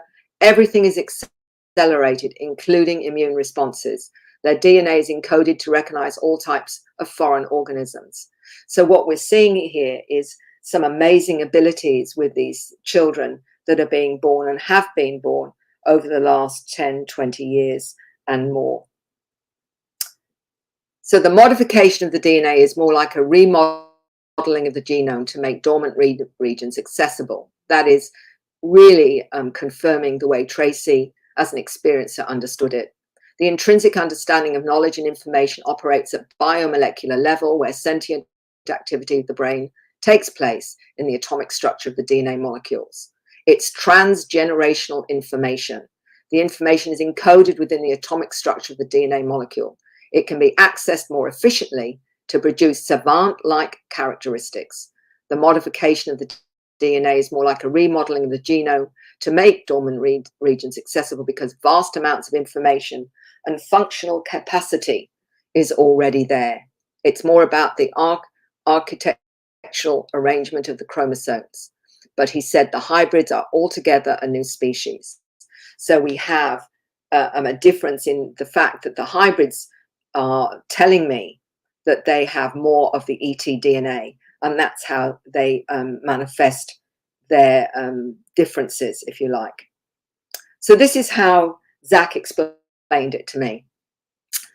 He says he likes the term new human because it fits, because we're going into something that's new for us. The labels such as crystal, indigo, rainbow is not describing the person, but the person's expression of self. The indigo child has the warrior personality to break down the system that's wrong and needs change. Crystalline child has the aura of love and peace, the healer, the medium bringing in the sight. The rainbow child has the energy of the creator, leader, kingship, personality. It's a vibrational difference. It's a term humans are using only because of limited understanding. Those who call themselves these labels are just resonating to the frequency of those attributes and not staying with the status quo. And he also said that animals are changing personality too. And we're noticing, particularly with the new humans and some of the older models, that they are able to communicate with animals. And there is a shift in that. Many are calling themselves animal communicators. I had an 8-year-old child tell me that he communicates with animals, and it's also to help people understand that we need to have respect for the consciousness of all the animals that we interact with as well. But there is an upgrade with them as well, and also that some are able to communicate with plants and even what we would call crystal or minerals and what have you, as a form of information. And if anyone's done psychometry, which is getting information from holding something that belongs to somebody else, you're actually picking up information from that source, which is actually a solid, what appears to be a solid object or whatever. So psychics can do this, intuitives can do this already, and we've been doing it as part of accessing that information. Past life connections to extraterrestrials. My contact with non-human cosmic beings was since before I was born, and this is really crucial to the new awakened new humans. Tracy says the beings were my family before I came to be on the earth domain. I had a close relationship with them that was continued after my birth. One 10-year-old explained to me that he was a blue being and he'd come to this planet for the first time. And he explained he was a center seed, which meant that he connected to the center of this planet and he was going to help with the pollution on this planet. He'd come with his skills to help with the pollution. He also told me that he could see interdimensionally with his eyes open, for example, and was also bringing in other awareness to help this planet. There is so much fascinating information from the children and how they understand their multidimensional abilities. What we noticed in the free survey, that 96% of ETs travel to and from other dimensions. And this was, again, from a survey of 4,300 individuals. I came through a portal in the sun, David said. Many of the children born these days have memories intact from their previous existence on board craft as extraterrestrials. They're kept on track by continuing their interaction with their cosmic family while they're in human form. What's fascinating in recent years, not only have we talked about those that have come from their past, what they're seeing as their past lives, but some have come from future lives to help the planet at this time. And there's been several that have mentioned that they have come from the future, including this 9-year-old that explained that he was from the future and he didn't look the way he looks now. He only got 4 digits and more like a zeta, more like a grey, and he'd come to help. So whatever you want to understand or how you want to understand that, it's how they understand their own journey in this reality. 4-year-old in Canada. My daughter talked to me about her life in the Crystal Kingdom far away from here, where no one is ever hungry or sad. She said it's wonderful and our special friends are there, but they really aren't really special because everyone is a special friend there. The mother said, I think it's her way of saying that everyone is an ET. She told me that everyone lived in a giant crystal building and it was clear like quartz. She picked up the quartz to show me what she meant. She had described living in a jungle world with other cat people. And I've met many now that have connections to the felines or lion beings or what have you, and have hybrid children on board craft that are a mix of human and felines. And I talk about this with one former air hostess in Brazil who told me she met her daughter in a physical way in a corridor where she wanted to know where the little girl mother and father was, and as she turned round she was part human, part feline, and it frightened her so much that she ran away. But later, when she was taken on board craft, she saw this being again and was told it was one of hers. And she also explained to me that she's seen her 6-year-old daughter on board craft playing with her hybrid sister, who is a part human, part feline being. So there is, it goes into so much depth into what we don't know is actually going on these other levels. And most people will not talk about it, understandably so, because of the lack of understanding on this planet. This 9-year-old explained to me when he wanted to talk to me, he said he wanted to tell me that he was a light physicist on Orion. He worked on time travel technology, and the closest to his understanding on Earth is the work of Nikola Tesla. He explained to me that he goes to various sacred sites for downloads, particularly because they help him understand more of what he needs to know about being on this planet. He also explained the pyramids aren't working in the way they should, because they should be surrounded by water, the purest water possible, and that the consciousness of the individual is needed to be of a high consciousness, and then they will act as portals, was how he explained it to me. So Boriska is another young man who got well known in Russia, and there's many stories about him. He's now probably a young adult, but he spoke about his life on Mars, its inhabitants, and flights to other planets, including Earth, and a country called Lemuria. And he also said there's knowledge under the pyramids, and that the Lemurians were 9 meters tall.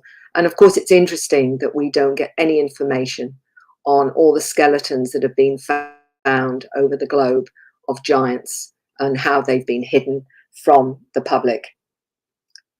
We call them my special friends. And this is a 3-year-old speaking to his interactions with a mantis as big bugs. He thinks they're really funny looking. He describes the lion being that comes to him. He calls him a baby lion. He's here to keep him safe and is his best friend. She said this: my children have a beautiful understanding of our ET friends. They're aware that they're taken on board craft and have a sense of loving familiarity with the beings that visit them. And this is how it's shifted in terms of consciousness, is the feeling of being comfortable with their non-physical awareness. Whitley Strieber, many, many years ago, wrote a book, The Secret School. And I know he got vilified for it because everyone thought that was really quite weird or strange, that the children would get taken onto craft or being taught by these beings in a non-physical or physical way when sleeping. And he said this: remembering the journey outside of time was another step. 9 lessons involved the manipulation of time, because learning how to use time as a tool is the key to reaching higher consciousness and a real relationship with the beings. And for him, it was about time not being linear. The children will explain they've been on board craft. As this 5-year-old said, I don't mind going through the walls. I learn more on the ships than I do at school. The cosmic syllabus taught in spacecraft and off-world. Quantum physics, the holographic nature of the universe, awareness and connection to all sentient life, levitation, psychic abilities and skills, understanding spatial geometry of thought, how to operate in a multidimensional reality, states of consciousness, parallel universes, how to communicate, interpret, and interact with interdimensional and other non-human intelligences, out-of-body training, telekinesis, telepathy, mind melds, multidimensional ecology, manifestation, directed thought and emotion, healing, working with energy, true history of man's origins, and universal spirituality are just some. And also what they are shown: how to pilot spacecraft and how to navigate star maps, shown advanced technologies, consciousness, soul, spirit moved into another form, a non-human container. And what I mean by that is, many have told me that when they go on board craft, they may in fact leave their human body and go into another form, another possibly biological form for tasks. One young lady saw herself as going into a Zeta form as a scientist and doing work on board craft. And I said to her, how do you get back to your human body, which was to one side? And she described a ball of light traveling from that Zeta form back to reanimate a human body. shown genetic engineering of different species, both on and off world. That was an 8-year-old explained to me. She was shown how they alter different species to fit different seeding different planets, both in this universe and others. So it was an ongoing process, not just on planet Earth, which is obviously it's happened, but in many, many other planets and universes. Healing procedures on board craft, the nature of black holes and wormholes, to decode and understand scripts, symbols, and light languages, time travel technologies, taken on missions on Earth and off-world, taught advanced physics technologies to create non-polluting energy sources, and ecologically friendly environments and interstellar abilities.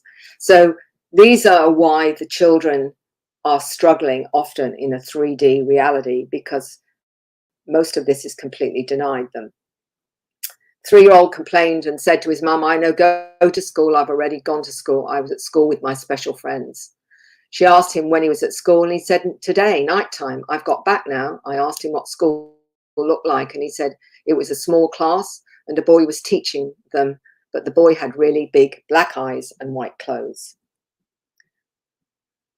These are just snippets of some of the abilities that the children mentioned to their parents. This was a young lady talking about seeing auras. My 6-year-old mentioned she can see emotions as colors when people speak. It comes out of their mouths. She said that when the mother was angry, it was a different color than when she was happy. So this is what is actually going on. Is the children are perceiving their reality in a multidimensional way, and it's very hard for them when they're told that what they're, that isn't real, and they have to try and work out what is real or what's acceptably real in this reality. And this is why a lot of the parents struggle, because they're wanting to honor this, but also know that to explain this to them is very hard. This is a wonderful model that Antonio produced, a model of technologies he explained as a school project. And he said this about this one. He said, "This one's resonating on pure light and sound with crystalline generators to increase the vibratory level of the physical world by crystals around the pyramid." He stated those with the pyramid can project the vibration of those inside the pyramid and send it around the globe. So this is also an indicator that there's something very special about the children when they start to produce such amazing things. The new human will help humanity awaken. The new earth, many talk about the new earth, and there's many theories or suggestions about what does that actually mean. So I asked Zach how he understood it. And he said this: "My understanding, there is a new earth, but not necessarily new. We are just moving into a new vibration, but to us, it is new. It's been there for a long time. It's waiting for our arrival. Gaia is already at the destination she wishes to be. She is waiting for us to move with her. She's moving to a higher frequency, a collection of similar frequencies. After all, we are in actuality just a collection of vibrations. There will be a change in human consciousness. The energy is heading this way, and the essence of this energy is light. The energy will repair our DNA and will make us complete in who we really are." I've mentioned Mike Oram in many of my presentations. A good friend of mine, he's now in his 60s, and wrote the book, Does It Rain in Other Dimensions? The thing that was profound, and way before I realized just how many of these new generations of human have this understanding. What he said and what you're reading there is what he was trying to tell his mother at 4 years old in the 1950s. So here is a child of 4 explaining a shift in consciousness. And that was in the 1950s. So we've been having these new generations of upgrades coming in over, I believe, the last 100 years. And we're all part of that. It's just that some of us are more awakened to who and what we are. None of us, I believe, are going to be left behind here. It's just that we've all got a different soul agenda that means we wake up at our own personal timing. But the new ones have come in as really to help shift that and accelerate that process, I believe. This is another one that demonstrates the awareness of these new children. This is a 5-year-old. And this is what the mother said. I never taught my son meditation, but my son placed a pyramid and crystals in a configuration in front of him. He said that each corner of the pyramid represented specific feelings. He placed a clear quartz crystal bead ball on the point of the pyramid and said it represents love, and said that that is what he was focusing on during the meditation. And this is your indicator. These children have an awareness of their multidimensional reality. They are seeing beings. They recognize orbs. They understand they can communicate with them. They understand energy fields. They understand your emotions. Many of them are absolutely telepathic. And I remember an email from a woman writing to me saying, my daughter's been telepathic from birth. She reads everyone. And she said, the thing that's the issue for me, Mary, she's 3 years old and she's still reading me. And she said, it's very hard. She said, knowing that, you know, everything you're thinking is being available to your child. And the challenge to think in a enlightened, positive way all the time, because the child can pick up those thoughts. And I believe that that's part of the lesson that we're being taught as well as adults, is thoughts are things, and that we have to really watch, not just say the positive things, but also be in a positive frame of mind as much as we possibly can, because these children will pick up those energies, either positive or negative, and understand them. And we've got many of those children, I believe, on the planet now. So we have a scientist, Mitch Batras, author of Solar Rain, saying this: evidence that the sun produced charged particles to affect humanity. Solar cycle 24 has begun. The sun's activity is 50% stronger than cycle 23. This wave affects not only the planet, but the human body, the human body's magnetic field, and the human emotions. Batras believes the magnetic influence of the sun will usher what is described by our ancient ancestors as a transition, bringing in a new state of being. The free surveys that we did with the Dr. Edgar Mitchell Free Foundation. And I think, you know, when people realize this is so far, the only research that has taken on that number of individuals, 600 questions. And what has unfolded is definitely highlighting the consciousness aspect of contact. 65% had off-world or ET healings. 85% were more clairvoyant, psychic, with intuition. 93% had knowledge they'd not consciously learned. 92% had out-of-body experiences. 37% had a near-death experience. 56% had their conscious thinking speeded up. 76% with paranormal experiences. 51% a greater desire to help others. 71% highly positive ET contact. And this particularly is significant with all the information that's been out there in the past and the negative propaganda around contact. 85% had a psycho-spiritual transformation, and 75% were taken out of body, with only 25% physical. And that is why, looking at this from a nuts and bolts perspective, you will never get an understanding that you need about what this is about. The only way we're going to understand this is that consciousness is primary. And that's where we're going with the research now, is looking at it from a consciousness perspective.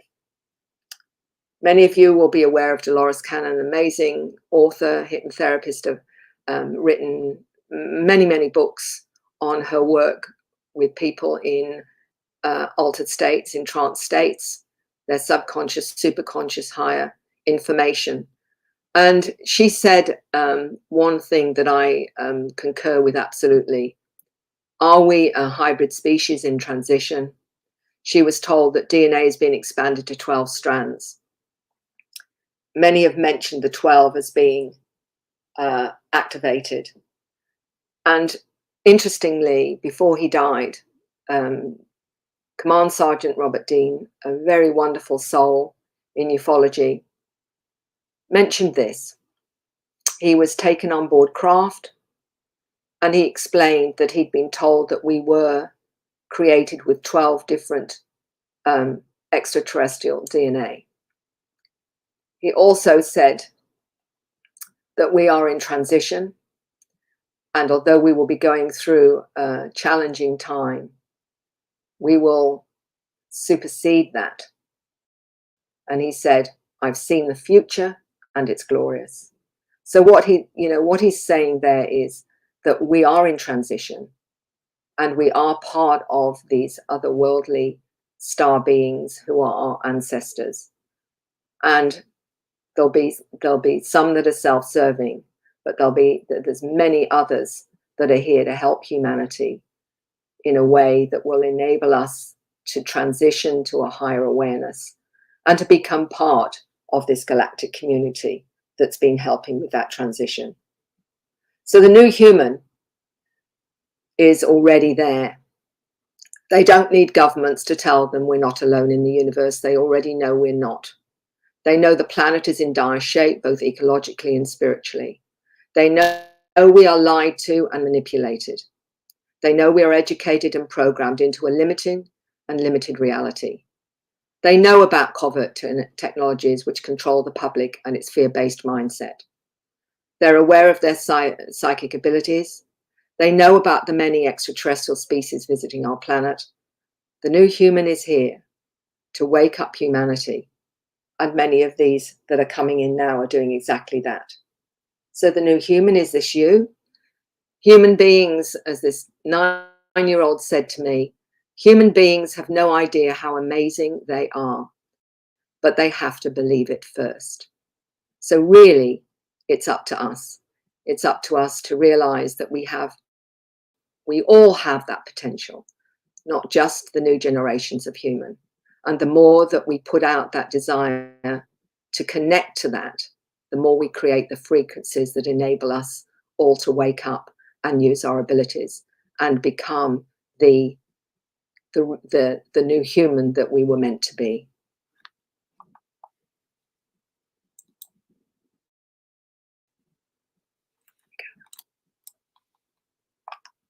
Okay. Hello. Hello, everyone. I'm here, Mary, just waiting for Stephen. He's got a bunch of questions for you, and he should be here with us shortly. There we go. I heard the door. There he is. He's in the background. He's just getting his questions. Okay. He's got some good and fantastic talk, Mary. They were on top of the crosswords, so I have to bring the paper in also. So the Herald's joined us for this. Okay, Mary. We've got a little bit of a gap here because we're a little ahead of time and we're looking for Sonia at the moment. So bear with me. I'm going to ask a few more questions than I thought I would. The first question I want to ask about all the different alien groups, and we know there are many different types. Some of them lived a long way away from here and they've been here a long time.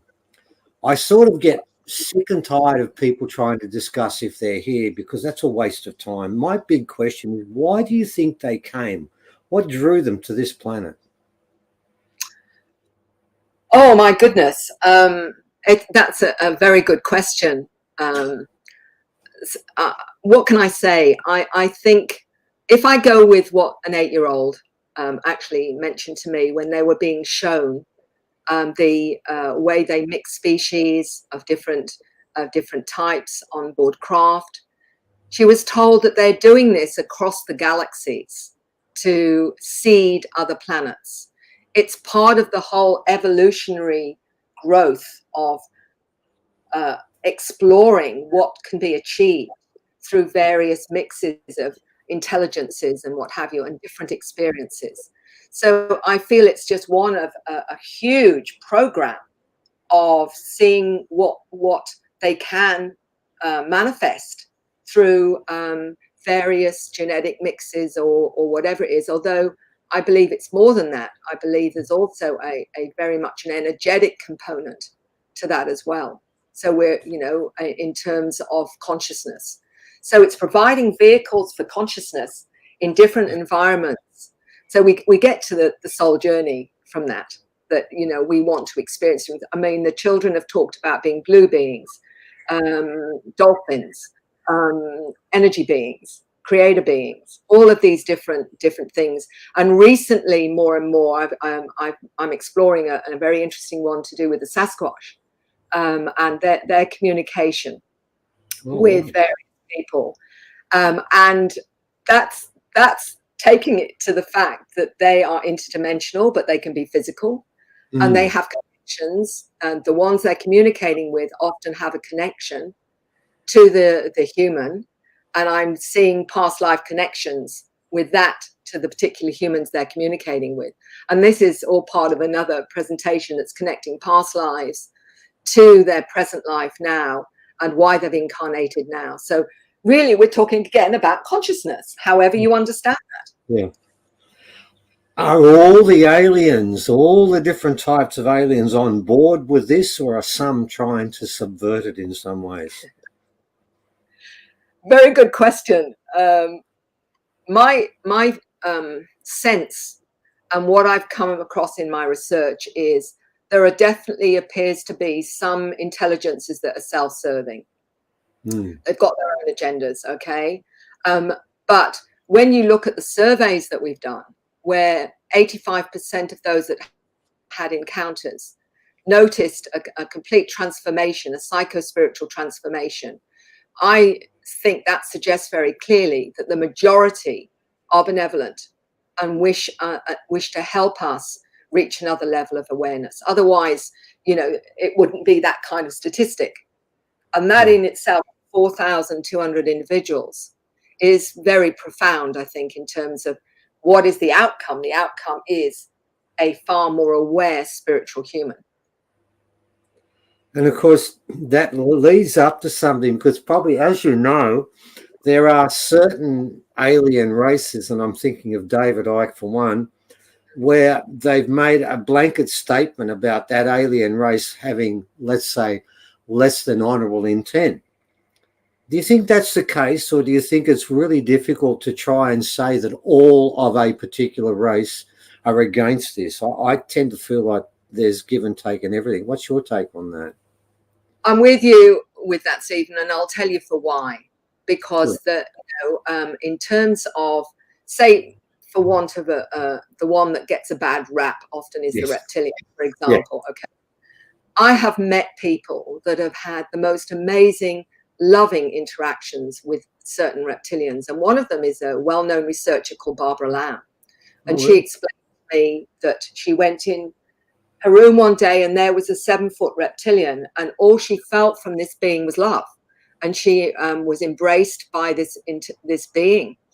What I've heard is that all races are being affected by this frequency. Yes.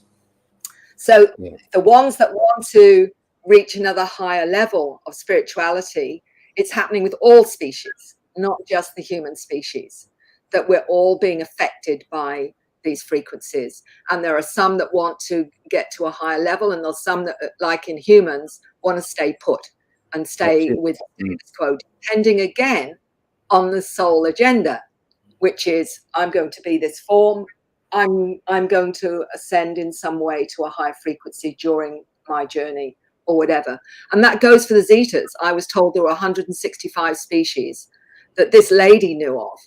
Well, you can't just take one Zeta and say, well, they're all like this. That's the point. Yeah, good one. You know, because you are labeling. Well, we could label humanity going on some of the beings on our planet like this. Well, that's the point, isn't it? That so it's illogical. And what I say to people when they see a being, rather than go on what you've read, what are you feeling from this being? Not what somebody else is saying about them, because they're coming from their own perspective, their own maybe lens, their own judgment, their own fear or whatever. What are you feeling from this intelligence? And often when I do hypnosis with all of this, Stephen, I notice that when you take them into the experience and they have an interaction with that intelligence, they often have realized that they've been connected to this being right through their lives. And not only that, they may actually have some genetic part of them is related to that intelligence as well. So we're looking at, the fact that they may in fact be looking at part of their genetic parentage. So this changes everything when people understand from that deeper level. And that's the problem, that with the conscious mind, we edit out what's unpleasant or difficult, or we're just scared of the unknown. Once we get more of a sense of what is really going on, that can change us 180 degrees into a whole new perspective. Definitely. I'm pleased you said that, because I do feel it's very important we understand that there are good Homo sapiens, there are bad Homo sapiens. There will be good and bad in every race, and we should never be put with the same blanket. So that's a really good point. Now, speaking of that, as you know, the original people, and I had plenty of elders who would actually had one elder, Uncle Jerry, before he hung up, he'd repeat the same line every time. He'd say, my grandmother taught me that the Pleiadians are our brothers and sisters. And we all know that in Australia there is that strong link. What I find interesting in this, and it's still not quite clear, and I'm hoping you might add some clarity to it, is at present count, we found 17 different hominins are running around this planet. Right now, we've found new ones called Dragon Man, which has got a larger head than ours. Denisovans have a larger brain. Neanderthal have a larger brain. Homo heidelbergensis has a larger brain. And obviously the flat-headed being we've got's got a larger brain. The question you've got to ask when you look at this, at the moment, I think we can rank ourselves 6 on the intelligence scale with hominins. Why was it that the aliens said and I mean, what's left now are just sapiens? Why were we chosen out of all those different hominins? What was the talent we had that attracted them to us? That's a good question. And all I can look at is when they're seeding, the whole idea is to give us the potential so that when we reach a certain level of consciousness, more of our potential unfolds, so that we start off as quite limited in terms of our consciousness, but as we grow as a species and we learn and experience, we activate more and more of our connection to our ancestors and what have you. And that process allows not only the soul to grow, but also allows us as a species to go through a process of growth. And they're saying that they do this all over the cosmos, that this is a vehicle for the soul to experience. Everything is a vehicle for the soul to experience a new understanding and gain new understanding. I can only look at it from that perspective. That's the only way that makes any sense to me. And so, look at what we're having. Why it's happening so accelerated now is because we've reached a certain level of technology where they're saying you can destroy yourselves, and you also can destroy other things that are put in place in terms of this reality, in terms of the dimensional side of it as well. So it's saying we've got to upgrade the 3-year-old that's got a loaded gun and wants to shoot everybody. And we've got to upgrade them now to an intelligence and awareness and an understanding of what actually is going on. But the potential, I'm being told, is for the human. There is something within us that enables us to be quite extraordinary in ways we can't even imagine. Ah, right. That's the difference, I think. I think there's something innate in sapiens as a race. There's got to be a reason for that. And let's go a little bit further with something you mentioned when you spoke about ADHD and autism being our future. I was, in my other existence before here, I was a teacher, and I actually was head of special ed. And I found it interesting, that word autism. I think we need to clarify it a bit, because autism has been misused. I've had children I've taught that could never speak. And I remember one kid in particular, every time a truck drove past, he would get incredibly excited and start to make noises, but they were not noises you could put together in a sentence. And he's claimed to be autistic. I've also was at a school when 5% of the kids coming through on that year were autistic, and it's normally point something of a percent, and everyone ignored what happened, but we know something did. What's interesting with that is I think we need to be very clear what autism is and what it isn't. And I want to make the point, I think you're talking about the kids that don't fit in, that are quite aware, but have one characteristic that I'm hoping is an indication that they are our future. Proper autistic people have a real issue with sarcasm and lying. And I'm wondering if when we talk about autism being our future and our children, I feel that you're right, as long as people understand what autism isn't. Because you can't say someone with an IQ of 138 has the same illness as children I've taught that have got autism that are called TLA, too low to assess, below 30. That's not what it is, and I want to make that clear, because I don't think you're talking about the kids who have IQs below 30. You're talking about the ones, that's what I wanted to get very clear there, because from a teaching point of view, people may get confused with that, and they may put what is an artificial construct, and I think it's done deliberately. Yeah. Because you're right, the autistic kids we're talking about often don't fit in, can't be programmed, and I think their most endearing feature, and I think I'd like you to talk about this a bit, is their inability to lie, which means the stories they tell you, if they were lying, it's against their actual medical condition they claim they have. So I find that an interesting parallel.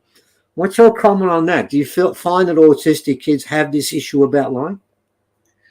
Well, let me put it like this. I spoke to an Asperger's who said to me many, many years ago, he said, Mary, they say that we can't socialize. He said, that's not true. He said, with each other, we have absolute harmony. We understand each other absolutely. He says, but what we can't deal with is masks and social conditioning, because it's not real. It's not got any integrity, so we can't be bothered with it. We just, because it's not the person. They're following social norms and they're masks. They're not real. That's why we don't want to socialize with them. But within ourselves, it's what we're saying is coming from us. It's real. It's not these masks, these social masks that we're expected to be part of. So that was how he explained it to me.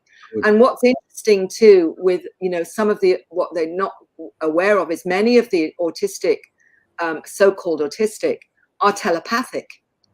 Many of them are reading you.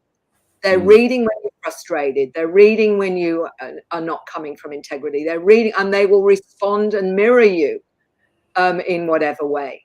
So if you're not coming from, again, a place of integrity, a place of honesty and truth, they will read that and then they will switch off and they will react as well. That's how I have come to understand this awareness. And I remember one, she was autistic, and they said to her, why don't you look at people in the eye?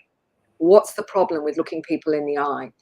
And she came out with, every time I look at someone in the eye, I get 10,000 images all in one go. I think you've summed that up really well, because there are all sorts of lies out there. I mean, I was a head teacher of special ed, so I know what I'm talking about. There are so many lies about the fact, you can't touch autistic people. They don't respond to affection. Absolute lie. Absolute lie. That's been created by shows like Rayman and other things where people have got this idea. And I think it's really interesting what you said about the fact the reason they don't want to look us in the eyes because they don't like what they see.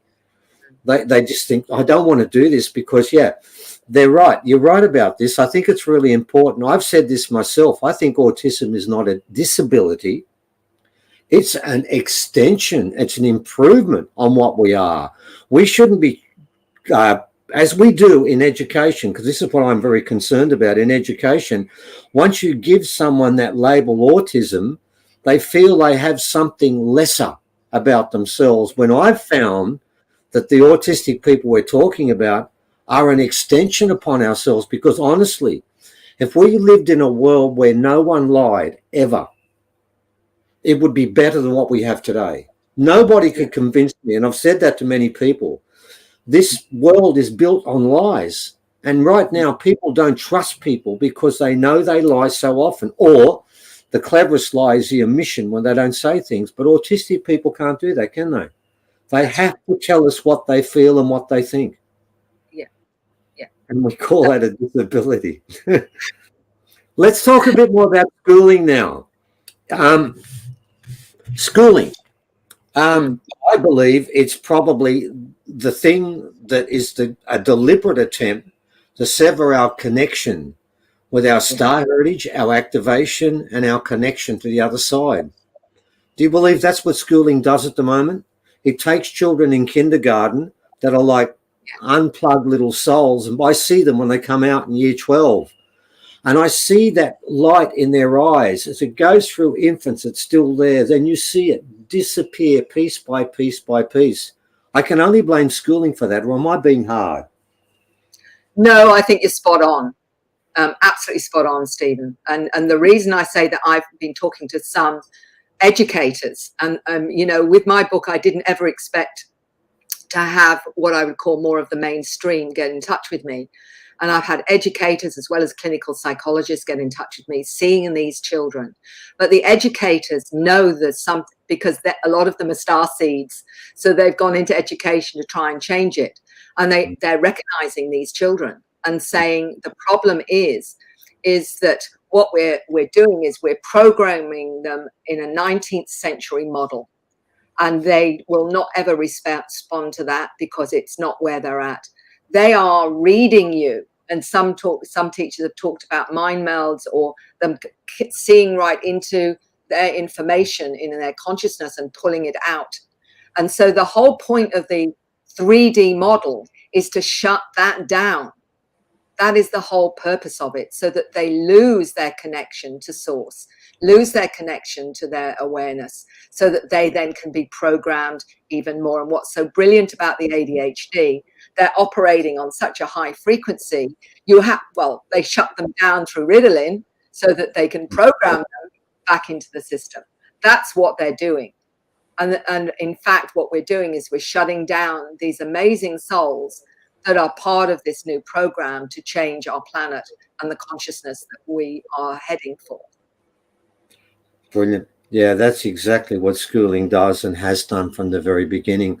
It's trying to create a semi-robotic humanoid that comes out and obeys, works, consumes, contributes money, then passes on, and we get another one. It's like a process.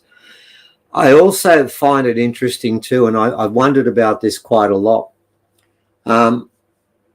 Aliens, I've been told many times, I'm going to find out off you whether it's correct or not, often incarnate into human form.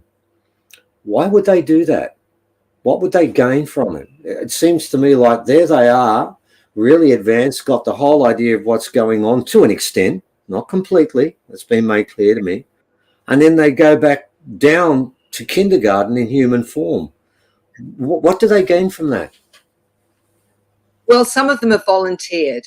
What I heard from many is that, and that not just the ones that are in our physical reality, but the ones interdimensionally that have come through the dimensions, to bring their skills and their awareness to assist this planet with its transition. Just like the 10-year-old explained that he was a blue being, he'd come here for the very first incarnation. He's a center seed to connect to the center of the planet, and he is going to help with the pollution. So that's his job, that's his mandate. So others are coming in, different mandates to help the planet, not just the planet, but the consciousness of the people. And we're getting more and more of those. And some of them will call themselves hybrids because they're more connected to their star ancestry than they are to being humans. And a lot of them find themselves getting very depressed here because of heavy energy and say, I want to go home. I don't like it. That's what I'm getting at. I'm feeling they must feel that sometimes, my God, why did I volunteer for this? But they keep doing it, don't they? Yeah. Well, now they're helping, Stephen, because people are saying, well, why aren't they helping us? Why aren't they coming down to help? But they are. They're coming in, they're embodying in human form because that's the way they can help.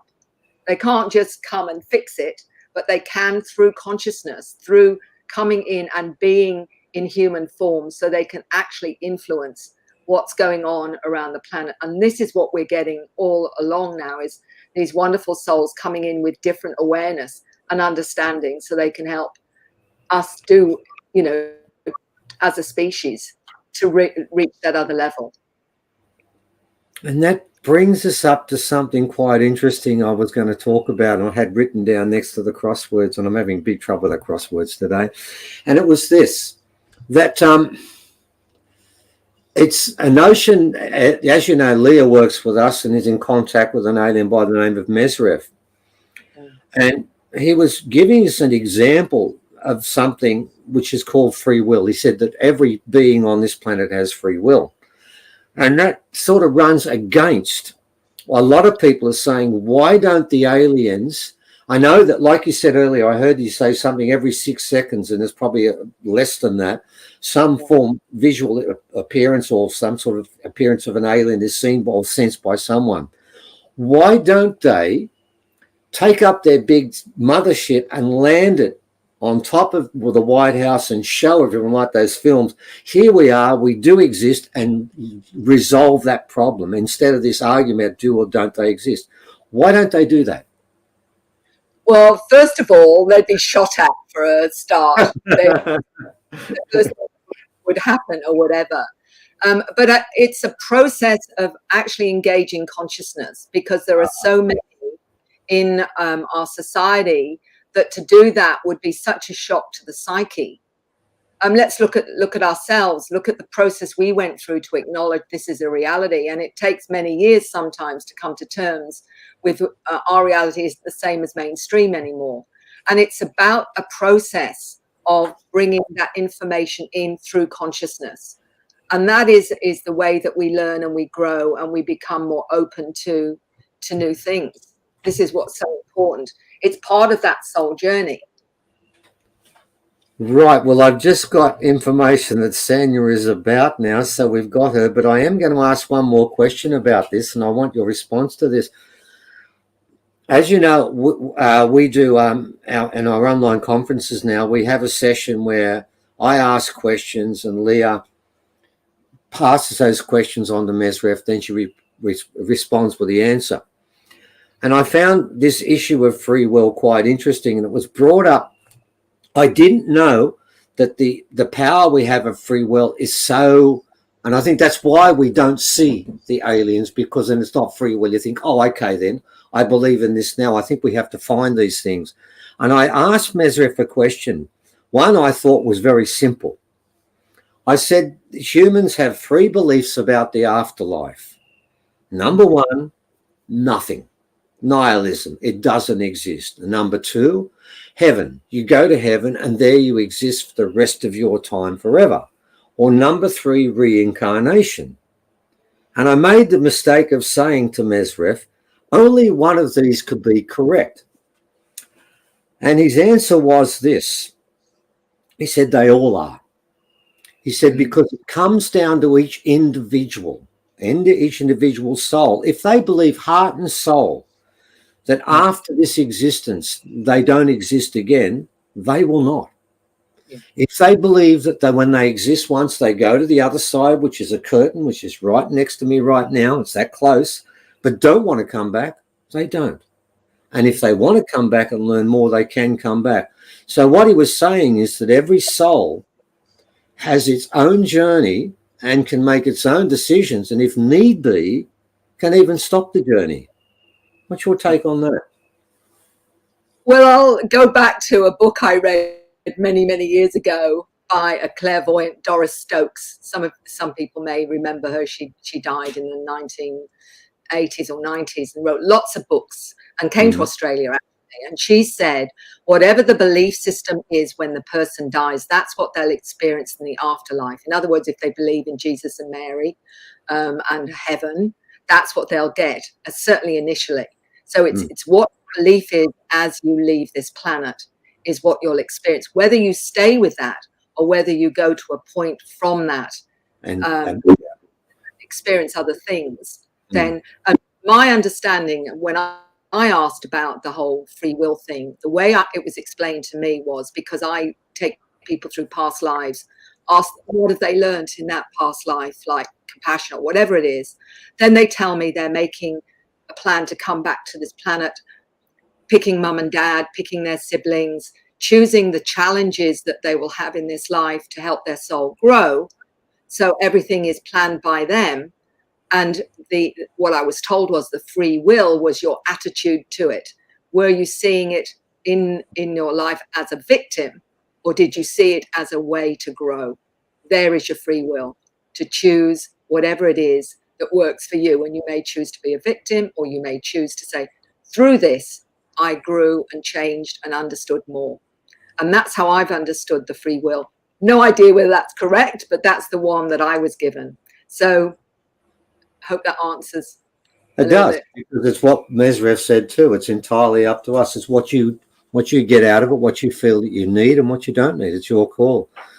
Well, look, thank you, Mary. We went a little bit longer than expected because we were just cleverly ad-libbing, so no one knew that we didn't have Sonia, but we do now, do we? Is that correct, Evan? Yeah, she's in the background. Okay, so look, thank you for that. And look, as I said before, every time you speak, I can't say that I listen to everybody, but I always listen to your stuff, mate, because you talk about children, you talk about my major interest. I was a teacher before I did this, and I still have this love of children because when I see the children come in through kindergarten, I see souls there that are so pure.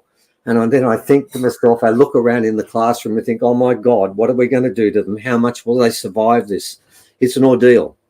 And yes, you're right.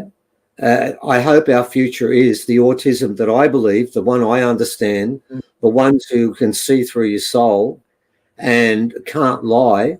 If that isn't a progression, if that isn't an improvement, ladies and gentlemen, it's not a disability. It's an extra ability that we've lost and we need to get back. So, yeah, you're right. So things are improving. Thank you, Mary. Love your work. You know that. And talk soon. Okay, we'll throw back to our leader. Well, not us. Apparently, we are now the leaders. Bow down before us. No, don't bow down to me. Where is Omar? We got Sanya. Okay, we're back. I'm right here, guys. Hi, Sanya. How are you? Hi, guys. Can you hear me? Sure can. Yeah. Lovely. Can you see me? I sure can. Woohoo! We're on. I thought great to see you guys. I thought because Stephen and Evan know you the best, I will let them introduce you so that you get a proper introduction, and because that's very important. All righty. Okay. All right. Look, we know Sanya through two ways. Sanya is the mother of Leah, who we're working with quite a lot, and that's one part of the story. There's two things that make Sanya very unusual. The first one is actually having a daughter called Leah. That is something very unusual, and she won't argue with that. The second part is this. I'm maybe slightly overgeneralizing, but not by much. Most of the archaeologists we've run into are slaves to the system. They are not discoverers of information.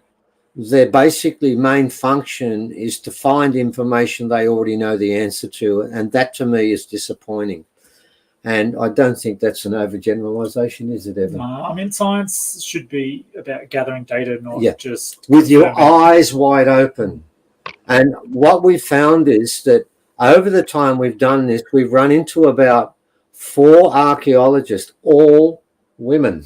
Did you notice that? All women. Something about the men here, we're falling behind, gentlemen, where we've run into these people that are rare.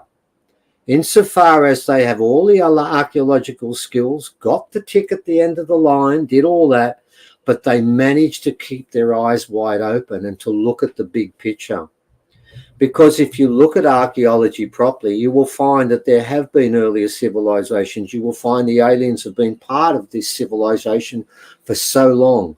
And this is not the first time we've gone up and down in these civilizations. These are all self-evident truths. Yes, there have been giants. Yes, there are unusual skulls found around the world, and they have been found, and yet most archaeologists can't see any of it. Sanya's that rare breed that has done all the tricks you're supposed to do, got all the marks. I got through 2 years and stormed out and never went back. I didn't have the patience. All credit to you for doing that. And has also had the advantage of being to some really amazing sites, and in particular had a close-up encounter, and I'm sure she's going to talk about this, with some amazing skulls, these elongated skulls that many humans tried to copy in different forms. And that's the reason why there was skull deformation. It was basically to copy what was going on. Well, she's been there. She's been on site to these places. We've had her on our show to talk about outside, what's taking place around the rest of the world. And it's nice to have an archaeologist on that is aware. And I'm sorry, a lot of them are not.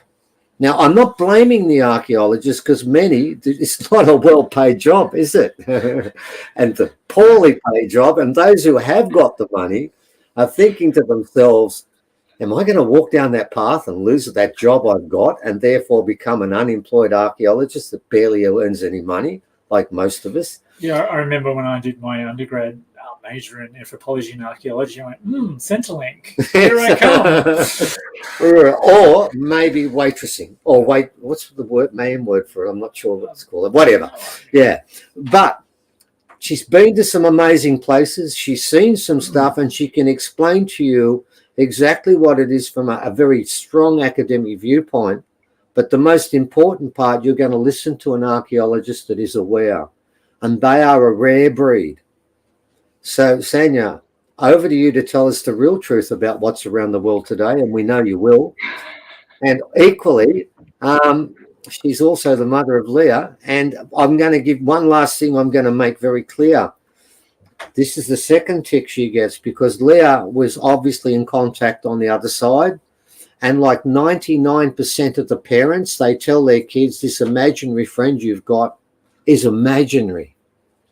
You're a lady that actually decided it wasn't imaginary, and for that you get a bigger tick than being an archaeologist who actually listens and looks.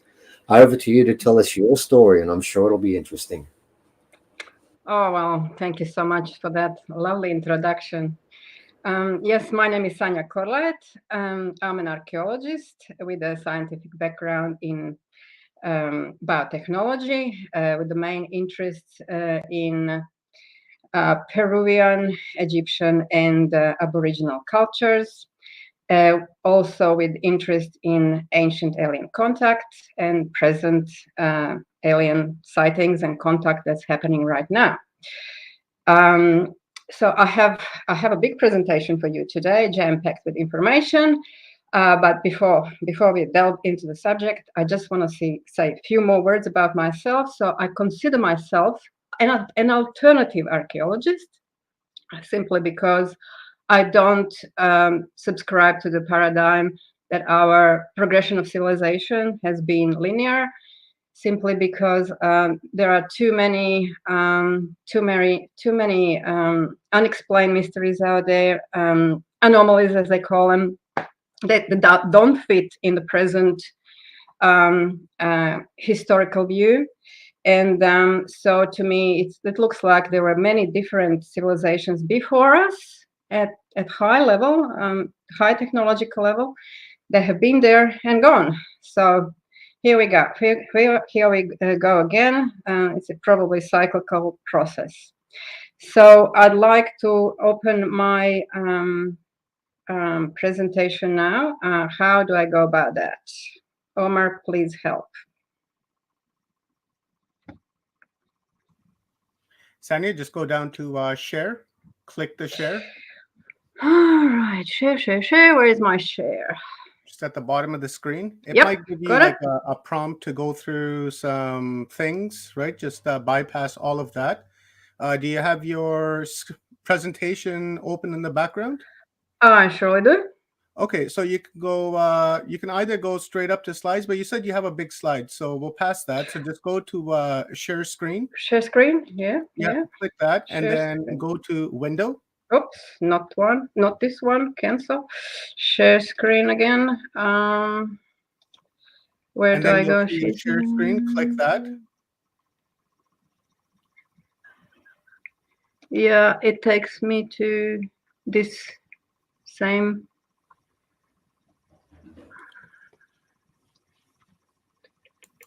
This doesn't work, does it?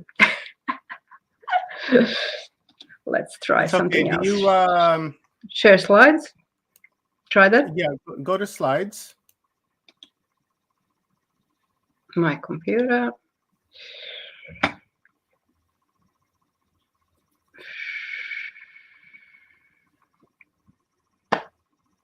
I don't know. It might take a couple of seconds to load up, Sanya, so just give it a moment.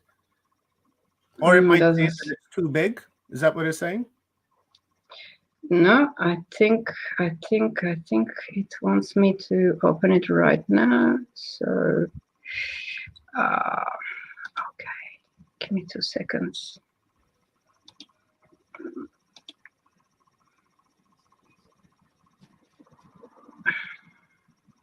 I clicked open. Can you see anything? No, not yet. It usually takes a couple of seconds when you pick slides, right? It takes a few minutes for it to load up, and then once it does, it'll pop up here on my end. Have you shared it? I certainly have. Okay, we'll give it a couple of seconds. Maybe you want to give us a download while that's uploading? Download? Oh, I have a video that you also wanted me to play, so I can play that while we are waiting for the presentation to upload. Did you want me to do that? Yes, you can do that. Oh, I see it's uploading. Naskamamis. Okay, beautiful. It's going. It's taking time. All right. So, Sanya, yeah, okay, up to you. If you like to do that, yeah. Okay, sure. I'll toss it up here right now.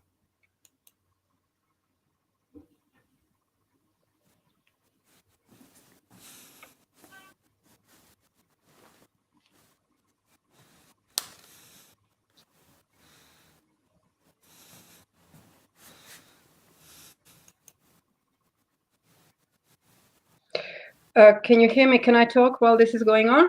Yeah, absolutely. I can hear you. All right. This is Jamin palpanensis. That's how they given a name to this particular species, unknown species. This particular mummy was found in Peru, as all the other ones have been, and somehow she finished up. I think she was sold to Russia, and she came back, obviously, to Peru. And so you've seen a short anonymous video of this particular being. She is as tall as we are, 168 centimeters, 168 centimeters. She's a humanoid. She's got 2 legs, 2 arms. Elongated head, as you can tell. She's got 3 fingers, 3 toes, 3 long toes. When you get to can you see the toes? They look like they're curved. They don't look like they've been used for walking on flats. They look like being curved as talons. They look more like they've been used like talons. So we really don't know anything about these beings when it comes to where they lived, where they come from, what did they eat, but when we get to the presentation, which it's now on, first slide is there. Let's see, how do I just click on this on my presentation slides? Oh, you have it. Wonderful. All righty, so my presentation is called the case of Nazca mummies, the extraterrestrial biological remains and the scientific proof of their authenticity. So let's go with the first one. Can I move the, okay, I can, here we go. The discovered location is at Nazca Desert. So at the beginning of 2016, the humanoid mummies, but not human, were discovered by grave robbers, just by chance, somewhere between the rivers of the Nazca Basin, between towns of Palpa. You can see that on the map, and I can't show it to you now. Is there a way I can show with my cursor where this location is on the map? No, unfortunately, it doesn't have that feature. All right. But I've All asked right, no for worries. it. So anyway, on the left, you can see Palpa, you can see Nazca in east, and you see Cahuachi, ancient pyramidal complex down south. So in between there, the location was somewhere there. And we still don't know the location because robbers, well, that's their job, right? They don't want to say, they don't want anyone to know the location, so they can keep taking stuff out of this grave. The picture on the right, you see the Nazca Plain. Yeah, I'm taking it from the tower, Maria Reike Tower, that's been built there some time ago. And when you are up in a higher spot, you can see the geoglyphs, you can see the lines. Yeah, you can. Otherwise, on the land, when you just walk there, it's nothing. It's dry. It's just desert. Rocks, and even if you get to the lines, which now in these days you can't, you're not allowed. They are very much protected by UNESCO. Even if you could get there, you would not be able to see the shape. Definitely not. All right, next one. So what was happening with me in 2017? Well, I was finalizing my study of archaeology and ancient history, and I was looking for a placement into bioarchaeology subjects somewhere on location, because if you're on location, you can dig and you can, handle the bones and you can learn better. So I first of all found it in Egypt, but unfortunately that trip was canceled. That was a bit of disappointment. But then I applied for the bioarchaeology in Peru. That was organized by the US-based Institute for Field Research at Sondor, at location in Sondor, which is archaeological dig location. And so somewhere in, I can't remember the date, in April, I arrived to Lima. And first thing I saw is this particular old ancient adobe pyramidal structure called Huaca Pukeana, and it was right next to the place I actually I got in to stay for a few days, called Pukeana Guest House. Small guest house, but very, very nice and very close to this place. So I had a few days before the bioarchaeology started. So I decided, okay, look, finally I'm in Peru. I'm so happy. Let's go and see a bit of ancient stuff around. And I organized a day trip to Caral because Caral contains, well, they say the oldest pyramids in South America. They say they're about 5,000 years old. And in Sulpa Valley. So, yep, that's me there on the picture. Very happy, looking happy, and happy with myself. And yeah, the day was interesting. So, if you happen to go there, yeah, it's a nice one to have a look at. So, a few days later, I was in Talavera. Talavera is a small village near a larger town called Andahuaylas. This is all up in the Andes. So we had 2 weeks of bioarchaeology theory, and we were studying on the ancient Chanca people remains. They were around 600 years old. And these people obviously practiced the head binding technique, as you can tell by the shape of their the head. On the first one is first picture shows the elongated total head, And the second picture is showing the female, artificial deformed female skull. Oh yeah, she also has holes in her head, but that's because she was probably attacked. Well, they chunk of people were contemporaries of Inca, and they were in constant war with Incas. They were killing each other all every day, probably. All right, next slide.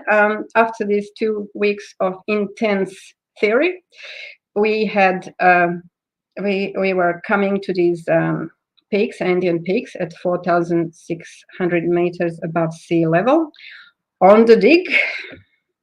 So this is the dig. This is the archaeological complex hill. First one you see on the left-hand side, where usually tourists come and have a look. So every day we would arrive by bus, because this is even higher than where the village is that we were staying in. We would arrive here, and we would walk up this reconstructed cottage, which you see in the middle of the hill. We would turn left, keep going, and kept going onto the next hill, which you see on the left, kind of behind. So the second picture is showing the location where archaeological square was set up for excavation. So that's the start of it, and I'm not gonna go through it because I'm not really allowed to talk about it. So anyway, we'd go back to it just to tell you that all of us who usually live at sea level, we were all sick with this high altitude sickness, and the symptoms are basically you are running out of air and you don't have much energy for anything, which was a bugger. I really wanted to dig a lot, but obviously at the end I didn't dig a lot because I couldn't. 2 weeks later, I was finally traveling through Peru free on my own, and I came to Nazca Desert. That was the spot that I always wanted to see, because I guess for me it was the most mysterious ancient wonder ever. You probably know it's now, as I said, it's protected by UNESCO World Heritage Site. And the second picture is taken from one of the nearby hills. So you can get onto the hill and see sign lines and bit of shapes. But this straight kind of road-looking thing is a line. These lines actually go for, some of them are very straight. They're going for 10 kilometers. You wouldn't believe it, but some of them are really, really long and very straight. And they think they've been, archaeologists think they've been created by this so-called Nazca culture somewhere between 200 BCE to 600 years current era. So that's a span of 800 years for Nazca culture.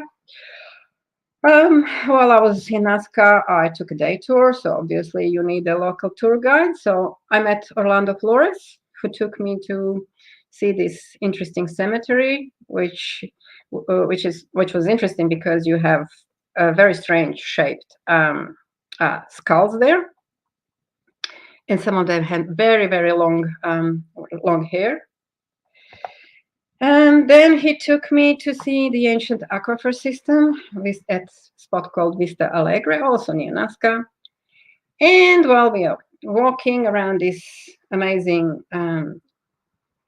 spot, which is in really, really good, still very good condition and functioning. As you can tell, the one in the middle, the picture in the middle shows me going down into one of these swirling wells, and you can see water down there, very crystal clear water that's still used today by farmers for agriculture. You can drink it if you want. It's coming from the mountains, so it's a few kilometers away. The system still works, and yeah, the water is beautiful. Anyway, as we're walking around here, he goes, last year some grave robbers have found some interesting remains that don't look like from this world. They look like extraterrestrial remains. I said, huh? What? Can you just repeat that, please? What did you just say? And then he goes, yeah, that's been found. And I said, well, tell me everything about it. I want to know everything about it.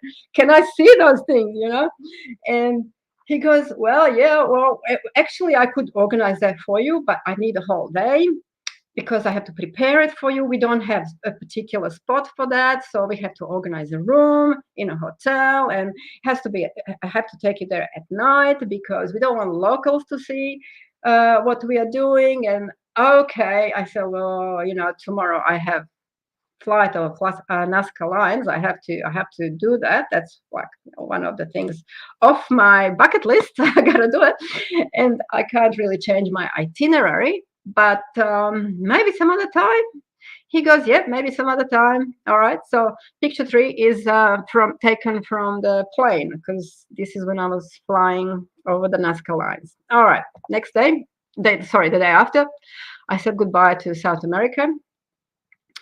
And back home soon, a telepathic message arrives through my wonderful and amazing daughter, Leah Capitelli. You already heard about her. Well, she's a lifelong contactee, and she receives a message from one of her contacts, not the usual contact, somebody else that obviously knew a little bit more about these remains. And this time message was for me.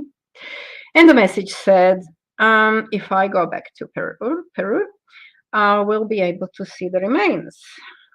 And they were not sure if I will be able to touch them, but definitely I will be able to see them, they said. Right. Okay, that was an interesting message and made me think, and I thought for a while, and then, okay, if that's the case, I applied for the volunteering position on the archaeological dig near Nazca, which was the pyramidal complex called Cahuachi, which I saw that previously and was looking kind of interesting. And I thought, okay, let's do this. Let's do the whole thing. I'm gonna go and on the archaeological dig, and I'm gonna probably see those things. So I was on the move again. So this is the year after, 2018. At the location of the archaeological dig. You over here you see the main pyramid, which is basically a hill topped by mud brick pyramidal, pyramidal structure. The walls. So they build these walls on top of the hills, and now the whole thing looks like a pyramid. So this is a whole complex. This is just one of the pyramids, but the whole complex is large, and there's about site is spanning about 1.5 kilometers of these sandy mounds covering unearthed pyramids. So there's a lot of work here that could be done. Unfortunately, some of the land there that holds these pyramids is now in private hands, which is a crime. It should never have been sold. Archaeological camp right next to the Cahuachi pyramids is obviously not a 5-star accommodation, not for everyone. This was my my bedroom, sorry, for 3 weeks, and sand was everywhere all the time, and the sandstorms would come every day around 2:30 and start hitting your face and hitting your exposed skin, and it's not nice, I can tell you that. Like you have to cover yourself, especially if the wind is a bit higher. So anyway, somewhere in the third week, one of my back muscles just given up on me. I stranded it, and that was the spell. That was the end of it. That was the end of. I couldn't dig anymore. I was in pain, and that was the end of my digging days at Cahuachi. So I was free again, obviously, to be a tourist and to be a researcher. And what I wanted to find a proof, some sort of, proof artifact that shows the contact between ancients and these people that had three fingers and elongated heads, and so I started going around, and first of all I went to the hill near Palpa with that contained an ancient Chichitara petroglyphs. So you probably know this petroglyph from the Ancient Aliens TV series because it's quite famous. It's got an anthropomorphic figure on the right-hand side. You can see a petroglyph that features a being with 3 fingers and large head, large eyes. And so this area was found to be between 2.8 and 1.8 thousand years old. So this is before Nazca. This is before everything. So in this area, you can find many petroglyphs of star-shaped, many star-shaped petroglyphs. It's littered with star-shaped petroglyphs in this area. So this is a time of Paracas culture, actually, that precedes the Nazca culture emergence. Another spot called Kemazon holds Kemazon petroglyphs, and there's another anthropomorphic figure with 3 fingers and large eyes. And the age at this spot, they found out that all the petroglyphs were around 1,000 years before current era, which is 800 years before the emerging of Nazca culture. So everything is before emerging of Nazca cultures. Just before we jump on this, go back to 1 second. I want to show what else I have found. If you can see, this is the replica of ancient Nazca culture vase, and it's showing 3-fingered, 3-toed being with large eyes. So it's a replica, meaning they had them like that. All right. Finally, I get to contact Orlando Flores again, and I said, look, come on, I want to see those things. Can you please organize? Oh, he goes, yeah. All right. It's going to be fine for tomorrow night. You will have to pay 200 soles. What was that? I can't remember. $50, $100. And yeah, I'll take that. It has to be nighttime. I said, fine. All right. Let's do that. Finally, my special night in Nazca arrives, and Orlando picks me up, takes me to the hotel room. Well, it was wasn't a room really. It was a whole big area where they have placed the large tables covered with white sheets, and on them there were the remains. There were different ancient remains. There was a man in a white lab coat standing there with rubber gloves on his hands, and he greeted me, and he said he was an Nazca doctor and he couldn't give me his name, but I said, okay, that's fine. I asked for a pair of rubber gloves. He said, no, you can't touch anything. Oh, okay. I was a bit disappointed. I really wanted to have a look, a little bit of, when you're holding something, you can gauge if it's real or not. But all right, fine. I started checking the remains, but as soon as I got near them, I knew it was real. They were a real thing, because they had that smell of old tissue, like if you know how the old fish smells, and something smells, it's not plastic. And yeah, I could even see the tendons coming out of some of the out of the longer hand. So when he went to the other room, I quickly decided, I'm going to touch this tendon. I don't care what he's saying.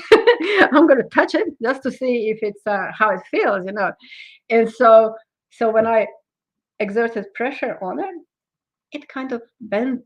It felt, and it didn't break. It just bent a bit and went back to its previous position. So I definitely decided, oh my God, this is real. Oh, I'm so lucky I'm here. I'm so happy I'm here, you know.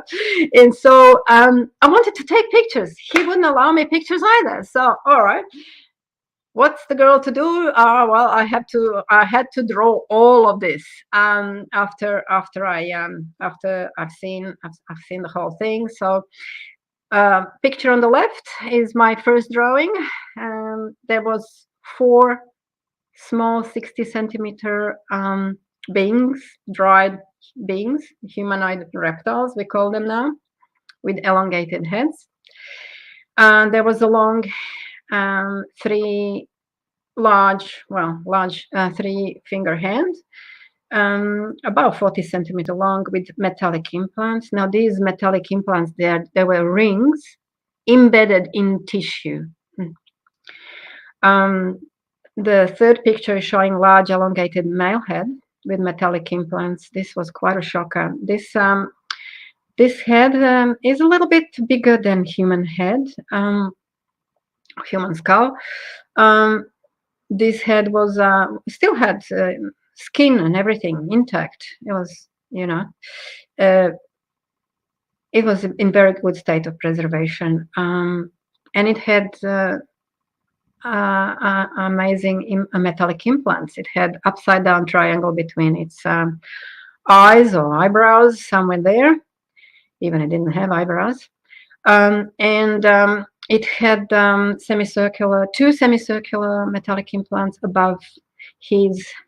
He didn't have earlobes, so above the ear canals. He had smaller mouth, probably same size mouth as we do, but smaller nose, no hair whatsoever, and kind of had a gray looking, you know, skin, and had elongated. The whole shape was a bit elongated. When I saw the whole thing, the doctor came and brought a small box. He opened the box and he took a small head, a small head, which you see something like that. This is what you see now in this picture, and put it on my hand. So it was a palm-sized, very elongated head. And this was a bear skull. So that's why I'm saying it's not the same, because I was holding a bear skull of this creature, and you are seeing the picture of the same creature, similar creature skull. But this picture, on this picture, you see that creature still contains skin. So anyway, I was quite confused with this skull, because the skull did not have a jaw. It had a large round opening instead of the jaw, and when I turned it upside down, I could see a square opening, which was absolutely strange, because we humans and all like the primates, we all have round foramen magnum, as you can tell. You can see the oval shape of foramen magnum, through which your spinal cord goes through and connects your brain to your body. Well, this is not what they had. They had some square opening, which I could not understand, and I don't think anybody can understand at this stage. So, all right, I returned the little head and thanked them for everything. And I was asking, okay, so what would you like to see? Like, what? I know you are involved in all this. What would you like to see happen with all these remains? And the doctor said, oh, first of all, I don't want to go to jail, because in Peru, it's crime picking the graves. You know, you just can't go and pick the graves. And he says, I'm a doctor. I'm not a grave robber. I don't want to go to jail just because I'm showing these things. But he also said, then I was contacted by extraterrestrials, and they told me I need to keep doing this, so I'm doing it. all right, wow, that's amazing. And also he said, we would all of us involved in this find would like to see them finally finishing up in some sort of museum, being protected, so they don't just disappear, so the whole world learns what these remains are. That was his wish, and he got his wish maybe a year later. Anyway, we'll go to that. So I said thank you, goodbye, and yeah, I came home to my room and I started drawing everything. And when I came back to Australia, I started my research to learn more about these remains. So on the right hand side, you see an X-ray of this head of a small being head, 60 centimeter being head, and you see that there are few there are many unknown features. For example, as I said, they don't have jaw. They figure out there was a plate or two plates instead of the jaw. They were used instead of, as I said, used instead of the jaw to mash the food, I guess. So when the doctor told me, the nurse conductor did say, we think they were just able to drink. They had to be able that just to have some liquid food because there was no jaw.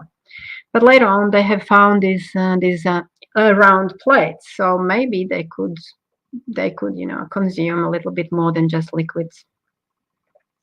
All right, so I'm going to jump just quickly to Paracas because I went to see elongated skulls of Paracas. There is a huge collection of elongated skulls there, and some of them are natural, some of them artificially deformed. They are all placed at the museum, historical museum at Paracas, which is on the coast. And they have been found by archaeologist Julio Tello, Peruvian archaeologist, back in 1928. And he has found more than 300 elongated skulls at particular cemetery around that area. We'll go next one. So there are naturally and artificially elongated skulls. The difference is in volume and obviously would be in the DNA. So on the left-hand side, you see the naturally elongated skull with 25% larger volume than normal human skull. And on the right-hand side, you see artificially elongated skull with no difference in volume. Obviously, the shape is not going to change the volume. Okay.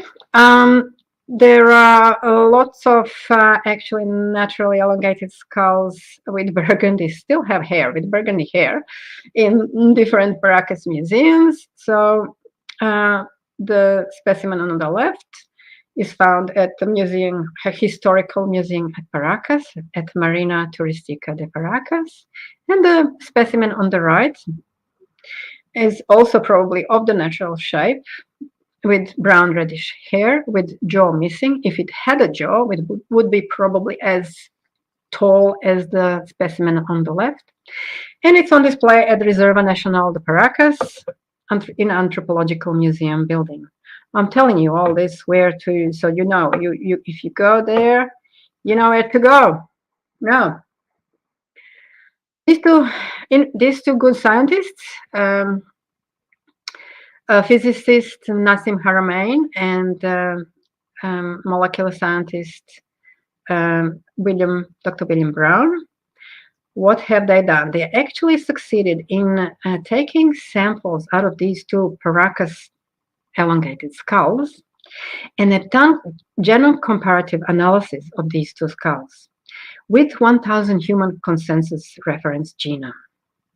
And what they have found is quite interesting. The genetic mitochondrial lineage, which is the lineage that we inherit from our mother side, was traced to the Black Sea area people of these skulls. However, but paternal lineage could not have been traced because no matching Y chromosome could be found with that matches modern human lineage. And so what they decided that father was not the father of these species, was not a Homo sapiens, and the Paracas remains were hybrids. That's interesting. Remember that. We'll come back to these two. Let's see, after all, what has been found in that grave we have we mentioned, and the grave that huaqueros, or that's in Quechua, grave robbers, don't want us to know.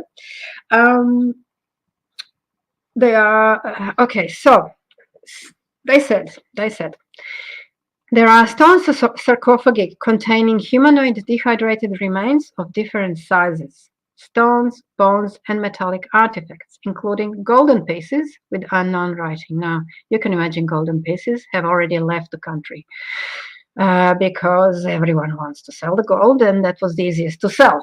Now, they would like to sell everything, but for some reason, they decided that they wanted to know what this really means in a bigger picture. Lucky for us. So there are three types of biological entities whose existence is proven. The small doll-like 20-centimeter humanoids that being X-rayed and removed from the research at this stage, simply because the researchers decided, oh, they look too much like dolls. We really don't understand how could they exist and, you know, move, and we just don't understand this. This looks like a fake. We're not going to do it. All right. Then there are the second ones, the small 60-centimeter humanoid reptiles with 3 fingers and toes, with very elongated head, with large eyes and no jaws, which I already kind of mentioned.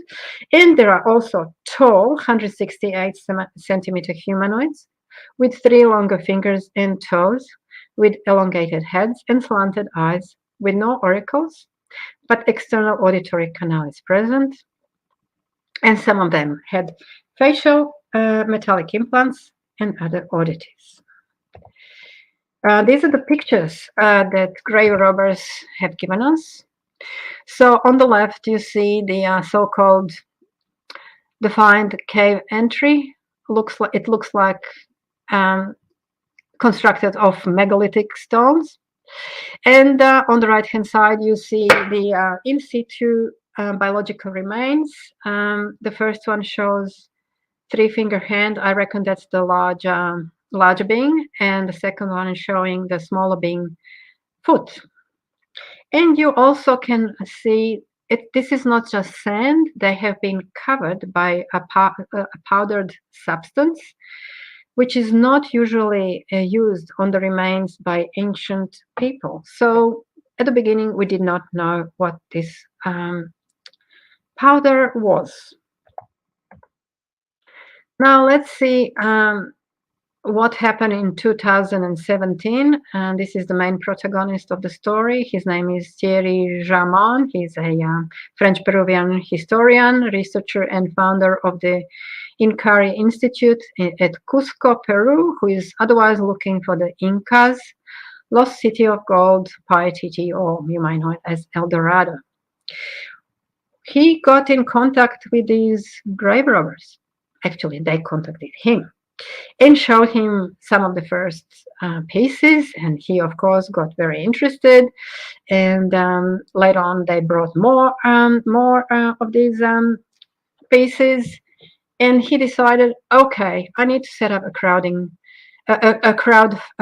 project so that we can properly do and finance these scientific tests, because we don't understand these remains. We don't know what these things are. They look very different, and we need to find out. So that's what he does. He sets up a crowdfunding project. He comes up with it was successful. He comes up with some, I can't remember, 35,000+ euros. And they do lots of tests. They do X-rays, CT scans, carbon dating for age, and DNA nucleotide sequencing to compare to genome of all known organisms, including humans. Now they were getting ready for the first conference in Lima, but the results were not complete for that particular conference titled Alien Disclosure. Yeah, so if you go to the alienproject.com, you will see lots of information there. That's Thierry Jamon on the left-hand side. So for the second press conference in November of 2018, they had a large presentation at the Congress of the Republic of Peru in Lima. The present, who was present? Well, all the scientists who were doing their presentations were there. So you see the biologists, Mexican biologist on the left. Then you see Thierry Jamon sitting there, our historian researcher. Then you see radiologist, Peruvian radiologist. Then you see a congressman who organized the whole thing. Then you see forensic examiner from Mexico. Then you see a Peruvian doctor, Lady Clara Ines Martinez. Then you see a Russian scientist, Dr. Galetsky Dmitry Vladislavovich. And yeah, there are other people in the audience, including another geneticist from Mexico and a representative of the Peruvian Ministry of Culture too. So we'll go quickly through their findings and their presentation. The white substance that's been found on all these remains was found to be consisting of two compounds, a cadmium chloride and diatomaceous earth. Now, cadmium chloride is a white crystalline solid powder, which is a chemical which can be used as a fungicide. As a chemical, for chemical, you need a chemical processing plant to manufacture it. You need electricity, you need raw material, and lots of stuff, which is unobtainable by primitive cultures. Diatomaceous earth is also a powder. And the picture on the right-hand side is actually a picture of the electron microscope of these things. And under electron microscope, you can see that these are the fossilized shells of microalgae. These are skeletons made of silica. And it can be used as a natural fungicide, insecticide, and desiccant. And the natural deposits of this thing is found around Nazca Desert. And maybe that's why they were covering these remains, to keep them in a good shape. Our sample, however, was processed technologically, crushed and ground. So it wasn't just picked up and put on. Let's go through the remains that have been properly researched. Let's start with these very long three-finger hands. So they're around 40 centimeter long, and both of them, there were two of them. Both of them had metallic implant. First one on the left had ring implants, two ring implants. The one on the right-hand side had a disc-shaped object implanted. So the age was found to be, by different laboratories, found to be anywhere. Let's start with the first one. Caribbean Trace Genetics and Archaeology came up with the age between 1080 plus minus 25 before present time and 7027 plus minus 40 years before present time for skin. So bone and skin were they found of a different age, which is a bit funny. Maybe the skin was covered with this material. Maybe it was contaminated.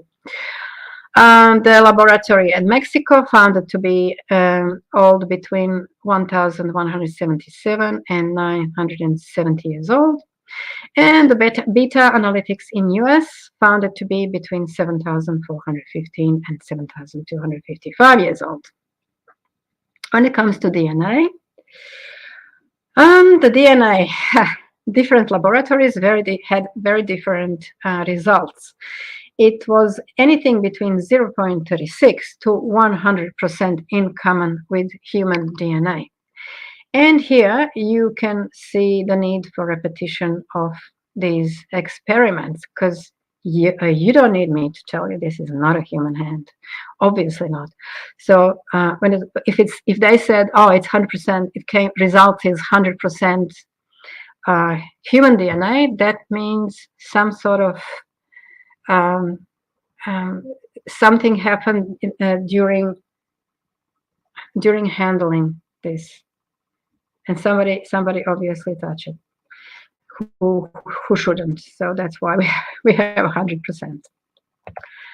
And this is just a picture of one of those hands where you see the tissue exposed when sample was removed to be tested for carbon dating and DNA testing. So you see the two layers, a spongy central layer and cortical thick bone layer, which is quite similar to what we have. These are direct x-rays of 3-finger hands with metallic implants. So the one on the left, you see, even had some broken bones, but you see the 2 metallic implants. And you also see 6 phalanges. And we humans, we have 3.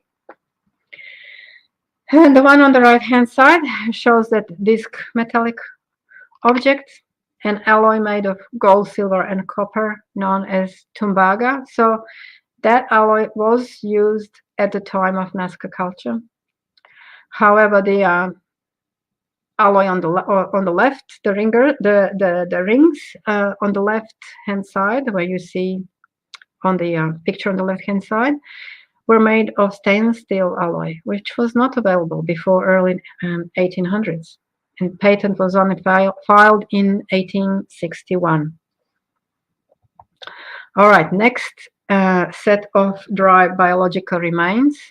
These are the 60 centimeter human. We call them humanoid reptiles, and we give them names. Josefina is on the first picture. Alberto is on the second picture, and they are quite similar specimens, but they are not the same. Josefina was found to have still inside of her 3 large eggs and 1 very small forming. She also had a copper implant that functioned instead of her broken large clavicle. Now, we figured out they had 1 clavicle instead of 2.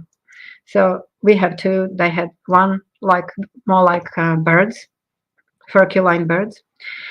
Alberto has, he had a type of a hip replacement implant, also made of silver and copper alloy.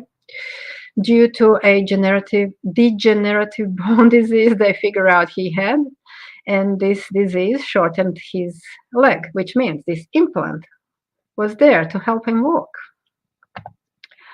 Again, you can see 2 of them, Josefina and Alberto, on the left-hand side, and you see Victoria,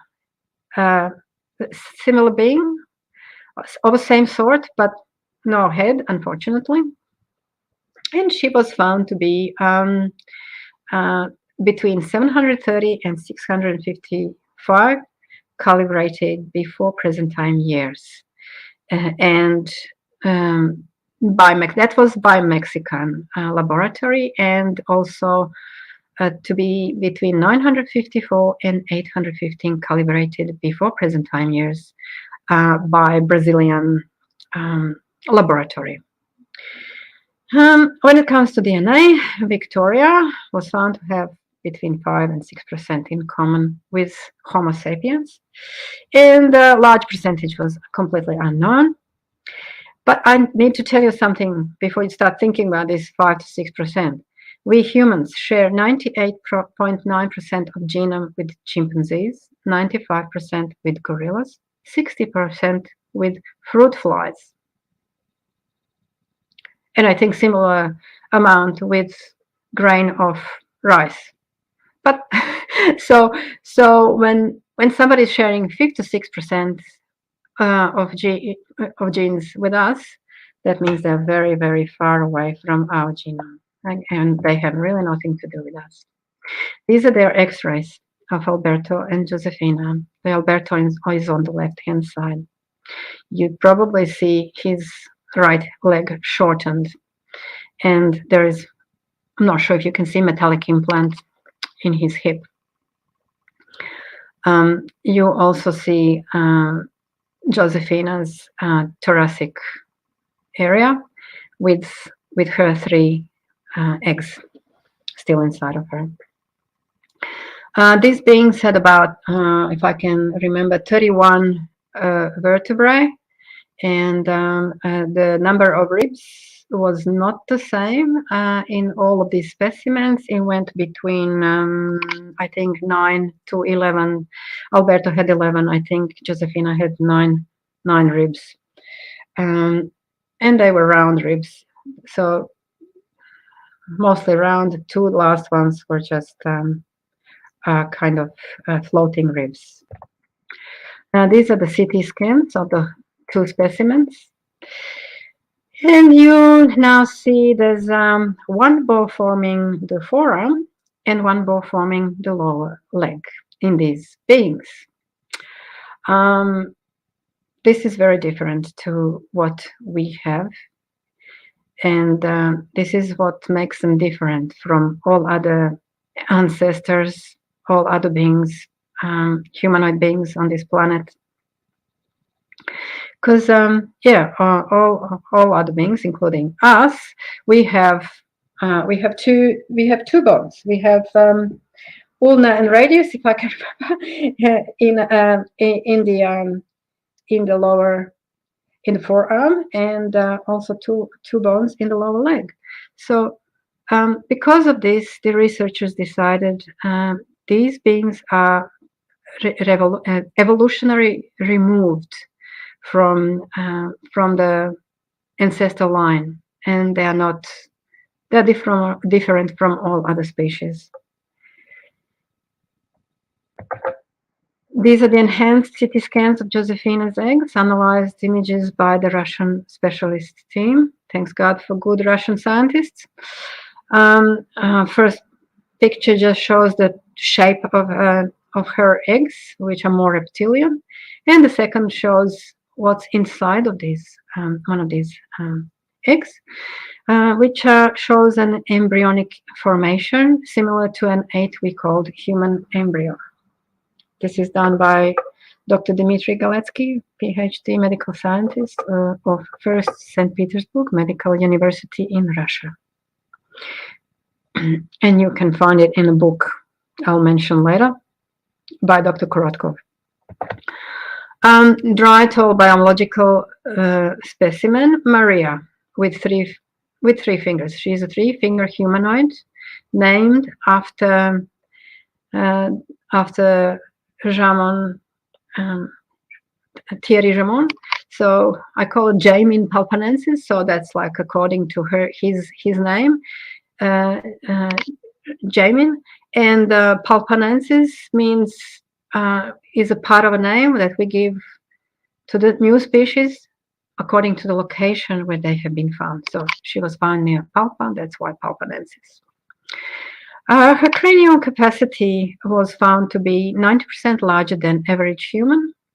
So it was 1,650 cubic centimeters, while average human has 1,400 cubic centimeters.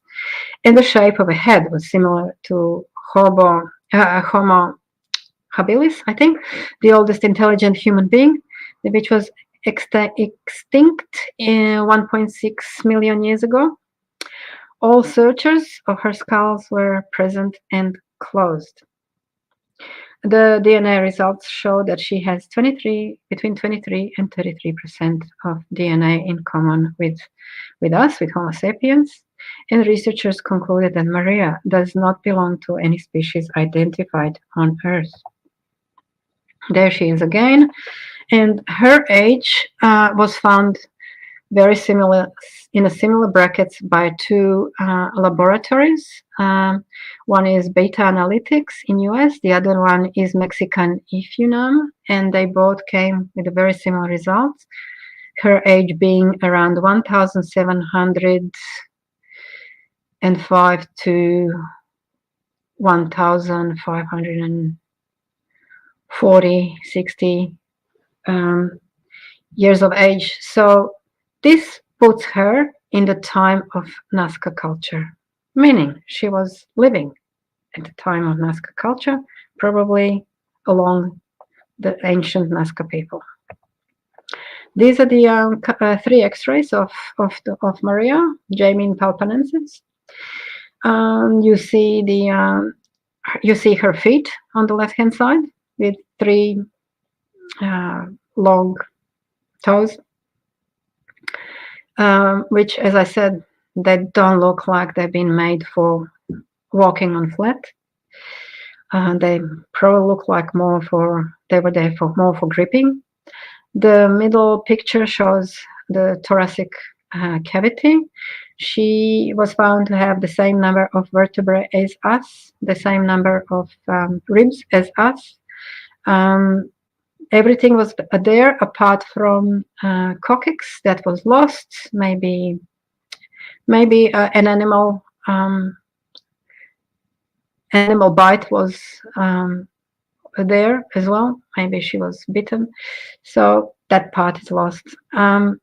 And so she also didn't have genitals. The picture on the X-ray, the 3rd X-ray, shows the facial bones of her skull, and you see the large mandible, the large jaw, with a few teeth still remaining in place.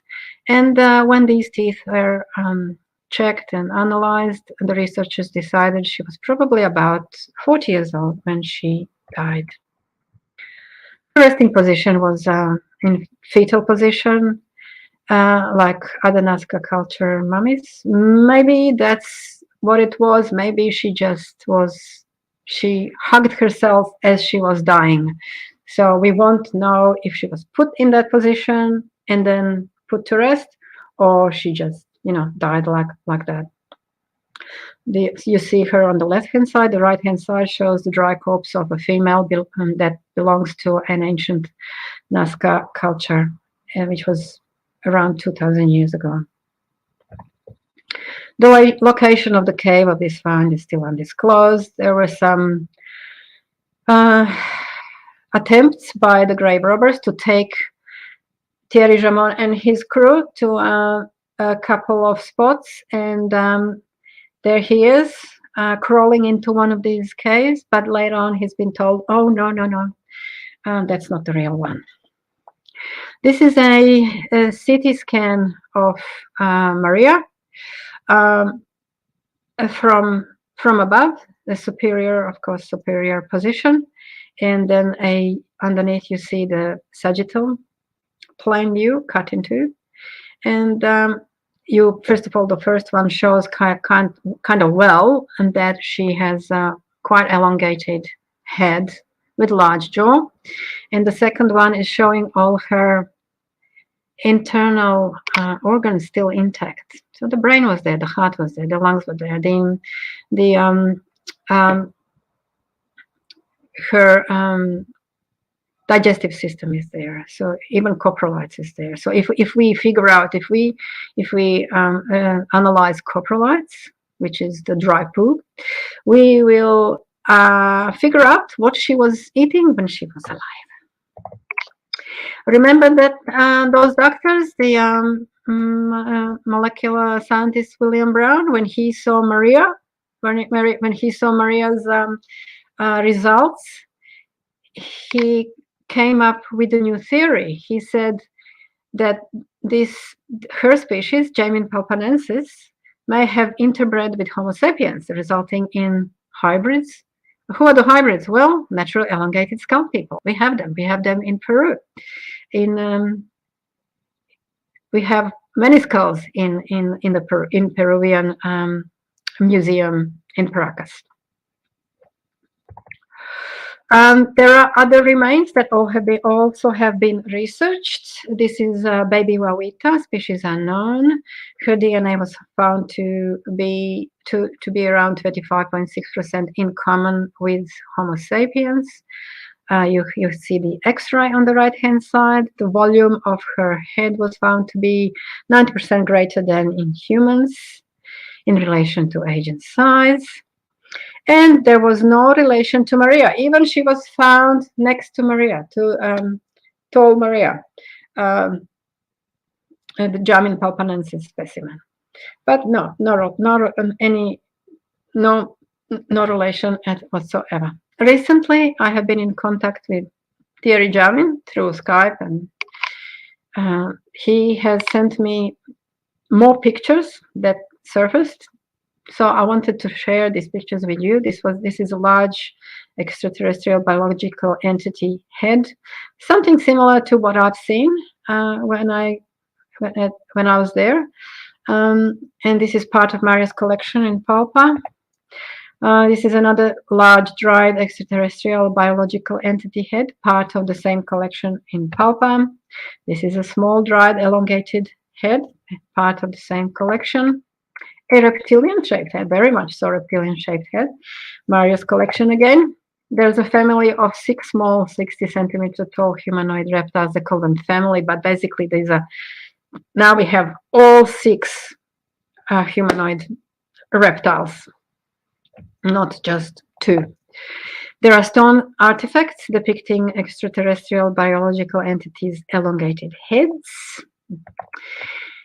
And finally, you now know all these remains, these entities. You know, these are Josefina and Alberto, Wawita, and Maria. And finally, they have found a place at. They have their own place. They have their own room. They are safe and protected at the University of Ica. They have taken onto their responsibility to take care of them and continue the research, which is most important.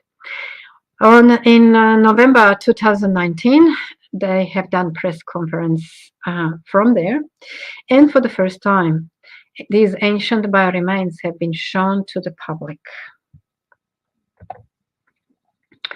When it comes to metallic implants, I think I already mentioned a little bit about them. Josefina's large implant was found to be 80% copper, which was consistent with a pre-Columbian period metallic object. Alberto's implant was found to be 50% silver and 25% copper, an alloy known as tumbaga from a pre-Columbian period used at that time. A tridactyl hand disc-shaped implant had 60% gold, 30% copper, and 10% copper. 30% silver and 10% copper, alloy also known as tumbaga, while tridactyl hand with 2 ring-shaped implants were found to consist of iron, chromium, and carbon, otherwise known as stainless steel. Not available at that time. What do we have here? Case of anomalies. Case for unknown high-tech civilization in Peru around 2,000 years ago. We have unknown humanoid reptile species, which are biped reptiles. Metallic implants used as an aid to a body. Processed diatomaceous earth not used by ancients. Cadmium chloride compound mixed with diatomaceous earth found on the bioremains skin surface, unobtainable by primitive cultures.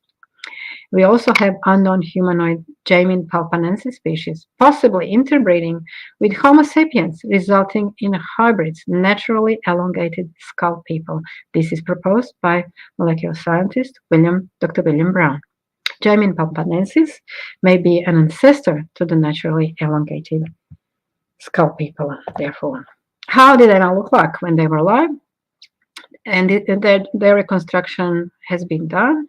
This is their appearance.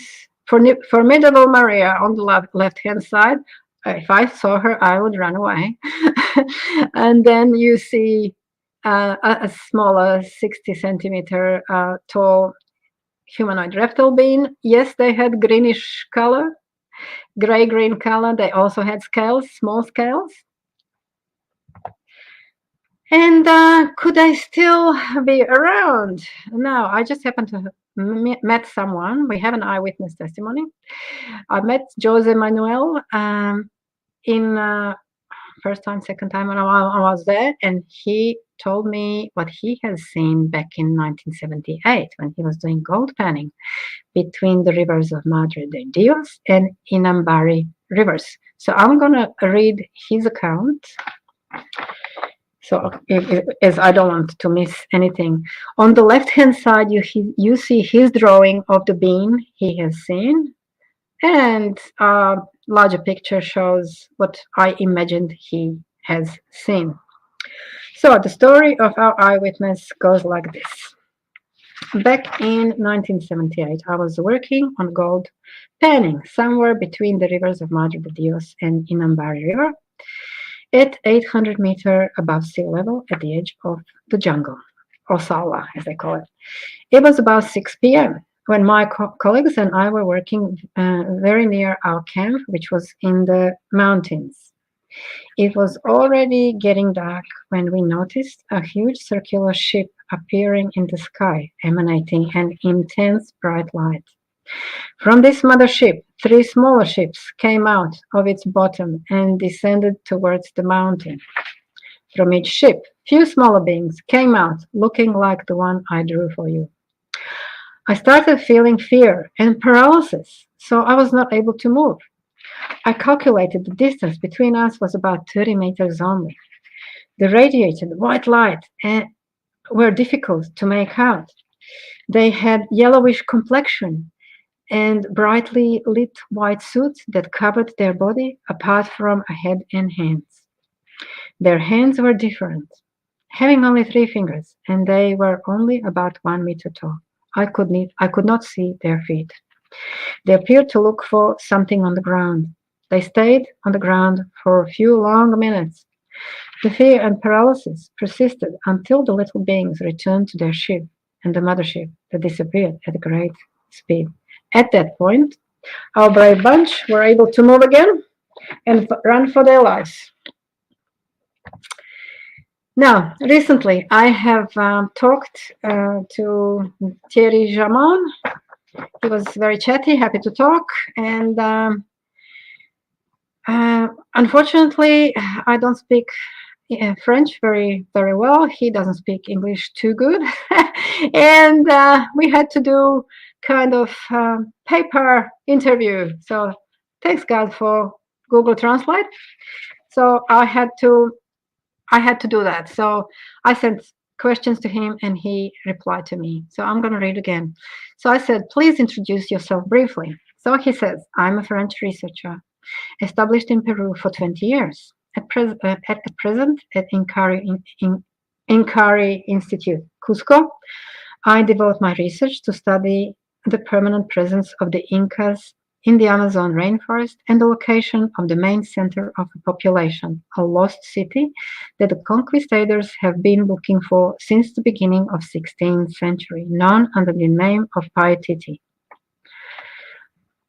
Second question, have the officials of the Peruvian Ministry of Culture showed an interest in these mummies yet?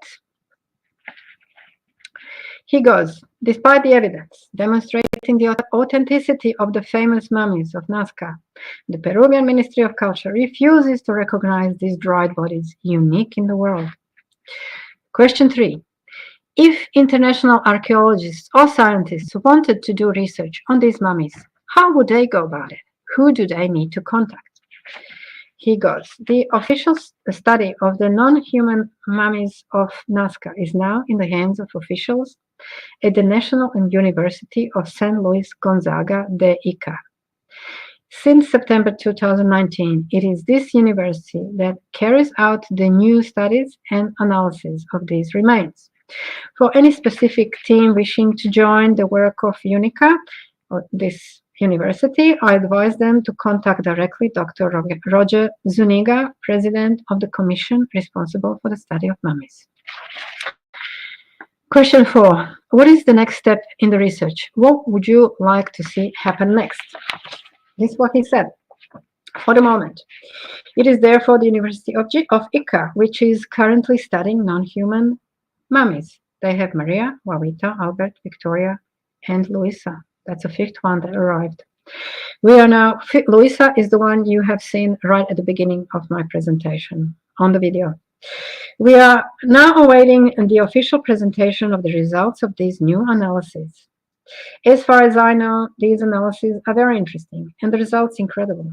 I hope that UNICA will be able to formalize in turn the results of these new analyses during this year or 2021. It all depends on the situation with the COVID-19. Yes, it all does. And final question, how important is this discovery to you and to the world, and why is it not on TV news, on all the stations all over the world? This is what he said. If these mummies are authentic, this discovery made by famous Mario, the grave robber, is historic. It is likely to totally change the history of man. It proves that ancient civilizations were in contact and may still be in contact with civilization that came from the stars.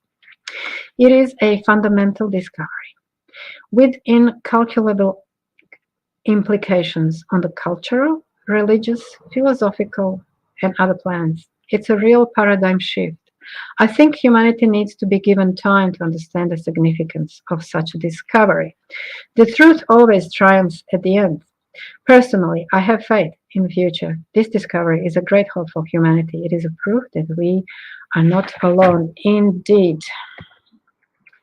So I'll try to read the significance of this find. We are close to the end.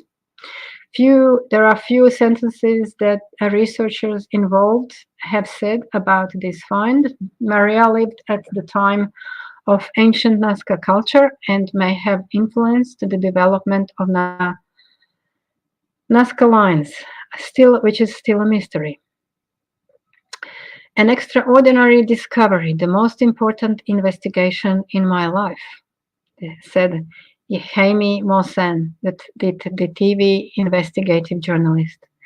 They are a new paradigm for the history of science and natural revolution of species on this planet, by Dr. Jose de Jesus Zalche Bentiz, Mexican forensic doctor. We could be facing the biggest discovery in history that could prove the beings from other planets lived with humans and influenced the development of the ancient civilization. The most important discovery of the 21st century. It should be a world sensation. It should be on the front pages of all newspapers, but it isn't. The science does not want to recognize their existence. If it does, it needs to fit them into evolutionary tree, but there are no free twigs for them. So the scientists pretend they do not exist. This is Dr. Korotkov. By the way, his book, I want to show you. This is the only book, his book. He has written on the mysterious Nazca mummies of Nazca. The only book, yeah, thank you. I don't know if I can, yeah. The only book that I could find on this subject, and it's quite interesting. I can tell you lots of pictures and his work he's done.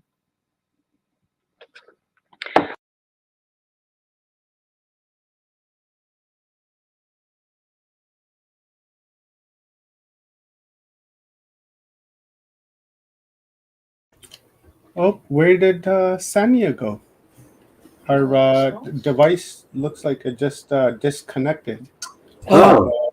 Yeah, that was wild. Maybe it could be the internet. Like, oh my god, like I've never seen anything like that before.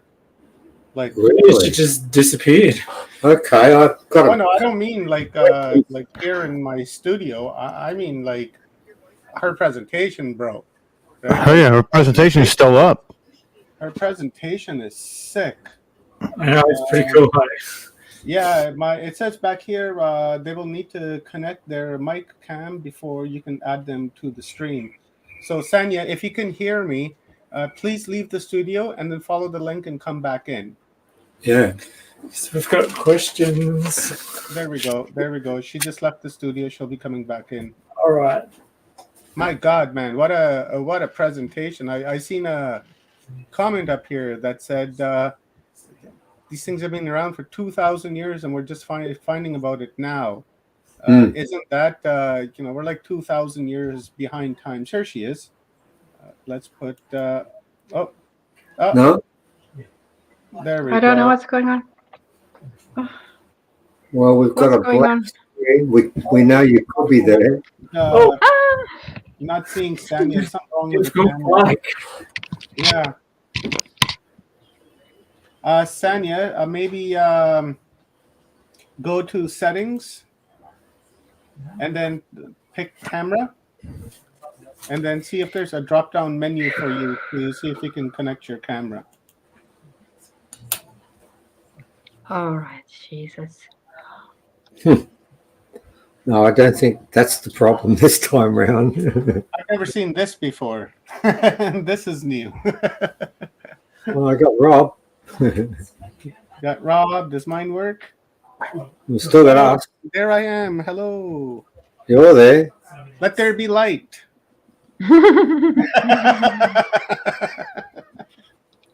Okay. Well, we'll talk to.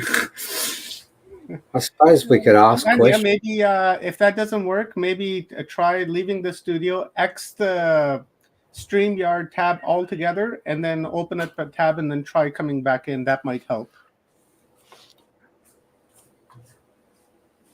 So let's hear some let's hear a download from Steve and what he thinks about this presentation here so far. Because like I said, I've never seen anything like it. I was aware that there were mummies around that were like this big and like that. I was quite aware of that, but I've to never see it is something else. really That heard was anything about wild. this in like this depth before. Plus the science that was done on these beings, because they're certainly not from here. That much is definite. I find it interesting, and I wish I could talk to Sonia about it. Was the links? I'm particularly interested in the science. Obviously, the scores of 5 to 6% Homo sapien DNA and 22 to 23%. In fact, with the exception of one being, and I know what she's talking about, people have put their fingers on top of the actual skin, and that's why they've got that 100% link. People got to understand, and I'm glad she put that in there, we are 60% the same as a fruit fly. So when you get someone that's walking on this planet that is 5 to 6% DNA similar to us, it's not from here. It's not just isn't from here. You can't have it. I mean, we're 50 to 60% DNA of a fruit fly, which is true. And that's about as dissimilar a score as you can get for anything that lives on this planet. And these things are at 1/10 that score. They're not from here. It's that simple. I found I'd love to talk to Sonia about it, but we're not going to get a chance. And then you got that powder. And then you got stainless steel. And I knew straight away stainless steel is an 1800 invention. And it's inside a person's body. And somehow mainstream have managed to what? Put it in a black hole. Yeah, just ignore it. It begs belief, honestly. It's like head in sand. And you know what I find? No, we're not going to get Sonia back, so we'll just make some comments. I also find it interesting that there was one guy that tried to line up a link. Are we not getting Sanya back? What's going on? I don't know. Okay, you guys do that. I'm going to try to connect with her. Maybe, Okay. Evan, you can try to connect with her. Here she comes. Oh, good. Okay, we'll try the. Hello, we've got the dark part. Can you at least hear us, Sonia? If you turn your camera off, you can be the ever-present voice in the background, even though they won't see the voice you. of God. There's a voice of God. Yeah, Can you very hear me? effective.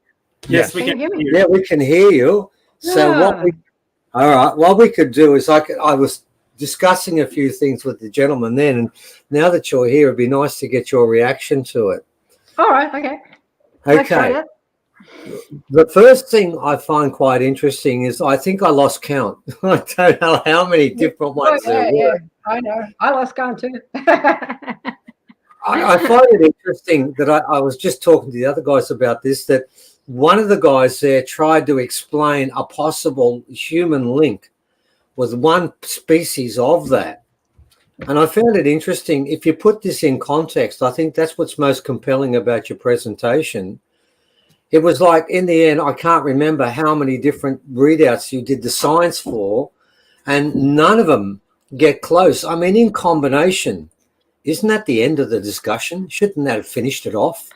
I was close. I was very close. And look, yeah, it was close to the end. I did not have any new any new remains to show. Just what else I was gonna say? I decided at the end, I was gonna take people to see those remains, because if you are interested to go into Peru and you want to see these remains, I have organized in next year in May to take all the interested parties. And because it's my first organized tour like that, I'm not going to take many people. So if you are interested, you will have to go to my site, which is aetours.net, ancient enigma tours.net, and see all the info is there. And we are going to see these 4 remains that are now in at the University of Ica and displayed there. And we will also try to see unofficial remains still, somewhere in Nazca, because these 4 aren't the only ones. There are more remains there. And I have also heard from Thierry Jaman. He said the robbers have made sure, if all these remains are, stolen, taken away, he has more. He has another cache he has taken to Bolivia, another country, and he's hidden it. So they ain't gonna disappear. We have the proof. Ancient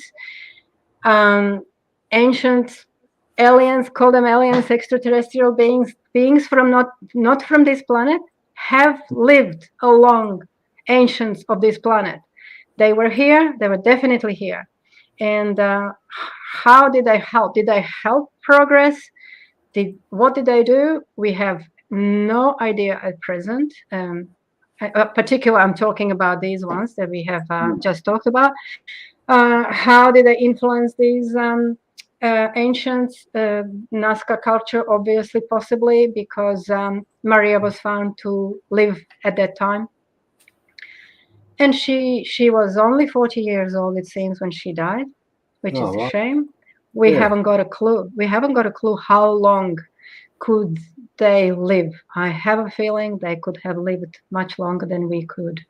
So anyway, what was the question? Well, basically, my disbelief that when you put all of that science together and the credentials of the people involved in that, you would think that those findings should have been in the front page of all the newspapers and covered by current shows. That's what should have happened. Have you got any understanding of why it didn't happen? Yes, of course. Forbidden archaeology. This is a Roswell of archaeology. Roswell event of archaeology. So basically, you have been in contact with archaeologists and scientists and others. They don't want to know that there is something else different to us, and they don't want to be involved. They are either scared for losing their careers, or they are scared to lose their minds. I don't know. They don't want you to crush their paradigm, view of their world, and they simply don't want to be there and don't want to be involved in this thing, because I guess it's not easy. It's not easy to be involved in something new. It's a new. They are the new paradigm. We have to be able to explain. We have to be able to explain, since they are there. How did they have they arrived here? Have they evolved here? Well, we really don't know. Have they crashed here? Have they been brought here and left? We at this stage, no idea. It would be helpful if we could find this original cave that, where everything else has been Do you know, found. I have a feeling that actually, to be honest, I think that in one respect, I think we're blessed that the robbers found it. Honestly, Probably. so many government representatives, if it had been so many people had gone to the government, reported to them first, it may well be that we would have never got to the stage we got to. So I was thinking all the way along, thank God for the robbers, because they seem to have more respect and understanding than what the governments, because look, you did the science and you gave it to all the people who were supposed to deal with this, and they all said the same thing, nothing. I find it interesting. I like the robbers. I think they're showing. But of course, there's another point too. What I know the people are talking about that answer. That question I asked, I could have answered that myself. It was the same answer. We know what the problem is. But I think it's interesting because a lot of them are saying that the beings themselves are some form of mutation and sorts of things like that. But you know what kills that? It's the powder. Your work on the powder and the analysis of the powder and the obvious need for technology for that powder, which, what has it done? It's preserved mummification. They take the organs out because they rot. Well, look what happened here, mate. They're still there. The skin's still there, for God's sake. The mitochondrial DNA is gripping all over it. Yeah. So what's different? Sorry to stop you there, but you just reminded me I need to say something. These are not mummies in a sense we know of as in mummies in Egypt, you know. Classical mummies we think of where organs are taken out and everything else is, you know, taken out and you just have shell.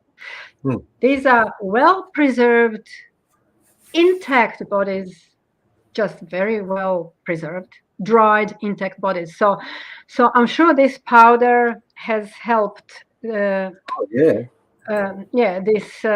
process for them to remain in such a good condition, and also the location itself, because they are found in dry Peruvian desert. Now, my God, is it dry? It's terribly dry. It's awfully dry. You can't even. There is no air over there, not enough air for you to breathe unless you are, you are next to the plants or some sort of greenery around you. So yeah, it's a good location to leave the mummies there. Yeah, it is. I agree with you. Yeah. I think the point is even if it was mainly the conditions that preserve the body, and that may well be part of it, and this was partially responsible, it's the way, the composition of what is there, which implies a technology was used to get that powder. Whether it works or not, to me, is not the point I think is really salient here. The fact is, very simply, you've got stainless steel objects inside people. Shouldn't be there. That's a given. Shouldn't be there, definitely. You got that dust, that's weird dust that was created by a technology that needs heat that goes into 1,000 degrees Celsius. Well, I'm sorry, you can't get that in a campfire. That's something else again. And what you're looking at there, and I think this is the problem. You're looking at something, absolute proof, the same way, as you know, we've got the skulls and we've got the same proof they've got here in a different way in Australia. Both of us have the same issue. The government have approached us so many times, it's not funny, and threatened to put us in jail. The problem is, what we're both proving is aliens were here. And that is not in the curriculum. It's not taught in the school. It's not taught in any of the approved text anywhere. Maybe it might sneak in a couple of places in Russia and maybe Bolivia. I think in South America they do mention it a bit. But it's not in mainstream academia. So we're fighting against something that breaks all the rules. And I really think the two important parts of science there is, number one, your dust, and number two, that metal that was not made until the 1800s. I mean, our rings, the rings we've got, I can think of one in particular, and that's the one that's got so many IUMs I can't remember them all, and 41% not from this planet. There are 6 metals there that were found and first used from 1800 to 1960, first time around. They are the things I think that mainstream would fear more than the bodies, because the bodies, you've got one guy explaining one away and another one saying, well, it's not really a hominid at all, it's something different. And we think, well, what's that species? They've got all these little make-believe getaways, but when it comes down to the stainless steel, 1800, first used, well, what's it doing inside something thousands of years earlier? That doesn't fit straight away. It doesn't fit. No. The same with the powder, doesn't fit. The same with our rings, they don't fit. These are the things they fear the most. I think the bodies are important, but it's the metal that wins the day, and that's what you've got there. You've got the science, and of course, you did have a Russian scientist, and we know how well they're regarded at the moment around the world. It's gone out the window too. But the one problem there is, look, you know what, I want to make a point is I spend a lot of time, Evan gives me scientific papers all the time, and reading them is about as enjoyable as getting a tooth extracted. It is appalling to read, and I'm going to tell the people that listen to that, you have no idea how good a scientific paper that was, because I've read thousands, and most of them are read by 7 to 12 to 15 people, and they're unreadable, and they're meant to be like that.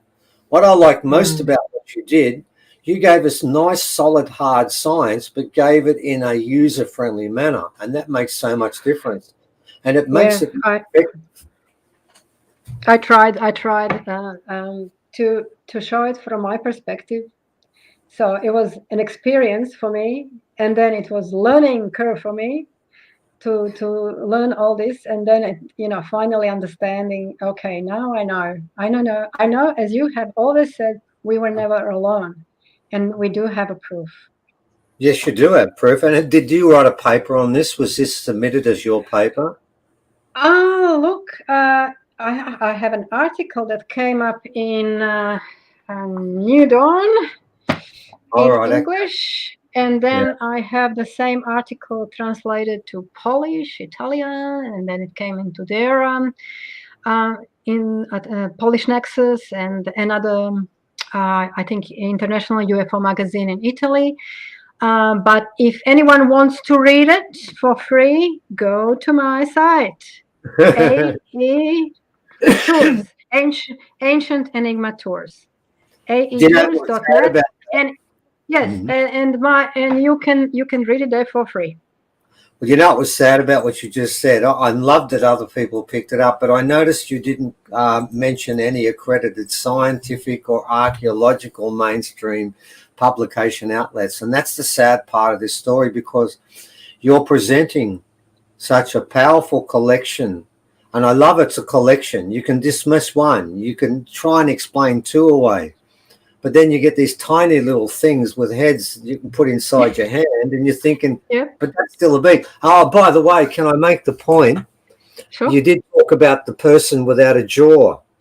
Yes. You may not be aware that they have discovered a hominin without jaws. It's called Neshat Ramla. The Israelis found it. It's 130 to 140,000 years old. And it has no jaw too. So, incredible. Yeah, so there are other examples of that. We both picked that up when you mentioned that. It just went click. And he just could not get his head around, how can you have a hominin without a jaw? Oh my God, it's so confusing, Stephen. It's confusing seeing this little skull. It was the size of my palm. And okay, I can see eyes, big sockets, right? It's got a bit of a nose, bit of a, and then what? Okay, is this a mouth? This is a large, round opening for mouth, but where to hell is a jaw? I don't understand you. I just don't. And so this was bear skull. So it didn't have internal parts, those plates that I have discovered later, when they have taken X-rays, I could not see the plates. They have fallen out, and so I didn't have any idea how these beings could eat, absorb nutrient. And so at that time, like first time I saw it, it was complete mystery. Later on, I figured, all right, so there was some sort of two plates. They were mashing this, whatever they were putting into their mouth, masticating it, because you're using jaws and teeth for masticating. They didn't have that. They had to use something else. Well, they were eating, obviously, because they obviously they had organs to process that food, so there would have been a body that went with a head. We know that. Yes, so we know that. It would have had more to it, because what I'm starting to learn, and I've learned a lot of this today from your presentation, is that the variation, and as you know, your daughter's made this point too, the incredible variation in the types of bodies that aliens inhabit is beyond even our great scientific, the people who make Predator and Alien, all that sort of stuff. I think it's even beyond our imagination, the capacity to imagine the different forms of bodies that beings inhabit within, and that they're all turning up in this planet. I find quite interesting, and I was talking to Mary about that too. I find that you also went to Corral. Yeah, yes, I did. That's been claimed by many people, and it makes me wonder if this was a really ancient civilization. Even mainstream, some from mainstream have said the Corral could be the first city on this planet. And it's interesting you went there, and it's interesting all aliens around it. I wouldn't call it the first city on planet, because you know that Göbekli Tepe has been now found that it's about 13,000 years old, which is in Turkey. So slowly we are pushing our history back further, which is about bloody time.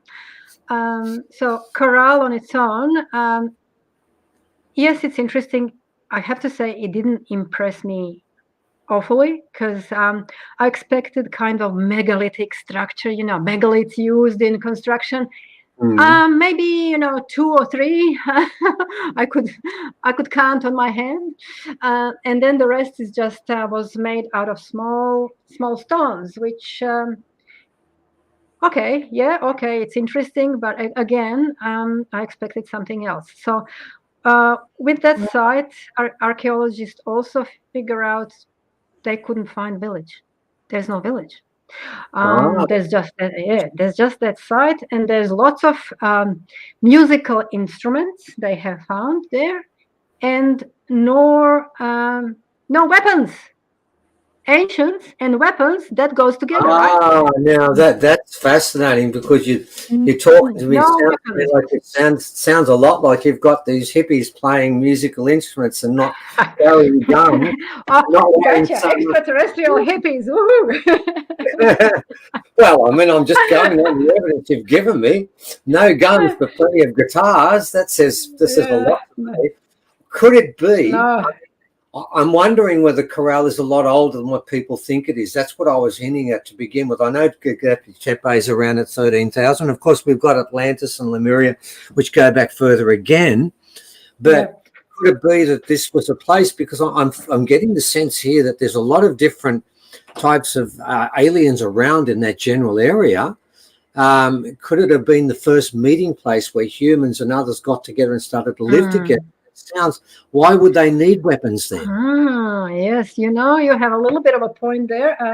This area is very open, and it's kind of on a hill, and there is nowhere to hide. You would expect ancients, be able to hide from other tribes, but because they were constantly attacking each other, you would expect some sort of walls, something where you can hide behind. There was nothing like that. It's very open space.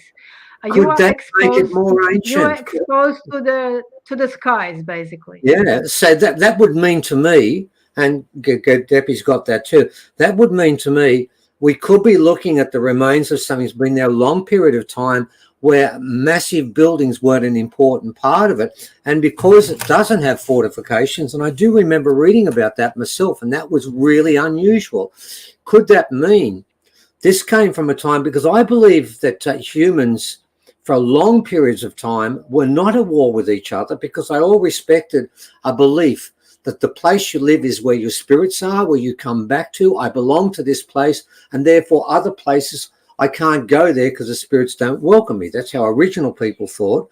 And that's why in original society, no tribe ever took another tribal land. I'm wondering if Corral is of a much more ancient way of living, where there wasn't conflict, where you knew, okay, we're going to have a war with another mob.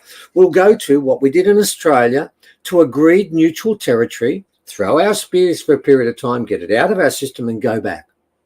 I'm wondering if that's what we're looking at there, because remember, there is very strong evidence that original people have been in both North and South America going back a long time, way before the sort of Clovis period, well back.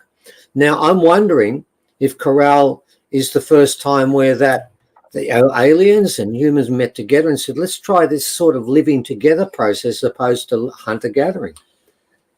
Right, right. Well, I can't really, there's no evidence for it.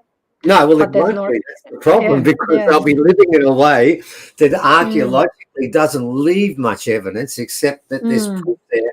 You've given me the big clue. There's no red well, flag. always good. And that leads me down that path of a time when humans didn't feel threatened by their neighbours. Well, that's pretty rare. It hasn't been around for a while, and you've got to go back a long time. Yeah, interesting. Right. Yeah. All right. I think we've covered most of the things we thought about, except to say it was a great presentation and a great science. And I find there's always more I can say, but there's not much time anyway. Good. No, great stuff. And it's nice to know we have people on this planet that have 1/10 the DNA of fruit flies, because it means there's still hope, isn't there? Yes, there is still hope. Yeah, all right. Nice to talk to you guys. Hi, Omar. How are you? Hi, Sanya. Thank you very much. I can't see you, but we'll wave goodbye. Thank you. Thank you so much for that wonderful presentation. I truly enjoyed it, and I'm going to go and read a bunch of articles now. You've raised my awareness on it, and now there's no stopping me, because now I'm just going to be digging and looking for more info. So thank you very much. That's a really, it's a gift to raise someone's awareness on certain topics, or any topic for that matter. So I thank you. A lot of gratitudes. You're most welcome. It was enjoyable for me too. We got to do this again. Fantastic. And Omar's right. I haven't seen a lot of this yet, but now I'm about to dive into, because I wasn't aware that they had found this. And now that I know that it's out there, it's definitely something to, we see a lot of different topics, but and a lot of them, they really intrigue us when we go into and we evaluate them. And then for a while there, it feels like there's not much left to really cover in any direction, but it just opened up a whole new paradigm for me. I'll tell you that. Oh, right now. yeah. Before you, we have, go for it. Sorry, go ahead, Sanya. I was just going to say, before you take off, I just have one more question for you, but go ahead. Go for it. No, that's fine. I was going to say, I am so much interested to hear more about these species that are at the University of Ica, because they are supposed to redo all the experiments and possibly do some new ones. So I'm waiting for the results. And I'm very excited about these new results. So the next presentation will have hopeful results. We can talk more about it. Looking forward to it. Sanya, just one last question is from our friend John Johnson, and he's asking, do you know Brian Forrester, or are you aware of his work? Because he's done a lot of work down there about that. Yes, I'm aware of Brian Forrester. I have been to one of his presentations when he came to Melbourne a few years ago. He is working with people who have money and can actually pay for the scientific research. I know that. But he is not a scientist himself. So he obviously has learned a lot doing this particular research. However, I like hard science. I like to find what scientists have found, have done in any research. So that's why I look for that particular sources that are not very often out there, but are credible sources, and I can put my hand on, yes, Nassim Haramein is the real scientist. Yes, molecular biologist Dr. William Brown is a real scientist. He knows his stuff well. He knows his and he works on DNA all the time, and he can explain well. So that's why when he says, look guys, these elongated skulls that look like they are naturally elongated, they could be hybrids stemming from humans and Jamin palpanensis. Well, I will take that seriously. But probably we need more evidence. We need more support to his theory. However, it is a theory at the moment. I'll leave you with that. Okay, good answer. All righty, no worries. Thank you. Thank you, Sanya. Thank you for that answer. We ran a fun poll on Watchers Talk. The question was, let me just quickly check here. Question was, do you think these mummies are aliens, humans, or hybrids?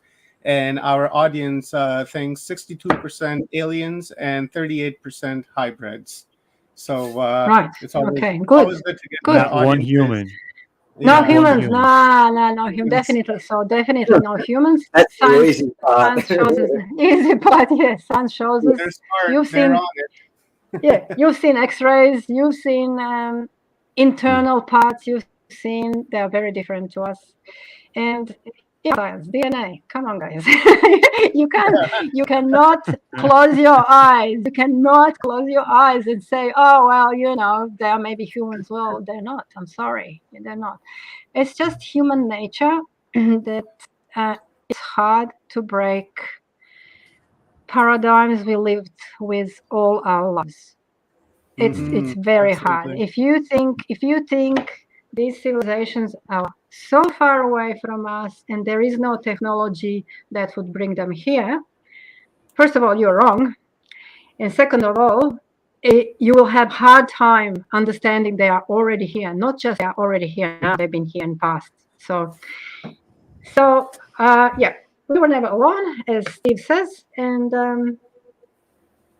I think I better leave you with that. Beautiful. Thank you very much, Sanya. I really appreciate it. Yeah. Thank you. You're welcome. Star Talk to you Sister, guys. thank you. Next time.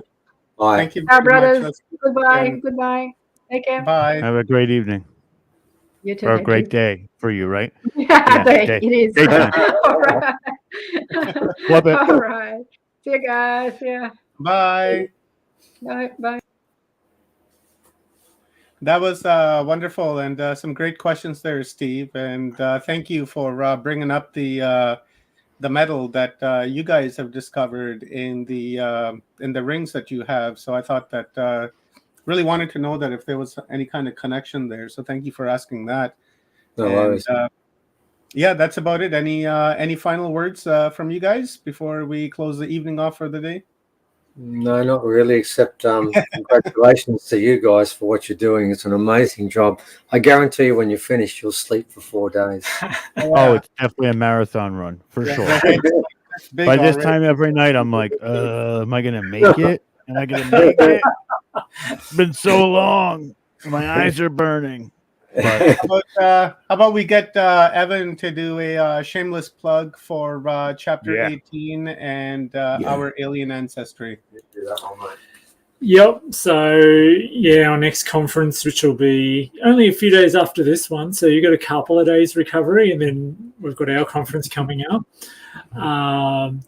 Yeah, so enough days to have a little sleep, and then turn around and join us. And we've got it's called Children's Business, so we're going to talk about children and education amongst all this stuff. So we've got an Australian original artist, so some culture teacher, Peter So he'll be joining us, and then we've got Sarah joining us as well, which you may have seen her name in some of our slideshows. Her and her husband took the footage of that Uluru kind of UFO event. So she's going to talk about the future from the perspective of a mother. So yeah, we've got that coming up. Should be a good one, I think. Yeah, sounds like it. Looking forward to that. And all 17 chapters have been excellent, right? Yeah. I highly recommend that you guys sign up and start attending those, because there's not too many left. Yeah, and you'll see some of the names pop up from this conference that are in there as well. So yeah, and then the first 50 people that sign up will get a 10% discount if they use the code children 2. But that's up on the screen. All in uppercase, Evan? It has to be all in uppercase. All right, you guys, remember that it's got to be all in uppercase. It's $15, right? And that's 15 Aussie dollars. Okay, so even though inflation in Canada, that's around 8 of our dollars. Well, it's getting close now. It's getting close for us in the U.S. It's evening out just a touch, just to say it. And in Australia at the moment, it's probably a thimbleful of petrol because she's pretty expensive over here. Yeah. So why not stay home? Don't spend all your money on petrol and listen to this instead. That's right. Gas for everybody in America. That's gas. Yeah. Just in case they don't know.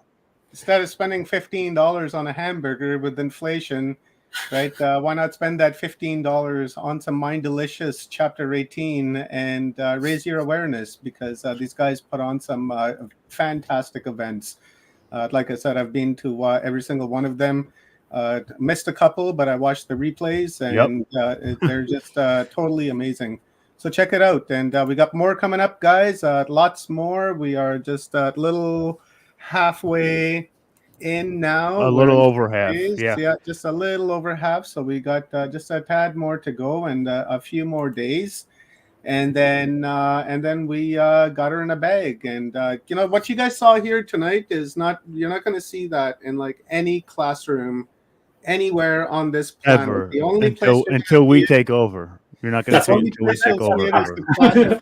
Humanity Unplugged, and then once our children grow up and our grandbabies grow up, then we'll begin to see this kind of stuff in the curriculum. But we're really setting the pace now and setting the precedent as to what the future is going to be like, because we're raising awareness and we're bringing subjects and topics to people that either have no awareness on them at all or very little awareness, and then it plants those seeds, right? Like you were saying the other day, seed dreaming, right? And I find this to be seed dreaming as well, because we're planting seeds just everywhere, and they're sprouting, because look, we've got a solid crowd been watching all day, and they've been here for all of those days, and all the people that have been in and out, right? So definitely some seeds of consciousness going on there.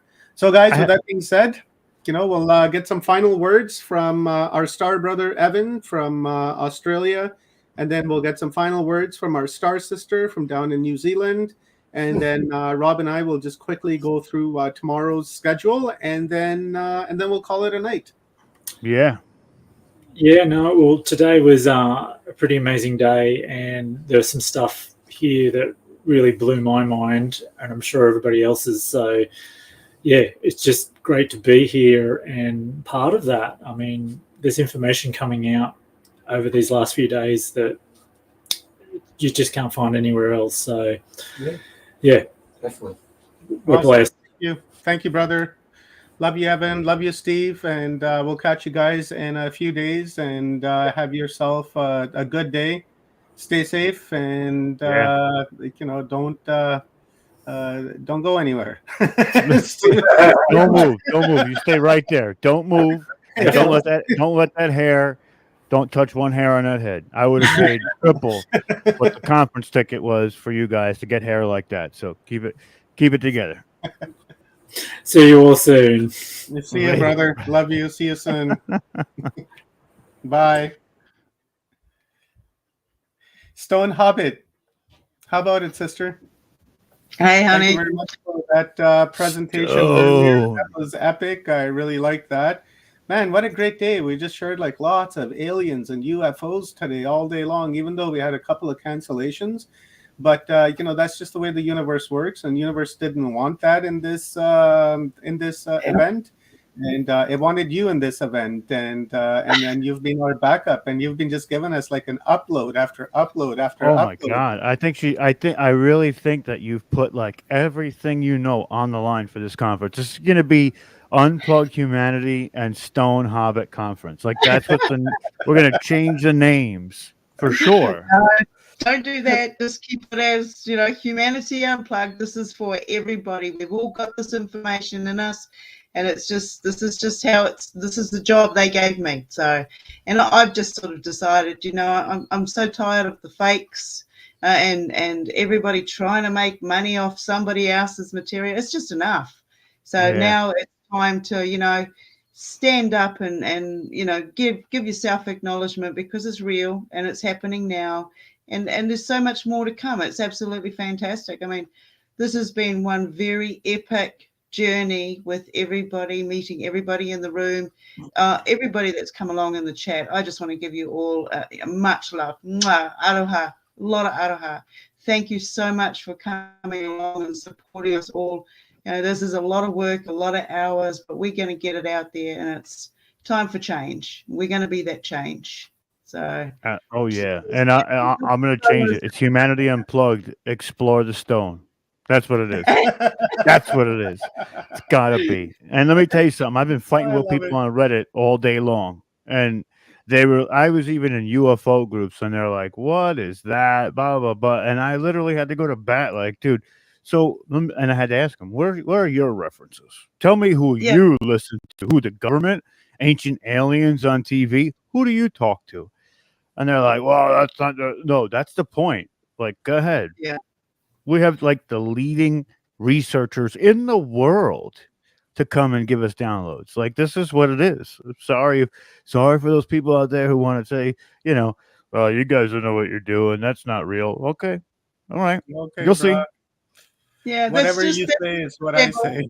It's just the level that they're at the moment. This is a frequency, and we're kicking it into high power, so high gear. So other people are going to wake up and they're going to come seeking, and that's what we are. We've actually, what Rob just said, we've actually put that to the test before. It was a few months ago. It was last year. It was during Forgery Unmasked, and I posted a poster about Forgery Unmasked, and then this guy comes along on my page on Facebook and starts bashing all of my speakers and MCs and presenters. So I lost it on him, and I went at him, because I'm not going to let anybody diss my speakers, because I have a responsibility to them. And then he just kept on going with the pseudo, it's not real, blah blah blah. And then Rob's like, well, I'll debate you. And the guy's like, yeah, okay. So Rob's like, all right, bring it on. So they went on Open Loops and had a debate, and Rob just owned him. And all this guy could do was just repeat what Rob was saying back to him as part of his own argument. And we're all sitting there watching, and we're like, well, Rob just said that, but what's your counter argument to that? Because you're saying it's pseudoscience. So are you like agreeing with him? Right? He was referencing the Bible, right? Yeah, like he kept going back to the Bible, and that was his like factual context. And I'm like, if I'm referencing something that's like evidential within science, or can be given to you in paper form, and say, look, this is what they said, right? Yeah. And he's like, well, but the Bible referenced this, and I'm like, yeah, it referenced. It didn't even say that. I don't understand. Mm-hmm. How could, if you're doing the same type of research that I'm doing, but you're going to say yours is more credible by any means, you have no leg to stand on. That's pretty much what it is. You're assuming like at best. Yeah, it was like that guy that we spoke to the other day that I decided not to bring into the conference because only he knew the truth. No one else knew the truth. And that's it. And everybody else is BS. That's exactly what he said to us. Yeah. Everybody else is bullshit, or they're liars. I was And we're like, like, no, no, no, no, thank you. not bringing this guy on. No thanks. Bye now. See you later. Yeah. We're not going to have that type of closed-mindedness happening here. Especially like the other day when we did 3 pyramids in a row with 3 different perspectives of pyramids, right? Like we're here to open our minds and not say, well, you're full of shit, and I'm the only right one here, and you have to come to me for the truth, and that's it. There's nobody else. It wasn't even his experience. It was somebody else's experience. Yeah. And that's the crazy part, right? So if you walk into a room and say there is 7 billion people on this planet, but only one man has had that unique experience, and everybody else is lying. Statistically, how can you? You can't fathom stuff like that. And I looked at Omar, and I'm looking at him like, oh my God, thank God you poked the bear, Omar. Omar was like, well, wait a minute. Well, hang on a second, because I was just like, you know what? Let him do his presentation. It's a good presentation. The information is great, but if you go and talk to the guy that he's talking about, even that guy will tell you that he's not the only one who experienced it. It's only this guy who's not even the real experiencer telling you that that's the only one. And he can back it up because a CIA guy said that it might be true. He said, read this article. This guy says that it's true. And that's not what the CIA agent said. The CIA agent says it sounds plausible. But I have no evidence basing that's saying that that's exactly what it is. Yeah. So, but he confirmed it. But the guy confirmed it. So I had to push him. I was just left with no choice from what I was hearing. I just had to kind of push a little to see if I can antagonize a little, to see if I can get that lower emotional reaction if he has one. Quick. You got it really quick. Yeah, very, very really ego, quick. Right? So I just asked like a couple of questions, and the guy freaked right out. And then I was sitting there thinking in my mind, it's like, wow, I have like 120 epic presenters coming on, and this guy's coming on and saying that they're all lying, and then he has the truth. I was like, nah. He also insulted somebody else who wasn't even a part of the conversation. That's close to us, and he knows that we know this person because that's where we got the information from. But then he had the gall to say that person didn't fully understand what he was even talking about. Like, okay, buddy, you keep staying and dwelling in that basement and hanging out and not talking to anybody because nobody understands you. But I mean, it's wild. It's wild out there. Sometimes it can get very combative. And when Omar was trying to get pushed by that original guy he was talking about, I kept saying to him, let's debate, dude.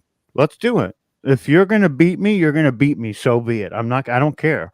But then he tried to weasel out of it and say, well, let's do a written essay. Let's do this. I said, no. This is like a presidential debate. 3 minutes, rebuttal. That's how we're going to do it. Couldn't even stick to it. And then he put it up on his YouTube, and we haven't heard from him since.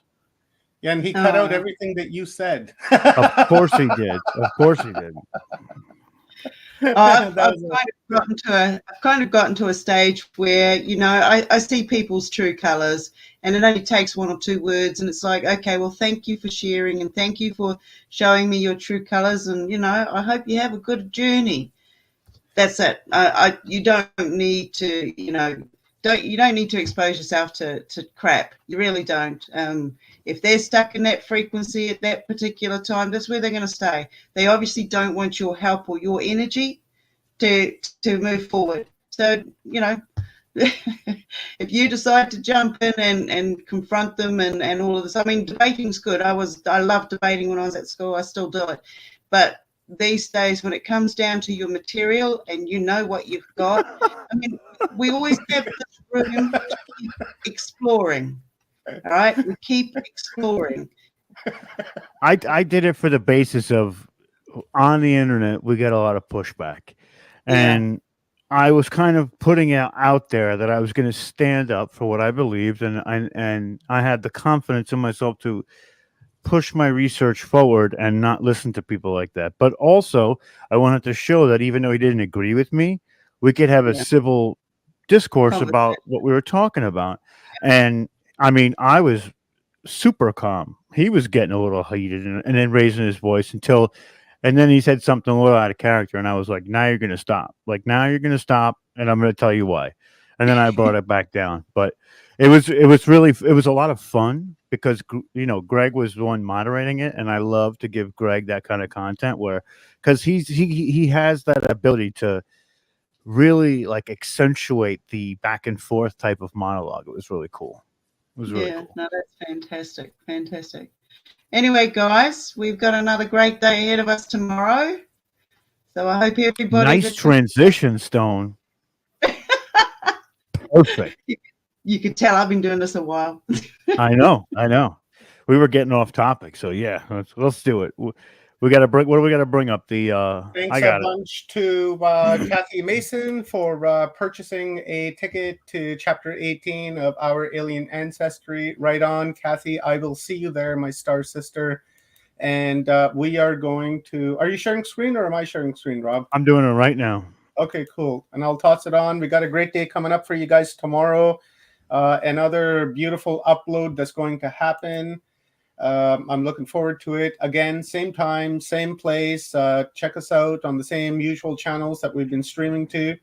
And March 18th, is tomorrow the 18th? It sure is. Wow, time just flies, eh? So tomorrow is going to be and Sparkle of Masculine Day. Is going to be all about energy, and I'm totally looking forward to it. We're going to have some music, and we're going to have some great discussions. So go ahead, Rob, take us through the list, please. You got it. So starting at 8 a.m., we're opening the room. 8:10 a.m., we'll have Brad Olson. Then we will have at 9:15, Joan of Angels, one of our favorites. Oh, yeah. At 10:20, we will be having Debbie Garcia. At 11:55, it'll be Jody Sirota. And then at 1 p.m., this is all members Pacific Standard Time for all you people looking on the East Coast. It's 3 hours after that. So when we say 1 o'clock with Victoria Reynolds, it'll be 4 o'clock for you. 2:15 with Michelle Falcone. And at 3:20, we have Dr. Rita Louise. She's always amazing. And then at 4:25, we have Ford. 5:25, we have Carrie Ann Fields coming in to do the stretch. 5:40, we have Claudia Thomas. And last but not least, another one of our personal favorites, Sheila Seppi at 6:45 p.m. Pacific Standard Time. 7:45 is close day 7. And that's the ball game, folks.